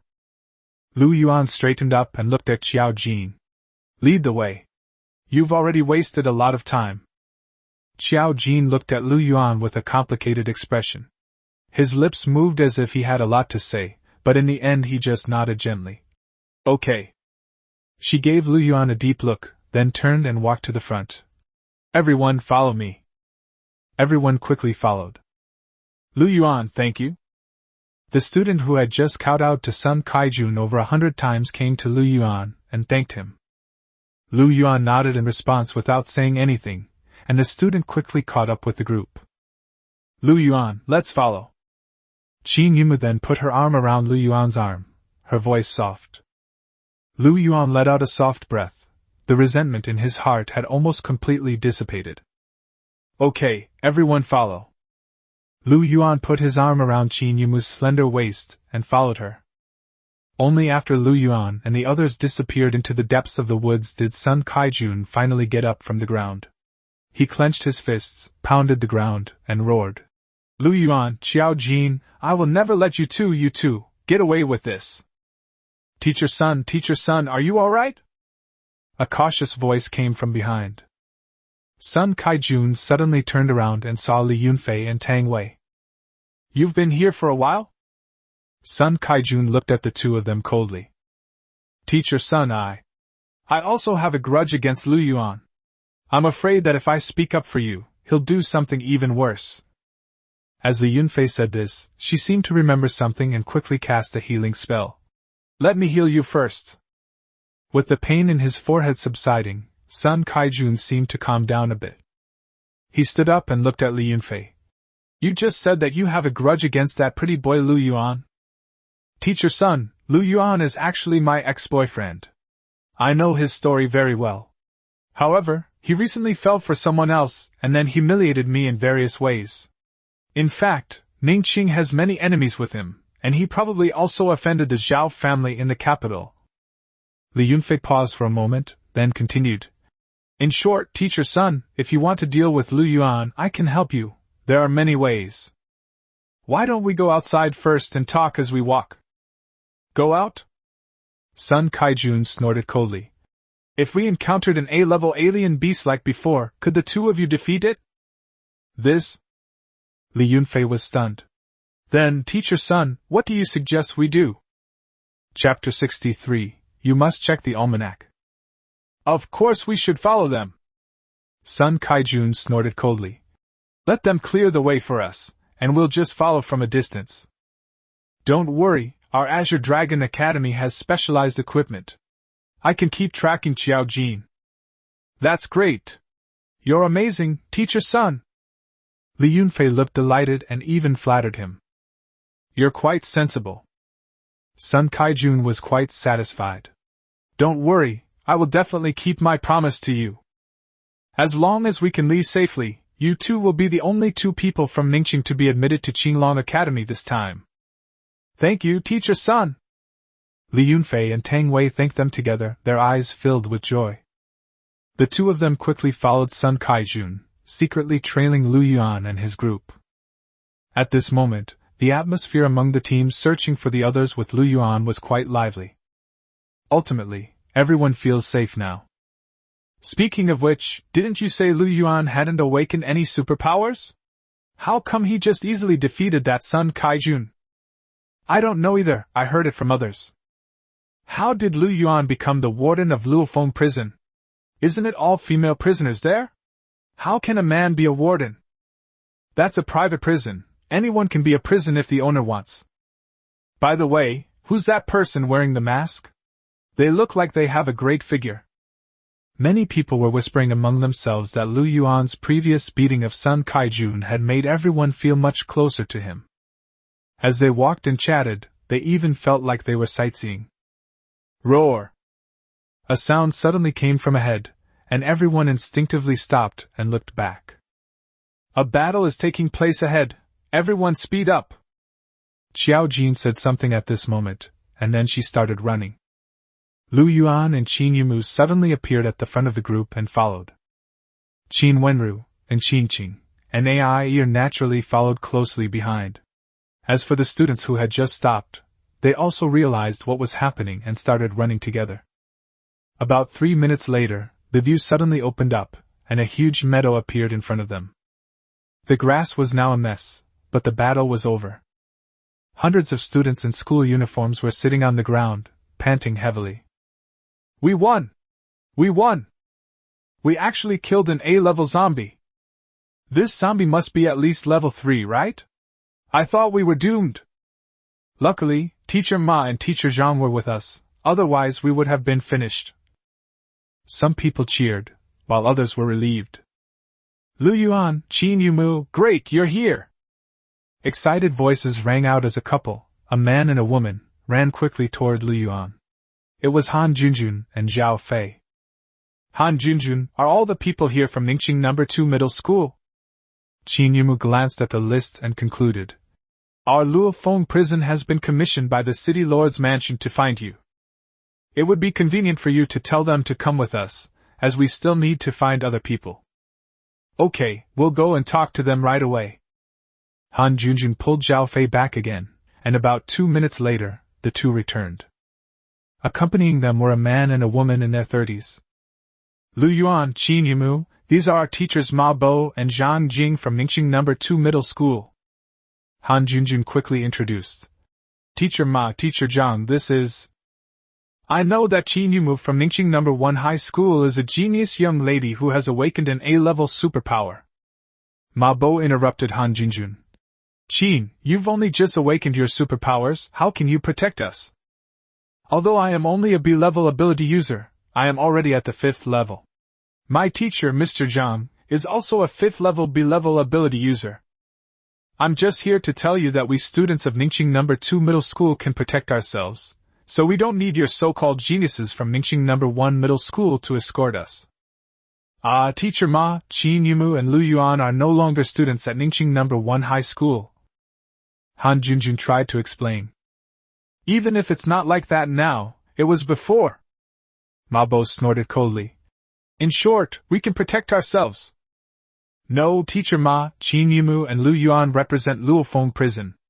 Luofong Prison has many powerful superhumans. Zhao Fei was also trying to persuade Ma Bo. Both he and Han Junjun had witnessed Qin Wenru's strength firsthand, and they had also seen Qin Wenru following behind Lu Yuan. That's why they felt incredibly safe when they saw Lu Yuan and the others arrive. But now, the teachers at Ningxing No. 2 Middle School don't want to be protected by Lu Yuan. What a joke! Do we need a bunch of murderers to protect us? Ma Bo sneered. Alright, Han Junjun, Zhao Fei, come back with us to rest. Teacher Zhang and I will take you all back to the city safely later. At this point, Ma Bo looked behind Lu Yuan and said, all students from Ningxing No. 2 Middle School, come over here. Just follow us from now on, and don't hang out with any shady characters. Yumu, next time you accept a mission, be sure to check the almanac. Lu Yuan was genuinely annoyed. Look, I've run into another idiot. He raised his voice. Listen carefully, everyone, I will only say this once. I am Lu Yuan, the warden of Luofong Prison. I have been commissioned by the City Lord's mansion to search for and escort you away. Those who are willing to accept our escort, come with us now. We still need to continue searching for others. If they are not willing, we will not force them. I'm in a hurry. If you're willing to come with us, remember to catch up. After saying this, Lu Yuan left immediately. This time, he didn't even need Xiao Jin to lead the way because he could already smell Xiao Ni's scent in the air. Ultimately, of all these people, the one he truly cared about was Xiao Anai. But even with Xiao Anai, he wasn't indispensable to her. He won't indulge anyone. Stop! With a cold shout, Ma Bo actually blocked Lu Yuan's path. Did you just curse at me? It seems the teachers at Ningxing No. 1 High School don't know how to teach students, so I'll teach you for them. As Ma Bo spoke, he raised his hand, seemingly intending to actually make a move. Zhao Fei and Han Junjun were shocked. Teacher Ma, no! Teacher Ma, stop right now! The two rushed to Ma Bo almost simultaneously and blocked his way. Han Junjun, Zhao Fei, what are you two doing? Ma Bo was furious. You two are students from Ningxing No. 2 Middle School. Why are you protecting those two from Ningxing No. 1 Middle School? Get out of the way right now, or don't blame me for teaching you both a lesson. Zhao Fei and Han Junjun really wanted to tell Ma Bo that they were helping him because they were afraid he would get beaten up. You two move aside. Lu Yuan also spoke up. Since some people can't be reasoned with, they at least know a bit of martial arts. Chapter 64 Go Easy on Me. Lu Yuan, Teacher Ma only has some issues with Ningxing No. 1 High School. He's not targeting you. You should go easy on him. Han Junjun couldn't help but plead for Ma Bo's life. Get out of the way. Ma Bo, however, was not grateful at all. He was even more furious, and directly pushed Han Junjun away. Then, he rushed towards Lu Yuan and slapped him across the face. I'll teach you right now, Ma Bo let out a scream and flew backward. Teach me? You dare to challenge me? Lu Yuan was a little disdainful, then locked onto Xiao Ni's aura and quickened his pace. Yumu, let's hurry up. Good. Qin Yumu quickly followed, calling out, Please keep up, everyone. This time, the 5-person group from Luofong prison led the way and acted swiftly, while Qiao Jin followed closely behind with about 100 students. Quick, everyone follow Lu Yuan and the others. Trust me, they're very capable and will protect us. Han Junjun shouted loudly. As she spoke, she pulled Zhao Fei along and chased after them. Although the students from Ningxing No. 2 Middle School hesitated slightly, they all followed after seeing Han Junjun and Zhao Fei taking the lead. No one is allowed to go, not even those from Ningxing No. 2 Middle School. Ma Bo had just gotten up from the ground and roared angrily. However, the students from Ningxing No. 2 Middle School, although they heard his command, only paused for a moment, and then, seeing that the others had not stopped, they all continued forward together. A few minutes ago, they all thought Ma Bo was pretty good, but just now, everyone saw with their own eyes that Ma Bo was kicked away by Lu Yuan. Teacher Ma, let's not argue over emotions. The student's safety is the most important thing. The other teacher, Zhang Jing, finally spoke up. Let's follow them. Seeing that the group had already gone far away, Zhang Jing didn't delay any longer and quickly caught up. Ma Bo's face turned red and then pale, quite angry, but he finally gritted his teeth and chased after him. Meanwhile, several kilometers away, in the middle of a bottomless lake, there is an island that is neither too big nor too small. The island was teeming with people. So many crabs. These crabs are so fast. Indestructible, absolutely indestructible. We can't kill them all, we simply can't kill them all, this is the third wave already.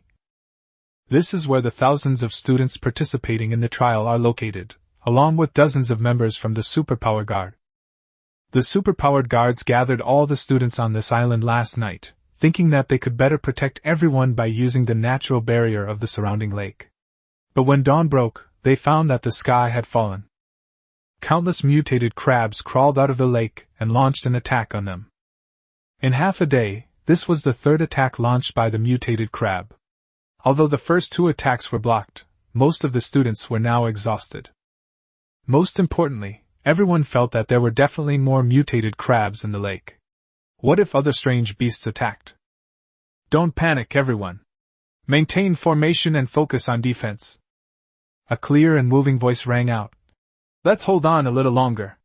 Believe me, someone will come to rescue us. The one speaking was Xiao and I. Xiao Ni's words reassured everyone somewhat. As everyone knows, if it weren't for Xiao and I, an S-level ability user, being there, they wouldn't have been able to withstand the attacks of these mutated crabs at all. Hang in there, everyone! Yes, hang in there, have faith in Captain Xiao. Brothers, let's have hairy crabs for lunch. Kill them! They're just a bunch of crabs. Don't panic, everyone! Upon learning that a rescue was coming, everyone felt hopeful. However, At that moment, a cold snort rang out. Captain Xiao, things have come to this point, why do you still need to deceive these naive students? You are the strongest superhuman in Ningxing, and all the combat members of our superhuman guard have arrived. Who else can come to our rescue? The speaker was a male member of the superpower guard. If Lu Yuan were here, he would definitely recognize him as Ding Daming, whom he had met at Ningxing No. 1 Middle School. The students, who had just been quite excited, felt as if they had been doused with a bucket of ice water upon hearing these words. Ding Daming, what nonsense are you spouting? Xiao Ni's voice was icy cold. Everyone is fighting against the alien beasts, and you're here spreading rumors and inciting unrest. Do you believe I'll kill you right now? As she spoke, Xiao and I unleashed a bolt of lightning, charring dozens of mutated crabs. In everyone's eyes, this was also a warning to Ding Daming. Captain Xiao, I'm just stating the facts. Are you trying to kill me to silence me? Ding Daming sneered. It was your mistake to gather all the students on this island. Now that things have come to this, you should have led everyone to evacuate, but you insist on making everyone stay here and hold out, saying that someone is coming to rescue us. I think you want everyone to die here, don't you? There are clearly more strange beasts in this lake. When they all climb up, you, as an S-class ability user, will naturally be able to escape on your own, but I'm afraid none of us will be able to escape, right? Ding Daming, just because I removed you from your position as team leader, you're causing trouble now? Xiao Ni's voice grew even colder. There are thousands of students here. If we evacuate together and encounter a beast tide, there will definitely be casualties. I've gathered everyone here, awaiting rescue, solely to save everyone's lives. I'll say it again, there will definitely be a rescue, and then we will all be able to leave safely. Lu Yuan's image unconsciously appeared in Xiao Ni's mind. She believed that the city lord's mansion would definitely ask Luofong prison for help. This is also why she was determined to wait here. In her opinion, once Lu Yuan brought Qin Wenru over, they could easily resolve any danger they encountered. Captain Xiao, you keep saying there's a rescue, so tell everyone, when will the rescue arrive?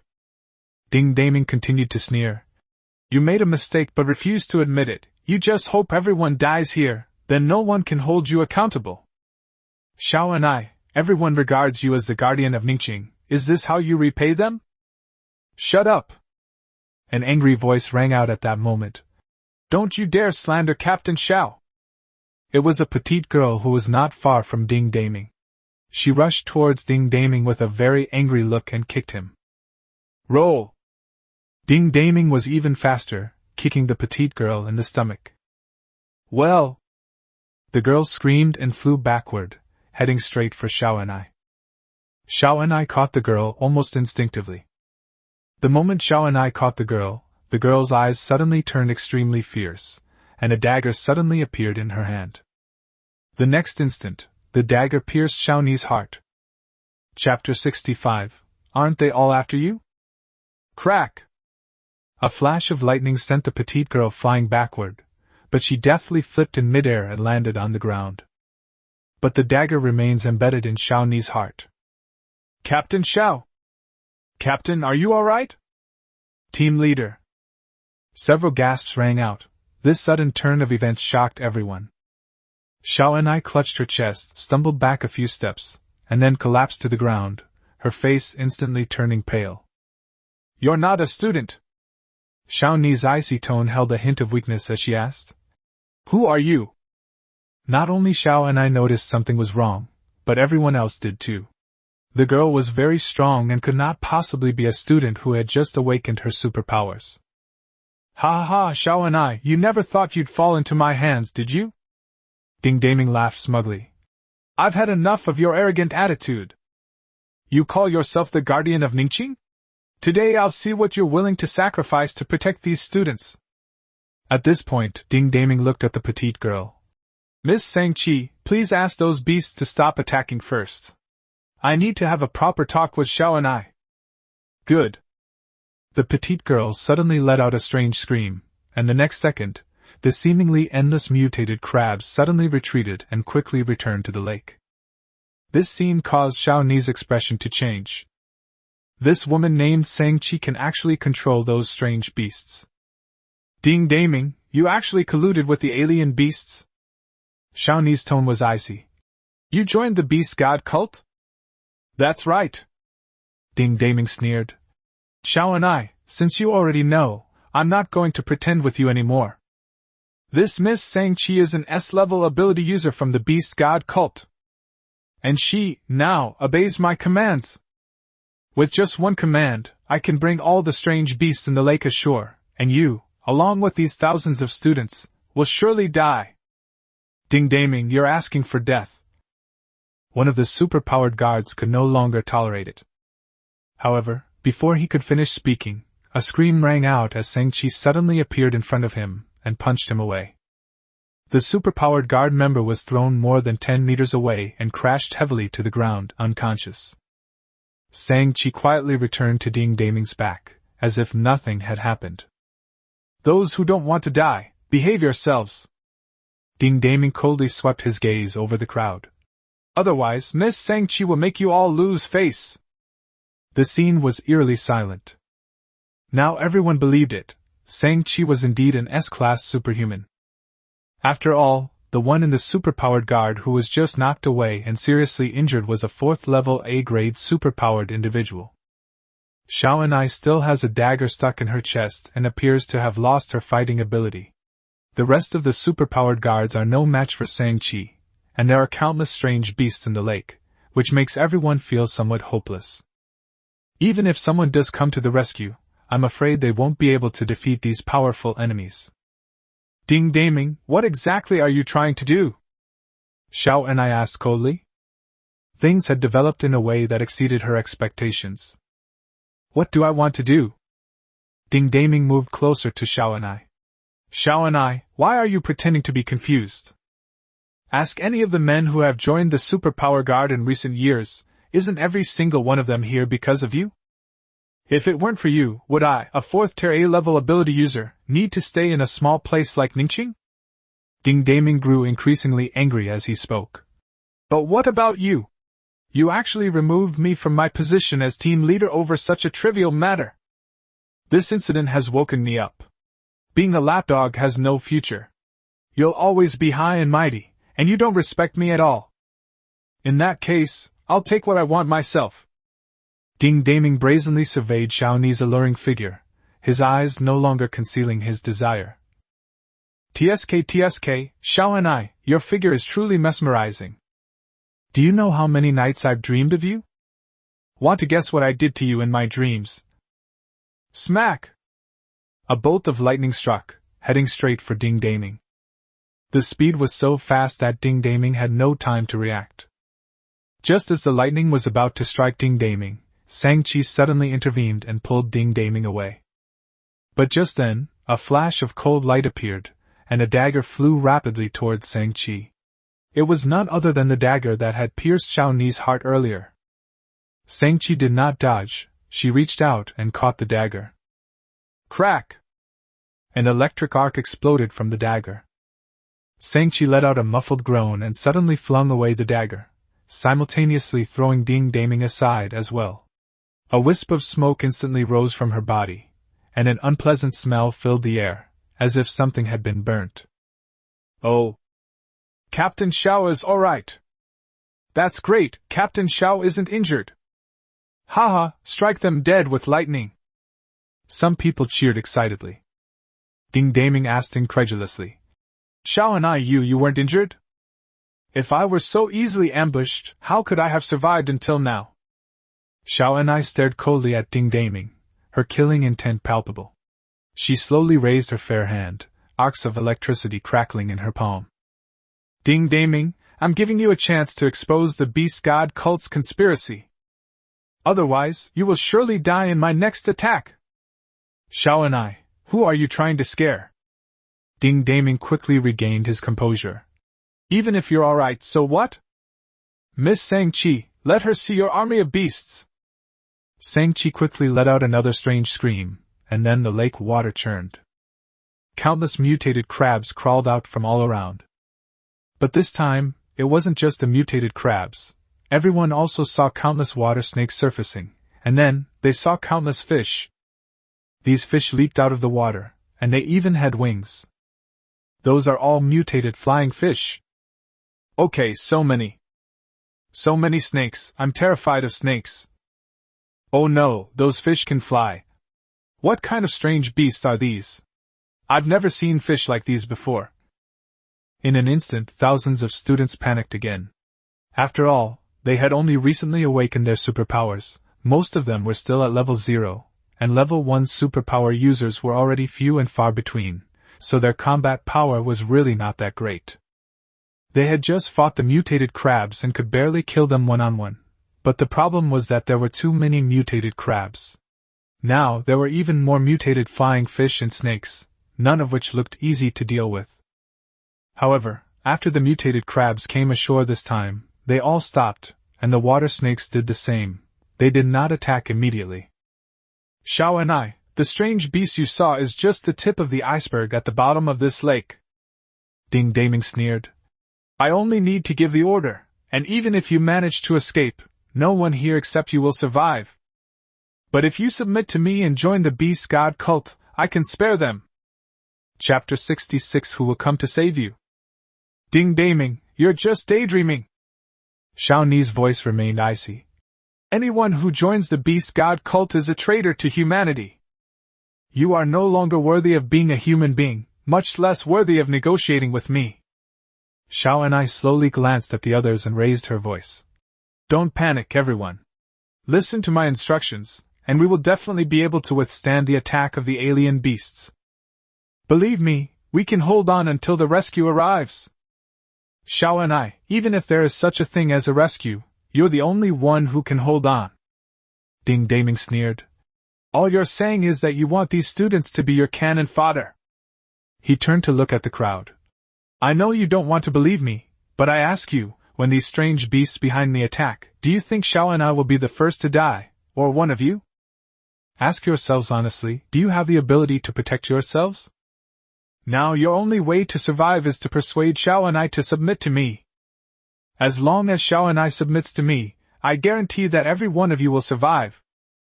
The scene remained quiet, with many people hesitant to speak. Ding Daming, you don't actually think they believe your nonsense, do you? Xiao and I continued to gather power in her palm, and while speaking, she kept her eyes on Shang-Chi. She wasn't sure when Lu Yuanqin and Wenru would arrive, and if she wanted to protect these people before they arrived, the first person she needed to deal with was Shang-Chi. Captain Xiao, why don't you agree to his request? A weak voice suddenly rang out. And this sound was like a floodgate being opened all at once. Countless voices followed. Yes, Captain Xiao, you came here to save us, so just agree to his request. Captain Xiao, I really don't want to die. Captain Xiao, I think the beast god cult is actually quite good. Boom! A bolt of lightning suddenly struck, heading straight for Shang-Chi. This time, Shang-Chi was prepared. She quickly retreated and dodged, and a large hole appeared where she had been standing. Shut up, all of you! Xiao Ni's icy voice rang out at that moment, emanating a strong killing intent. You are all superhumans, the future of humanity, yet now you want to submit to a traitor like Ding Daming? I don't care what you think, but I'm telling you, I can't agree to Ding Daming's conditions. If you want to live, fight to the death with me. Xiao and I was somewhat angry, but even more disappointed. She hadn't expected these students participating in the trial to have such poor character. Everyone fell silent again, not daring to speak. Xiao Ni's lightning was still quite frightening. Hey, students, it seems Captain Xiao doesn't really care about your lives at all. Ding Daming sneered. Since that's the case, then I'll save you. Now I'm giving you a new choice. If you give up resisting, I'll let you go. Oh, my fellow members of the Superpower Guard, the conditions I'm offering you are the same. As long as you don't help Xiao and I guarantee I'll give you a way out. The surroundings remained quiet, but many people were clearly tempted. Ding Daming continued. If you accept my conditions, simply retreat to a distance of 50 meters from Xiao and I. The crowd immediately stirred. No one spoke, but some people had already quietly retreated. And once someone took the lead, others naturally followed. In less than a minute, everyone was scrambling to retreat, and Xiao and I was immediately surrounded by a large open space. Only the members of the superpowered guard remained behind Xiao and I. Ha ha ha, Xiao and I, did you see that? Ding Daming laughed triumphantly. You go to great lengths to protect them, yet they have absolutely no loyalty to you. This is the inherent weakness of humanity. We are not as loyal as beasts. Now tell me, are you still going to protect this group of people? Come on, join the beast god cult, and together we will create a new future for Ningqing. Ding Daming looked somewhat excited at this moment. Ding Daming, what kind of daydream are you having? The angry shout came from a member of Xiaoni's team, who was also a leader of the superpowered guard, named Du Hao. He lowered his voice slightly. Captain, the situation is not good right now. Why don't we deal with Ding Daming and that Shang-Chi first? Let's all attack together, and strike at Shang-Chi. I think Shang-Chi is in charge of those beasts. If Shang-Chi dies, we should be able to deal with them much better. Xiao and I glanced at Du Hao, then at the other team members, and nodded slightly. Okay, that's settled. Everyone get ready, and wait for me to gather my strength. In 1 minute, we'll attack together. You guys trap Shang-Chi and don't let her escape. I'll take care of killing her. Xiao and I also knew that she couldn't place all her hopes on Yuan and Qin Wenru. If it weren't for Shang-Chi, she would still be confident in resisting those strange beasts in the lake. But now, she really had to deal with Shang-Chi. She quietly gathered her strength, while the dozens of superpowered guards behind her also quietly began to prepare. A minute later, Xiao and I suddenly raised her hand, and a bolt of lightning streaked across the sky, rushing towards Shang-Chi. At the same time, dozens of team members, including Du Hao, also unleashed their superpowers. But the next second, everyone was stunned. Because everyone could clearly see that the targets of these team members' superpower attacks were all Xiao and I, who was right next to them. Well? With a muffled groan, Xiao and I flew several meters away and crashed heavily to the ground. Xiaoni's attack on Shang-Chi just now naturally missed again. You all! Xiaoni's face turned pale. It was one thing for Ding Daming to betray her, but now, all the team members had betrayed her. She struggled to her feet, her body swaying unsteadily. This time, she had truly suffered a severe injury. Captain Xiao, you shouldn't have offended the Zhao family in the capital. Du Hao slowly walked towards Xiao and I. The moment you stepped into the trial area, it was destined that you would never be able to leave here. Xiao and I instantly understood. It turned out that the Zhao family from the capital had made their move once again. So, Du Hao, Ding Daming, are you trying to tell me that the Zhao family in the capital is colluding with the beast god cult? Xiao and I asked in a cold voice. How would I know anything about the Zhao family in the capital? Du Hao looked at Xiao and I with longing in his eyes. All I know is that the Zhao family not only promised me a bright future, but also bestowed you upon me. Captain Xiao, Ding Daming is right. We all came here for you, but you never give us a chance. In that case, we'll just have to create our own opportunities. Ha ha ha, Xiao and I, didn't you keep saying someone was coming to rescue us? Where are they? I'll strip you naked right now in front of everyone and see who comes to your rescue. After saying this, Du Hao pounced on Xiao and I. Chapter 67 has always been this blind. Well. With a scream, Du Hao was sent flying backward. Xiao and I was surrounded by arcs of electricity, exuding a murderous aura. Even though she was severely injured, Du Hao was not someone she could bully. No wonder he's an S-class ability user. Du Hao got up from the ground, somewhat annoyed. He turned to look at the other team members. What are you all standing there for? Attack together! Once we exhaust Xiaoni's mental energy, she can do whatever she wants to us. And don't say I didn't warn you, if Xiao and I escapes, none of us will have a good ending. After Du Hao finished speaking, he launched an attack on Xiao and I, and the other team members also began to release their superpowers. Surrounded by dozens of people, Xiao and I could barely hold her own, but she was already injured and soon became critically injured. Most importantly, her mental energy had already been almost completely depleted. Xiao and I, did you see that? All your teammates betrayed you, and not a single student you were protecting came to your aid. Ding Daming spoke again at this moment. Do you know who can save you now? It's me, Ding Daming. If you are willing to be my woman and join our beast god cult, I can still protect you. Puff. Xiao and I spat out a mouthful of blood, staggered, and then fell to the ground. She finally succumbed to the relentless attacks from dozens of members of the superpowered guard, reaching her physical and mental limits. Xiao Ni's gaze swept over the thousands of students, but she found that they all subconsciously avoided her eyes and even continued to back away. At that moment, Xiao and I felt a strange, indescribable feeling. That didn't seem like disappointment. Rather, it was a sense of bewilderment. Xiao and I began to doubt everything she had done over the years. Did what she did really have any meaning? All right, everyone, stop attacking! Du Hao waved his hand, an excited expression on his face. He made no attempt to hide the intense desire on his face, as he slowly walked towards Xiao and I. Ha ha! So our beautiful and noble Captain Xiao has finally given up and can no longer resist? Honestly, every time I see your beautiful and dignified face, I can't help but imagine what you're like in bed, tsk. Du Hao, you can keep imagining. A cold snort rang out at that moment. It was Ding Daming who spoke. Xiao and I is mine. At least I should go first. Ding Daming, what do you mean? Du Hao immediately got angry.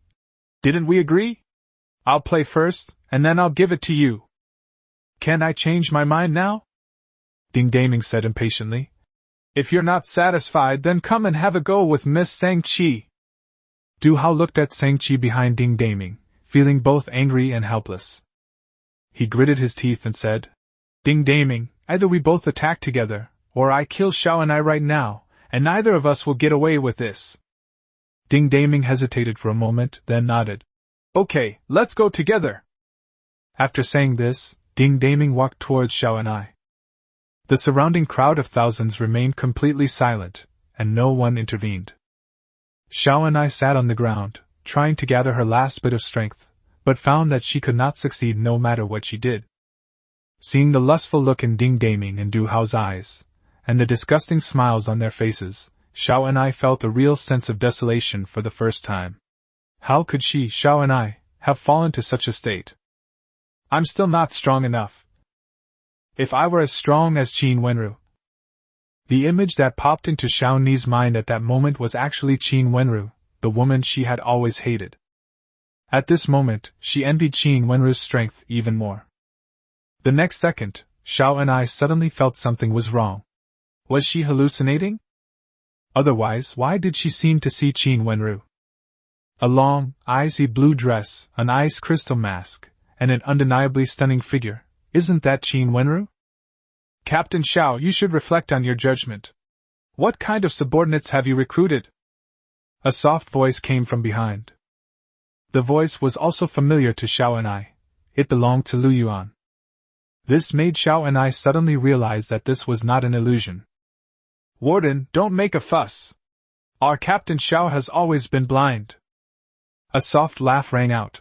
It was naturally Qin Wenru. Xiao and I finally saw Yuan and his group of 5. She also saw more people rushing towards the island across the only bridge. For the first time in her life, Xiao and I was filled with surprise and joy when she saw Qin Wenru. Be careful, the superpower guard has been almost entirely bought off by the Zhao family in the capital. Ding Daming has joined the beast god cult. There's a woman over there named Shang-Chi, who is an S-class superpower user and can control alien beasts. Xiao and I explained the current situation to Yuan as quickly as possible. I'm seriously injured right now and can't help you. Ha, so the so-called savior Xiao and I has been waiting for is you pretty boy. Ding Daming had already stepped back and stood in front of Shang-Chi, while Du Hao also stepped back in front of the other members of the superpowered guard. Your name is Yuan, right? Damn it, I got punished by Xiao and I because of you. You've come at the right time. I was just about to settle accounts with you. Yuan glanced around. He truly hadn't expected things to turn out this way. As for someone like Ding Daming, he naturally didn't take him seriously at all. Doctor, please treat Captain Xiao first. Lu Yuan gave an instruction. Yes, Warden. And Qing responded and waved her hand gently. A white light flashed and disappeared on Xiaoni's body. The next moment, Xiaoni's face showed an expression of disbelief. Not only were her injuries completely healed, but her exhausted mental energy was also restored in an instant. She glanced at Qing without realizing it, and immediately felt that Qing now seemed to have a completely different temperament from the Qing she had seen last time. Captain Xiao, should we just kill these people in your special abilities squad, or just capture them? Lu Yuan spoke again. He spoke as calmly as if he were asking a trivial question. Grab it. Xiao withdrew her gaze from Qing and stood up. I suspect that the Zhao family in the capital is colluding with the Beast God sect. If we capture them, we might be able to obtain some evidence. If we can obtain evidence of the Zhao family's collusion with the Beast God cult, even if the Zhao family is a top-tier family of supernatural beings, they will not escape punishment. Okay. Lu Yuan nodded. You just cripple them. Enough! Do you even respect me? Ding Daming felt slighted, which annoyed him. Pretty boy, I know you're the warden of Luofong prison, and I've heard you can mobilize all those female prisoners in the prison, but so what? I've seen the files on Luofong prison. The strongest female prisoner in your prison is only an A-level superpower. You're not even as good as Xiao and I. What are you pretending for in front of me? You want to cripple me? Come on, I'm standing right here, let's see how you, pretty boy, manage to cripple me. Chapter 68. What kind of ultimate enjoyment is this? Is that handsome guy actually the warden of Luofong prison? He's so young. What warden? That's Lu Yuan, he used to be from Ningqing No. 1 middle school. Yes, the beautiful woman next to Lu Yuan is Qin Yumu, the school beauty of Ningqing No. 1 high school. I don't know how they got together, and they even ended up in Luofong prison. Lu Yuan? The Lu Yuan whose parents are S-level and he hasn't awakened anything himself? Yes, that's him. The students who had been watching from a distance began to whisper among themselves. Some students even began to feel fortunate. Is the rescue Captain Xiao was waiting for actually Lu Yuan? What kind of reinforcements are these? Luckily we didn't keep waiting. Yes, at least we can still keep our lives. I think Lu Yuan is probably not far from his death. Clearly, they believed Ding Daming's account more. In their view, Lu Yuan's appearance was no different from coming to his death.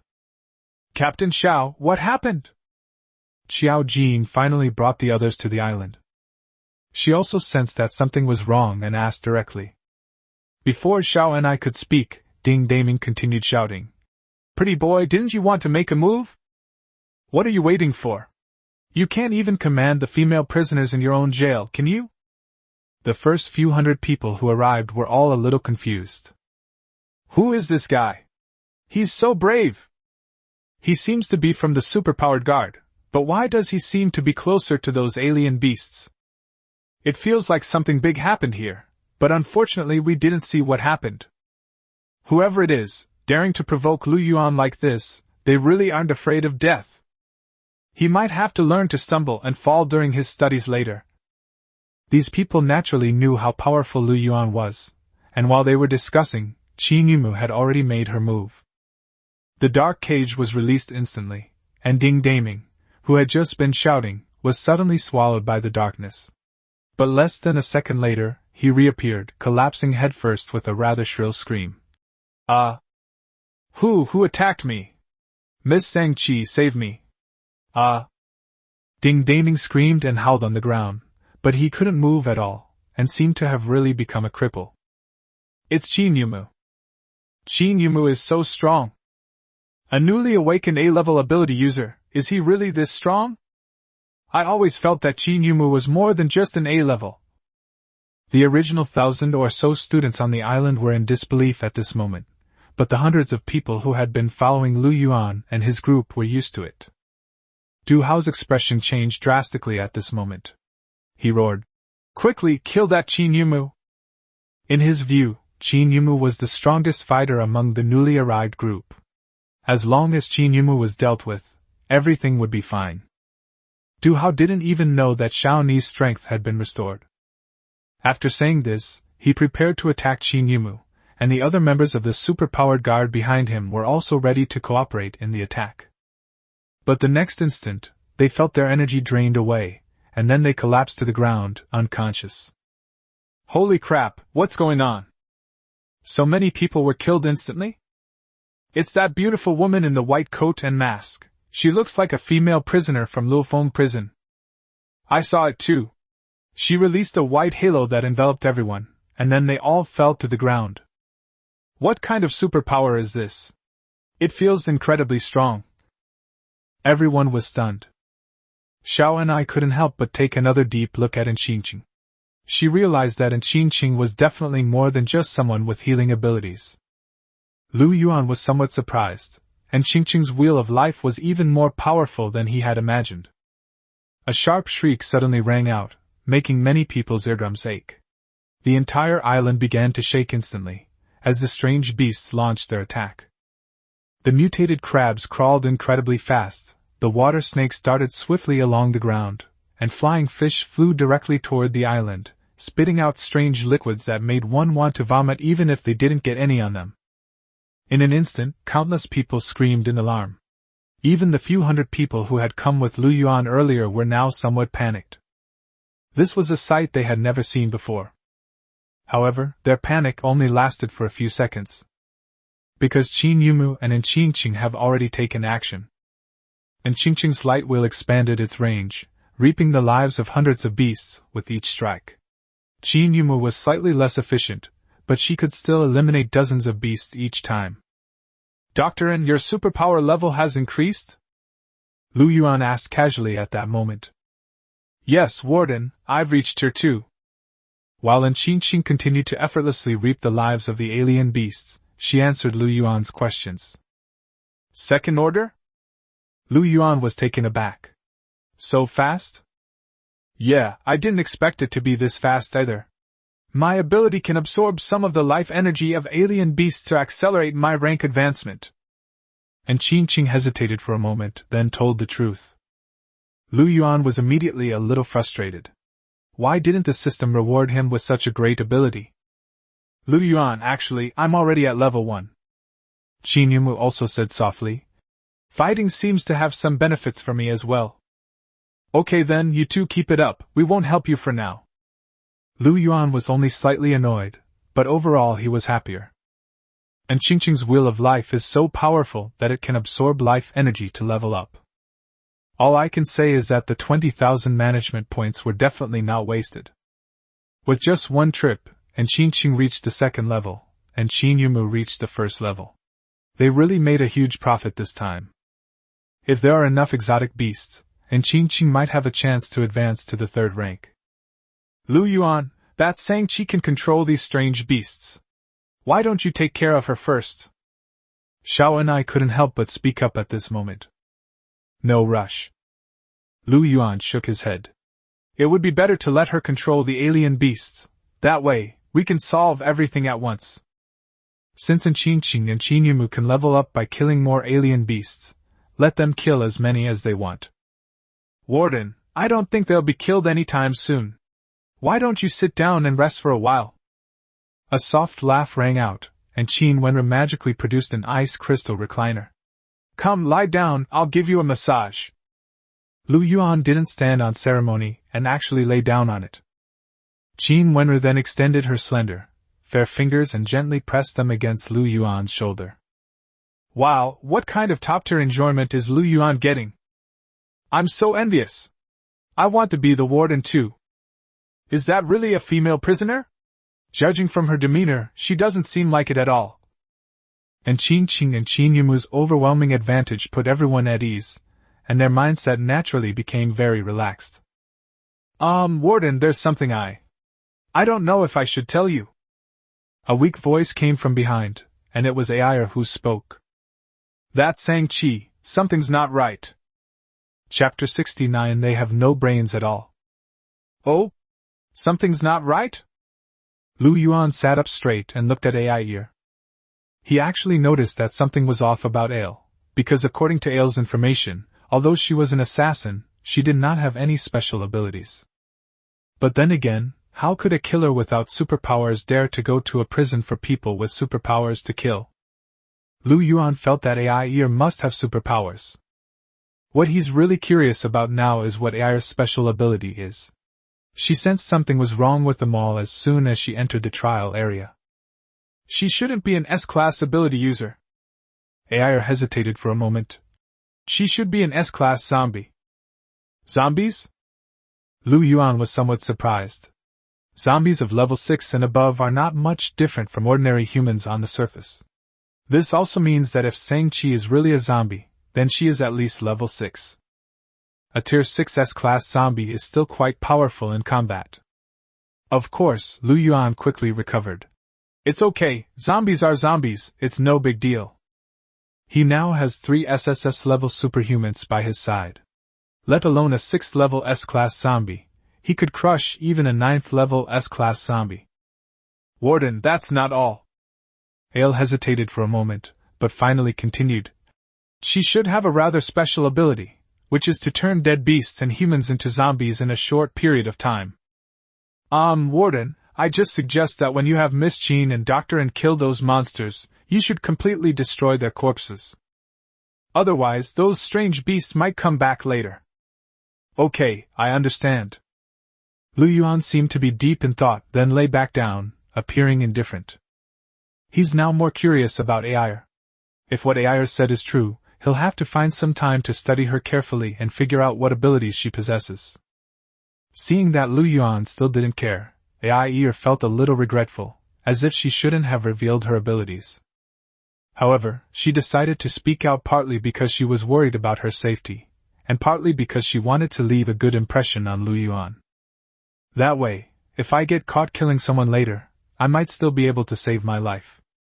Of course, Air was unaware that her identity as an assassin had been exposed from the very beginning.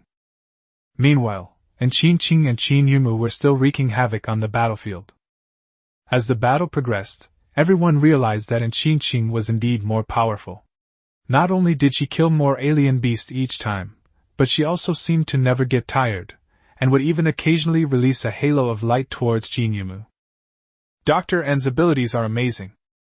Yuan also realized that when Qin Qing absorbed life force, her mental energy should also be replenished, which is why she could fight continuously without ever getting tired. She can also replenish life energy for others, which includes spiritual energy.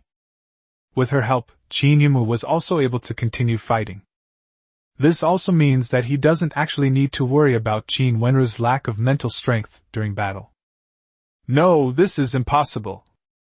A roar came, as Ding Daming was still unwilling to accept reality.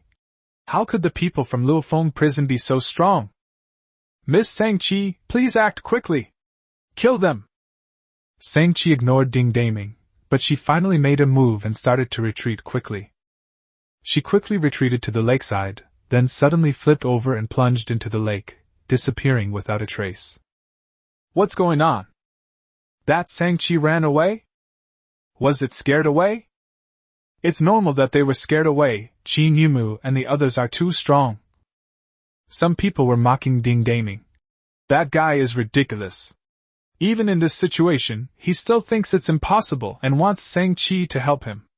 In the end, Shang-Chi got scared and ran away. Ha!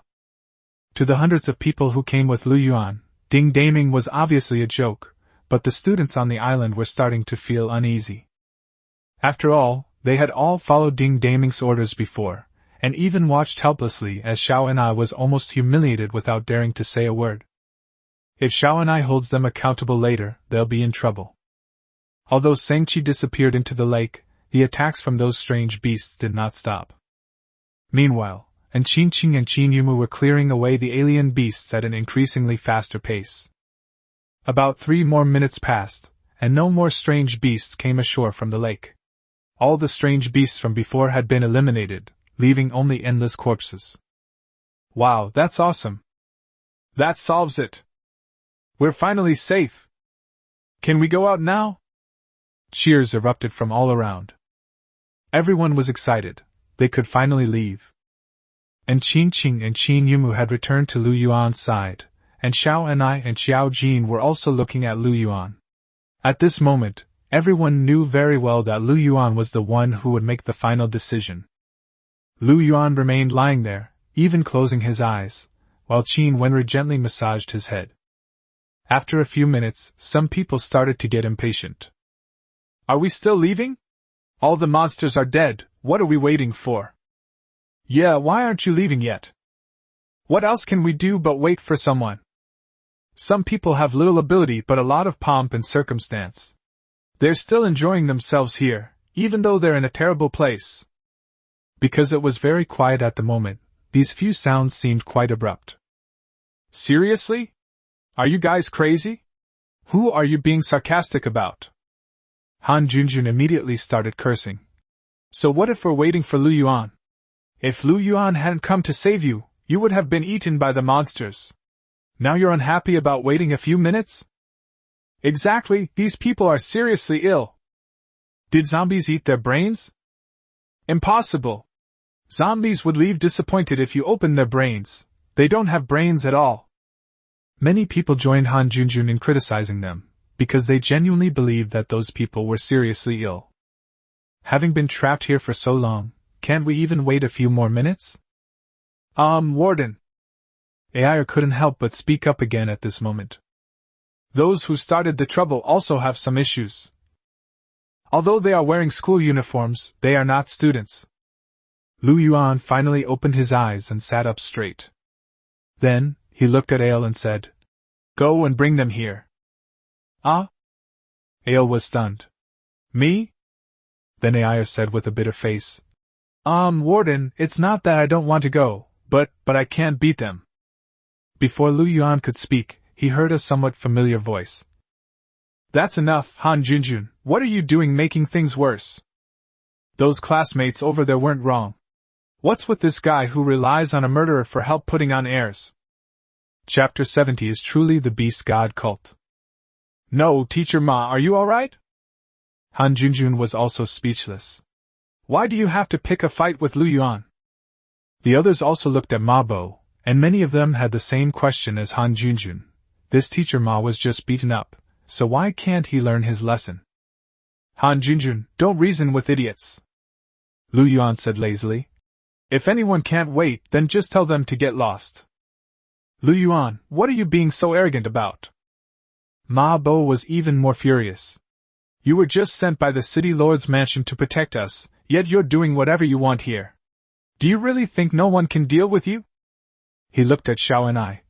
Captain Xiao, Lu Yuan just injured me and threatened others. As the captain of the superpowered guard, you can't just ignore this, can you? Before Xiao and I could answer, Ma Bo looked at the thousands of students dozens of meters away and raised his voice. Classmates, do you know who Lu Yuan brought with him? Guess why they cover their faces and dare not show themselves? Because they are all murderers from Luofong prison. Lu Yuan brought several murderers, claiming to protect us, but they wantonly beat up us teachers and students. Would you trust someone like that to protect you?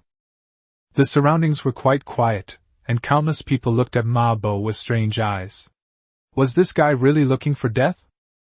But soon, several voices rang out. Teacher Ma is right, I am indeed worried. Captain Xiao deserves an explanation from everyone. If Captain Xiao can't control Lu Yuan, then she's not qualified to be the captain of the superpowered guard. Classmates, Captain Xiao must punish Lu Yuan. These voices sounded familiar to many people. They seemed to be the same ones who had started the trouble earlier. Ma Bo was even happier to hear that someone was supporting him.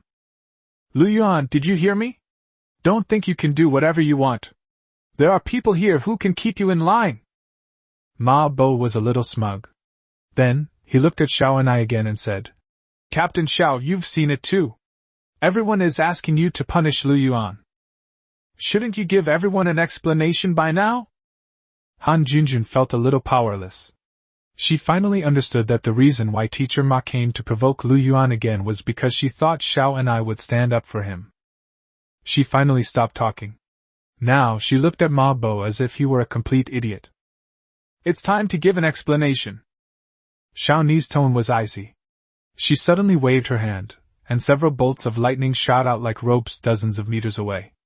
In the next instant, the lightning wrapped around several people, dragged them back, and threw them at her feet. 3 boys and 1 girl, 4 people in total, all wearing school uniforms. But it was those 4 people who had just echoed Ma Bo. "I've been watching you for a long time." Xiao and I coldly looked at the 4 people on the ground. "You were the ones who stirred up trouble to get me to join the beast god cult. You were the ones who got impatient after waiting for just a few minutes, and now you're the ones demanding punishment for Lu Yuan. You are not students at all, but spies of the beast god cult." An uproar immediately erupted around them, and many people realized what was happening. "It seems that's really the case. Yes, they always start by speaking first. It's them. Could they really be from the beast god cult?" Ma Bo was incredulous. "Captain Xiao, how is this possible? They're all students, how could they be spies for the beast god cult?" Before Ma Bo could finish speaking, the 4 people on the ground suddenly shouted in unison. "The glory of the beast god will last forever." Black blood trickled from the corners of the 4 men's mouths, and they fell silent instantly. "Holy crap, they really are from the beast god cult. Was this suicide? I've heard that's how the beast god cult is. They commit suicide once they're captured." Obviously, it goes without saying that everyone can confirm that those 4 people are indeed spies of the beast god cult. "Teacher Ma Bo, you seem to be cooperating quite well with these spies from the beast god cult. You must be quite familiar with them, right?" Xiao and I then looked coldly at Ma Bo. "Or perhaps you've also joined the beast god cult?" "What? No, I didn't. I'm not familiar with them." Ma Bo was taken aback at first, then his expression changed drastically, and he hurriedly explained. "Captain Xiao, you can't wrong me. I don't know anything about the beast god cult. I don't know them. A bolt of lightning struck Ma Bo, who fell backward to the ground. "Whether we're close or not isn't up to you to decide," Xiao and I said coldly. "You can explain yourself properly when we get back to the superpower guard." "No, I'm innocent. I'm really innocent." Although Ma Bo was lying on the ground, he was not unconscious. He was really panicked. If he was identified as being related to the beast god cult, he would be finished. "Captain Xiao, Teacher Ma shouldn't be involved with the beast god cult." Zhang Jing, the other teacher who was leading the team with Ma Bo, finally spoke up to help. "Teacher Zhang Jing, you don't need to rush to defend him." Xiao and I interrupted Zhang Jing. "You also need to go to the superpower guard to cooperate with the investigation. You'll have plenty of time to explain then." Zhang Jing's face immediately turned pale. She now regrets it. She shouldn't have said that. With Zhang Jing's example serving as a warning, naturally no one would plead for leniency anymore. In fact, no one wanted to plead for leniency in the first place. "Han Junjun, I need you to do something for me." Xiao and I then looked at Han Junjun and said, "Help me select some classmates to become temporary members of the Superpower Guard. You lead these team members and will be responsible for escorting these spies and traitors back to the Superpower Guard. Also, you will help me register the names of everyone over there now." Xiao and I pointed to the thousands of people dozens of meters away, her voice clear enough for everyone to hear. "Han Junjun, remember, you can't select temporary team members from those people. None of them are qualified to be law enforcement officers in Ningqing. In addition, the temporary members you select will have priority to join the Superpower Guard in the future." Yes, Captain Xiao, I'll do it right away." Han Junjun was very excited, and the hundreds of students beside her were also somewhat excited. "Han Junjun, I can do it." "Han Junjun, me too, I want to join." "Don't forget me." They all rushed to join, knowing that the Superpower Guard was short-handed and that if they performed well, they would have a high chance of being directly admitted. Meanwhile, the thousands of people in the distance felt a chill in their hearts. They knew this was Xiaoni's punishment for their previous behavior, and that, barring any unforeseen circumstances, their futures would be bleak. However, even if they were dissatisfied, they dared not say anything at this moment. At this moment, the 2 groups of people are experiencing completely different states of mind, like ice and fire. Look everyone, there's movement in the lake! Suddenly someone shouted. The next second, everyone heard a very strange shriek, and then, a sudden change occurred. Chapter 71: The Dragon That Turned into a Zombie. Ah, the mutant crab is alive again. No, it didn't come back to life, it turned into a zombie. So many zombies. Help! Exclamations of surprise followed one after another, and the crowd began to stir again, because almost at the same time, the corpses of the dead beasts stood up again and began to move. The sheer number of them is enough to make one's scalp crawl. Everyone instinctively wanted to run towards Yuan and the others, but soon they realized that something was wrong. The zombies that had turned from the corpses of those strange beasts didn't attack them. Instead, they all turned around and ran quickly into the lake. Even after turning into zombies, these monstrous beasts still moved very quickly. After arriving at the lakeside, these monstrous zombie beasts all leaped into the water, jumping dozens of meters before landing in the lake. In less than a minute, the zombies transformed from the beast's corpse all fell into the lake and disappeared from everyone's sight. At the same time, everyone could see that the lake water was churning, and the commotion was getting louder and louder. Yuan, I sense something is changing in the lake. Should we stop it beforehand? Yuan then asked softly. Perhaps we could have Sister Wen freeze the lake water directly, so that whatever is inside can be killed in advance. Before Yuan could speak, the lake water surged skyward, forming towering waves. The next second, everyone actually heard a dragon's roar. A tremendous pressure descended from the sky, causing gasps of alarm to erupt on the island. Countless people lost their footing and collapsed to the ground. A few seconds later, only a handful of people remained standing unharmed on the island. A dragon! That's a dragon! How could there be a dragon here? That's not an ordinary dragon, it looks like, it's a bone dragon. Was that, a dragon that turned into a zombie? It seems, so terrifying, such a powerful pressure. Countless people screamed in terror. The enormous figure in the sky, at least several hundred meters long, instilled a strong sense of fear in them. Now that you have seen the beast god, why do you not worship him? A cold voice came from the air, and only then did everyone notice that a petite figure was standing on the dragon's back. That was none other than Shang-Chi. An even stronger pressure swept over, and instantly many people actually prostrated themselves on the ground, not daring to raise their heads at all. Is that a dragon? Yuan had already stood up. He and Qin Yumu and the others were naturally unafraid of the oppressive aura. Although the oppressive aura coming from the sky was very strong, he was protected by 3 SSS-level superhumans at the moment. Yuan was looking at AI Ear. He was now certain that AI Ear could indeed see information that others couldn't. Whether it was Shang-Chi's abilities or those spies from the Beast God cult, what AI Ear said was true. It is, but not entirely. AI Ear looked at the sky.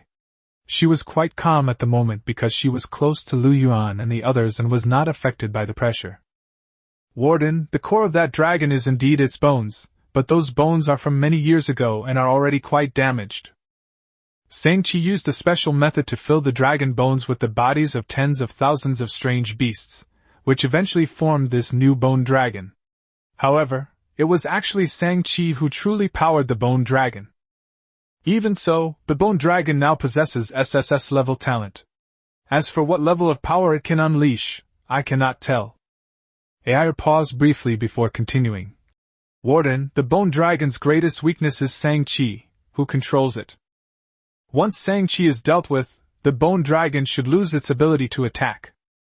Yuan seemed to be deep in thought. It seemed that this AI ear could not only see other people's information, but also their weaknesses. Ha! It's a dragon! Our beast god cult has dragons! An excited shout came at this moment, and it was ding-daming again. Everyone hadn't paid attention to him just now, but now, ding-daming actually stood up from the ground. He was unusually excited. You all saw that, right? It's a dragon, an SSS-level beast. Do you know what an SSS-class alien beast is? All of you combined couldn't last a single round against it, ha ha ha. Ding-daming laughed wildly, while those who were prostrate on the ground trembled in fear. An SSS-level alien beast. How many lifetimes of bad luck did they have to encounter such a beast during the awakening trial? Is there any way out for them? At this moment, even Han Junjun and the others felt a little flustered. Han Junjun knew that the people Lu Yuan brought were very strong, but could they be stronger than an SSS-level bone dragon? Haha, Xiao and I, why aren't you saying anything? Don't you like talking? Ding Daming was even more smug. So what if that pretty boy Lu Yuan brings a few people to rescue you? This place has long been our territory of the Beast God cult. Joining the Beast God cult is your only way out. Come, Xiao and I'm still willing to give you a chance, as long as you crawl over here and serve me well. Smack! A bolt of lightning struck Ding Daming on the head. Ding Daming lay on the ground, his body charred black, and fell silent. But Xiao and finally lost her patience, and killed Ding Daming with a single blow. It's just a bone dragon that's been resurrected. So what if it's SSS rank? A cold voice rang out. I'd like to see if your skeleton can withstand the power of my heavenly lightning. Lightning enveloped Xiaoni's stunning figure as she soared into the air. Everyone instinctively looked up and saw Xiao and raise her hand, unleashing endless lightning bolts that hurtled towards the bone dragon. Act recklessly! Shang-Chi let out a soft hum and lightly tapped the bone dragon's back with his toes. A dragon's roar followed, and the bone dragon suddenly opened its mouth, spitting out a ball of flame. The flames instantly engulfed the lightning released by Xiao and their power undiminished, and continued to sweep towards Xiao and With a muffled groan, Xiao and crashed heavily to the ground like a cannonball. Before anyone could react, Xiao and had already suffered a crushing defeat. So strong. As expected of SSS level. It's over, we're really doomed now. Countless people were lamenting in their hearts, fearing that they were doomed this time. Xiao and if someone hadn't wanted to spare your life, you would be dead by now.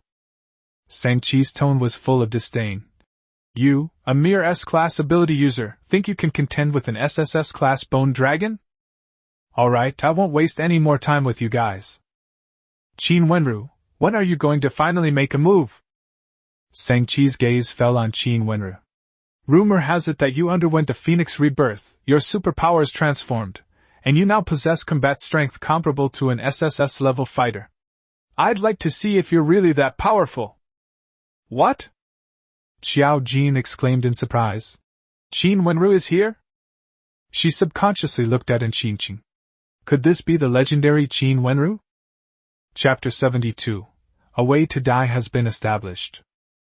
For ordinary people, Qin Wenru is not famous at all, because ordinary people have no contact with someone like Qin Wenru.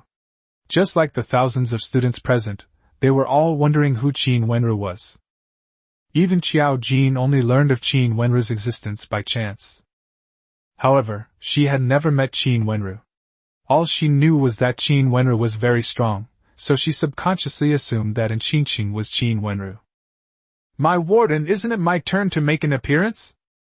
Qin Wenru leaned close to Lu Yuan's ear and chuckled softly.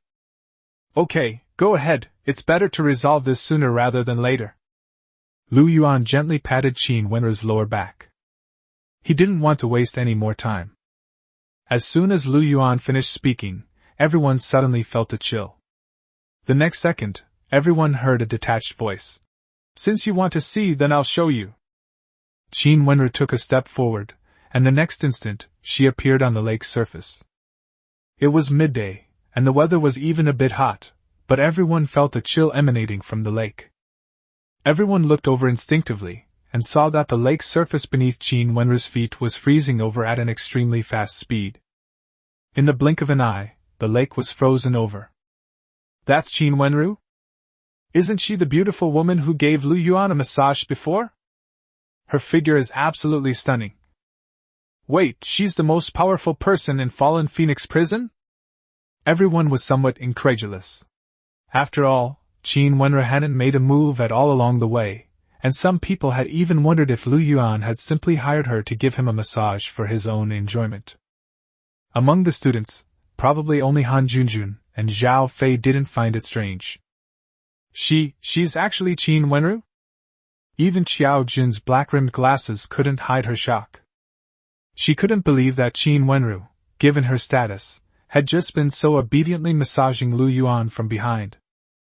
At this moment, she truly understood one thing: Lu Yuan was no longer the boy she remembered. Is it really that impressive to assemble a dragon from a pile of bones? Qin Wenru's voice rang out again, indifferent yet tinged with disdain. Let me show you my dragon! A clear dragon roar resounded through the sky, and an ice dragon suddenly flew from the lake into the sky. Qin Wenru stood on the dragon's back and instantly reached a height where she could look down at Shang-Chi. Almost simultaneously, everyone clearly felt that the oppressive aura released by the bone dragon had vanished without a trace.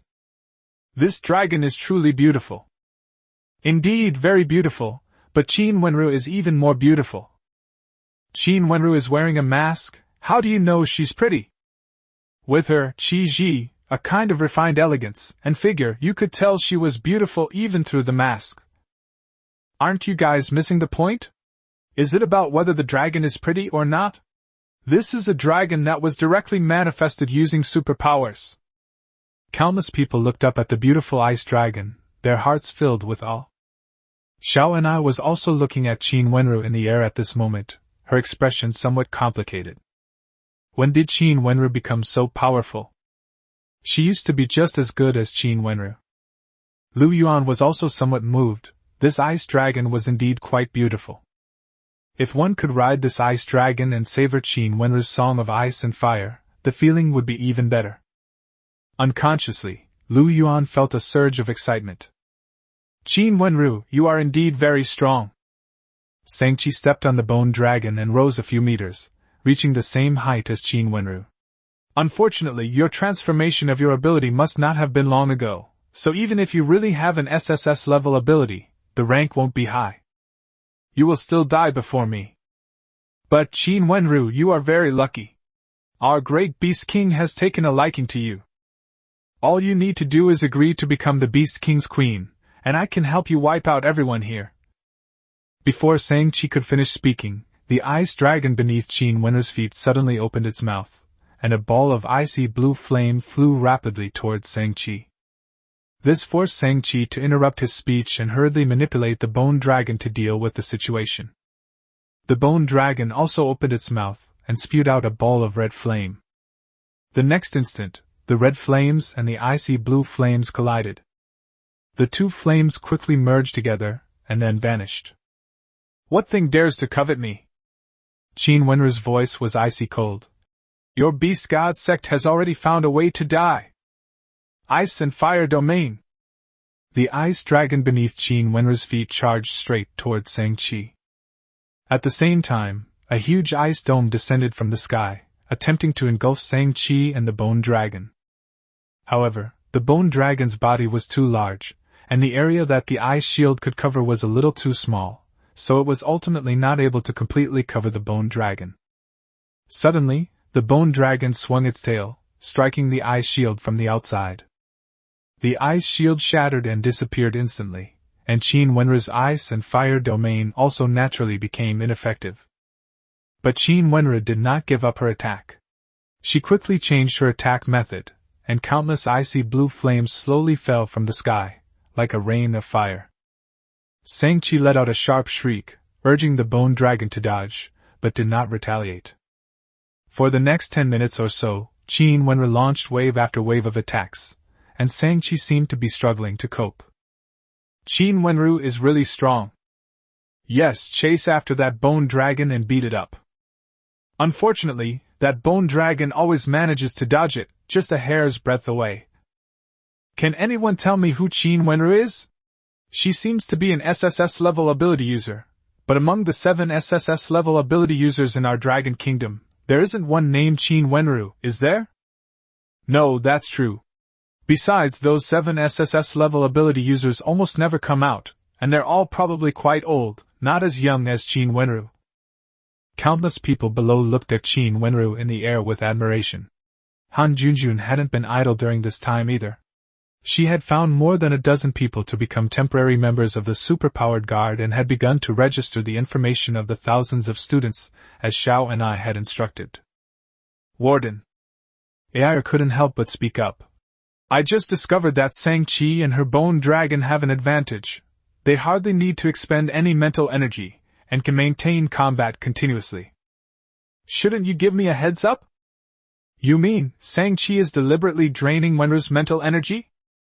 Lu Yuan asked casually. Yes, that's my guess. Ale nodded. It's alright, let's grant her wish. Lu Yuan didn't care about this. He had actually noticed it too, but he also noticed something else. Shang-Chi didn't know about Xingqing's abilities. Ale fell silent, and the battle in the sky continued. Another 10 minutes or so passed. With another sharp screech, Shang-Chi controlled the bone dragon to launch an attack, its massive tail lashing out at Qin Wenru's ice dragon. The ice dragon suddenly shattered, and Qin Wenru seemed to lose control instantly, plummeting rapidly. Chapter 73 Retracing Your Son's Path of No Return. Several gasps of surprise rang out from below. Lu Yuan reacted the fastest this time. He rushed out quickly, caught Qin Wenru as she fell, and then quickly retreated. Ha ha ha, Qin Wenru, everyone says you're smart, but I never expected you to be so stupid today. A triumphant laugh echoed from the air, but the laughter did not come from Shang-Chi. A huge, strange bird appeared in the air, and on its back stood a middle-aged man in a suit and leather shoes. The middle-aged man exuded an unusually powerful aura, and the strange bird also gave off an incredibly powerful feeling. Zhao Tianyong, have you finally decided to come out? Qin Wenru coldly looked at the middle-aged man. The truly foolish one is you. I'm just waiting for irrefutable evidence that your Zhao family in the capital is colluding with the beast god cult.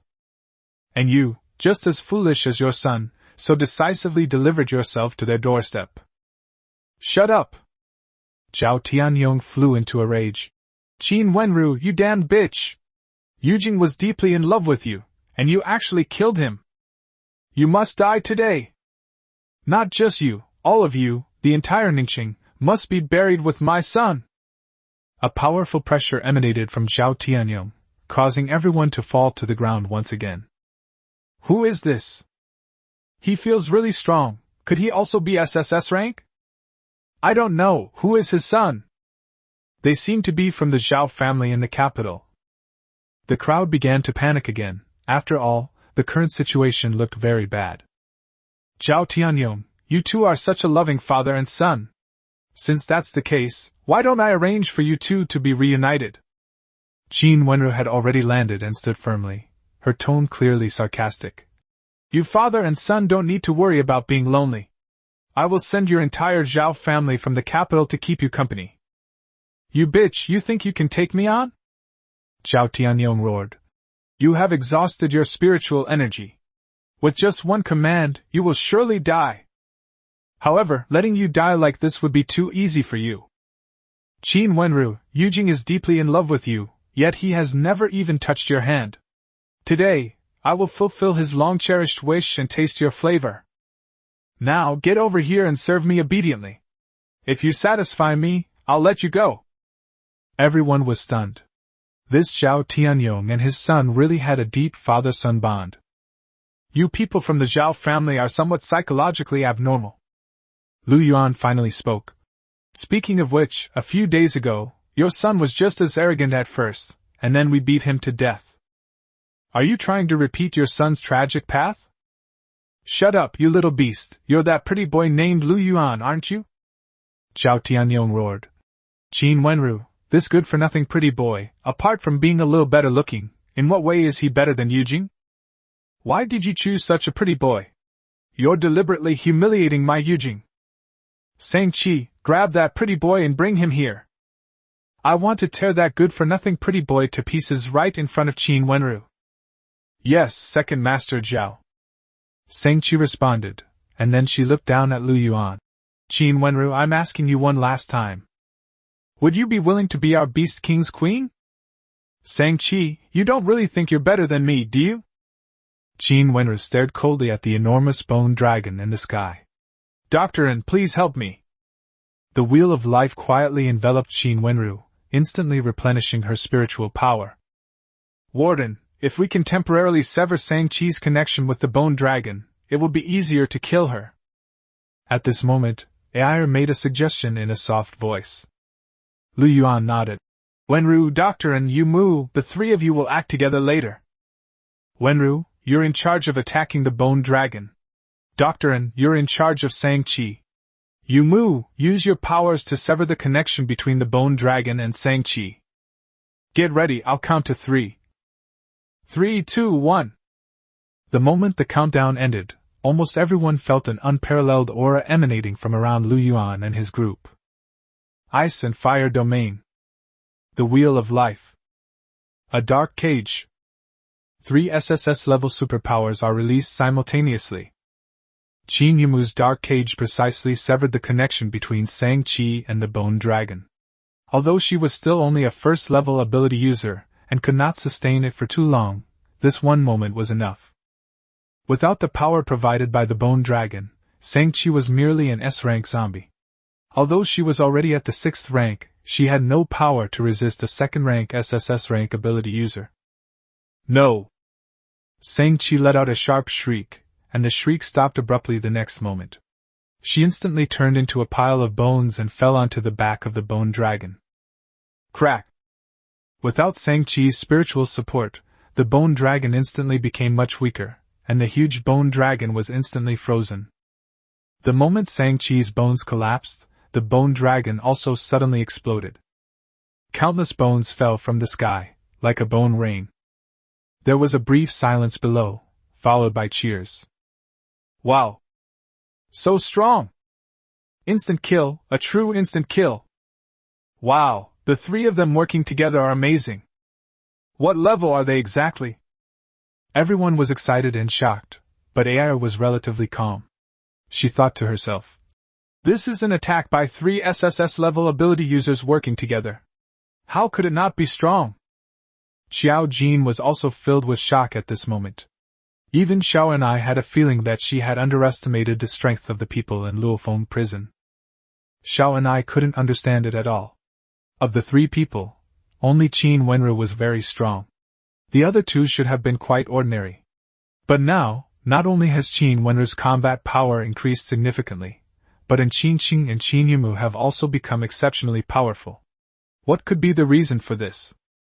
She subconsciously glanced at Lu Yuan, who looked calm and composed, as if everything was under his control. Could it be that this is all thanks to him? No, that's impossible! A furious roar rang out. Shang-Chi, get up! Aren't you a zombie? Tell me you're not dead! Get up! This is impossible, this is absolutely impossible! Qin Wenru, what kind of sorcery did you use? How could you possibly be so strong? As Zhao Tianyong roared, he suddenly stomped on the bird's back, and the strange bird under his feet seemed to receive a command, flapping its wings and soaring into the sky. He's trying to run away! Someone shouted something. Boom! Several bolts of lightning struck the strange bird's wings directly.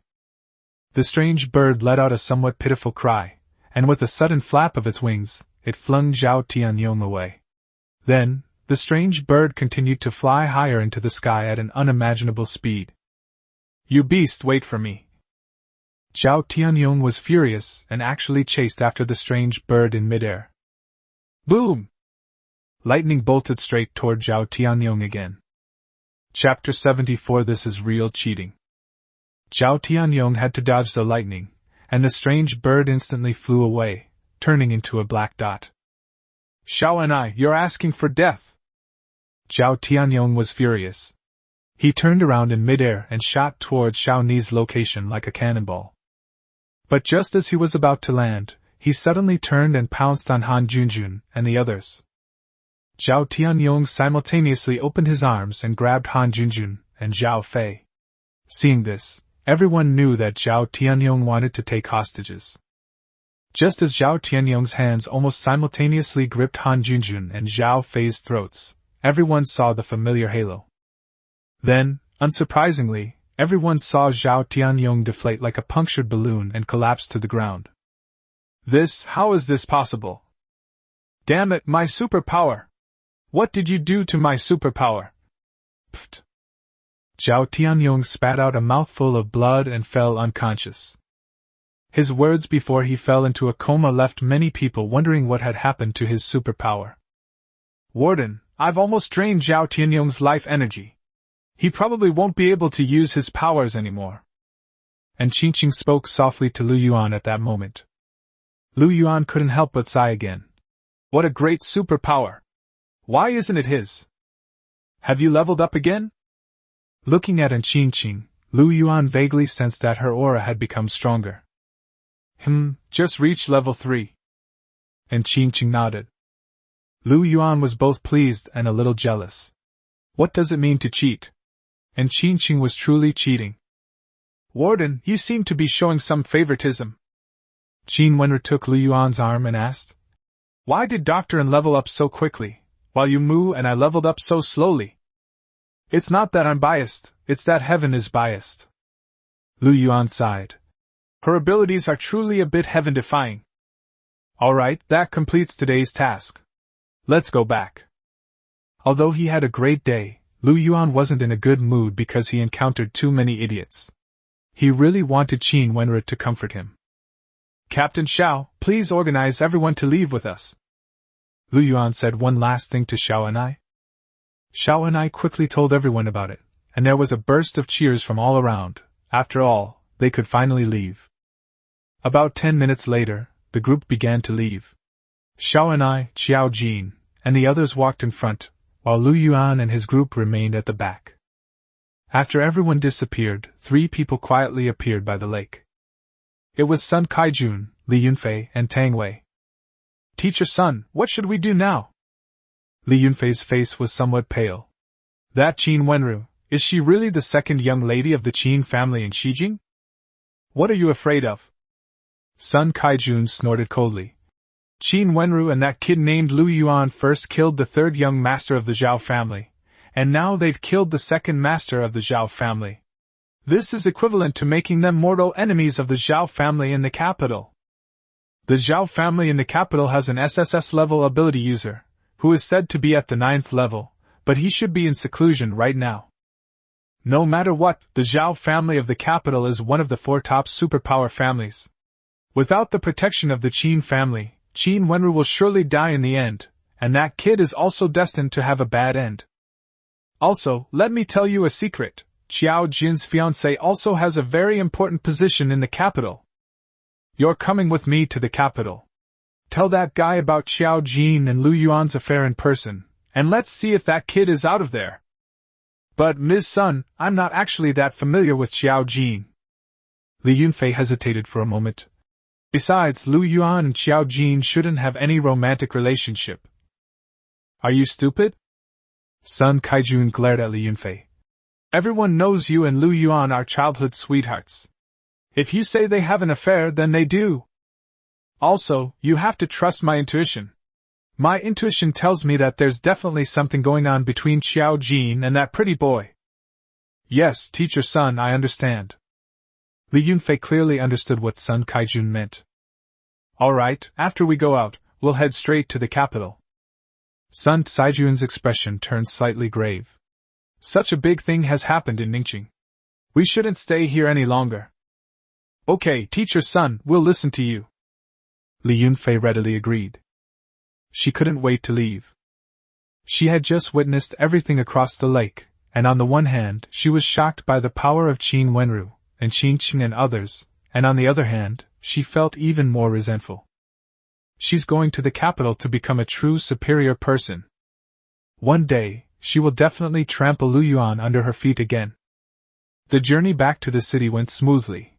No one caused any more trouble, and we didn't encounter any more strange beasts. When thousands of people walked out of the trial area together, the parents who had been waiting eagerly rushed over, and the scene became somewhat chaotic. Captain Xiao will head back now. Yu Mu will continue to coordinate missions with you. Lu Yuan wanted to go back to prison first. Before Xiao and I could reply, a grief-stricken voice rang out. Lu Yuan, you murderer!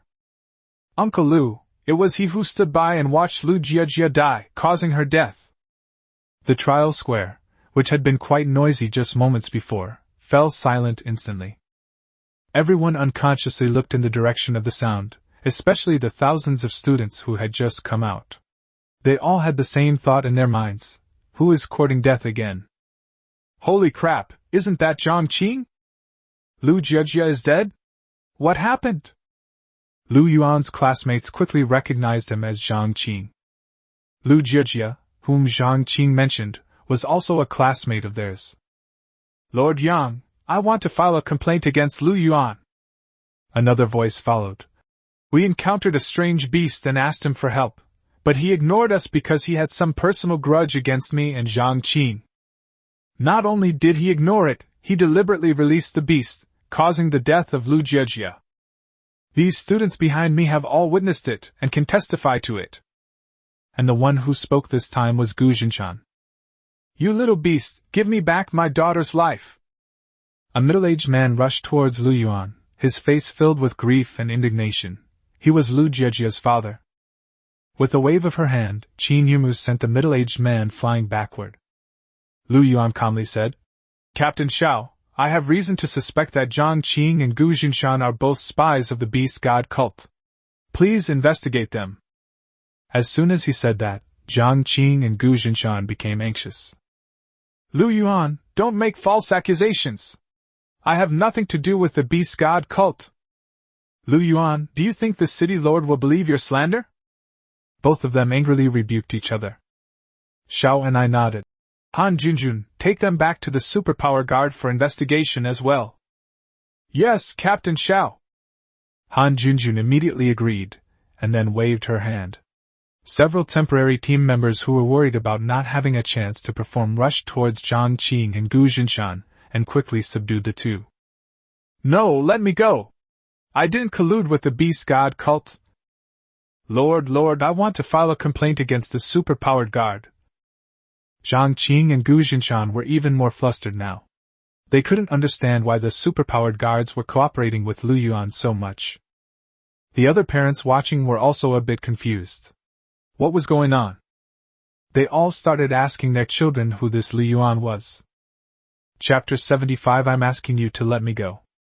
He used to be a student at Ningqing No. 1 High School, and now he's the warden of Luofong prison. Dad, don't ask anymore. I don't really know his current identity either, but anyway, he's incredibly powerful now. Just don't mess with him, we definitely can't afford to. Mom, you didn't see how capable those people around Lu Yuan were. Before long, several thousand more people in Ningqing knew that Lu Yuan was not someone to mess with. Lu Yuan had already left with Qin Wenru and the others.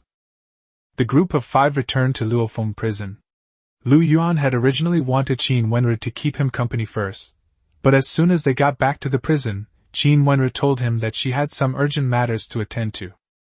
Lu Yuan had no choice but to go back to his bedroom. Despite still being full of energy, Lu Yuan lay in bed, completely unwilling to move, seemingly a little mentally exhausted. He lay there until his phone rang. Lu Yuan checked the incoming call. It was Xiao and I calling. Without thinking much about it, he answered the phone. However, it wasn't Xiao Ni's voice that came from the other end of the phone. Lu Yuan, it's me, Xiao Jin. I'd like to meet with you and talk. There was a hint of pleading in Xiao Jin's voice.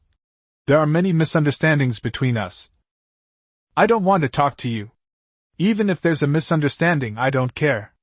Don't bother me. Lu Yuan's voice was cold as he hung up the phone after speaking. The phone rang again. It was Xiao and I calling again. Lu Yuan, it's me. This time, however, it was Xiao Ni's voice that said, Teacher Qiao said she has some news about your parents and wants to talk to you in person. If she really knows anything about my parents, I will have someone ask her about it. I don't need her to tell me herself, let alone talk to her in person. Lu Yuan spoke calmly, and then hung up the phone. Tossing his phone aside, Lu Yuan lay on the bed, but some memories inevitably surfaced in his mind, leaving him feeling somewhat troubled. Master, you seem a little unhappy. A charming voice then came.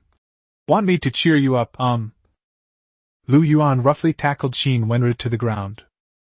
Several hours later, Qin Wenru nestled quietly in Lu Yuan's arms. The trace of rage in Lu Yuan's heart had long since vanished completely. Master, I'm a little worried about you now. Qin Wenru looked at Lu Yuan with a rather strange gaze in her captivating eyes. In the future, when I'm not by your side, if you're unhappy, who will cheer you up? Why don't you train Yu Mu in how to make you happy when you have some free time? I can make myself happy. Wait, are you leaving? Lu Yuan suddenly realized what was happening. Yes, my dear master, I was just about to apply to you for my release from prison. Qin Wenru straightened up. If nothing unexpected happens, I should be able to go out in a few more days. But I'm really going to miss you. Lu Yuan didn't say anything, but unintentionally, the hand that was pinching Qin Wenru's waist tightened a little. He would naturally allow Qin Wenru to leave. After all, he also hoped that Qin Wenru would return to take control of the Qin family in Xijing, which would make it easier to find her parents. However, he was indeed a little reluctant to part with Qin Wenru. Of course, the main reason is that I can't bear to part with her health. You're only at level 3 right now, is it safe for you to go out? Lu Yuan finally spoke, admitting that he was genuinely worried. Don't worry, the Qin family of Xijing will keep their second SSS level superhuman. Qin Wenru slowly leaned down. By the way, Master, I have a question. If an 8th or even 9th tier SSS level ability user comes to Luofong prison to kill me, do you have a way to deal with it? As long as you're in prison, I can handle whoever comes to kill you. Lu Yuan frowned slightly. What's wrong? Is there some superhuman of this level trying to kill you? Not now. Qin Wenru smiled gently. However, perhaps it will happen in a few days. My dear master, I'm going to make a phone call first. Qin Wenru waved her hand, and her phone flew over. Then she made a phone call. At the same time, Lu Yuan sensed that Qin Wenru's aura had changed, reverting to her usual haughty demeanor. I am Qin Wenru. Transmit the information that I am an SSS level ability user to the other 3 major families through special channels. Remember, this message should only be delivered after I have been declared innocent by the Tribunal for Supernatural Abilities. The call ended quickly. Lu Yuan couldn't help but ask. Are you deliberately luring the other 3 major families to send people to kill you? Master, the 4 top superpower families in the Dragon Kingdom each have only 1 SSS level superpower user in charge. Qin Wenru smiled gently. If our Qin family in Xijing were to have another SSS level ability user now, it would inevitably disrupt the balance between the 4 major families. If I'm lucky enough to kill all the top SSS level superhumans from those 3 families at once, then our Qin family in Xijing will undoubtedly become the number 1 family. What if they ambush you on the way? Lu Yuan felt that Qin Wenru was taking a bit of a risk. No, I'll be protected when I leave prison. Their only chance to kill me is before that. Qin Wenru, however, was quite certain. Moreover, in the eyes of outsiders, Luofong prison could not possibly withstand the attack of an SSS level superhuman. In short, I'm sure if they wanted to kill me, they would come directly to our prison. Alright, if they really dare to come, I'll take care of them. Looking at Qin Wenru's radiant and luminous skin, Lu Yuan said, Stay here with me until you get out of prison. After Qin Wenru leaves prison, he doesn't know when he'll be able to sleep with her again. Lu Yuan decided to get enough sleep first. However, Lu Yuan discovered that he couldn't get enough sleep, not enough at all. For the next few days, he and Qin Wenru barely got out of bed. They simply couldn't stop. Qin Yumu wisely refrained from disturbing her, while Qin Wenru would occasionally answer a phone call. Clearly someone was reporting the progress of matters to her. In fact, Lu Yuan could also hear the report over the phone. Around the 3rd day, the Superpower Court had officially declared Qin Wenru innocent. The reason was somewhat unexpected for Lu Yuan. The Supernatural Court stated that Qin Wenru was innocent from the beginning and had only come to Ningqing Luofong prison as a criminal in order to investigate the Beast God cult's conspiracy in Ningqing. Now that the investigation is over, it makes perfect sense that Qin Wenru has regained her identity, especially since Ningqing has just announced that it has prevented a terrorist attack by the Beast God cult. 3 more days passed. Late that night, as Lu Yuan was listening to Qin Wenru's song of ice and fire, the system notification suddenly sounded. Ding! The prison has been under attack. Chapter 76. They're waiting for you to embark on the journey together. On the rooftop, 3 figures descended silently. Who is it? A cold shout rang out, and a slender figure appeared in the darkness. It was Chin Yumu. Without any hesitation, Chin Yumu launched an attack. A dark cage. Darkness instantly engulfed the 3 of them. But the next second, the darkness dissipated, and Chin Yumu was sent flying backward.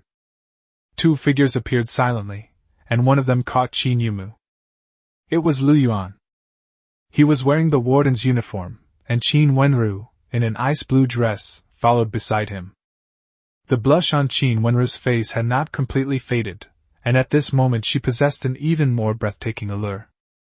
Yuan put Chin Yumu on the ground and looked at the 3 people not far away.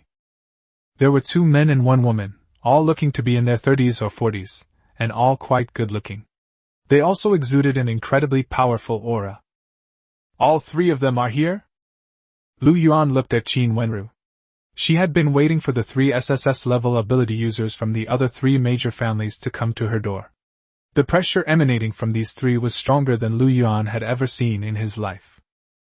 This led Yuan to subconsciously believe that these 3 people must be the clan leaders of the 3 top superpowered families. Without. Chin Wenru gently shook her head, her tone tinged with disappointment. None of them came. However, it's good that the 3 of them came. Chin Wenru quickly introduced them to Yuan. On the left is Zhao Tianlu from the Zhao family, the woman in the middle is Yan Tinglan from the Yan family, and on the right is Chu Yunza from the Chu family.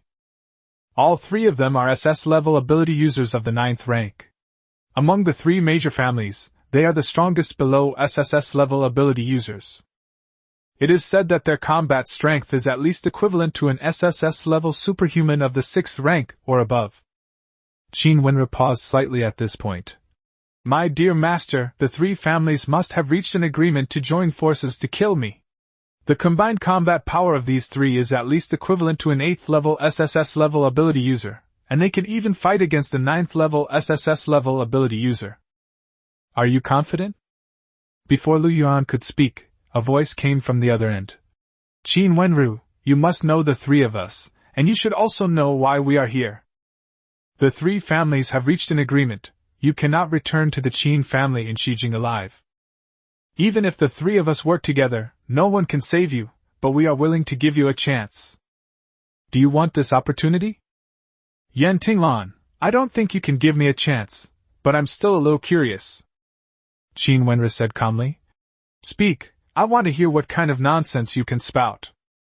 Chin Wenru, you lost your superpower a month ago, but after you came to Luofong prison, you gained an SSS-level superpower in less than a month. Yan Tinglan looked at Chin Wenru with a hint of eagerness in her eyes. The 3 of us want to know, what method did you use to awaken your SSS-level superpower? If you can tell us the method, we might be able to spare your life. Is this what you call giving me a chance? Chin Wenru made no attempt to hide the sarcasm in her tone. You're all getting on in years, and you're still playing these little tricks. Aren't you bored? Now that you've all come, you certainly won't let me live any longer. If I'm not mistaken, you'll destroy the entire Fallen Phoenix prison, right? Zhao Tianlu, Chu Yunza, I told you this before, didn't I? Yan Tinglan shook her head and sighed. Chin Wenru won't fall for it. In that case, let's stick to the original plan, kill everyone in this prison, then capture Chin Wenru and interrogate her slowly. The longer we wait, the more things might go wrong. Enough talk, let's get started. Before she could finish speaking, she felt a surge of icy coldness rushing towards her. However, Chin Wenru launched the attack first. The ice and fire domain instantly enveloped Yan Tinglan. Suddenly, a dazzling white light burst forth from Yan Tinglan's body, instantly melting away Chin Wenru's ice and fire domain. Chin Wenru, you really do possess SSS-level superpowers! Yan Tinglan was even more excited. It's a pity that your rank is too low, otherwise I really wouldn't have been able to defeat you. Zhao Tianlu, Chu Yunza, what are you waiting for? Quickly join forces and subdue Chin Wenru. They are waiting for you to embark on the journey together.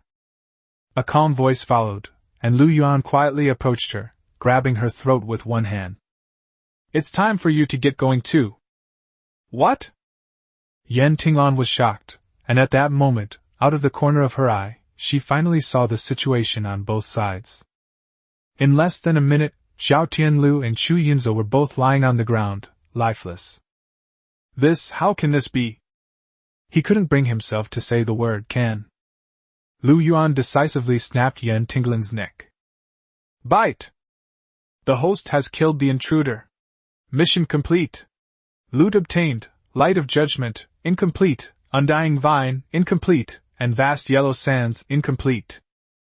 Task rewards, stamina plus 150, spirit plus 150, management points plus 15,000. The system notifications came almost simultaneously. System, why are all these spoils of war incomplete again? Although Lu Yuan was very satisfied with the reward, he felt that something was not right. He remembered that when Qin Wenru's Fire Phoenix Dance ability was incomplete, she couldn't use it at all, and it looked as if her ability had disappeared. Whether it was Long Huayu before or these people now, they can all use superpowers, so why are their superpowers incomplete after becoming spoils of war? Host, these three are all SSS level abilities, but they haven't evolved successfully yet, so they are in a flawed state. The system explained it very quickly. Wait, you mean that SS level abilities can actually evolve into SSS level abilities on their own? Lu Yuan suddenly understood. According to the system, whether it was Long Huayu before or these three people now, they were all evolving from SS level superhumans to SSS level superhumans. Yes, host. The system gave Lu Yuan an affirmative answer. Lu Yuan wanted to ask more, but suddenly seemed to have a premonition. With a wave of his hand, 4 figures descended from the sky and landed on the rooftop. The 2 men and 2 women all appeared to be middle-aged, and the aura emanating from them was not much different from that of the 3 people from before. Just as Lu Yuan was about to deal with these 4 people, they all knelt down on one knee and performed a grand salute. Greetings, Patriarch! Stand up and speak. Qin Wenru's aura of authority returned instantly, and her voice became indifferent. Yes, Master. The 4 of them stood up at the same time. Qin Wenru looked at Lu Yuan, slowly walked towards him, and then reached out and gently hugged Lu Yuan's neck. My dear Warden, I have to go home. A strange, unspoken emotion flickered in Qin Wenru's eyes. Do you want to force me to stay? Chapter 77. The only one I want to take away is you. Are you leaving already? Lu Yuan gently put his arm around Qin Wenru's waist, his tone tinged with reluctance. Aren't you going to pack your things? The only thing I want to take with me is you. Qin Wenru's voice was very soft and surprisingly charming at this moment. Since I can't take you with me, then there's no need to pack anything else. Anyway, I'll be back. I'm really leaving now. Before Lu Yuan could speak, Qin Wenru quickly pressed her soft red lips to Lu Yuan's face, then released him and stepped out onto the rooftop. The 4 people immediately followed, forming a protective circle around Qin Wenru. In the blink of an eye, the 5 people had disappeared into the night. Lu Yuan looked in the direction where Qin Wenru disappeared, feeling a sense of emptiness in his heart. Although he had mentally prepared himself for Qin Wenru to leave, he was still a little uneasy about her sudden departure, which was just 10 minutes ago when she was being manipulated by him. Ding! Prisoner number 009 has completed his complete rehabilitation, turned over a new leaf, and made a perfect return to society. The host has expended a great deal of energy to reform prisoner number 009. Therefore, the host is hereby rewarded with plus 100 physical strength, plus 100 mental strength, and plus 10,000 management points. The system's sudden reminder instantly dispelled almost all of Lu Yuan's reluctance. Lu Yuan was pleasantly surprised. He never expected that Qin Wenru's release from prison would bring him such a generous reward. However, the system wasn't wrong. He really did expend a great deal of energy on Qin Wenru, filling her up countless times. Lu Yuan, are you alright? A concerned voice came from beside me. Lu Yuan turned his head and saw Qin Yumu looking at him with concern. It's nothing, I'm just not used to it yet. Lu Yuan took a deep breath. You take care of things here. I'll go back to my room first. Okay, you should go and rest. Qin Yuan nodded gently. Lu Yuan said no more and went straight back to the bedroom, where he lay down on the bed again. The room was filled with Qin Wenru's scent, making Lu Yuan somewhat absent-minded. Let's see what we've accomplished during this period. Lu Yuan decided to stop thinking about Qin Wenru. For the past week, he has been busy conquering Qin Wenru, and he has not paid any attention to the occasional system notifications. I'm not in the mood to sleep right now, so I might as well take stock of things. The 3 tasks from the previous student trials have all been handed over, and the rewards are the same as before, a total of 3,000 management points, plus 30 points of stamina and mental strength. Previously, Lu Yuan already had over 10,000 management points. With these 3,000, plus the 25,000 he just received, and the management points that grow naturally every day, Lu Yuan now has over 40,000 management points in total. This was the first time he had ever managed such a wealthy location. There are currently 4 damaged SSS level abilities in the warehouse. Lu Yuan tried to repair each ability and found that each one required 10,000 management points. If he repaired them all, he would have used up all his management points. However, Lu Yuan felt there was no need for it. After all, he didn't have a suitable reward target at the moment, and he wasn't in a hurry to use these superpowers, so he might as well leave them for now. We can help Teacher Bai first. Lu Yuan thought of Bai Shi, whose ability to summon infinitely sounded amazing, and he actually wanted it too. Moreover, now that Qin Wenru is gone, Luofong prison has lost a capable SSS-level superhuman, and he needs to replace her as soon as possible. This way, I'll feel safer when I go out in the future. That's settled then, let's go to sleep. Lu Yuan decided to take a nap. Unfortunately, he soon found that he still couldn't fall asleep. His mind was filled with Qin Wenru's alluring figure, her every smile and gesture, her soft singing, her gentle swaying, and the sensation of her touch. Lu Yuan sat up abruptly, unable to continue thinking about her. This woman is absolutely toxic. Lu Yuan decided to shift his attention. He picked up his phone and checked the unread messages. Upon closer inspection, Lu Yuan discovered that quite a few people had indeed sent him messages in the past few days. One of Xiaoni's messages read, "Xiao Jin left something for you. Come and get it when you have time." This was posted 7 days ago. There was also a message Han Junjun posted 3 days ago. "Lu Yuan, are you free? Zhao Fei and I would like to ask you for a favor. Brother Yuan, I'm getting married tomorrow, can you come?" The message was sent just a few hours ago, and Lu Yuan was a little stunned when he saw it. It was sent by Wang Chuan. He's actually getting married? Even though it was the middle of the night, Lu Yuan couldn't help but reply to the message. "Getting married today? Where is it?" "Yes, around noon today." Wang Chuan was clearly still awake, replying instantly. "Brother Yuan, are you free? I'll send you the address." "Okay, I'll go take a look." Lu Yuan agreed anyway. "Okay, thank you, Brother Yuan." Wang Chuan quickly sent an address.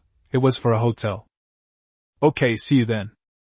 Lu Yuan replied to a message, scrolled through his phone for a while, but still couldn't fall asleep. So he replied to Han Junjun's message. "I just checked my phone, what's up?" Clearly, Lu Yuan and Wang Chuan weren't the only ones suffering from insomnia tonight. Han Junjun immediately replied, "Lu Yuan, can we meet and talk? Or we can go to Luofong prison to find you." "All right." After a moment's thought, Lu Yuan sent another message. "How about this? My classmate Wang Chuan is getting married at noon today, and I'll be attending his wedding. How about we meet there?" After saying that, Lu Yuan sent the hotel address to Han Junjun. Okay, see you at noon." Han Junjun replied immediately. Lu Yuan then remembered the message Xiao and I had sent, and decided to resolve everything at once. He replied to Xiao and I, "I'm free at noon today, let's meet here." Without waiting for Xiaoni's reply, he sent her the hotel address first. He wasn't actually interested in what Xiao Jin had left behind, he just wanted to see Xiao and I while he was at it. Perhaps because Qin Wen'er left, he seemed to crave Xiao Ni's body even more. Good. Xiao and I actually replied to the message. Goodness, none of them are asleep. Lu Yuan muttered to himself. Never mind, let me see if Teacher Bai is asleep. With his eyes closed, Lu Yuan began to mentally review the prison situation, and he quickly located Bai Shi's cell.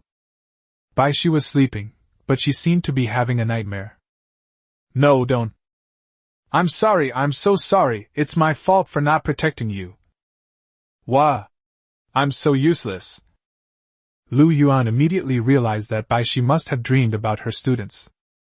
She wanted to protect the students, but she had done her best. This also reminded Lu Yuan of Yuziki, a member of the Yu family in Yangqing. Surprisingly, she hadn't called to threaten him lately, which was somewhat unexpected. This is completely unlike the behavior of that crazy family. Lu Yuan was about to go check on Yuziki's current situation when he suddenly sensed movement in Bai Shi's cell. Someone entered Bai Shi's cell silently. Chapter 78. They were all wrong. That was actually Ale. Lu Yuan opened his eyes and quietly left the room. He was still monitoring the situation in Bai Shi. He already knew that Ai was an assassin, and that Ai had come to the prison to assassinate someone. Previously, Lu Yuan was not sure who Ai was going to assassinate, but now, Ai had actually appeared in Bai Shi's cell. Could it be that Bai Shi is Ai's target? Lu Yuan silently arrived outside the prison cell, and at that moment, Ai inside also made a new move. She took out her phone, quickly snapped a few photos of the sleeping Bai Shi, then put her phone away and turned to leave. The next moment, she froze. Simply because she had already seen Lu Yuan standing at the cell door. Warden, the warden! Ale stammered, her pretty face showing obvious panic. She never dreamed that Lu Yuan was still awake at this hour. As an assassin, you're a bit too careless. Lu Yuan looked coldly at Ai. I'm a little curious, who exactly is your employer? Teacher Bai was wrongfully imprisoned for protecting her students, yet you still won't let her go. Warden, you knew I was an assassin. Ai's face turned a little pale, and she quickly waved her hands. No, you misunderstood. I didn't come here to kill Teacher Bai. It's just that my client made a new request, asking me to help confirm whether Teacher Bai is still alive, so I took a few photos for them.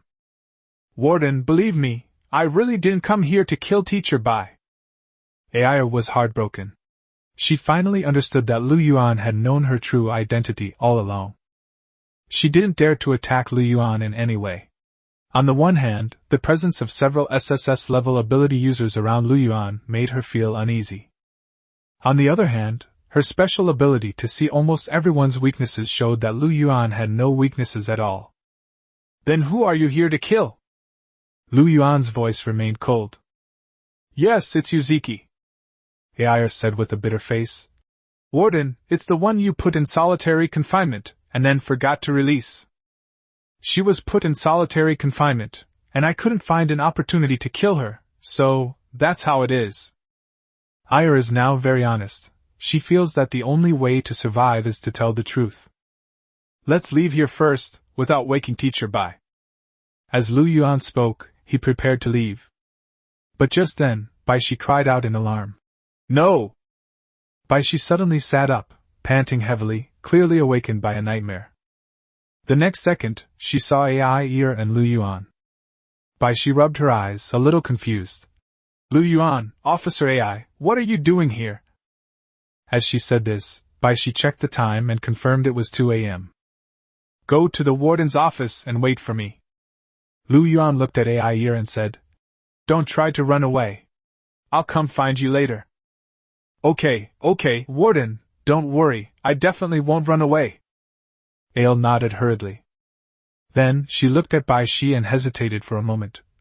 Warden, it seems that Teacher Bai is malnourished for a long time, probably because she has been a vegetarian for a long time. After saying this, Ai quickly walked out of the cell and left in a hurry. Teacher Bai, don't be nervous. Lu Yuan smiled and said, Ai is actually an assassin. She came in while you were asleep. I thought she was going to kill you, so I came to stop her. However, she only took your picture secretly. It is said that her client wanted to know if you were still alive. In addition, she told me that the person she really wanted to kill was Yuzuki. Yuan didn't hide anything and told the truth directly. Teacher Bai, can you roughly guess who commissioned AI ear? Bai, she quickly calmed down as well.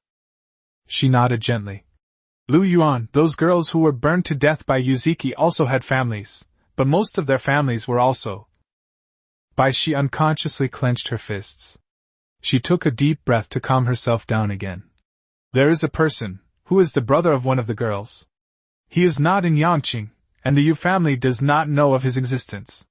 He is quite rich and has been secretly plotting to avenge his sister. He had hired assassins before, but Yangqing was Yu's territory, and the assassins were unsuccessful. If nothing unexpected happens, this should also be an assassin he hired. Yuan nodded slightly. From this perspective, everything makes sense. Teacher Bai, I noticed you were having nightmares. Are you being tormented by nightmares? Yuan sighed softly. Actually, it's definitely not your fault that those students got into trouble. You really don't need to blame yourself. Yuan, you don't need to comfort me.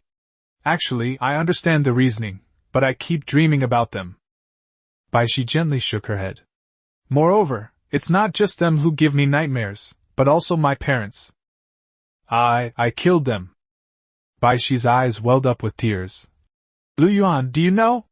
When I was very young, I discovered that I had superpowers. I am probably one of those so-called innate superpower users. But when I was a child, I didn't understand anything. When I was 5 years old, I summoned a zombie. After I summoned it, I fell asleep. Then, when I woke up, my parents were. Later, the zombies were killed by someone. I didn't dare to admit that I summoned them, nor did I dare to say that I had superpowers. In fact, I didn't feel wrong when I was sentenced to 10 years. I deserved it. I just feel that my parents and those students have been wrong. Yuan fell silent for a moment. He never expected that Bai Shi had such a past. Teacher Bai, actually, I believe that your parents don't blame you. They still hope that you can live well in this world. Yuan finally spoke, sighing softly. You've always been kind at heart, and you're a good teacher. Yuan, I understand the logic. Bai Shi looked bitter. But I just can't get over that hurdle in my heart. Many times I really wanted to end it all, but do you know what's most ridiculous? I'm also very afraid of death. I don't even dare to commit suicide. I am truly incompetent and cowardly. Teacher Bai, it's normal to be afraid of death. Who isn't afraid of death? Yuan shook his head. But you are clearly afraid of death, yet you dare to oppose the Yu family of Yangqing for the sake of your students. This is enough to prove your courage. You've never been a coward, you're just not strong enough yet. Teacher Bai, do you want to become stronger and personally seek justice for your students? Chapter 79. But I can learn. I think. Bai Shi blurted out, then shook her head. But my ability is very poor, I can't even control the summoning. I am no match for Yuzuki, let alone the Yu family of Yangqing. Teacher Bai, I can help you if you want to. Yuan smiled slightly. Get a good night's sleep now. When you wake up, you'll find that you've become incredibly powerful. As he spoke, Yuan was already communicating with the system in his mind. System, I want to upgrade Bai Shi's ability to SSS level infinite summoning. Yes, host. The system quickly replied.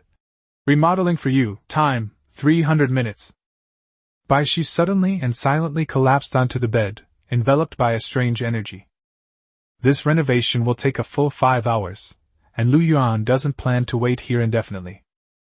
He quickly left Bai Shi's cell, closed the door, and went to the warden's office on the top floor. AI Ear was waiting patiently, while Qin Yumu was in the office. Yuan, what's wrong with her? Qin Yumu asked softly. Yuan didn't hide anything and told Qin Yumu everything. Finally, he glanced at Ale and said, I'm thinking about what to do with her. By the way, what happened to the bodies of those 3 people? Upon hearing the word corpse, Air cried out in alarm. Warden, don't kill me! I don't want to die. I promise I'll listen to you from now on, and I'll do whatever you ask. I'm actually very useful. I was born with the ability to see everyone's weaknesses, even if the other party is an SSS-level ability user. And another thing, look how pretty I am, and how great my figure is. I can give you a massage too. AI panicked too. She gritted her teeth and blurted out, I'll let you sleep with me. Although I've never slept with anyone before and have no experience, I can learn. Yuan was speechless for a moment. Is this person really an assassin? What kind of killer is so afraid of death? However, her abilities are indeed quite remarkable. This AI seems to be a natural-born superhuman, just like Bai Shi. As for her face and figure, although she is really good, Yuan isn't really interested in her right now. It's probably because Qin Wenru raised his bar. Qin Yumu glared at AI ear, thinking that it would be better to kill her. Alright, I didn't say I was going to kill you. Yuan finally spoke. Your abilities are indeed quite good. Here's what we'll do, you can continue being a prison guard, but you need to behave yourself and not take on any more assassination jobs. Also, don't interfere with Yuzuki's matter, we'll handle it ourselves. That's all, you can go back now. Okay, I'll go back right away. Ale hurriedly left, feeling a sense of impending doom. After she disappeared through the door, Yuan looked at Qin Yumu and said, Let's observe her for a while. If she's willing to do her best for us, then her abilities can still be of help. If she dares to outwardly comply but inwardly defy me, I will have ways to deal with her. Okay, I'll listen to you. Qin Yumu nodded. Oh right, about the 3 bodies you just asked about, I disposed of them directly. Sister Wenru called me and told us to pretend that those 3 people never came. Okay, I understand. Yuan thought for a moment. Speaking of which, has there been any movement from the Yu family in Yangqing these past few days?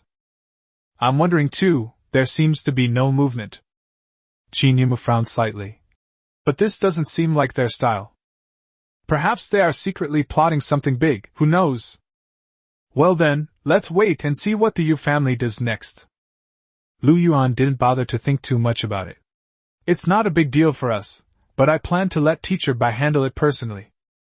She will soon have a very powerful ability, and be able to handle it. Yuan checked the time and continued. It's late.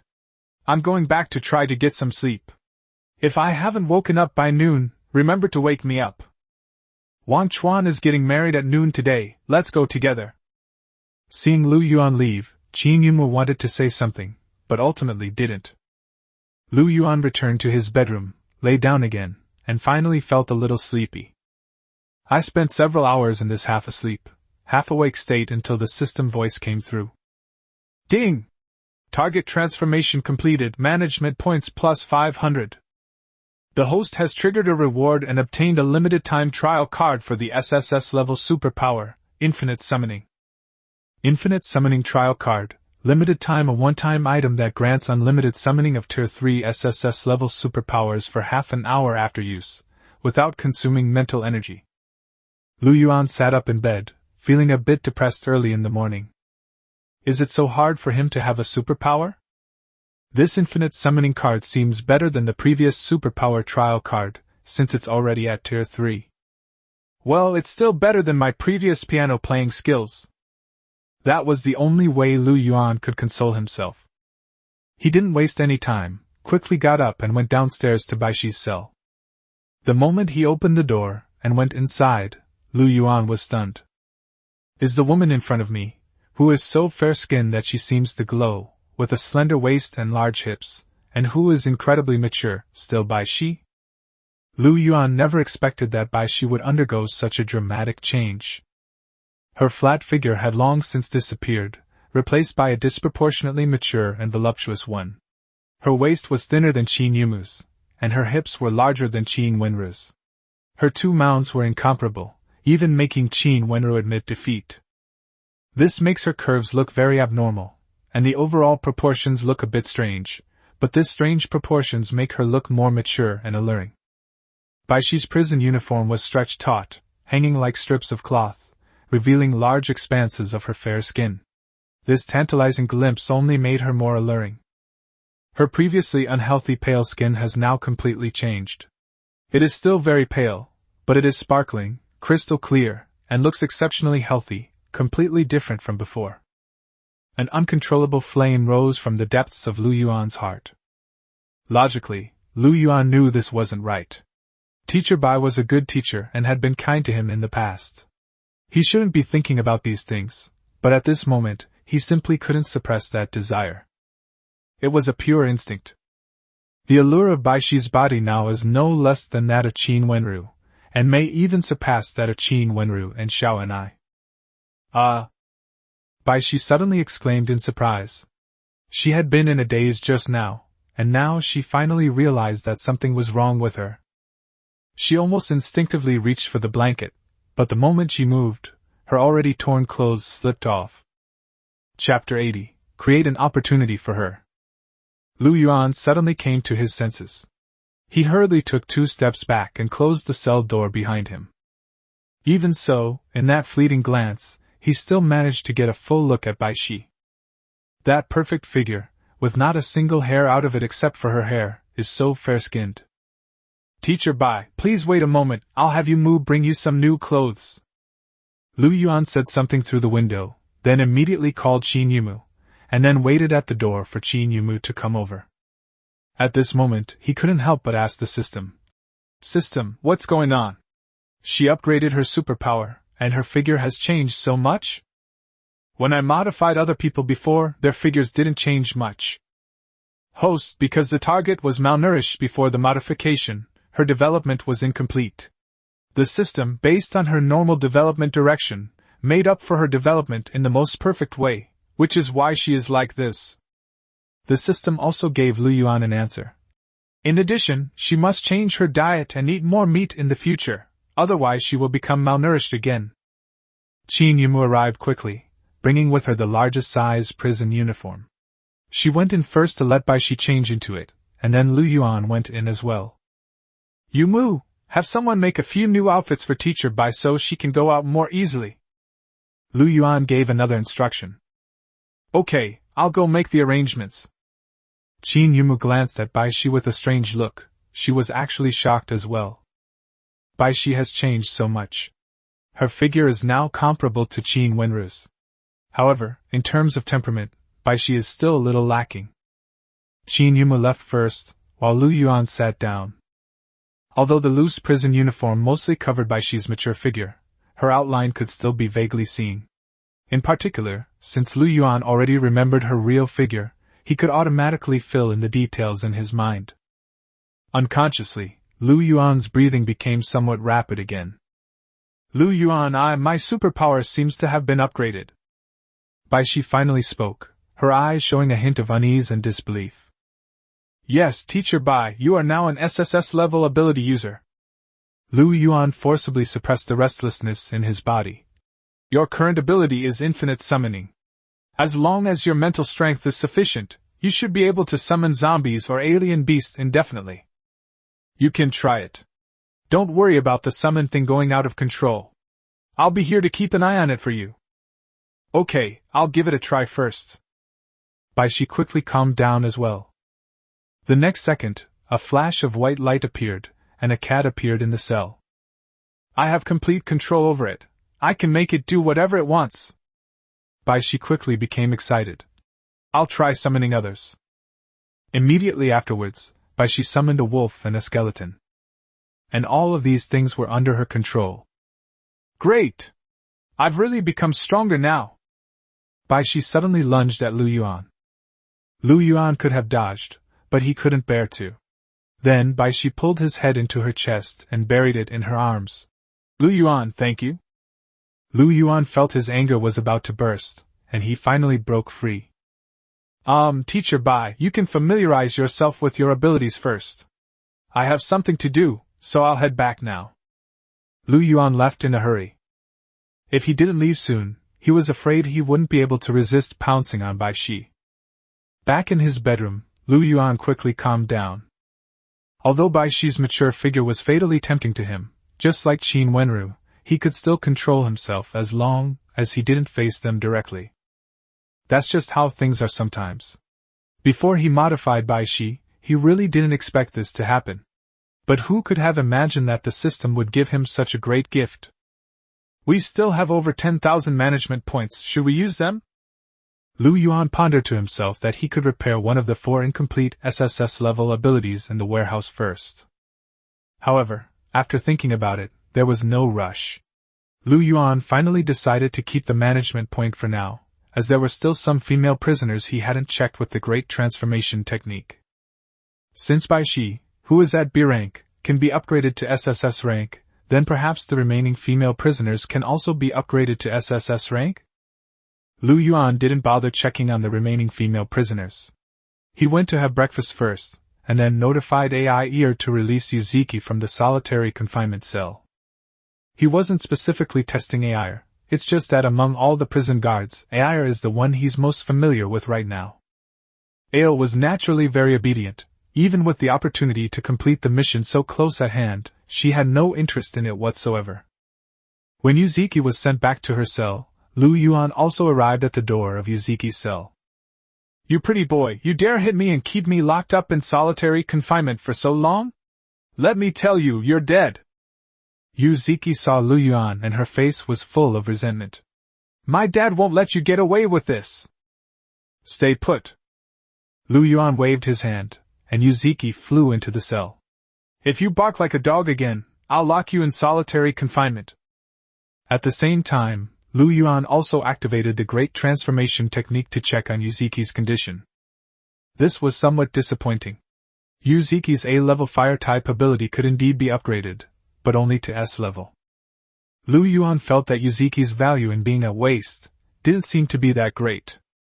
Well, I guess my standards are a bit too high. After reflecting on it, Lu Yuan realized that upgrading Yuzuki to S rank and rewarding her to a reliable prison guard wouldn't be a bad deal. Let's not worry about that for now. Let's see if Teacher Bai will kill Yuzuki with his own hands. If Teacher Bai wants to do this, then create an opportunity for her. Lu Yuan had a rough plan. Given Yuzuki's arrogant attitude, if she found out that she had become an S-level superhuman, she would probably try to escape from prison on the spot. If Bai Shi were to intervene during her prison break, not only could Bai Shi personally avenge her students, but it could even help reduce Bai Shi's sentence. Of course, in his view, as long as the Yu family of Yangqing is dealt with, Bai Shi should be able to be directly acquitted. When Bai Shi is released from prison, can it be considered a perfect rehabilitation? As Lu Yuan was pondering, the phone rang. He took out his phone and saw that it was Qin Wenru calling. Lu Yuan answered the phone and returned to his bedroom as quickly as possible. Master, did you miss me? Her voice was exceptionally charming. I've already returned to the Qin family in Xijing. Do you want to come and see me? Alright, you know perfectly well I'm not going. Lu Yuan was itching to get his hands on Qin Wenru. After being tempted by Bai Shi's mature figure, he seemed to want Qin Wenru even more. After a pause, Lu Yuan added, I will go later, but not now. Alright, master, I'll be waiting for you. Qin Wenru's tone still held a clear, seductive quality. Oh, right, my dear master, there's something I need to remind you of.